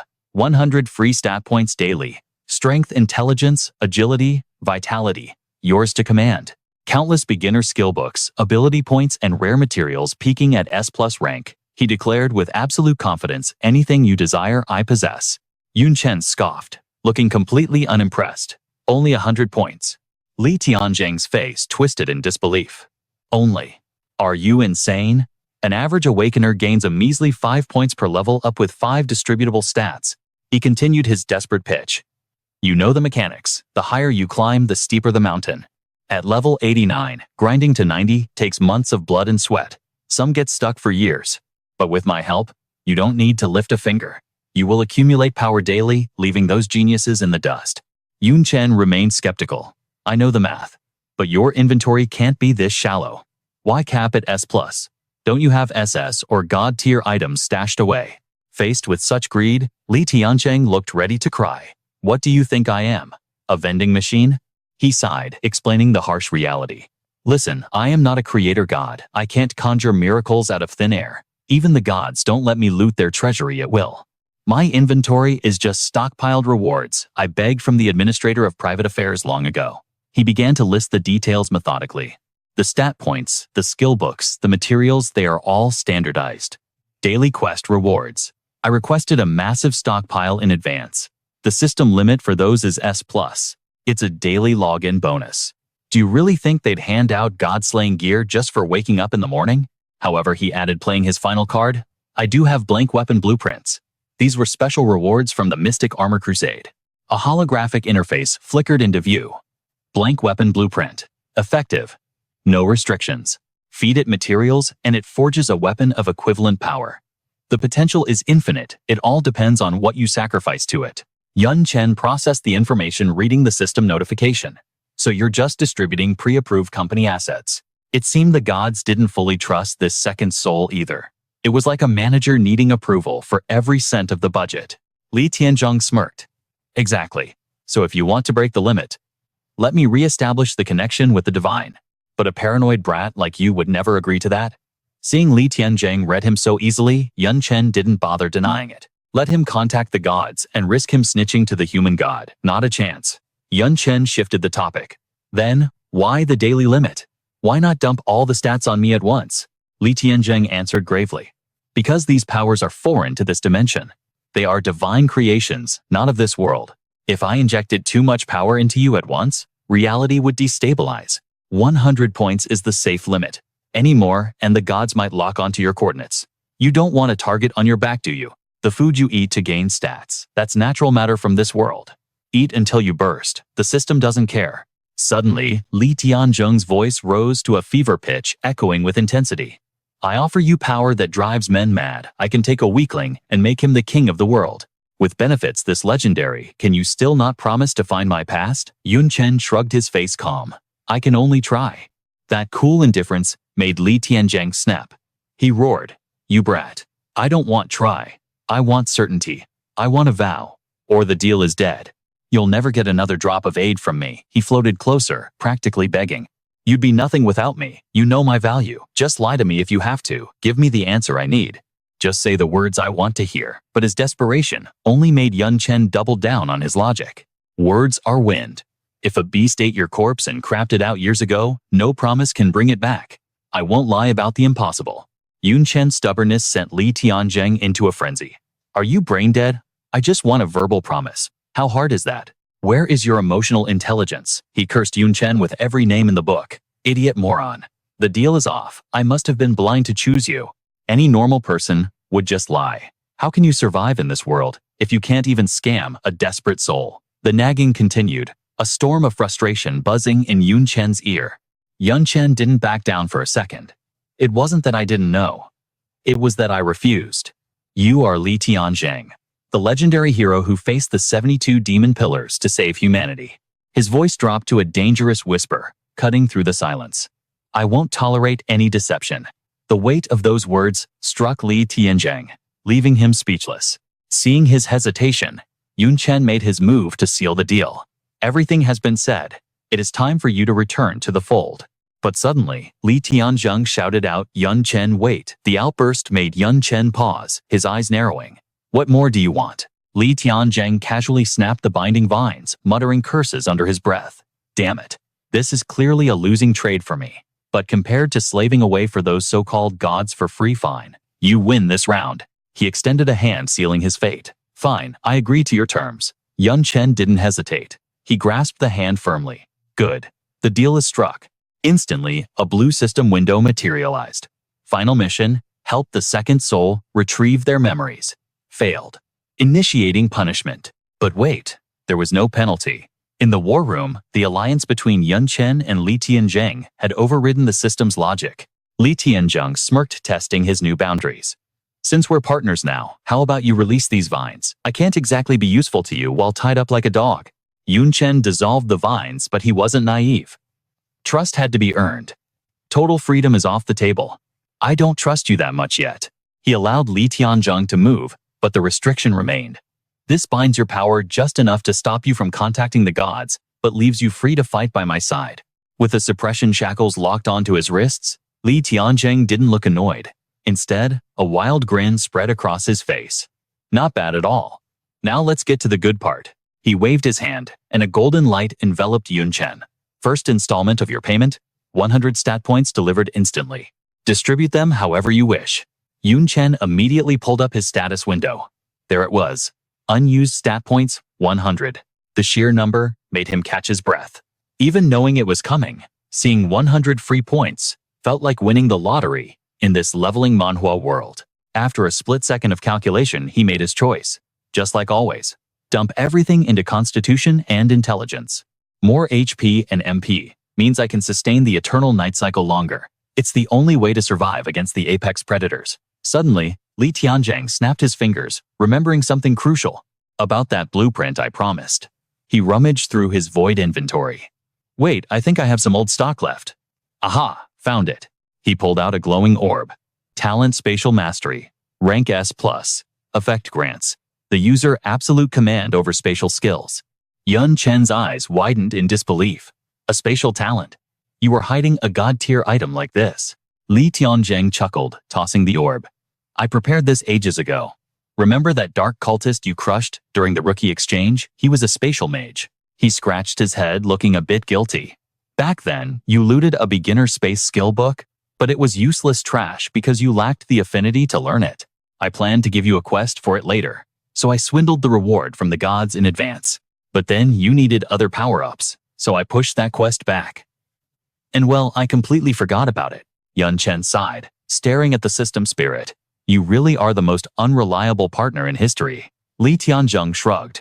Hey, I can't use it anyway. Consider it a signing bonus. Before Chen could react, Li Tianzheng flicked the orb. It shot forward like a bullet, embedding itself directly into Chen's forehead. System alert. Acquired S+ rank talent. Spatial Mastery. Chen felt the power flooding his veins. Incredible. This is the real deal. I wonder. What happens if I combine space magic with my other skills? After days of preparation, the Vengeance Legion finally began their march. Their target, Jiangnan University. Their mission, reclaim every human city along the way. But even with a powerhouse like Chen leading this Manhwa recap, the journey was paved with nightmares. Night fell over the camp. Chen sensed a presence sneaking behind him. He sighed, turning around. Ye Qingling, why are you stalking me? Yi Qingling immediately dove behind his back, her eyes darting around in paranoia. Brother Yun, that beautiful maid of yours. She's not here, is she? She went for a walk. Why Ye Qingling's expression turned deadly serious. It's hard to explain, but it's better she's gone.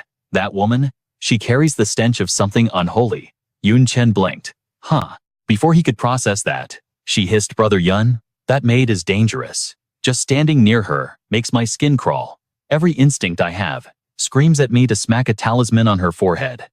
Chen felt a chill. Attacking the Demon Queen, your death wish is impressive. Taking advantage of their privacy, Ye Qingling poured out her suspicions. Brother Yun, you know my lineage.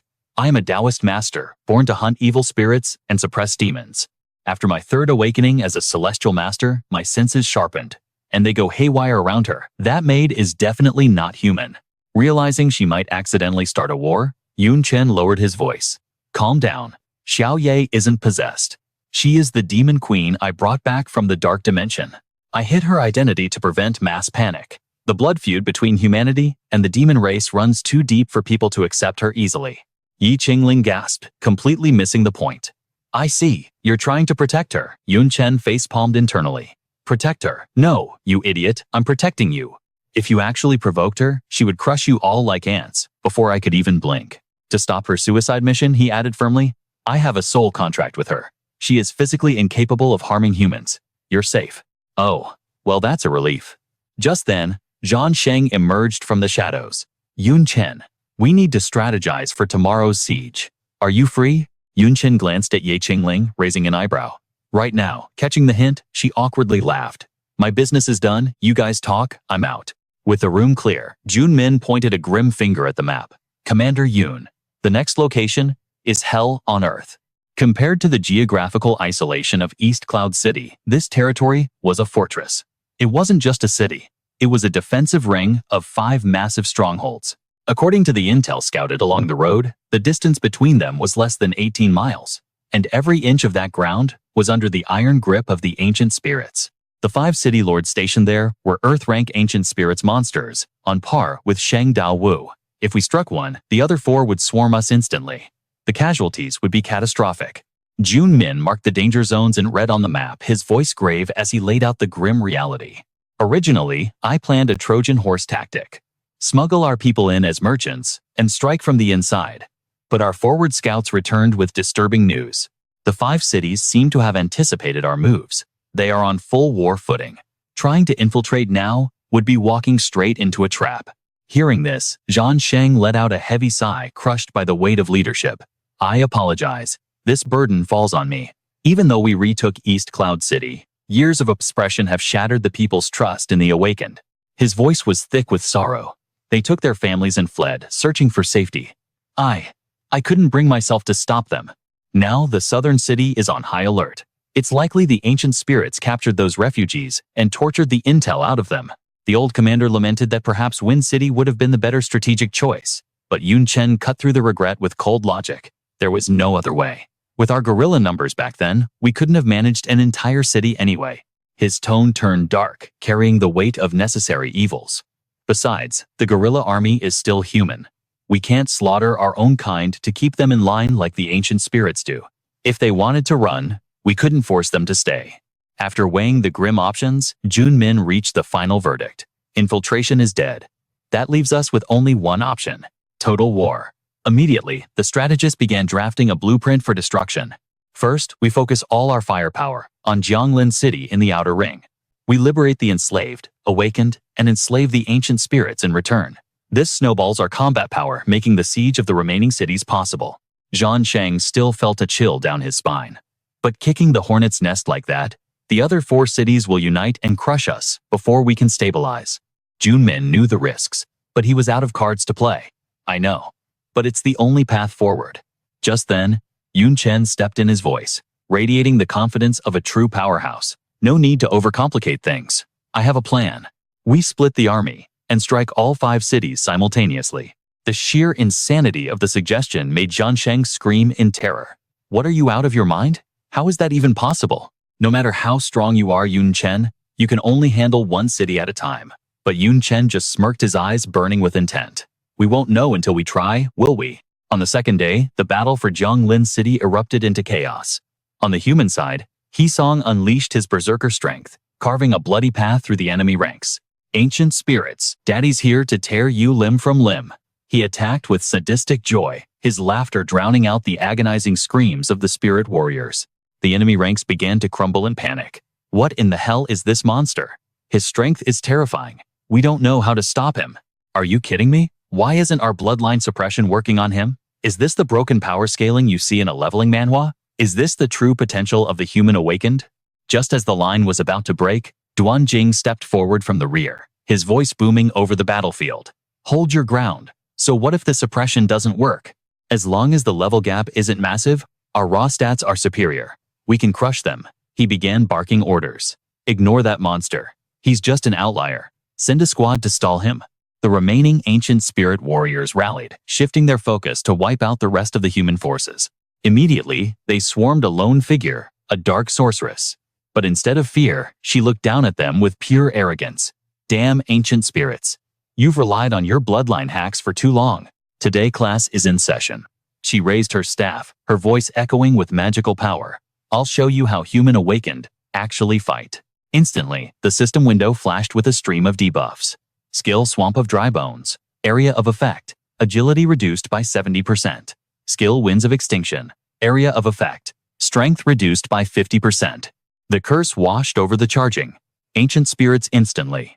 Panic set in as their momentum died. What? What kind of sorcery is this? Damn it. My body feels like lead. I can barely move. My strength, it's draining away. I've lost half my power. Seeing his troops falter under the debuffs, Duanjing roared a desperate command. Don't panic. Switch to ranged attacks. Blast them from a distance. Following his order, they unleashed a barrage of energy upon the humans. But the result defied all logic. The human group didn't just survive. They shrugged off the attacks like they were nothing more than annoying mosquitoes. The ancient spirits watched in disbelief, their morale shattering. Damn it, why is my damage output 0?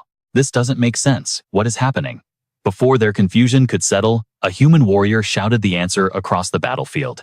Unlike you, selfish spirits, humanity has something special. He mocked their ignorance, explaining the impenetrable defense, protecting his team. They might have 0 combat power, they might not even be able to protect themselves. But they are the great support classes who dedicate everything to their allies. He pointed to the glowing auras surrounding them. Class Holy Light Healer. Skill Magic Guard Aura. Reduces magic damage by 60%. Skill Physical Guard Aura. Reduces physical damage by 60%. Standing high above the chaos, Junmin watched the tide turn and grinned.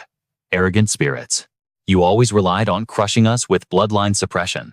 You never bothered to learn our tactics, leaving you blind to the synergy of a proper Manhwa recap raid team. He seized the moment, signaling the all-out charge. This is the price of your pride. Everyone push forward. Slaughter every last one of them. The situation had flipped completely. The ancient spirits turned to Duanjing, their voices trembling. Commander, what do we do? This is the first time we've fought humans on equal footing. We don't understand their meta. After a moment of dark contemplation, a sinister smile crept across Duanjing's face. If we don't understand them, then let's use those who do.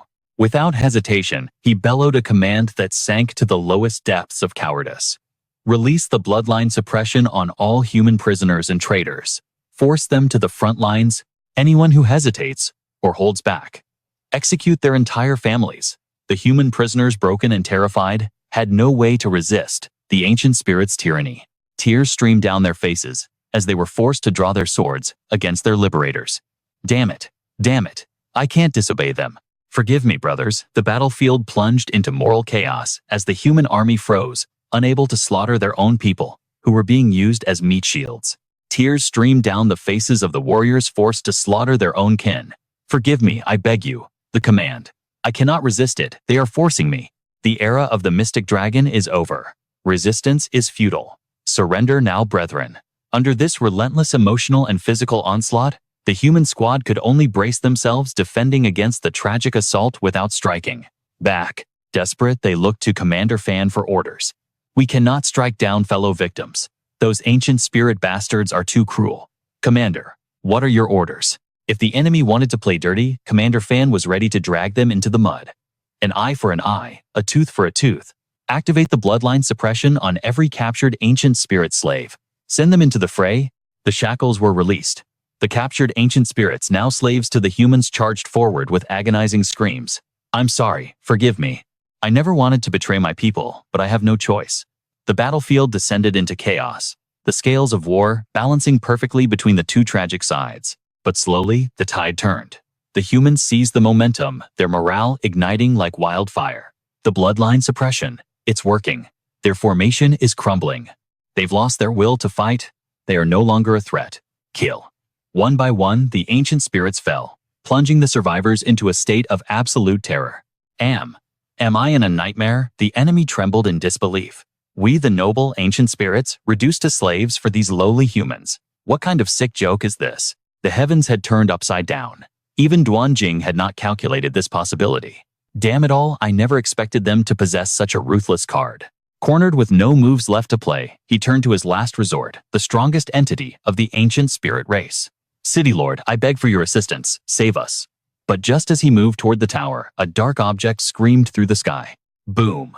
The projectile slammed into the tower, obliterating it in a massive explosion. Duanjing stared, his voice trembling in sheer horror. They still have the power to strike the City Lord's manor, but he quickly shook off the shock, clinging to his arrogance. So what? Then a figure landed with earth-shattering force right in front of him. It matters not. The city lord is invincible. You lowly humans, attacking him is like moths flying into a bonfire seeking your own destruction. The dust cleared. The figure standing there was none other than Chen, and in his grip, dragged like a ragged doll, was the city lord of the ancient spirits. Duanjing's knees hit the ground, his mind shattering at the sight. How? How is this possible? Lord City, Lord. He stared at the battered, unconscious body of his master. Defeated. Again.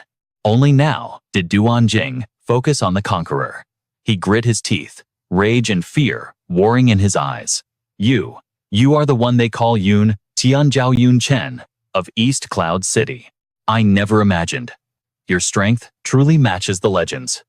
We have lost to Y. Before he could even finish his surrender, a boot slammed into him, sending him sprawling. Hisong planted his foot on Duanjing's chest, his voice dripping with disdain. Do you think trash like you is worthy of speaking to Brother Yun? Open your dog eyes and look closely. He leaned down, delivering the crushing truth.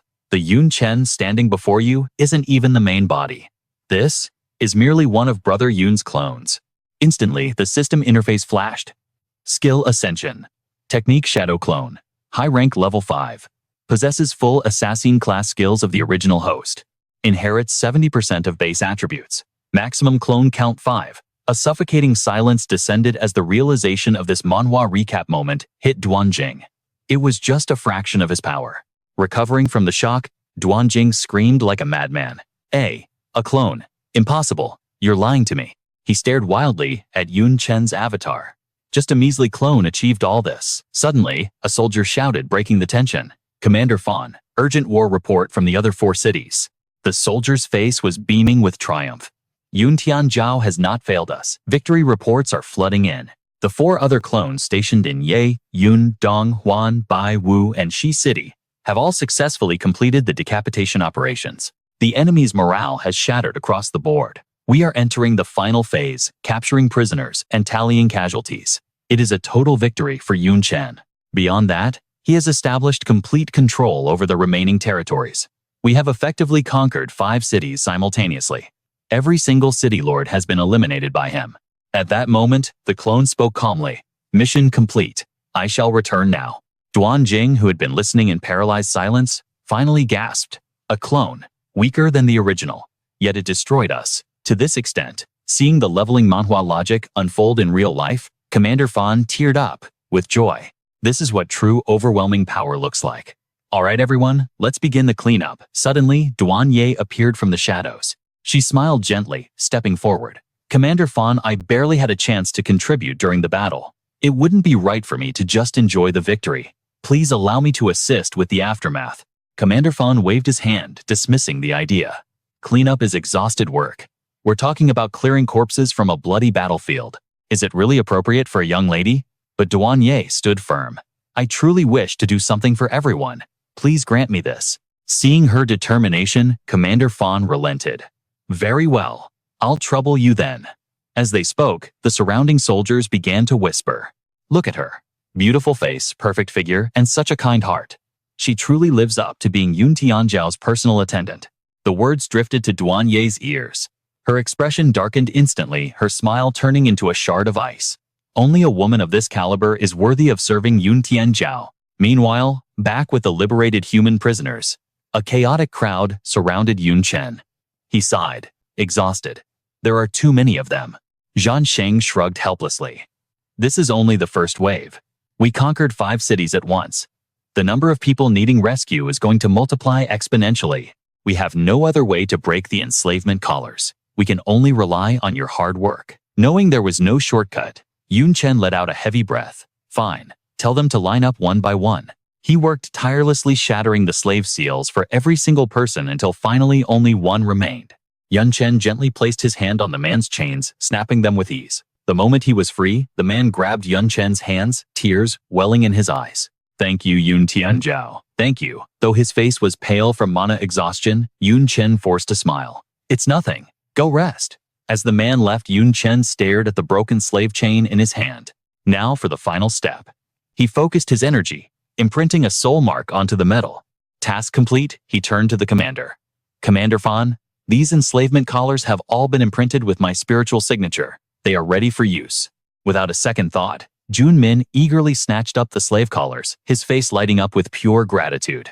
Yun Tianzhao, I can't thank you enough. Your generosity is overwhelming. In the past 2 days, most of the rescued survivors have chosen to join our ranks. Combine that with these enslavement collars, and our legion of ancient spirit slaves is about to witness insane growth, just like in a high-stakes leveling manhwa. He boasted that the Vengeance Legion had grown exponentially since their departure, becoming a force no one dared to underestimate. But while Jun Min was lost in the thrill of their expanding army, Yun Chen turned to his mentor with a serious expression. Instructor Tan Xingjin, how is the matter I entrusted to you coming along? The old man answered with heavy honesty, I apologize, Yun Chen. We ransacked every library in the South City, but we couldn't find a single beginner space element skill book. He sighed with regret. Space mages are simply too rare. I have lived many years, and only heard rumors, never seeing one with my own eyes. To find such a legendary skill, I fear we must venture to the more prosperous central metropolises. However, he didn't forget to add a grim reminder.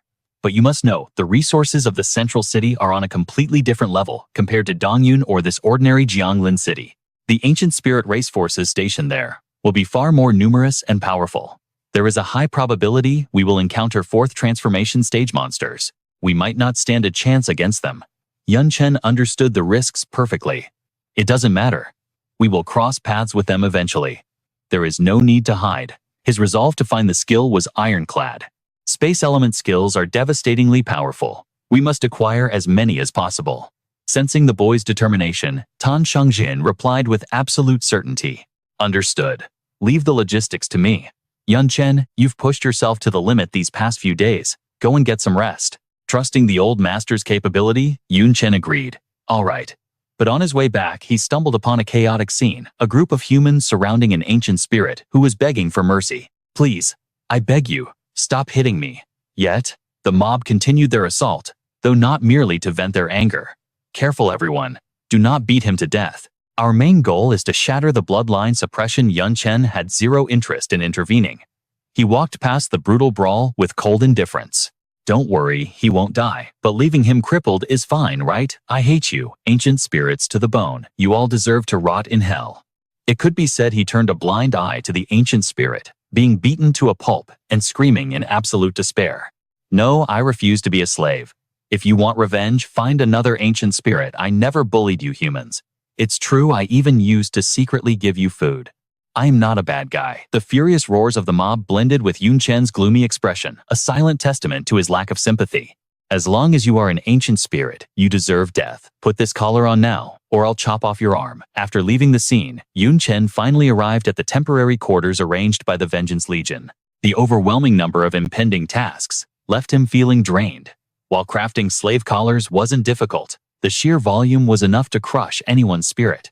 Moreover, the road ahead was uncertain. How many cities to conquer, how many people to save, how many slave collars would be consumed in this epic manhwa recap saga.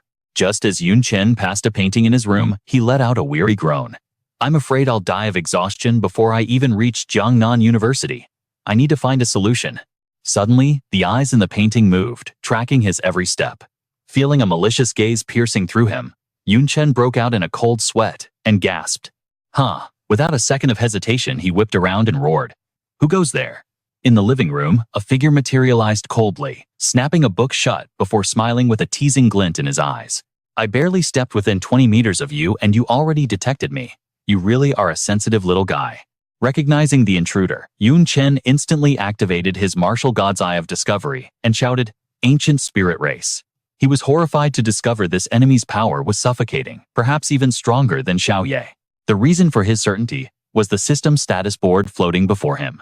Name Ancient Spirit Race level, attribute skills. At that moment, the intruder calmly requested, don't be so tense. I'm not really fond of fighting.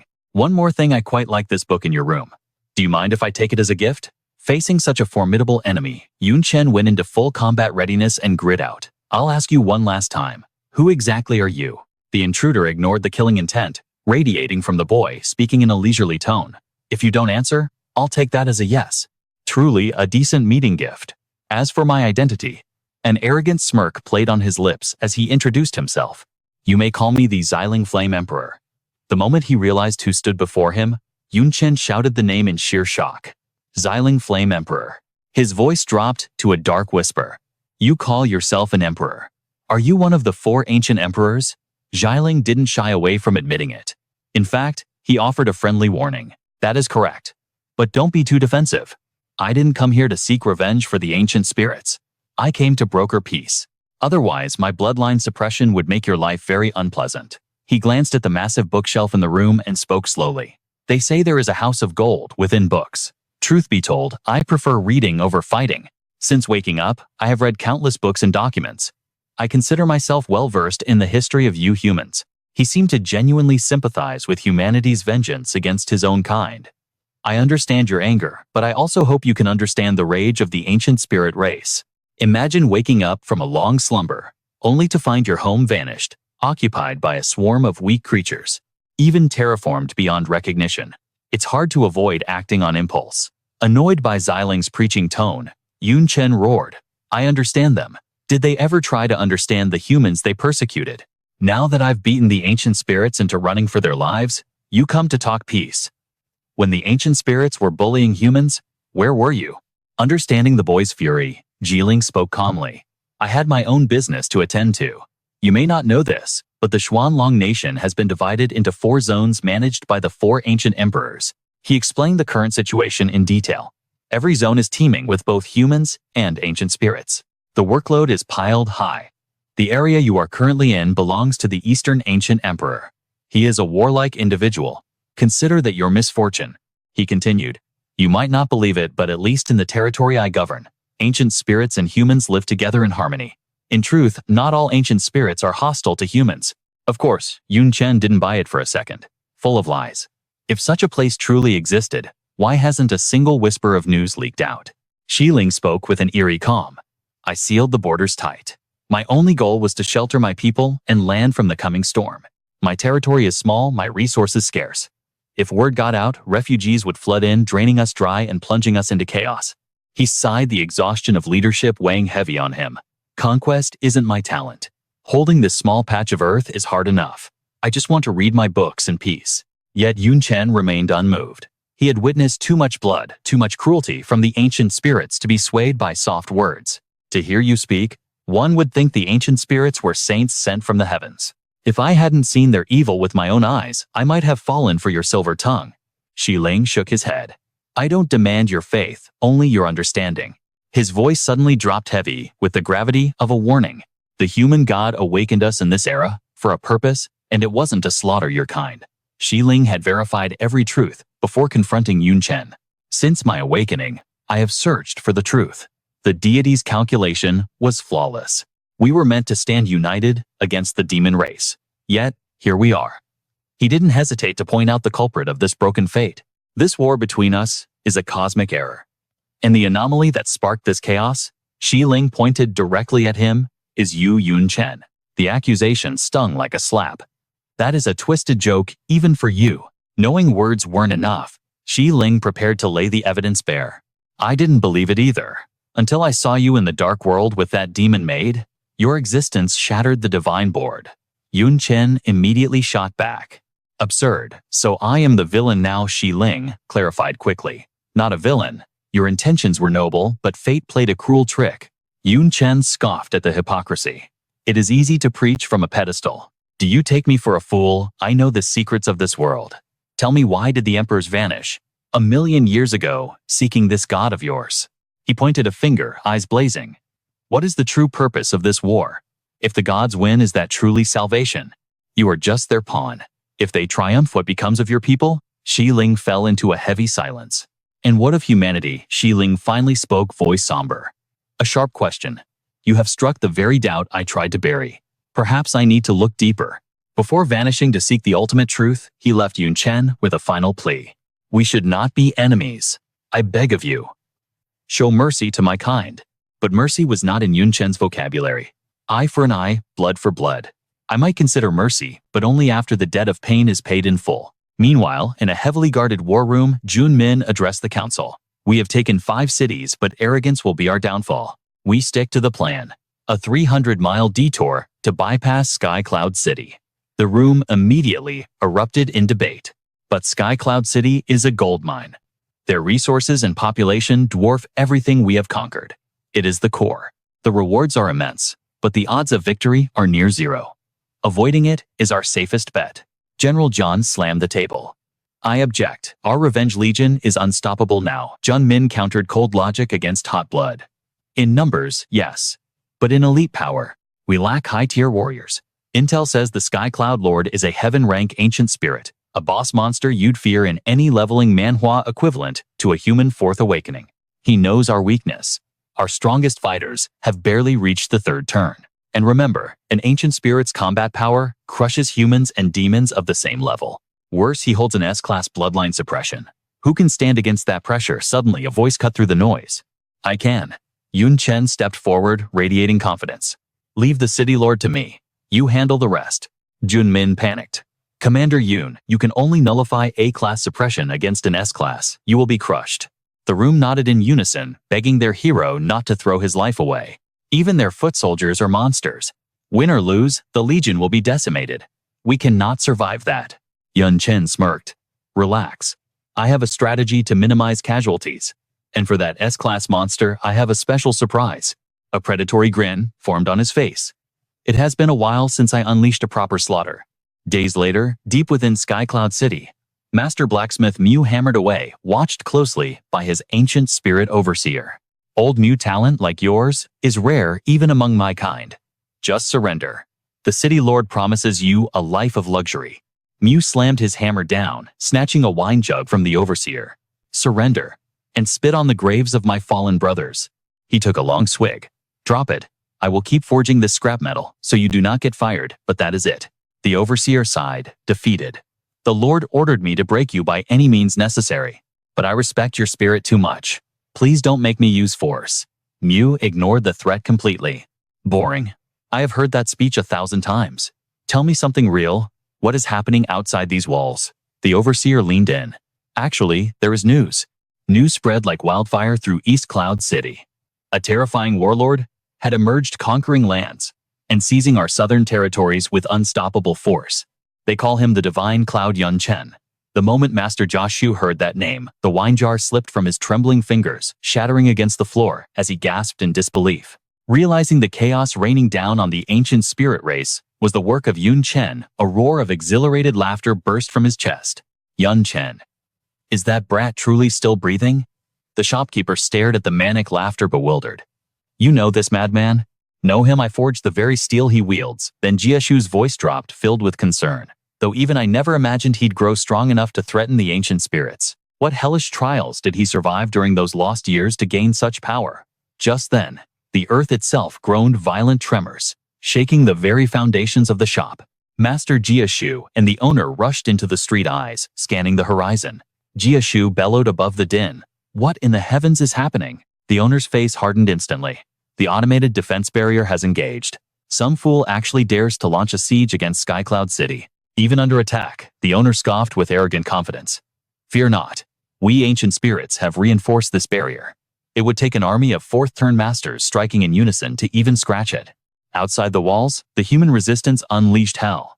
Explosive flame burst, glacial pillar strike. Elemental fury bombarded the barrier, seeking a single weak point. But within the fortress, the ancient spirit garrison prepared their ruthless counteroffensive. Filthy human trash, you dare strike the heavens. Die. Activate the heavy artillery. Overwhelmed by the superior firepower of the ancient spirits, the human vanguard was forced to scatter.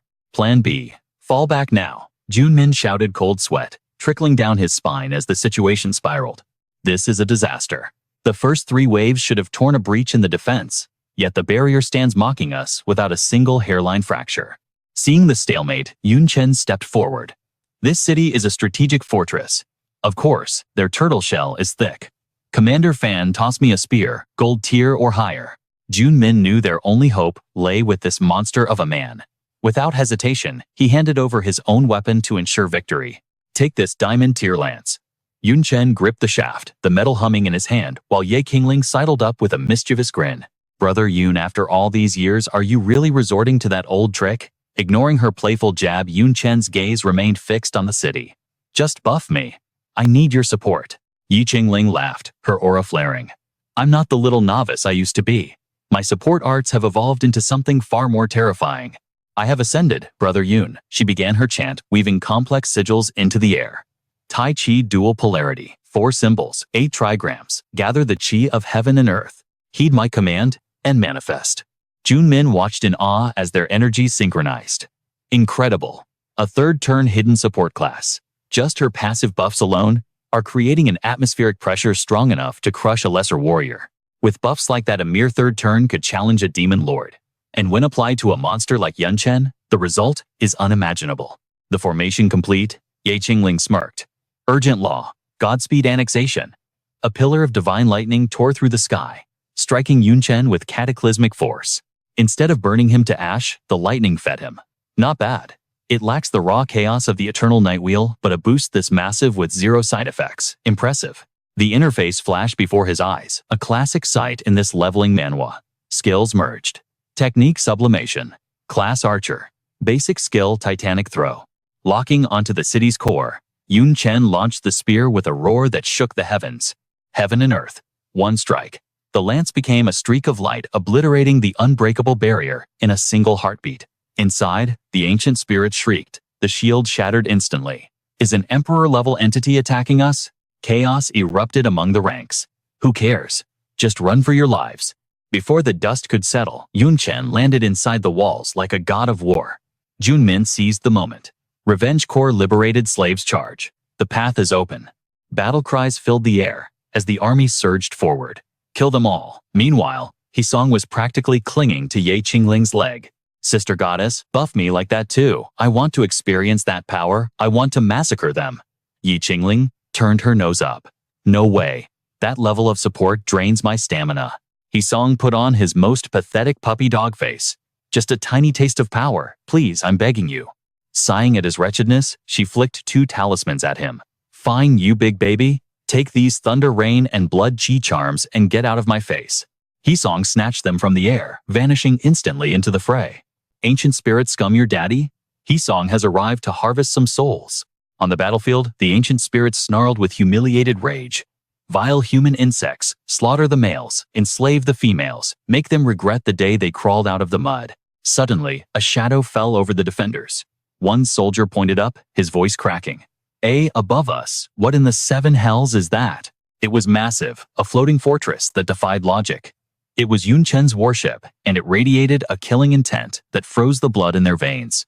On the bridge, Li Tianzheng grinned maniacally, his fingers dancing over the controls of his new toy. I've spent too long hiding in the shadows inside Yun Chen. Today, I rain death.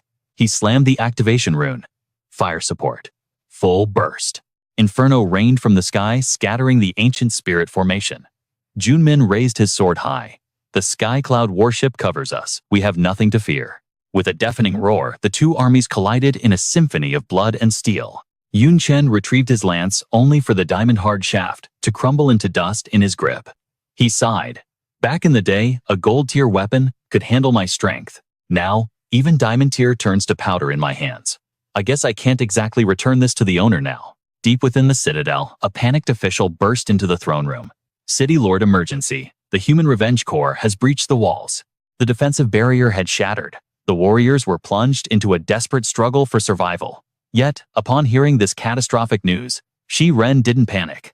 Instead, he calmly delivered a chilling decree. If they want war, I will give them extinction. Leave them to me. The clash between humanity and the ancient spirit race raged on a symphony of violence where the ground disappeared beneath a carpet of corpses.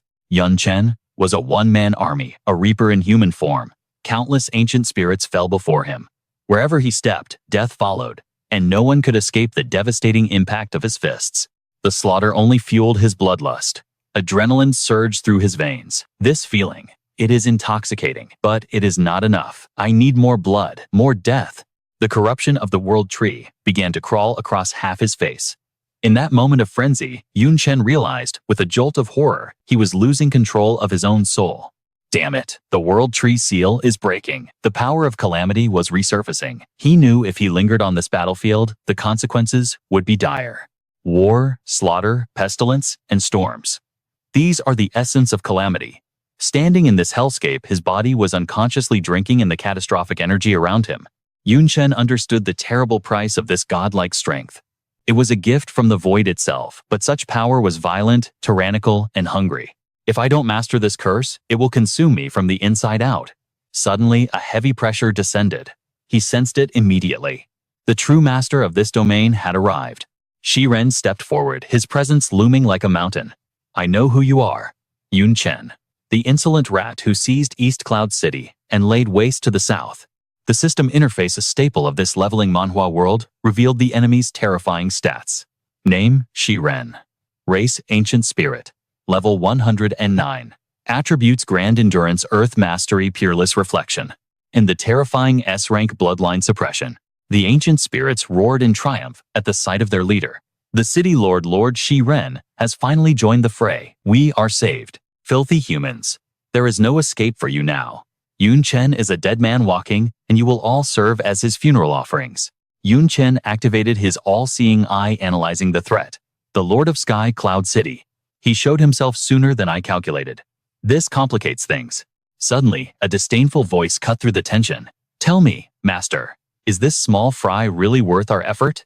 Duan Ye materialized from the shadows, sighing with boredom. What a waste of my precious time. Xiao Jing appeared beside her, scolding softly. Do not be reckless. We must follow the master's orders to the letter. Yet she couldn't hide her joy at being summoned by Chen again. Duan Ye, however, remained haughty. Hurry up and kill this crucian carp. I have human cosmetics to try out. The insult struck a nerve. Ren's aura exploded with volcanic fury. Carp. You dare compare me, the great Ren, to a bottom-feeding fish? Ignorant fools. You clearly don't understand the power of a heaven-rank ancient spirit. My bloodline suppression is absolute. Your arrogance stems from my mercy, but that ends now. He unleashed his bloodline suppression. Instantly, the pressure crushed down. Xiao Jing gasped, her knees buckling. Master. Her strength evaporated instantly. The system displayed her status: Xiao Jing. Level 102. Race Thorn Demon Flower. Her stats plummeted. Strength dropped to a mere 27 out of 2070. Constitution fell to 350. She was completely neutralized. Her legendary skills, Thorn Whip, Thousand Flower Illusion, were sealed. But Chen remained calm. Rest easy. You are not the main weapon for this battle. Chen analyzed the situation. If the summoner is suppressed, the beasts suffer too. Seeing them immobilized, Ren laughed maniacally. Where is that bravado now? Did my bloodline power scare the piss right out of you? Now. Which one of you, miserable worms, should I crush first? But just as he gloated, a hand descended from the heavens, landing gently on his head. Duan Ye was perched atop Ren's skull, looking down with utter contempt. Hey little fish, what exactly are you so proud of? Before he could react, she slammed his face into the dirt. The ancient spirit soldiers screamed in disbelief. Lord Ren, impossible. The intel said that woman was just a lowly servant. How does she possess such monstrous power? Ren swallowed the pain, a twisted grin forming on his lips. You are a terrifying woman, I admit. But this is war, not a catfight. Scratching and pulling hair won't save you. The system revealed her true terror. Strength, 3025. Constitution, 59,440. Agility, 2,870. Her vitality was off the charts. Provoked by his insults, Duan Ye's eyes glowed with demonic intent. You are courting death. Seeing her prepare a forbidden art, Chen shouted a warning. Stop. Do not use your skills. Your true identity must remain a secret in this world. Chen's eyes narrowed. Ren's constitution had spiked tenfold. He was using a defensive buff. Reluctantly, Duan Ye clicked her tongue. Shh. I know. She seethed with frustration. Damn these restrictions. If I weren't limited by the laws of the human world, I would have exploded his skull with a single thought. Her full profile flashed before Chen's eyes. Name Xiao Ye. Level 295. Race Severing Night Demon. Her stats were god tier. Strength, 73,500. Constitution, 100, 9,690. Agility, 129,850. Her arsenal included the Destruction Crystal, the Demon Avatar, and the Chaos Lightning of Ruin. A walking cataclysm in human form. She raised her leg high, indifferent to her own weakness. Close quarters combat is my least favorite discipline, but against trash like this. She brought her heel down like a falling meteor. It is more than enough to turn a little fish like you into paste. A brutal kick to the face sent Ren flying across the battlefield. Yet, despite the battering, the city lord roared with laughter. Is that all? Did you skip breakfast, little girl? I don't feel a thing, Shi-Ren taunted. Duan Ye vanished and reappeared instantly before him. Let's see how long that mouth stays tough. She unleashed a barrage of supersonic punches. The air cracked with every impact, but the more she struck, the more manic Shi-Ren became. Yes, harder, give me everything you have. Suddenly, Duan Ye froze. Something felt wrong. Seeing her hesitation, Shi-Ren's bruised face twisted into a sinister grin. Finished so soon. Then it is my turn. He activated Peerless Reflection Force exploded outward. Duan Ye smirked as she flew back. I knew it. He absorbs damage to power up his counterattack. As Duan Ye recovered, Xiaojing seized the opening. Now countless razor-sharp vines erupted from the earth. Shi-Ren gasped as the vines bound him tight. In that split second, Chen moved. Channeling the void, he tore a rift in the very fabric of reality. His fist glowed with dimensional energy. Let's see if your turtle shell can withstand the power of a spatial collapse.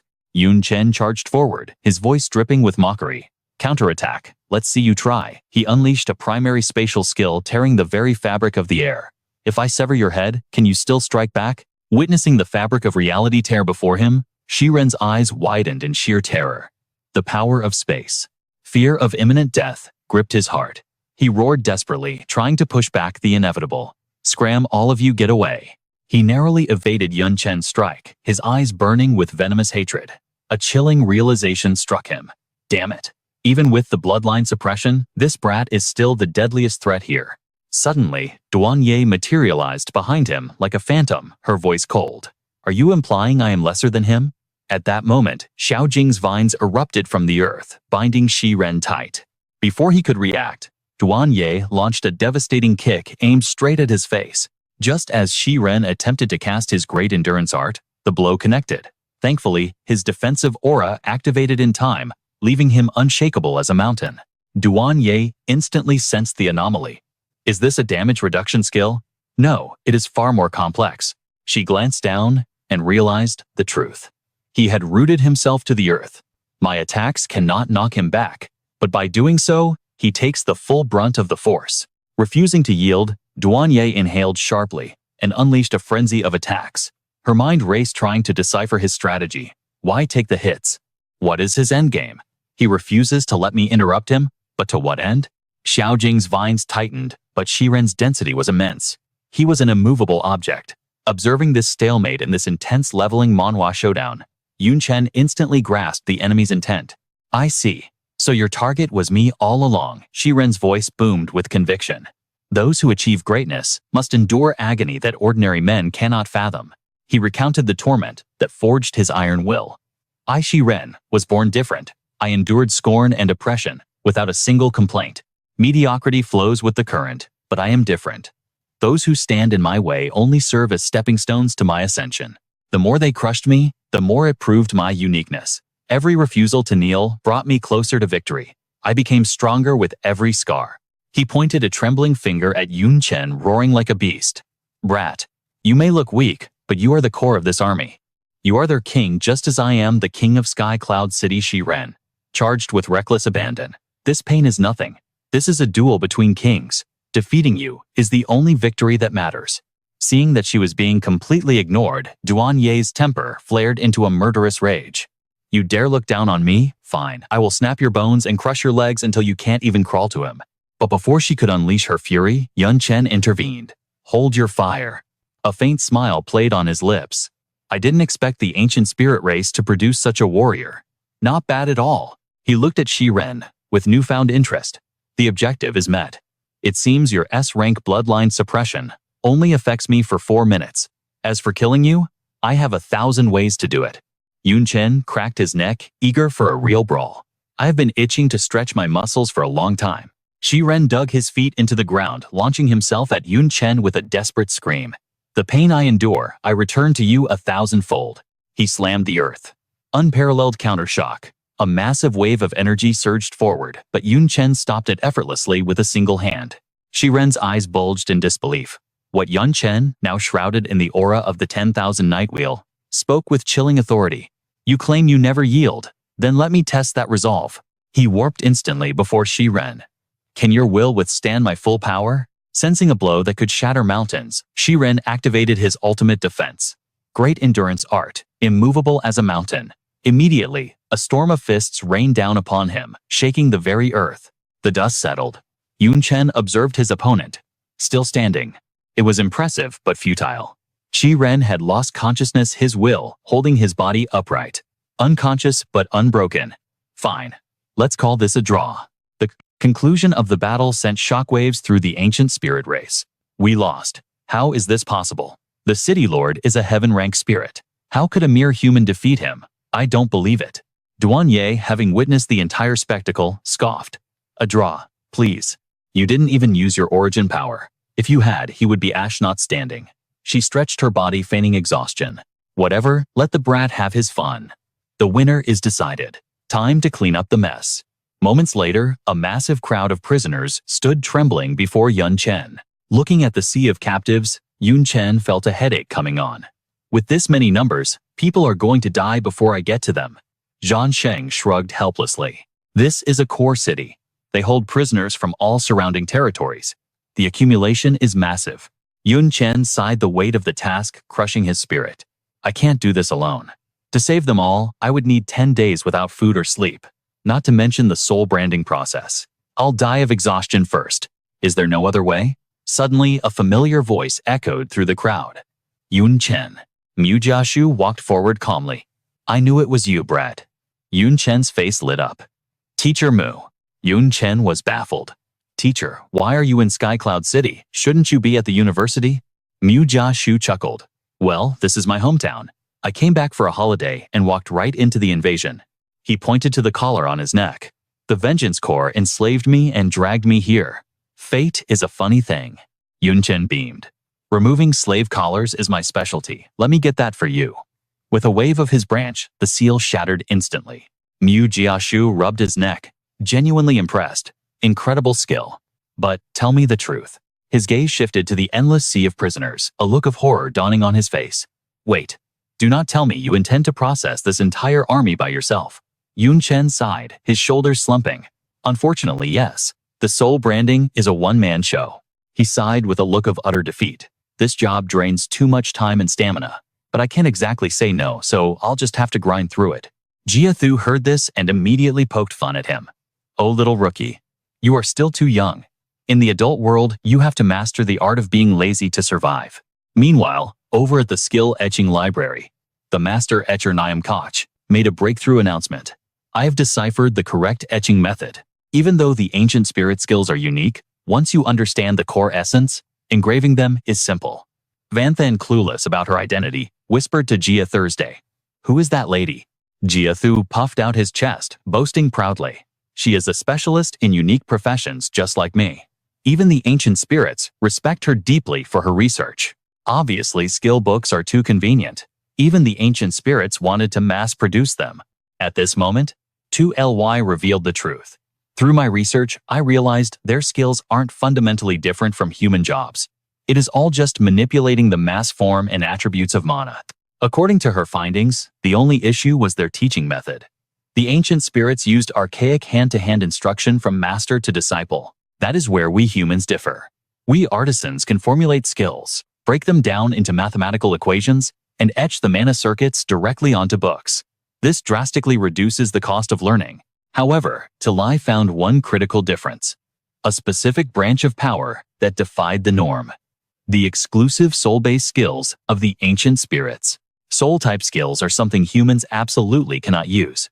Perhaps due to our different environments, soul power is common for them. But for humans, we have zero concept of it. Vanthan frowned and asked quickly, so the soul seal cannot be etched? But Tu Lai shook her head. Not necessarily. Physiologically, ancient spirits and humans are nearly identical. In theory, all skills should be compatible. She began to explain the deeper mechanics. Even if it is invisible, a soul exists in every body. Humans simply lack the sensory organ to feel or use it. But the ancient spirits can. It is like trying to explain the taste of meat to someone who has never eaten it. They simply cannot imagine the flavor. Hearing this, Vanthan confirmed a suspicion. It matched what the Lord of East Cloud City had said. There are countless powers in the world. Space and time magic are ridiculously overpowered. So why is soul power the only missing link to lie? Delivered her conclusion. In short, if there is an external catalyst to act as a medium, something that allows an artisan to sense the soul's existence, then even a trace amount would allow us to learn it. Ultimately, the soul seal is just a common tier skill for them. For a third advancement artisan, there should be no barrier. Without hesitation, Van Than pulled out his secret weapon. A medium, I have just the thing. And if you only need a micro amount. Before finishing his sentence, he activated his origin skill, growth. He cast it on a dry twig. Instantly, the dead wood surged with life. It transformed into a small sapling. The system window popped up. False world tree. Effect. Holding it generates a faint perception of the soul. Consuming it restores 100 HP.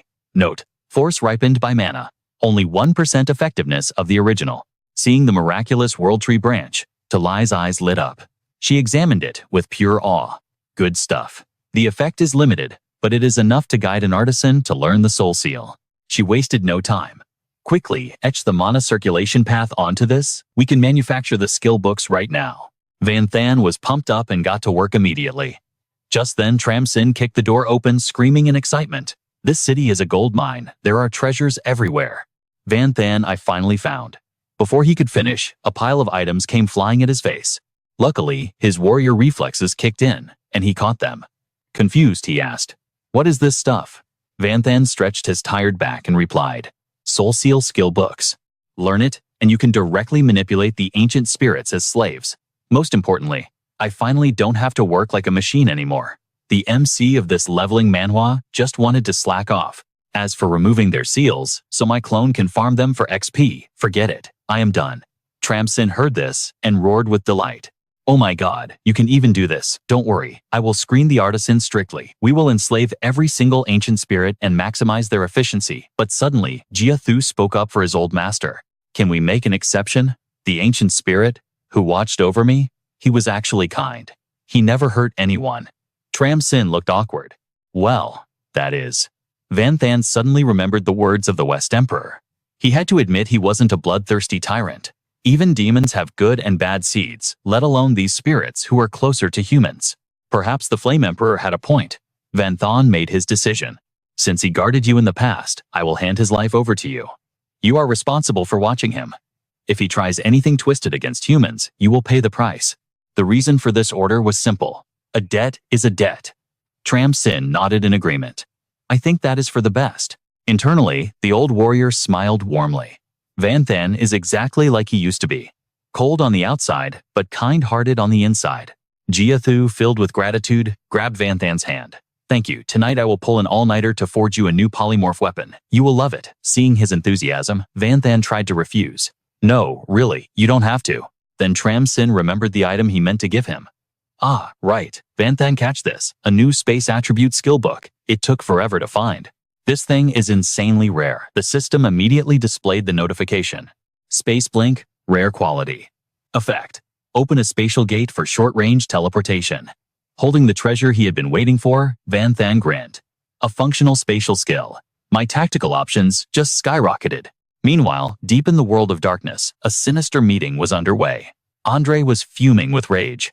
What the hell, I called for that's 10 pillars to meet. Why are there only 6 of us? Where are the others? Are they sleeping in? Loch Ka took charge of the meeting.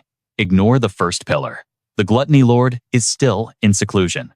As for the third and fourth, he cursed the absentees. Those bastards. They dare ignore my invitation. The god's great plan must be executed. Sooner or later, I will kill those 2 myself. Medium rolled her eyes impatiently. It has been years. Do you not know their personalities by now? Get to the point. I am busy looking for my daughters. I still don't know where those 2 brats are hiding. Loch Ca finally got to the main topic of this manhwa recap. According to the original plan, we should have taken the Holy Empire. But a variable occurred. The demons sent to the Empire were wiped out. Pillars 28 and 33 were killed in action. Andre's laughter was dripping with venom and mockery. You 2 pieces of trash couldn't even handle mere humans. You might as well go die right now. However, the survivors trembled as they revealed the terrifying truth. Their attacker wasn't human, but a being from the ancient races, an entity, revealed to be an angel. Andre's expression shifted instantly to pure shock as he screamed, "An angel." Yet a split second later, he tilted his head in genuine confusion. Wait, what is that exactly? Watching this display from the side, Laka could only grind his teeth in frustration. This guy is absolutely hopeless. Mi-Yun closed her eyes, her voice heavy with ancient knowledge. He doesn't know, and that is to be expected. It is a tale from 1,000,000 years ago after all. Only we, the first 7 pillars, have survived long enough to remember. She opened her eyes, letting the history flow from her lips. The ancient human race of the past was terrifyingly strong. Their combat power was nearly equal to our own demon race. Their peak forces even possessed emperor-class entities. Beings powerful enough to stand on equal footing with us. They are not to be underestimated. While we, demons, are ruled by 72 great clans, the ancient humans centered their power around 5 great tribes: the ancient spirits, the angel clan, the Rakshasa, the ice plains, and the White Fang. She raised a single finger, silencing the room. The holy empire that stands today. That was once the sacred territory of the angel clan. For the ancient race to suddenly resurrect, it must be the machination of the human god. No doubt, intended to counter our world of darkness. But why they would choose to wage war on humanity first remains a mystery. Laka clasped his hands together, his eyes gleaming with a strategist's cold light. The weak are devoured. That is the only law that matters. We simply need to pull our frontline demons back. Let them destroy each other, and we shall reap the benefits when both are broken. Andre, sitting nearby, couldn't wrap his head around it and blurted out, "Then why are we still sending troops to attack the Holy Empire? Why not just let them burn in their civil war?" Laka tilted his head, a sinister smile playing on his lips. "Because there are still 2 great clans that haven't clashed yet." In his hand, an image materialized, a figure cloaked in white, bearing a magnificent pair of wings. The image in his palm shifted again, revealing a chaotic vision of the future. A standoff between the forces of the dark world and the celestial angels. The surroundings were engulfed in roaring flames, signaling the catastrophic war that was destined to come. Laka's brow furrowed deeper as he sat in silence, contemplating the board.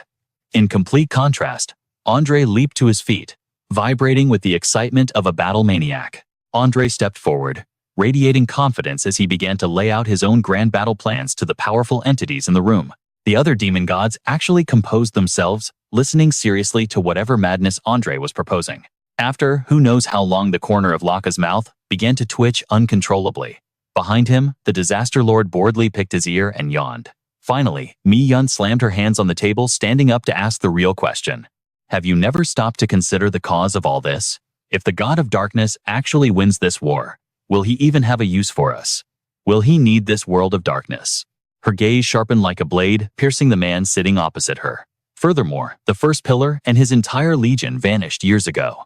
Have you never stopped to ask why? Laka's expression remained terrifyingly calm as he answered her. There is no need to overthink it.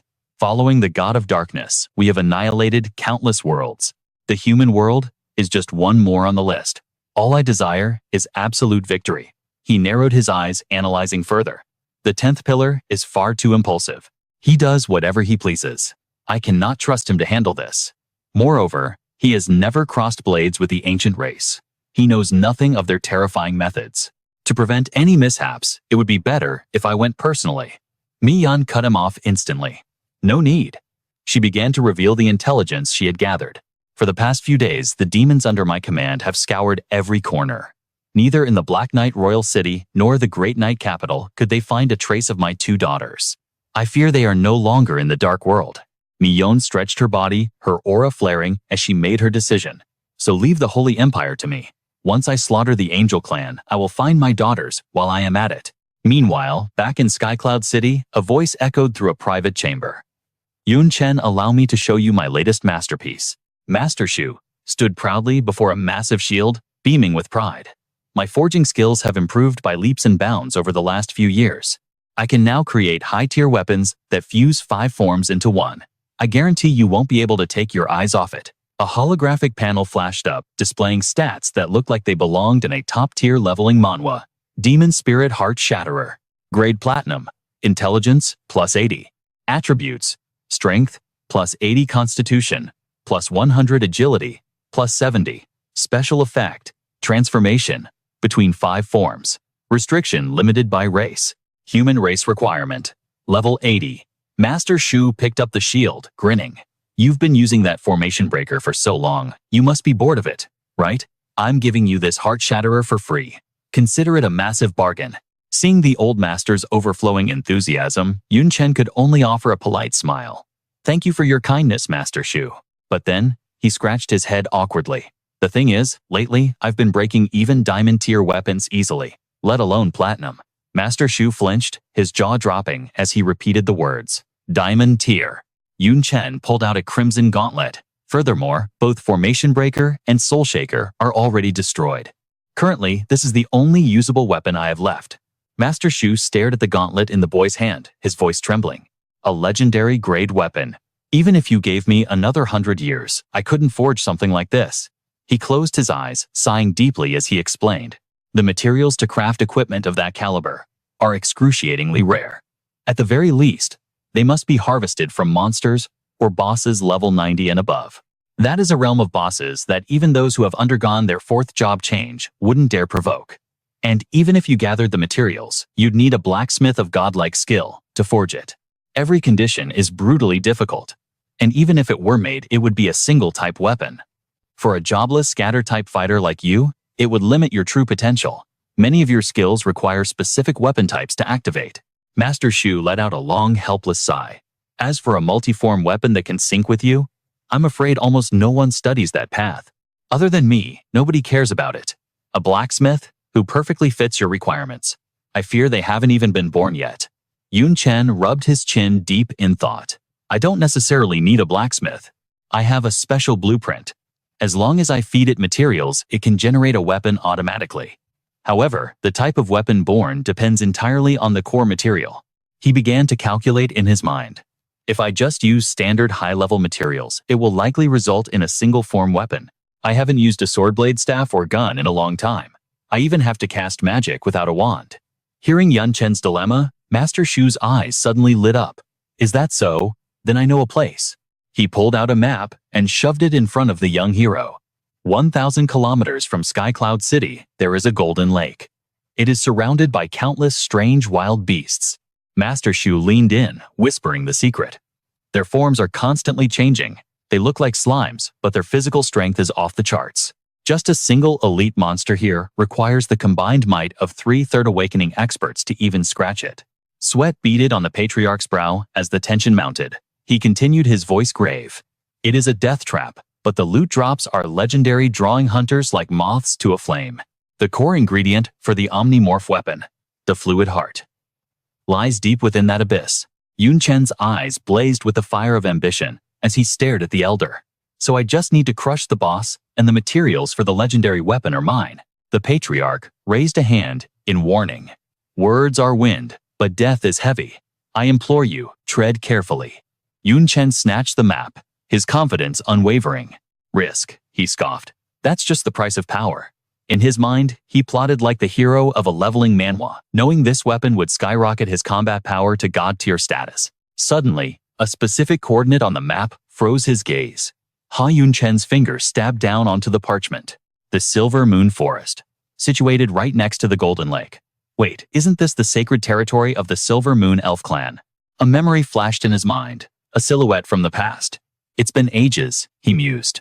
I wonder if Nico is still causing trouble. Meanwhile, chaos erupted in the Silver Moon territory. Ancient trees shattered as devastating energy blasts leveled the forest. Explosions rocked the earth, tearing the peaceful woods apart. A desperate scream pierced the smoke. Annihilate them. Behind us lies the Queen's palace. We have nowhere left to retreat. A male elf roared, clutching his spear with white-knuckled grip, rallying his kin. Hold the line. We must stop this wave right here. Facing them, the ancient spirit army surged forward like a tide of madness, their war cries shaking the air. Ha ha ha, Silver Moon elves are top-tier merchandise. The celestial lords will pay a fortune for them. Every single one is a walking treasury. Remember, do not kill them. Capture them alive. I want every last one of them breathing. Nico stood amidst the carnage, her shoulder armor shattered, and blood painting her skin crimson. She gripped her sword, eyes burning with defiance, as she screamed at the invaders. If you want to pass, you'll have to step over my corpse. Back at the command base, Zhan Sheng Junmin and the lieutenants gathered in a tight circle. All eyes turned to their leader, Yun Chen. Zhan Sheng stepped forward, anxiety written all over his face. Commander Yun, do you truly intend to leave us now? Yun Chen smirked, resting a hand casually on his hip. Come on, wipe those tragic looks off your faces. It's a quick trip. I'll be back before you miss me. I know the Revenge Legion is breathing down our necks, and you're worried the ancient spirits will send their elite assassins. He straightened up his voice, turning commanding. That is why I made arrangements. I have discussed this with Xiaoye. She will remain behind as your shield. You've seen her power. To break her defense, the enemy would need to send an Emperor-class monster personally. The one-eyed soldier gasped, his face lighting up with hope. Lady Xiaoye is staying. That changes everything. Beside him, a female officer clenched her fist in victory. Our survival rate just skyrocketed. Junmin bowed his head low, his voice trembling slightly with hesitation. Commander Yoon, there have been strange anomalies on the battlefield recently. I wasn't sure if I should burden you with it. Yun Chen waved a hand dismissively.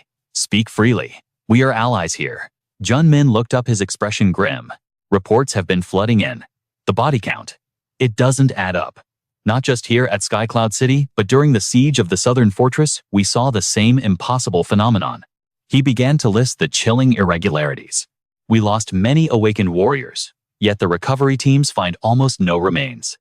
Whether it's the enemy ancient spirits or our own fallen slaves, the discrepancy in the numbers is massive. Yun Chen stroked his chin, analyzing the battlefield logic. In a chaotic war zone, wide area nuke skills can vaporize bodies instantly. Statistical errors are common.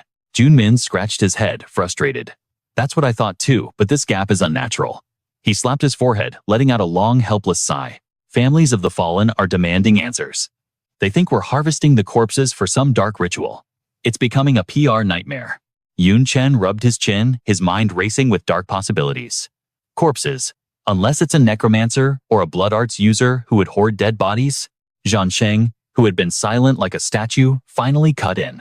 Commander, managing the Revenge Legion is our duty. If we burden Yun Chen with administrative cleanup, how can he focus on crushing the real threats? Junmin looked panic-stricken.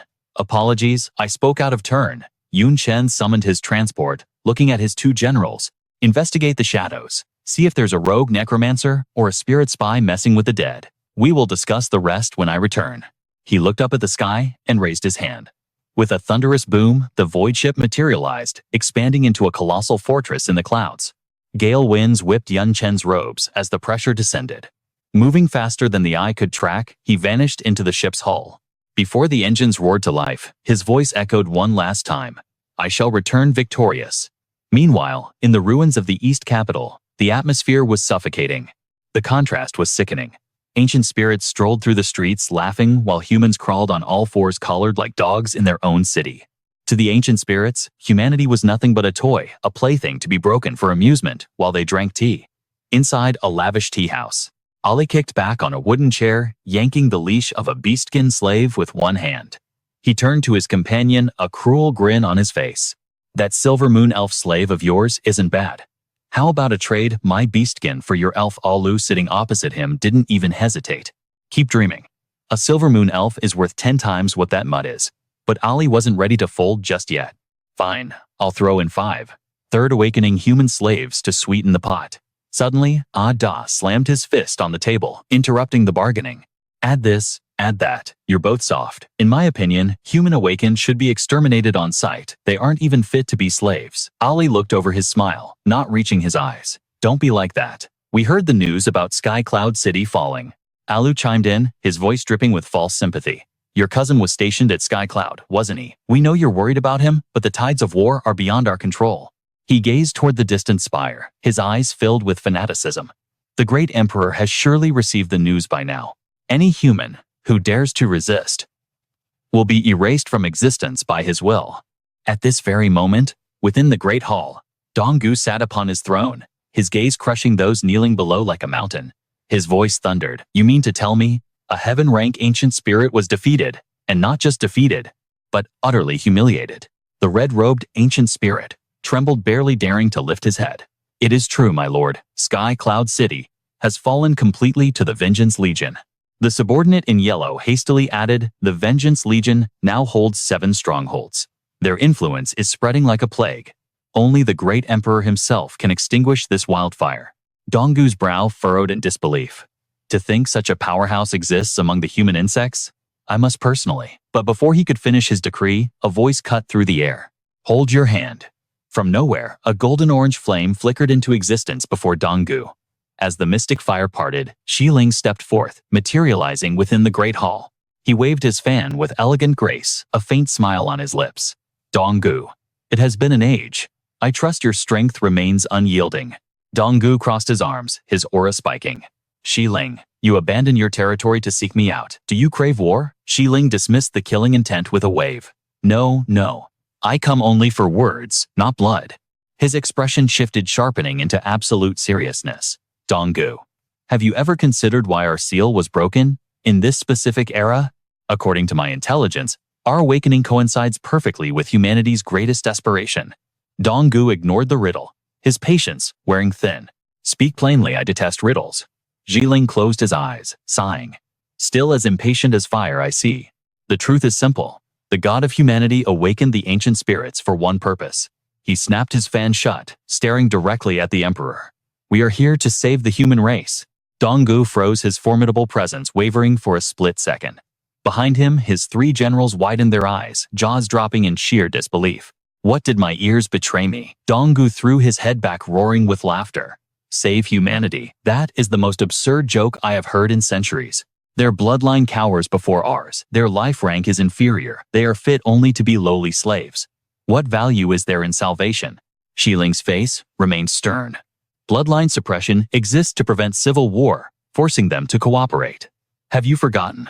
Our true enemy, and theirs, is the demon spawn. Recall the Great War. When the god of humanity clashed with the dark world, both dimensions suffered catastrophic losses. To prevent third parties from invading our weakened states, the god of humanity and the god of darkness entered a ceasefire lasting millions of years. Xiling turned, pacing slowly. Then emperor-rank powerhouses sought the god and vanished without a trace. Shortly after, for reasons unknown, our entire race fell into the long slumber.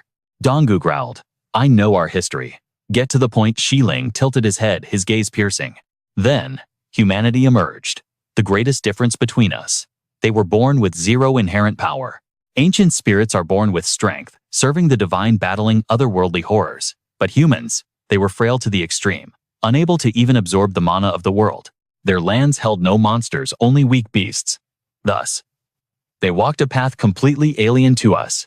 They weaponized wisdom and creativity. They frantically advanced their science, borrowing external forces to dominate their realm.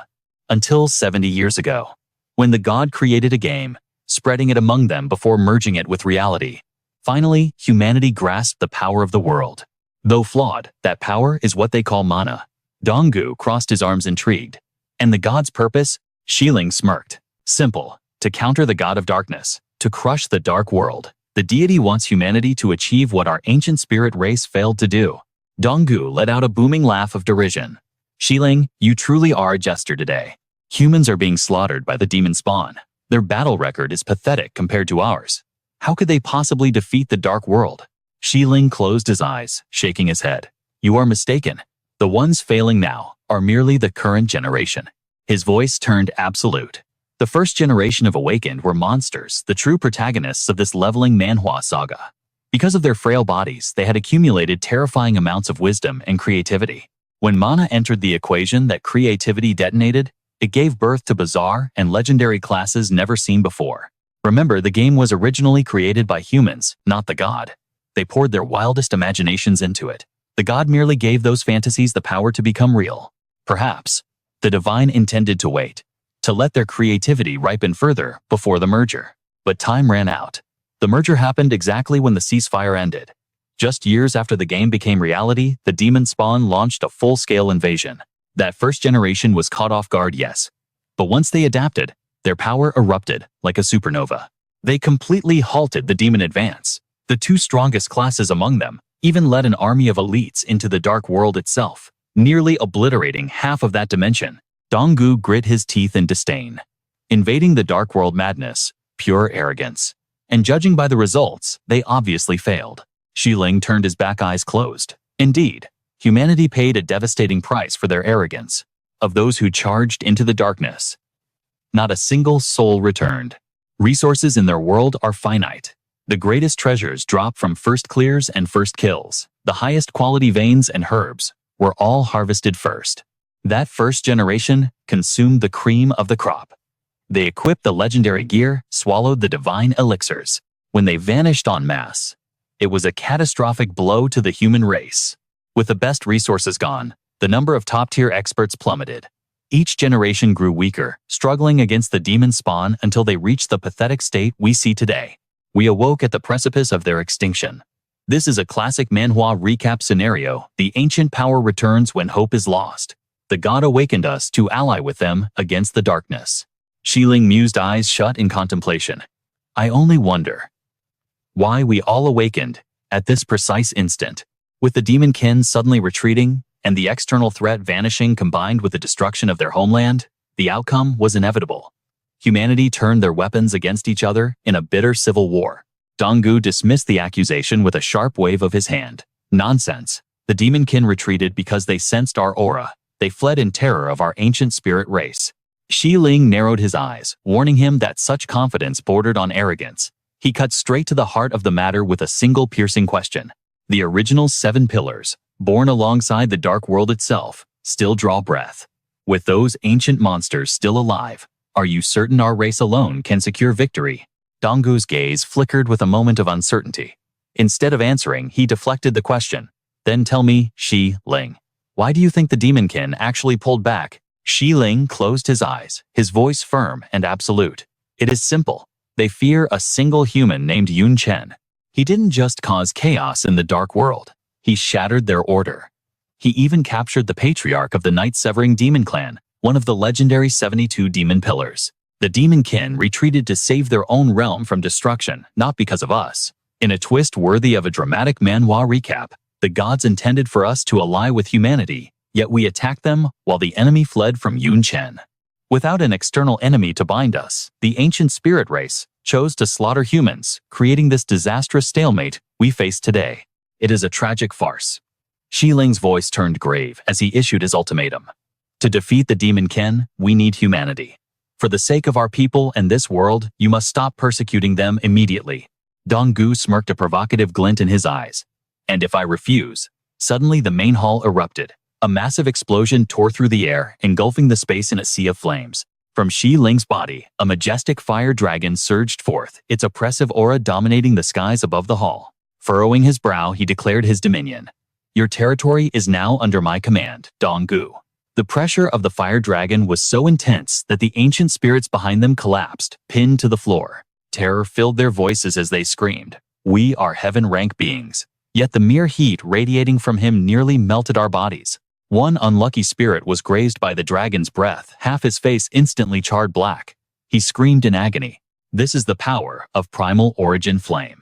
The true strength of an emperor-rank powerhouse. Donggu clenched his fist, releasing a similar burst of terrifying energy from his own core. Xiling, I have yearned to cross blows with you for 1,000,000 years. Today I finally get my wish. Seeing the impending cataclysm, a subordinate desperately tried to intervene.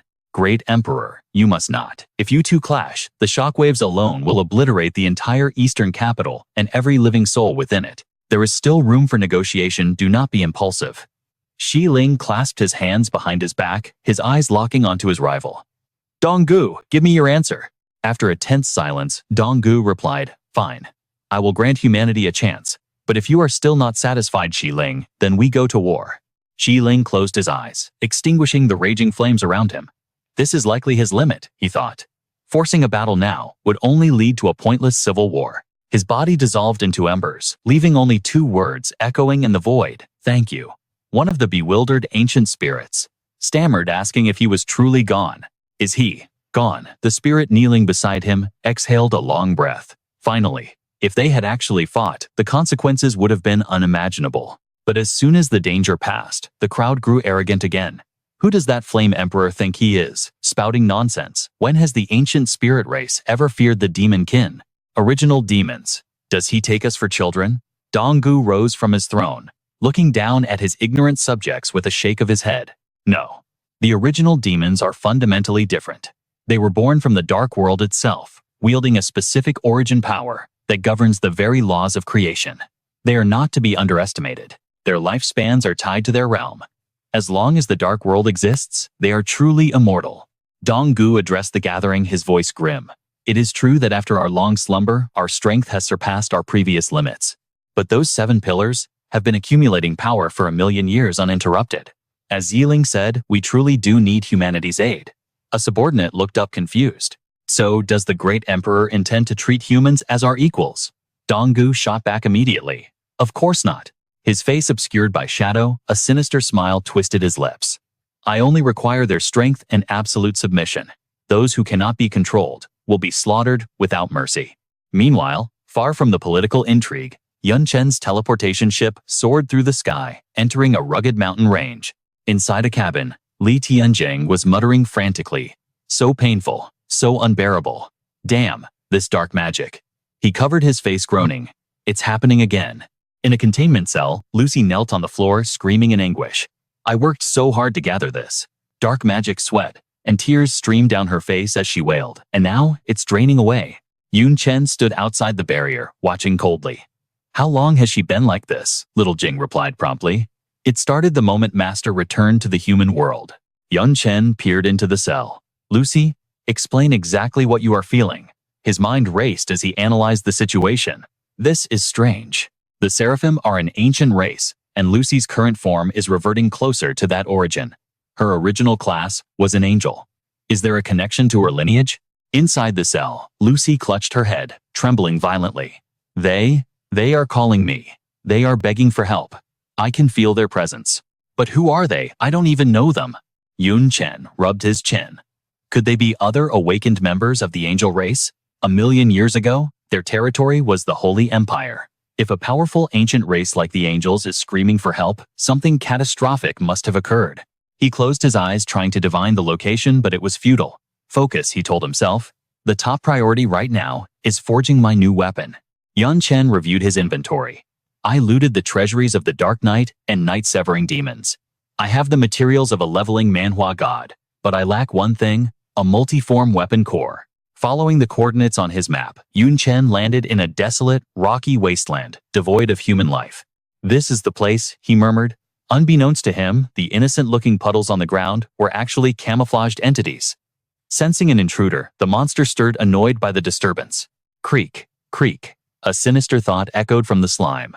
Another human seeking death has arrived. It has been an eternity since I tasted fresh meat. I've almost forgotten the exquisite scent of blood. Come closer to me. But focused solely on his map, Yun Chen failed to notice the danger beneath his feet, stepping right onto a slime. Instantly, the creature revealed its true form.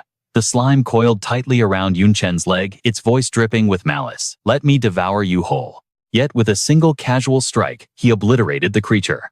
Confused as its body scattered, the monster questioned its own reality. He detected me instantly, even as Yun Chen walked on the slime, desperately tried to pull its scattered fragments back together. Even the tiniest droplets fought to reunite. At that precise moment, the shadows came alive as other monsters revealed themselves. First, a raging elemental body surged forth. Level 84. Diamond potential. Skills Raging Roar, Raging Impact, Liquefy, and Camouflage. Then came the giant slime monster. Mutant level 77. Diamond potential. Skills Devour, Corrosion, Swamp, Domain, Liquefy, and Puddle Camouflage for hunting prey. Yun Chen stood encircled, yet fear was nowhere to be found in his eyes. Camouflaging as a puddle to hunt? Now that is somewhat interesting. The moment his words fell, the horde launched a frenzied assault. Yun Chen countered instantly, unleashing the fireball art without a staff. In the blink of an eye, roaring flames rushed toward the beasts, striking terror into their primitive hearts. The inferno reduced the raging elemental body to nothingness. Seizing the moment his back was turned, the slimes attempted a cowardly ambush from behind. But before they could even draw breath, Shadowguard materialized from the darkness. With a single fluid motion, he eradicated the slime threat. Yun Chen then issued a cold command: Shadowguard, I leave this trash to you. Driven by a thirst for vengeance, the remaining beasts charged at the shadow in a suicidal wave. Meanwhile, the scene shifts. Ye Feng walked with heavy steps, grumbling all the way. To think that we noble Silver Moon elves must rely on brainless monsters for assistance. It is humiliating. Lu Shui hurriedly scolded him. Do not underestimate them, you fool. These monsters possess incredibly high levels and rudimentary intelligence. If we can just take the risk and locate the boss Chalador, perhaps our mission can actually succeed. Lu Chen quickly invoked the ultimate authority to silence him. The Queen's order stands above all. Absolute obedience is required. But before he could finish, Ye Feng let out a terrified shriek. What on earth is this situation? Witnessing the carnage of slaughtered monsters before him, he roared in sheer disbelief. The monsters here. They've all been exterminated. Without a second thought, the trio turned and fled for their lives. Yifeng's mind raced with terrifying possibilities. This is bad. Could an ancient spirit have discovered our plans? Unsure of the truth, she offered the only logical suggestion. Forget it. Just find the boss immediately. Back with Yun Chen, the map led him to the edge of a vast, ominous lake. Sensing an intruder in its domain, a massive entity breached the surface. It wasted no time revealing its terrifying form and origin. It was the boss Chalador.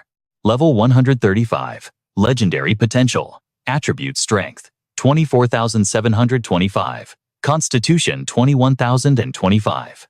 Skills Berserk Devour. 10,000 illusions, raging impact, self-division, liquefy. Note: originally a weak, low-tier slime monster. After consuming countless awakened ones, it mastered 100 transformations, becoming an untouchable overlord. Chalador glared at Yun Chen, his voice dripping with arrogance. My. It has been ages since food delivered itself right to my doorstep. You look far more delicious than the average 4th-class awakened one. But before the monster could finish, Yun Chen unleashed a staffless fireball art to silence him. Yun Chen declared his verdict with cold authority. Let those words be your last will and testament. Yet, within a mere minute, the beast successfully extinguished Yun Chen's flames. Chalador's expression twisted into pure fury as he locked eyes with the human. Deciding to teach this insolent ant a lesson, he roared while launching an attack. You court death. But Yun Chen reacted with lightning speed. Origin skill, exploding flame shadow. Before the fist could even make contact, it was intercepted. However, the exploding flame shadow was a step faster, burning gaping holes through Chalador's body. Wounded and enraged resentment boiled within the beast. Damn it. His level and stats are far beneath mine. How can he possess such devastating, destructive power? And these flames, they are uncanny. Could it be? Origin power, the origin of fire. This human has comprehended a primeval force. Seeking a swift victory, Yun Chen followed up with Divine Flash, chaining it instantly into the star-burning flame. A second later, Yun Chen gifted him the 10,000 illusions transformation. Finally, he drove the Divine Flash into Chalador's core to incinerate him. Seeing the beast lose its original form, Yun Chen paused, wondering, is it finally finished? But reality defied his expectations. Chalador morphed into the form of a granite knight. This twist is exactly what makes this a top-tier manhwa recap. Caught off guard, Yun Chen stared in shock, his mind racing. He transformed into a granite knight, a rare class with the highest defense impossible. He is clearly just a monster. Seeing the shock on Yun Chen's face, the beast threw its head back and laughed menacingly. Scared now? Human eye Chalador, have survived this long solely because of your abilities. The power of humanity. Many years ago, I was nothing but a pathetic weak slime. My level was a pitiful 20. Yet, I was surrounded by high-level monsters and extremely dangerous high-ranking awakened ones. To survive, I could only liquefy into a puddle, letting them trample over me. Until one fateful day, a gravely wounded, awakened one appeared. His injuries were so severe that he posed zero threat to me. Bleeding out, the evil bear guard leaned against a tree, gasping for breath. He stared blankly at the strange puddle, muttering to himself, "Huh? This water? Something feels wrong." And that is where my legend began. I seized that once-in-a-lifetime opportunity and devoured him whole. I absorbed his memories. My level skyrocketed, and I gained the ability to use his class skills and traits. From that day on, I no longer feared humans. I became the hunter. But possessing human memories made me realize one thing. Among the awakened, there are monsters far more terrifying than myself. So I never attacked directly. I split myself into countless clones, using the weak ones as bait. I lured low-level adventurers seeking to level up, devouring them one by one. By the time humanity realized the danger, even 4th-class awakened ones were no match for me. And because I never expanded my territory, the threat I posed seemed limited. Thus, the national heroes like the Guardian God Kings never bothered to intervene. After years of accumulation, I have lost count of how many humans I have eaten. You humans are limited to a single class, a restriction typical of a leveling manhwa. But I can become them all. From the moment you laid eyes on me, your death was already written in stone. Ha! Hearing this, Yun Chen burst into laughter, mocking the arrogant beast. His laughter baffled the monster. What are you laughing at? Do you not fear me? Yun Chen vaulted onto Jadyu's arm with godlike agility. As he sprinted up the beast, he smirked. I was worried this raid would be a bust. But now I know slaying you will drop exactly what I need. This arrogance ignited the beast's fury, a classic boss rage moment you'd expect in a high-tier manhwa recap. Jodu activated his ultimate art, Infinite Morph, his voice booming like thunder. Insolent brat. You clearly have no concept of my true power. To punish this insolence, he morphed into a Berserker. A massive axe rose high, threatening to cleave Yun Chen in two. Jodu slammed the weapon down, screaming blood fury. Below them, the golden lake began to boil and rise. Yun Chen triggered Divine Flash, vanishing instantly to evade the blow. He analyzed the situation cold-bloodedly, physique and attributes amplified. His destructive power has reached a critical peak. If brute force fails, change the game. Jodu triggered Infinite Morph again, transforming into the Forest Archer. Locking onto Yun Chen, he scoffed. So what if your raw damage exceeds your level? The bowstring groaned under immense tension. I only need to suppress you to win. In a heartbeat, Jodu unleashed a catastrophic rain of arrows straight at him. As Yun Chen danced through the deadly barrage, the beast gloated with absolute confidence. I'll crush you before you can even lift a finger to resist. But then, Jodu's eyes widened in shock. A streak of purple mana manifested directly above his head. Before he could process the anomaly, the Divine Flash erupted from that very tear in space.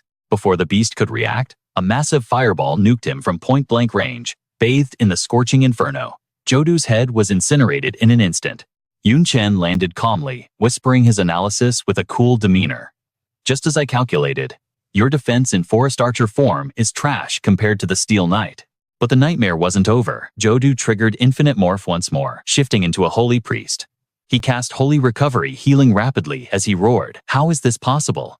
Yun Chen immediately activated Chantless Casting combined with the beginner's Space Mage skill Dimensional Jump, answering with effortless arrogance.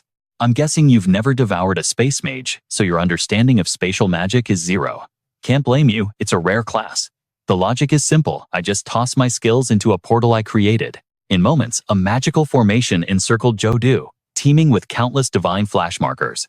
The beast panicked, attempting to shift forms yet again.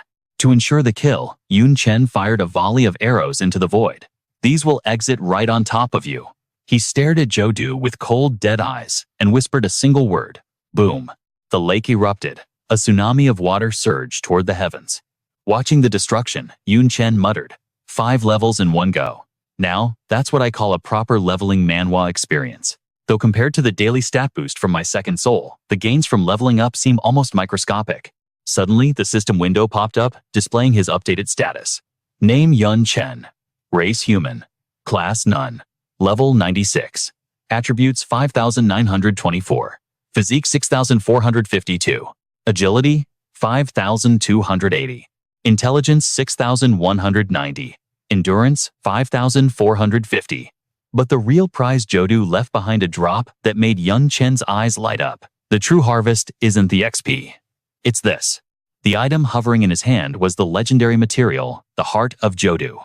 A legendary grade material, the Heart of the Monster Lord Jodu. Possessing it allows equipment to gain the Infinite Morph ability. Suddenly, a rustling sound broke his concentration from behind. Yun Chen glared at a boulder nearby, his voice commanding. The show is over. Stop hiding and come out. 2 girls stepped out. Xuan Yue stammered, sorry, we didn't mean to spy. Bai Yun added, please forgive us. Then she dropped to her knees weeping.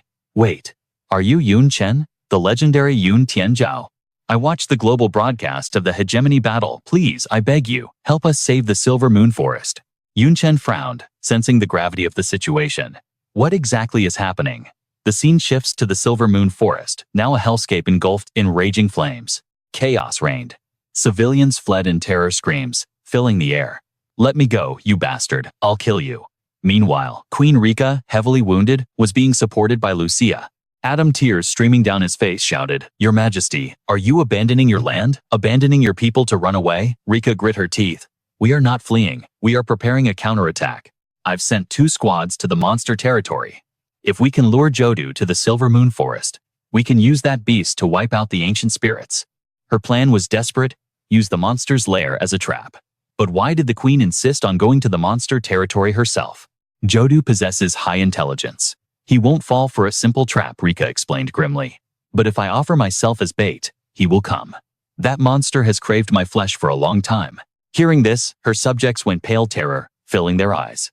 One woman screamed, Sacrifice yourself, Your Majesty, absolutely not. Another cried out, You are the heart of our people. The soldiers looked at Rika, their faces twisted with agonizing worry. Run away. Rika's voice dropped heavy with despair. Run where? Is there anywhere left in this world for us to go?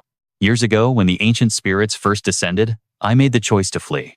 I recalled all the Silver Moon elves and sealed the forest, hoping to isolate us from the flames of war. But it changed nothing. After the ancient spirits conquered the Mystic Dragon Empire, they turned their blades on the smaller tribes. The dwarves, the beastmen, all slaughtered. And we were no exception. My people were enslaved, our home desecrated. She looked down, her voice breaking. When the nest is overturned, how can any egg remain unbroken? If I had chosen to fight with all our strength back then, if I had stood with humanity against the ancient spirits, perhaps our fate would be different. Don't you all think so? Her words struck them like a physical blow. The subordinates lowered their heads, unable to meet her gaze, burdened by a deep shared shame. Suddenly, Rika swept her arm through the air, her eyes blazing with renewed resolve. Cowering only invites more oppression. We must fight to the death. We must show them that the Silver Moon elves are not prey. Just then, a terrifying crimson aura swept in from the horizon, swirling like a river of blood, instantly entrapping the queen. A mocking laugh echoed from the heavens. Not prey. Is that so? High above, amidst the blood-red vortex, a figure stood arrogantly in the void. He gazed down with a sneer of absolute contempt. Did you think I was blind to your little plan? Relying on that trash monster Jadu? Rika gritted her teeth, despair sinking in. Damn it, a heaven-rank ancient spirit. He actually caught up to us. In a flash, countless minions descended from the sky, encircling the elves completely. One of the ancients laughed maniacally. We followed the divine ones across the realms. There is no monster we haven't witnessed. Another jeered. When I was slaughtering beasts, your ancestors weren't even swimming in their father's sacks. A third spat on the ground. And you thought you could use a mindless beast to defeat us. Chip sneered, his voice dripping with arrogance. Elf Queen, you are sorely mistaken. Our bloodline suppression isn't limited to mere humans or humanoid races. With a violent sweep of his hand, an invisible gravity crushed down upon them. Any creature with a lower life force, monsters, even otherworldly variants, was instantly forced to its knees.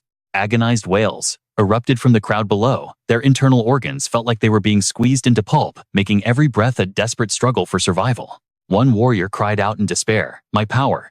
It's dropping again." Beside him, a young man hissed through gritted teeth, "Damn it." Chip's eyes gleamed with greed as he commanded, "Capture them all, but keep them alive." Silver Moon elves, fetch a fortune on the market? His lackeys roared in excitement, their bloodlust spiking. "Yes, sir." The vanguard charged, his face twisted in a manic grin.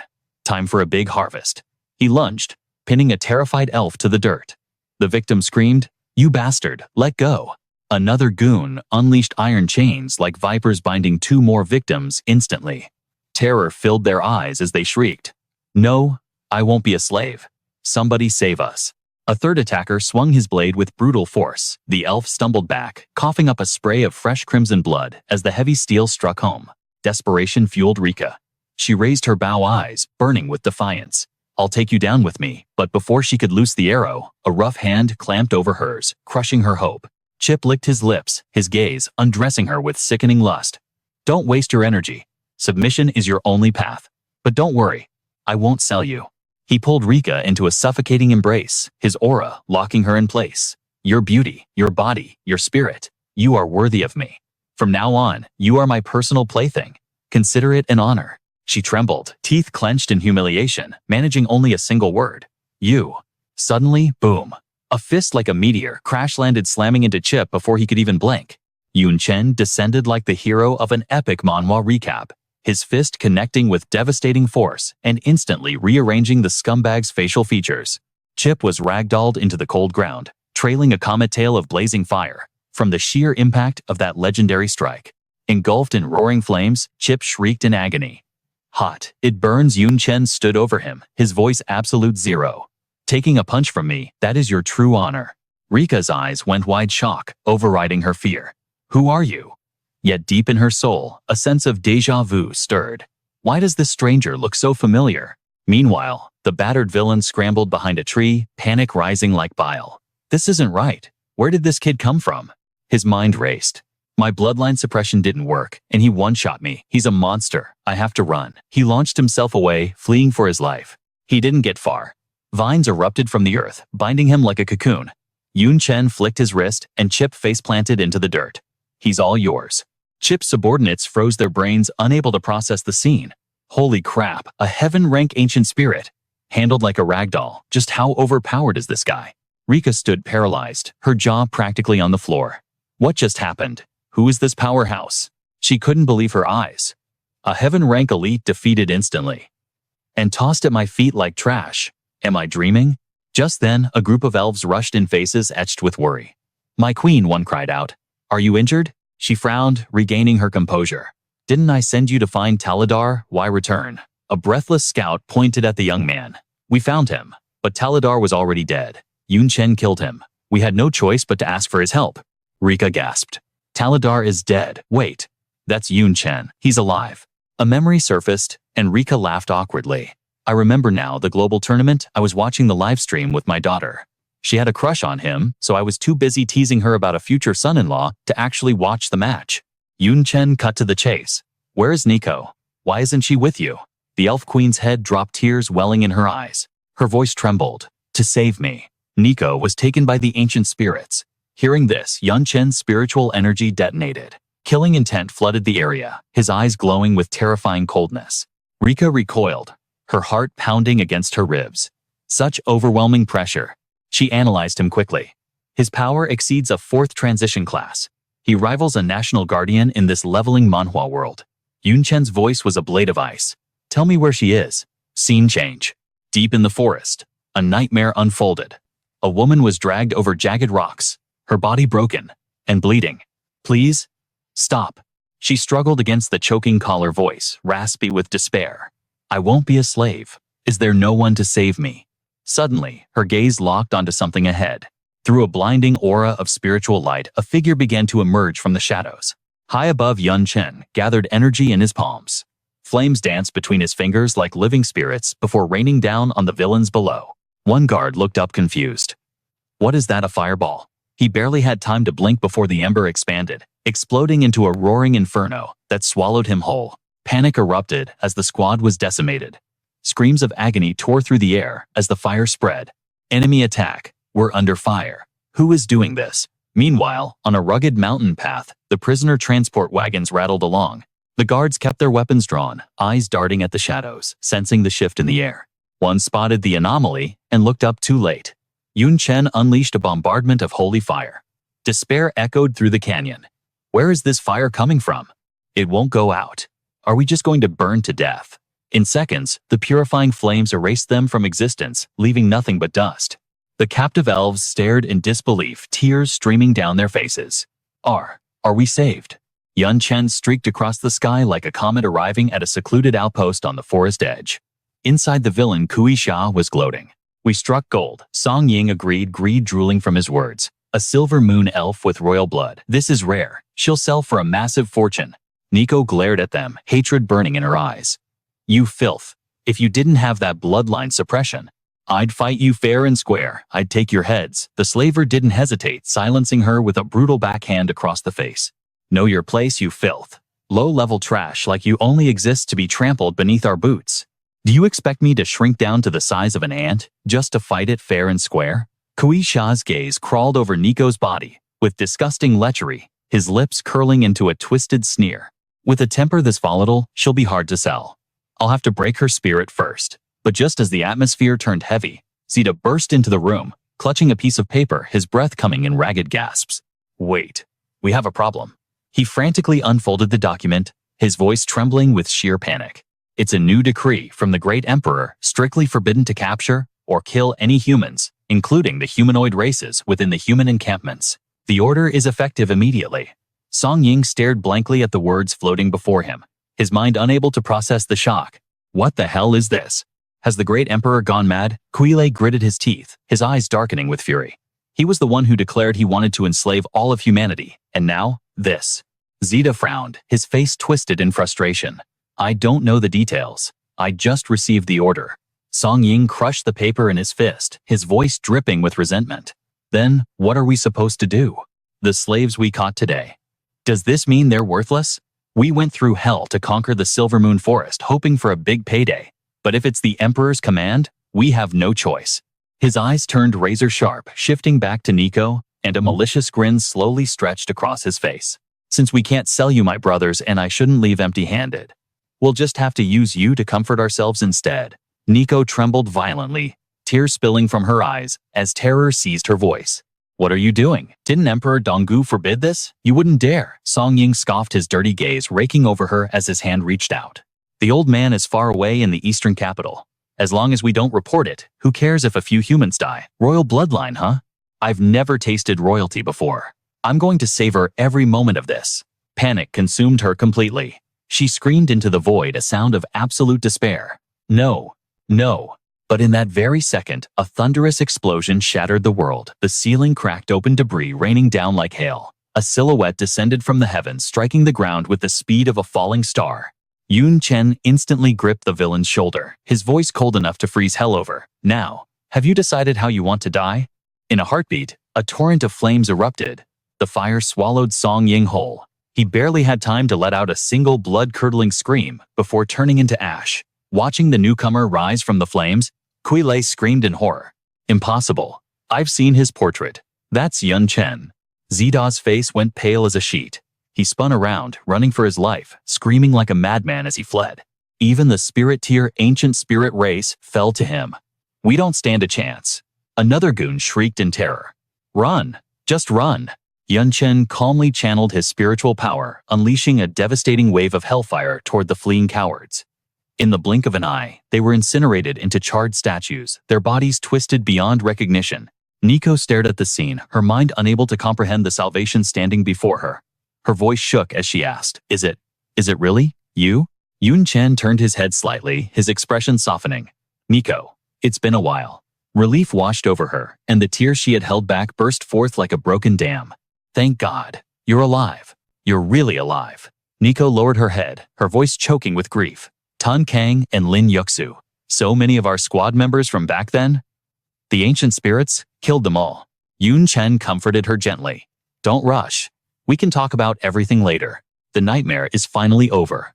The survivors quietly gathered the remains of the fallen, while the dead finally found peace, free from any more pain. Sitting together on a giant emerald leaf, Chen listened as Nico recounted the tragedy, and the pieces of the puzzle began to fall into place. So, that's how it is. After publicly occupying the Xuanlong Kingdom, the ancient spirit race began a massive purge of all minority races. Chen continued analyzing the situation. The Silver Moon Elves managed to hide for a while, but eventually you were discovered and nearly wiped out. His voice dropped an octave, serious and probing. But from what I know of this Manhwa recap-style world, the Dark Elves in the Dark Realm are protected by an ancestral tree that fends off strong enemies. Do you Silver Moon Elves not have an ancestral tree? Rika spoke up, her voice weary. It's not exactly as you say, but yes, we do have an ancestral tree. It's right behind you. She pointed a trembling finger. That palace built into the tree trunk. Chen was stunned. You hollowed out your own ancestral tree and turned it into a palace. Rika nodded awkwardly, a bit embarrassed. Well, why not? The ancestral tree is the biggest and tallest structure around. Naturally, living inside it is the most convenient option. Chen frowned, a look of disappointment crossing his face at their lack of reverence. All right, my mistake. I assumed your ancestral tree was like the Dark Elves, a true world tree. Rika's eyes widened slightly. World tree? That sounds familiar. 30 years ago, I saw a mural in some underground ruins nearby. Rika continued her tone, becoming historical. According to the mural, the world tree was originally located here in the Silver Moon Forest, but it seems that millions of years ago, a god took it away. As Rika's voice faded, a heavy silence descended upon the group. Chen and Nico stared at her wide-eyed, struggling to process this revelation. After a long pause, Chen finally broke the silence. What did you say? A god stole the world tree. Rika replied coldly. At least that's what the mural says. However, a few roots were left behind, which are still quite useful. As for those dark elves you mentioned, don't lump us in with them. She continued explaining their origins. We Silver Moon Elves are essentially the product of the game and reality merger from 70 years ago, classic leveling manhwa logic. Our ancestors were human. Our abilities and appearance just mutated a bit from the norm. We don't possess some ancient mystical inheritance. Rika sighed slowly, sitting down on the lush green foliage. She quickly pulled out a piece of paper, her expression turning grave. Let's put the world tree aside for now. We need to discuss this. Rika emphasized the document in her hand. This isn't just a simple order. It's a letter of surrender addressed to humanity. She analyzed the text. First, it forbids the ancient spirit race from harming humans. The intent there is clear enough. The key lies in the second part. Emperor Donggu is inviting all human powerhouses within the territory to the eastern capital next month for a power-sharing ceremony. Rika continued. You know the situation. Although the Xuanlong kingdom has fallen and humanity is scattered, there are still many powerful individuals hiding in the shadows. They've formed various factions, large and small, all across the land. Her voice carried a heavy weight. Some factions choose to hide, just trying to survive another day. Others haven't lost their fighting spirit, Rika explained. They use guerrilla tactics to harass the ancient spirit race's smaller outposts. She gave her final verdict. This move by Emperor Donggu. There's no doubt he wants to offer them a way out. It's a recruitment letter, at least that's how it looks on the surface. Yun Chen narrowed his eyes, voicing his suspicion. I don't believe Emperor Donggu is capable of such kindness. The recruitment might be real, but his true goal is likely to gather all the human factions in one place and wipe them out instantly. He stood up, his aura intense. After all, this decree attracts not only those willing to surrender, but also the resistance fighters who dream of taking his head. Since the tyrant himself would attend the power distribution ceremony for humanity's elite, this wasn't just a gathering, it was the perfect assassination stage. Yun Chen saw through the scheme. The Eastern Ancient Emperor intended to flip the trap, enslaving those who kneeled and slaughtering those who resisted. He turned to Rika, his voice heavy with the weight of the question. So will you kneel in submission, or will you stand and fight? Her gaze lowered, shadowing her eyes, and after a long silence, she whispered, my choice. Suddenly, the Elder Council descended in a panic, their faces twisted with fear. Your Majesty, you must tread carefully. The fate of our entire race hangs in the balance, one elder pleaded, his voice trembling with the doom of 1,000 defeats. Humanity has already fallen, and their capital is lost. Resistance is suicide against the heaven's will, and the bloodline suppression.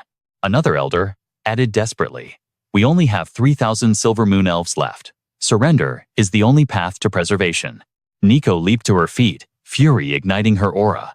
You cowards preached running away before, and look, our lands are ashes. When will you stop trembling and start fighting? If we fought, then we'd be dead already, the elder retorted, shielding his cowardice with logic.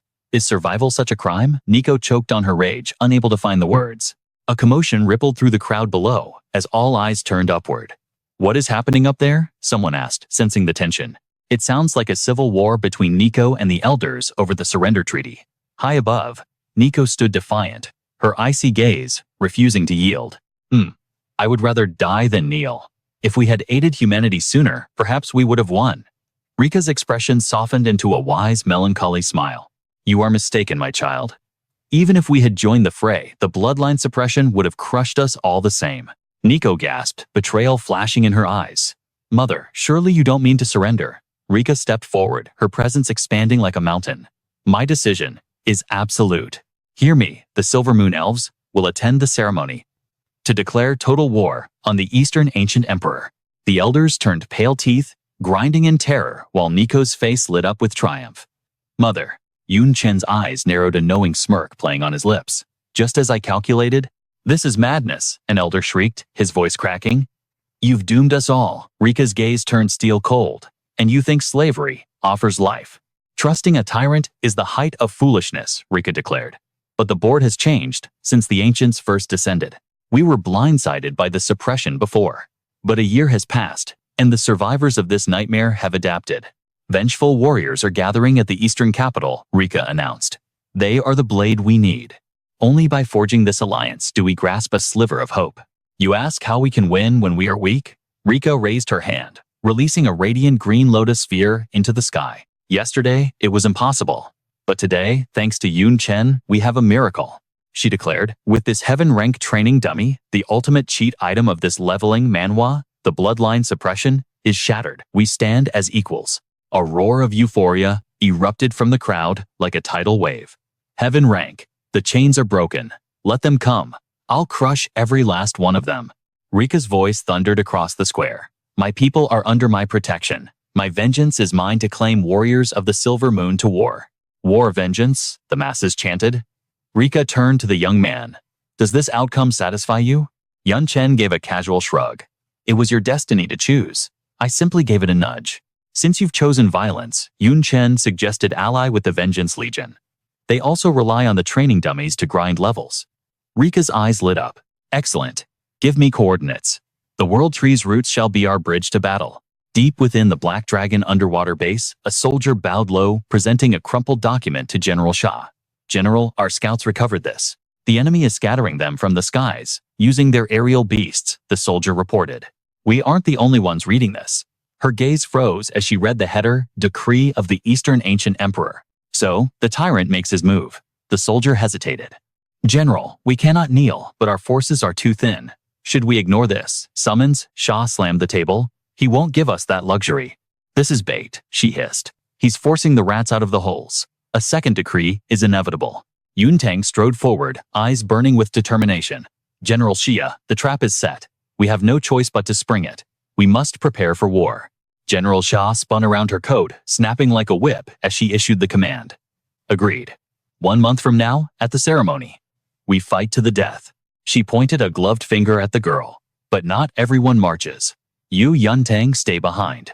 The girl froze, eyes popping wide in disbelief. The command hung heavy in the silent bunker. Yun Tang frowned, her voice trembling with defiance. Why am I sidelined? Teacher, do you doubt my strength?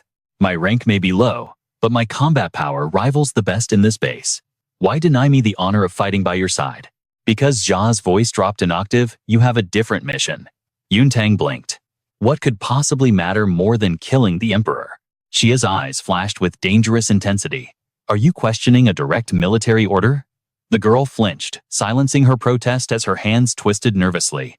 The man standing behind Yun Tang let out a heavy sigh. Thoughts drifted through his mind like smoke. Yun Tang, do you still not understand? General Xia did this to protect you. This final battle is a trap filled with death. We needed someone to guard the future. If we are all wiped out, you are the last spark of hope General Xia left behind. The foundation of our survival. Meanwhile, Rika guided Yun Chen through the forest toward the World Tree. As they walked, she whispered the legends of old. According to the murals, the World Tree was originally in the Silver Moon Forest, but a deity forcibly moved it. Rika continued. Luckily, its roots remain a convenient legacy. Without those roots, I would have called the murals a lie. Yun Chen fell silent. I remember. When that god ambushed me, the World Tree's roots saved my life. In a split second, it carried me 1,000,000 miles to the Dark Elf Forest. Suddenly, they stood before a massive abyssal pit. From the darkness, colossal roots rose up. They pierced the earth, weaving together like the planet's very veins. Rika beamed. Hey, we're here. This is the sanctuary where the World Tree once stood. Without hesitation, she dove into the chasm. Less talking, more jumping. Down we go. Moments later, they landed in the depths. Rika grabbed a glowing root and explained. These roots are natural teleportation arrays. Find a node and you can travel anywhere the roots extend. She lectured like a scholar. To stabilize the world's structure, the World Tree spread its roots across the entire realm. Theoretically, with enough root nodes, you could teleport to any corner of this vast world. Rika handed a specific route to Yun Chen. If you want to return to your Legion of Vengeance, this is the key. It leads near Tianyun City. Yun Chen snatched it, eyes gleaming. Good. I will brief the Legion. The Silver Moon Elves will be a legendary reinforcement. Suddenly, a panicked cry rang out from above. Your Majesty, disaster has struck. A subordinate dropped a scroll down to them. Emperor Donggu has issued a second imperial edict. We just received it. The scroll landed in Rika's hand instantly. Rika unrolled it, her face darkening with every word. A second edict. What kind of twisted game is he playing now? Her voice trembled with rage. This is madness. On top of the power distribution ceremony, he plans a public decapitation. Rika gasped. The target is the guardian deity of the Xuanlong nation. Yun Chen's eyes widened in shock. General Liu, that's Senior Liu Miaoling's father. Damn it, Emperor Donggu is playing a dirty hand. Rika's expression turned grim. The guardian deity isn't just Xuanlong's strongest warrior. He is the living symbol of hope for millions. If he is executed publicly, it would shatter the pride of every awakened one. A devastating blow typical of a high-stakes leveling manhwa. Rika nodded gravely. Your analysis is spot on. He's forcing all rebels to attend the ceremony just to slaughter them in one fell swoop. Time is running out.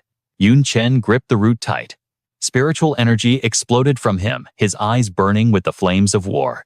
I'm returning to Tianyan City to mobilize the Legion. Moments later outside Tianyan, the earth began to quake violently. Cracks spread like a spiderweb across the ground. Something massive was struggling to break free from the depths of the earth. Boom! A giant root burst through the surface. It split open, blinding light, spilling out to reveal a silhouette. Yun Chen touched down light as a feather, but with the presence of a mountain. Magnificent wings of energy unfurled from his back, launching him into the sky.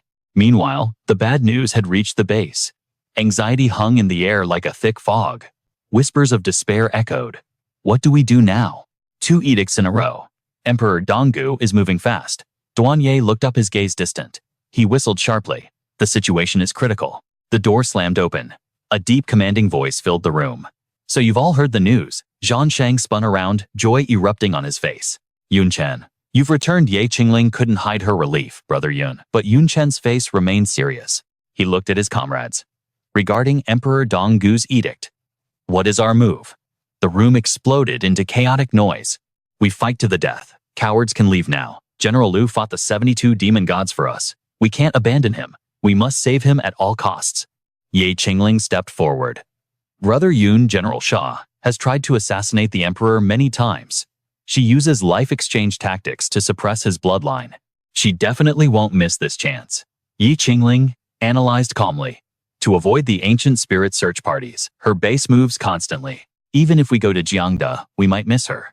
It is better to regroup with General Xia at the ceremony itself. That is also the best way to find Yun Tang. The crowd roared in agreement, their fighting spirit ignited. Agreed. We beg you, Yun Chen, lead us into this death match against Emperor Donggu. With you here, our odds skyrocket. We must save General Liu. Yun Chen nodded. That was my plan exactly.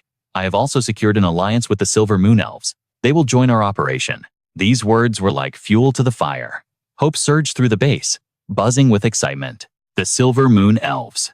That's incredible.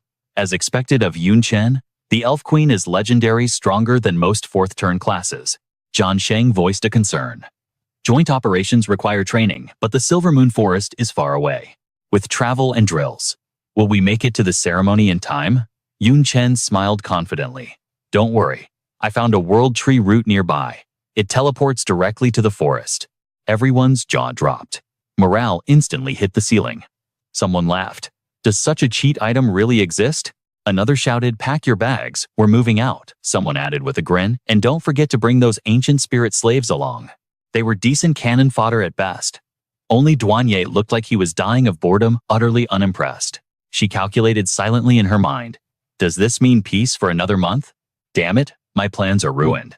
Before long, the squad arrived at the legendary Silver Moon Forest. The crowd gazed around, eyes wide with wonder. Lu Yuan looked up, mesmerized by the azure sky peeking through the emerald canopy. Look at the size of these ancient trees. So this is the Silver Moon Forest. My first time seeing it. And look, the place is crawling with spirits. Yun Chen issued his final commands for the days ahead. The joint training between the spirits and the Vengeance Legion is in your hands now. Zheng Ning struck her chest proudly. Don't sweat it, I'm an expert at whipping troops into shape. Rika flashed a grin. Relax, Yun Chen, we've got this covered. He turned and vanished into the shadows instantly. His mind raced with anticipation. Preparations are complete. It is time to forge my ultimate weapon. Reaching a desolate wasteland, void of life, Yun Chen unfurled the mystic scroll, the blank blueprint, a divine artifact gifted by God himself. With a wave of his hand, a treasury of rare items materialized floating in the air. Best to do this here where no prying eyes can see. Yun Chen grabbed the beating heart of Cheat. He slammed it onto the scroll. Following the ancient rites of the Void Sect, the core ingredient must go first.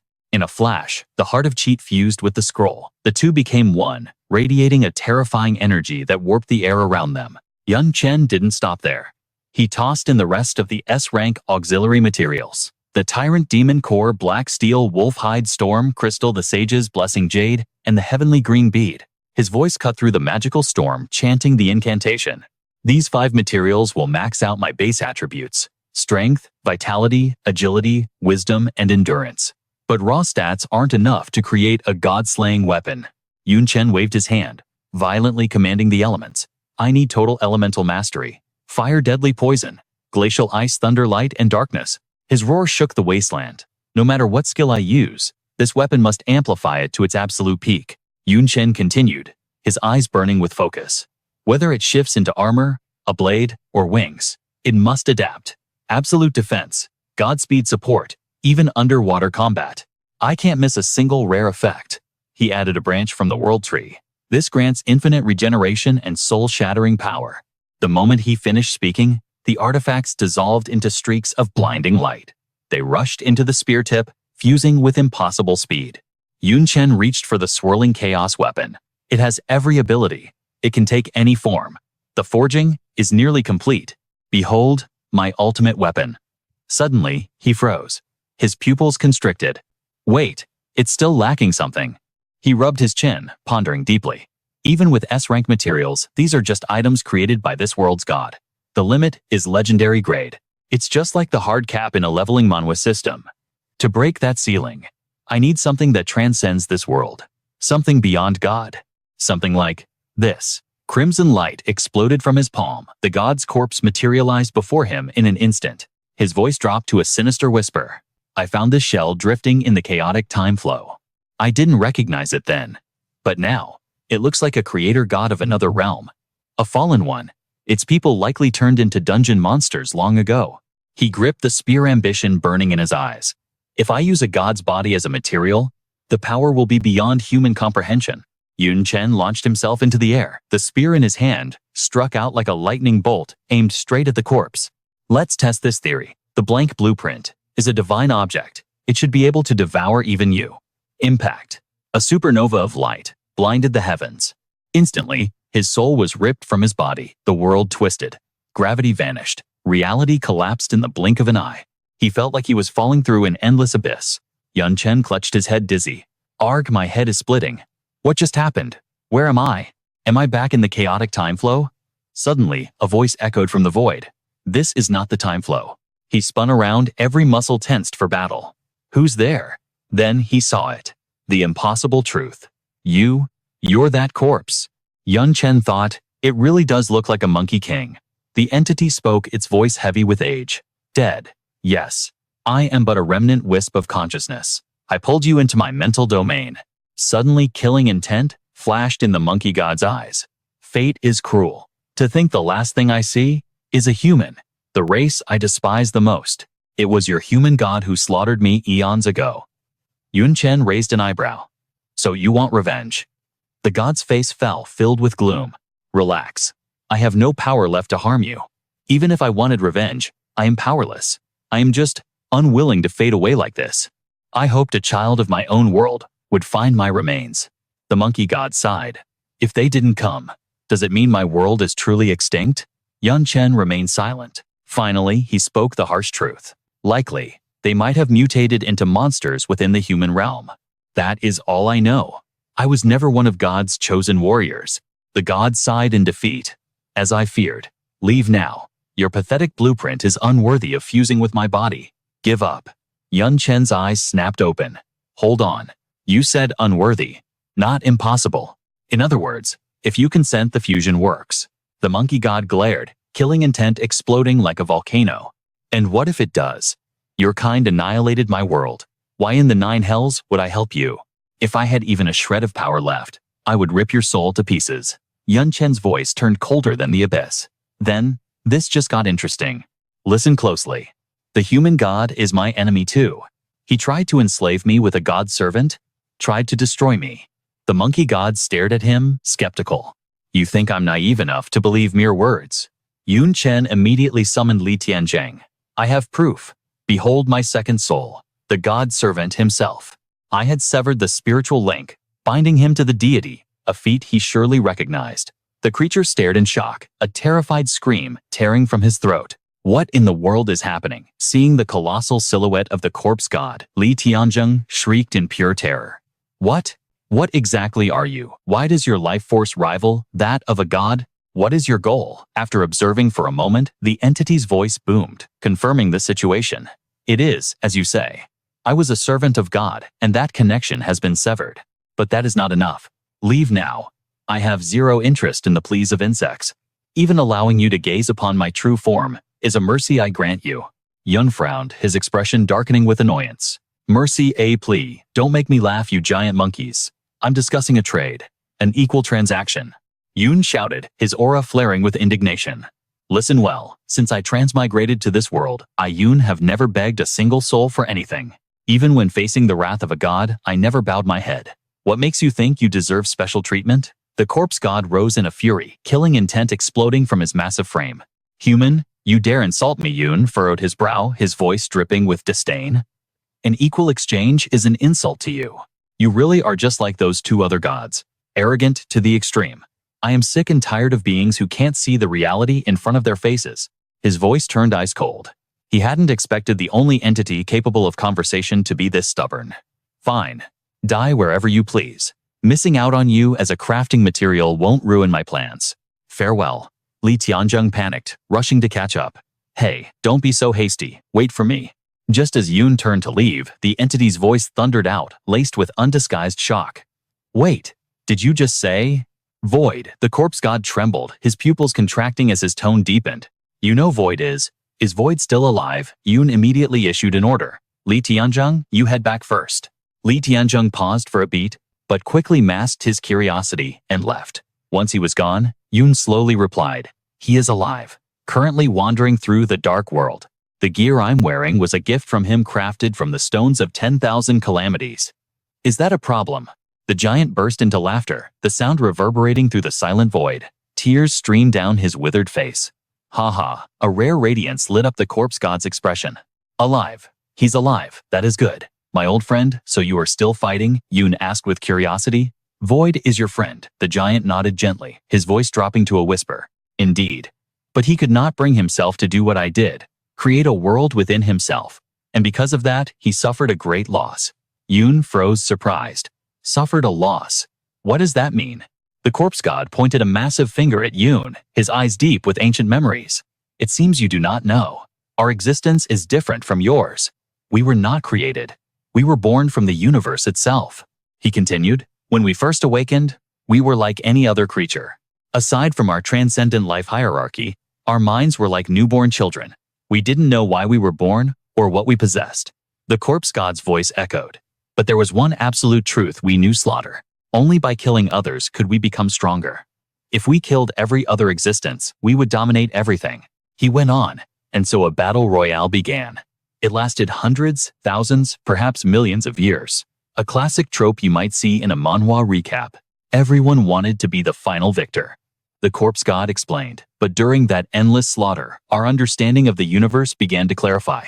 Some of us discovered that by temporarily sacrificing our own power, we could create a world inside our bodies, becoming a creator god. He elaborated further. At first, these worlds were desolate, housing only the lowest forms of life. But as time passed, the worlds evolved, changed, and became diverse. And through that, the creator god grew stronger. Far stronger than they were before creation, the corpse god said calmly. As the world continues to evolve, the life within it evolves too. Eventually, high-intelligence beings with souls are born. And with them, the god's life hierarchy ascends to a new level. Yun finally understood. So, that's how it works. You can grind XP and level up just by managing a world. It really is just like a leveling manhwa system. Does that mean you want to learn creation from us? Kid Yun replied coldly, a smirk tugging at his lips. Not right now. But who knows, maybe one day I'll accidentally create a universe. Yun asked, but wait. If creator gods can get stronger just by peacefully developing their worlds, why do they still slaughter each other? The giant's voice turned grim. In the beginning, everyone truly believed peace was the way. He recounted, until one day a creator god discovered a dark truth. If you kill the high-level beings in another god's world and devour their souls, you become stronger at a terrifying speed. He paused, the temperature dropping. From that moment, a new cycle of slaughter began, more brutal than before. And this time, the high-level beings joined their gods in the war. Hearing this, cold sweat beaded on Yun's forehead. So that's it. That explains the sacrifice of enemy corpses. That is why worlds are constantly at war. The corpse god nodded. Correct. But the creator gods hide this truth. After all, high-level beings have wisdom and emotions. They weigh the pros and cons. Therefore, the giant continued, rather than fighting just to make their gods stronger, they are manipulated to fight for noble causes. Power, wealth, protecting their loved ones. Survival. Yoon stood frozen horror, dawning on his face.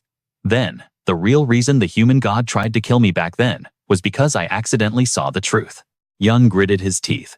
When I sacrificed the demon-kin corpse, I used a fragment of the morning staff. And I saw the god devouring the soul from the corpse. I didn't understand it then, but I had touched upon the forbidden secret. That's why the human god risked forcing his hand into the dark world to erase me. If the world tree hadn't saved me, I would be dead. Yoon frowned, fury burning in his eyes. Too bad for him. Not only did he fail, but his attack helped me break the suppression on my life hierarchy. Yoon asked, "So, the world is just a tool for gods to level up. If one god defeats all rivals, how would he treat his own world?" The corpse god rested his chin on his hand, thoughtful. "If I were the winner, I suppose I would simply sit back and watch the evolution, waiting to see how far life could truly go." Speaking of the human god and the dark god, the entity's expression twisted into a mask of pure ruthless malice. "They will feast without mercy," he sneered, "devouring their own worlds until nothing remains." Yoon Chen's mind raced back to the world tree's ancient prophecy. When one world triumphs, the apocalypse begins. It all made sense now. The void had revealed the grim truth to him. The corpse god replied with chilling calm. "Naturally, in the primordial chaos of our birth, the void stood above us all. We believed he was destined to be the supreme victor." His voice dropped heavy with icy regret. But he possessed a fatal flaw, an unwavering, foolish stubbornness. While we sought power through creation, he scorned such methods, obsessed with his own individual strength. The god paused, shadows pooling in his eyes. The result was catastrophic. Empowered by their new worlds, the human and dark gods ambushed him. Shattered and stripped of his creative power, he vanished into the abyss. But now, the entity declared with certainty, he has infiltrated the dark god's realm. The void is an agent of chaos. He will undoubtedly ignite a storm. Yoon Chen nodded, his gaze sharpening. "You're right. He even manipulated me into facing both gods simultaneously." The final pieces of the puzzle have finally clicked into place. Memories flooded Yoon Chen's mind. Back in the Void City, I witnessed a fragment of the past, the void broken and bleeding, encountering little Nana. It was them. The twin gods crushed him because he lacked a world of his own. That defeat explains his obsession with life and creation. Yoon Chen broke the silence with a bold offer. "Listen, you damn ape. That information was invaluable. As repayment before your consciousness fades forever, name your final wish. I swear to fulfill it." The corpse god froze, a flicker of confusion crossing his face. "A wish, my only regret, concerns the creatures left behind in my dead world. They bear my likeness. If you ever encounter them or their descendants, I beg of you, grant them sanctuary." Yoon Chen smirked, blending sincerity with his usual cheekiness. "I'll do my best if I can find them. Now, how about you become the final material for my legendary weapon? Your corpse is useless to you now anyway." Rage detonated instantly. The entity slashed at Yoon Chen with blinding speed, roaring. "Get lost. Remember my name. I am the god of slaughter. I will never aid a wretched life from my enemy's world." Yoon Chen retreated instantly, his body blurring like a streak of lightning to evade the blow, his voice dripping with mockery. "Whoa there, don't be so stingy. Come on, toss me an arm, maybe just a finger. Let's negotiate like civilized gods," Yoon Chen called out. The god of slaughter let out a sinister chuckle. "Heh. But if we are speaking the truth, your soul doesn't belong to the human god's world either, does it, brat?"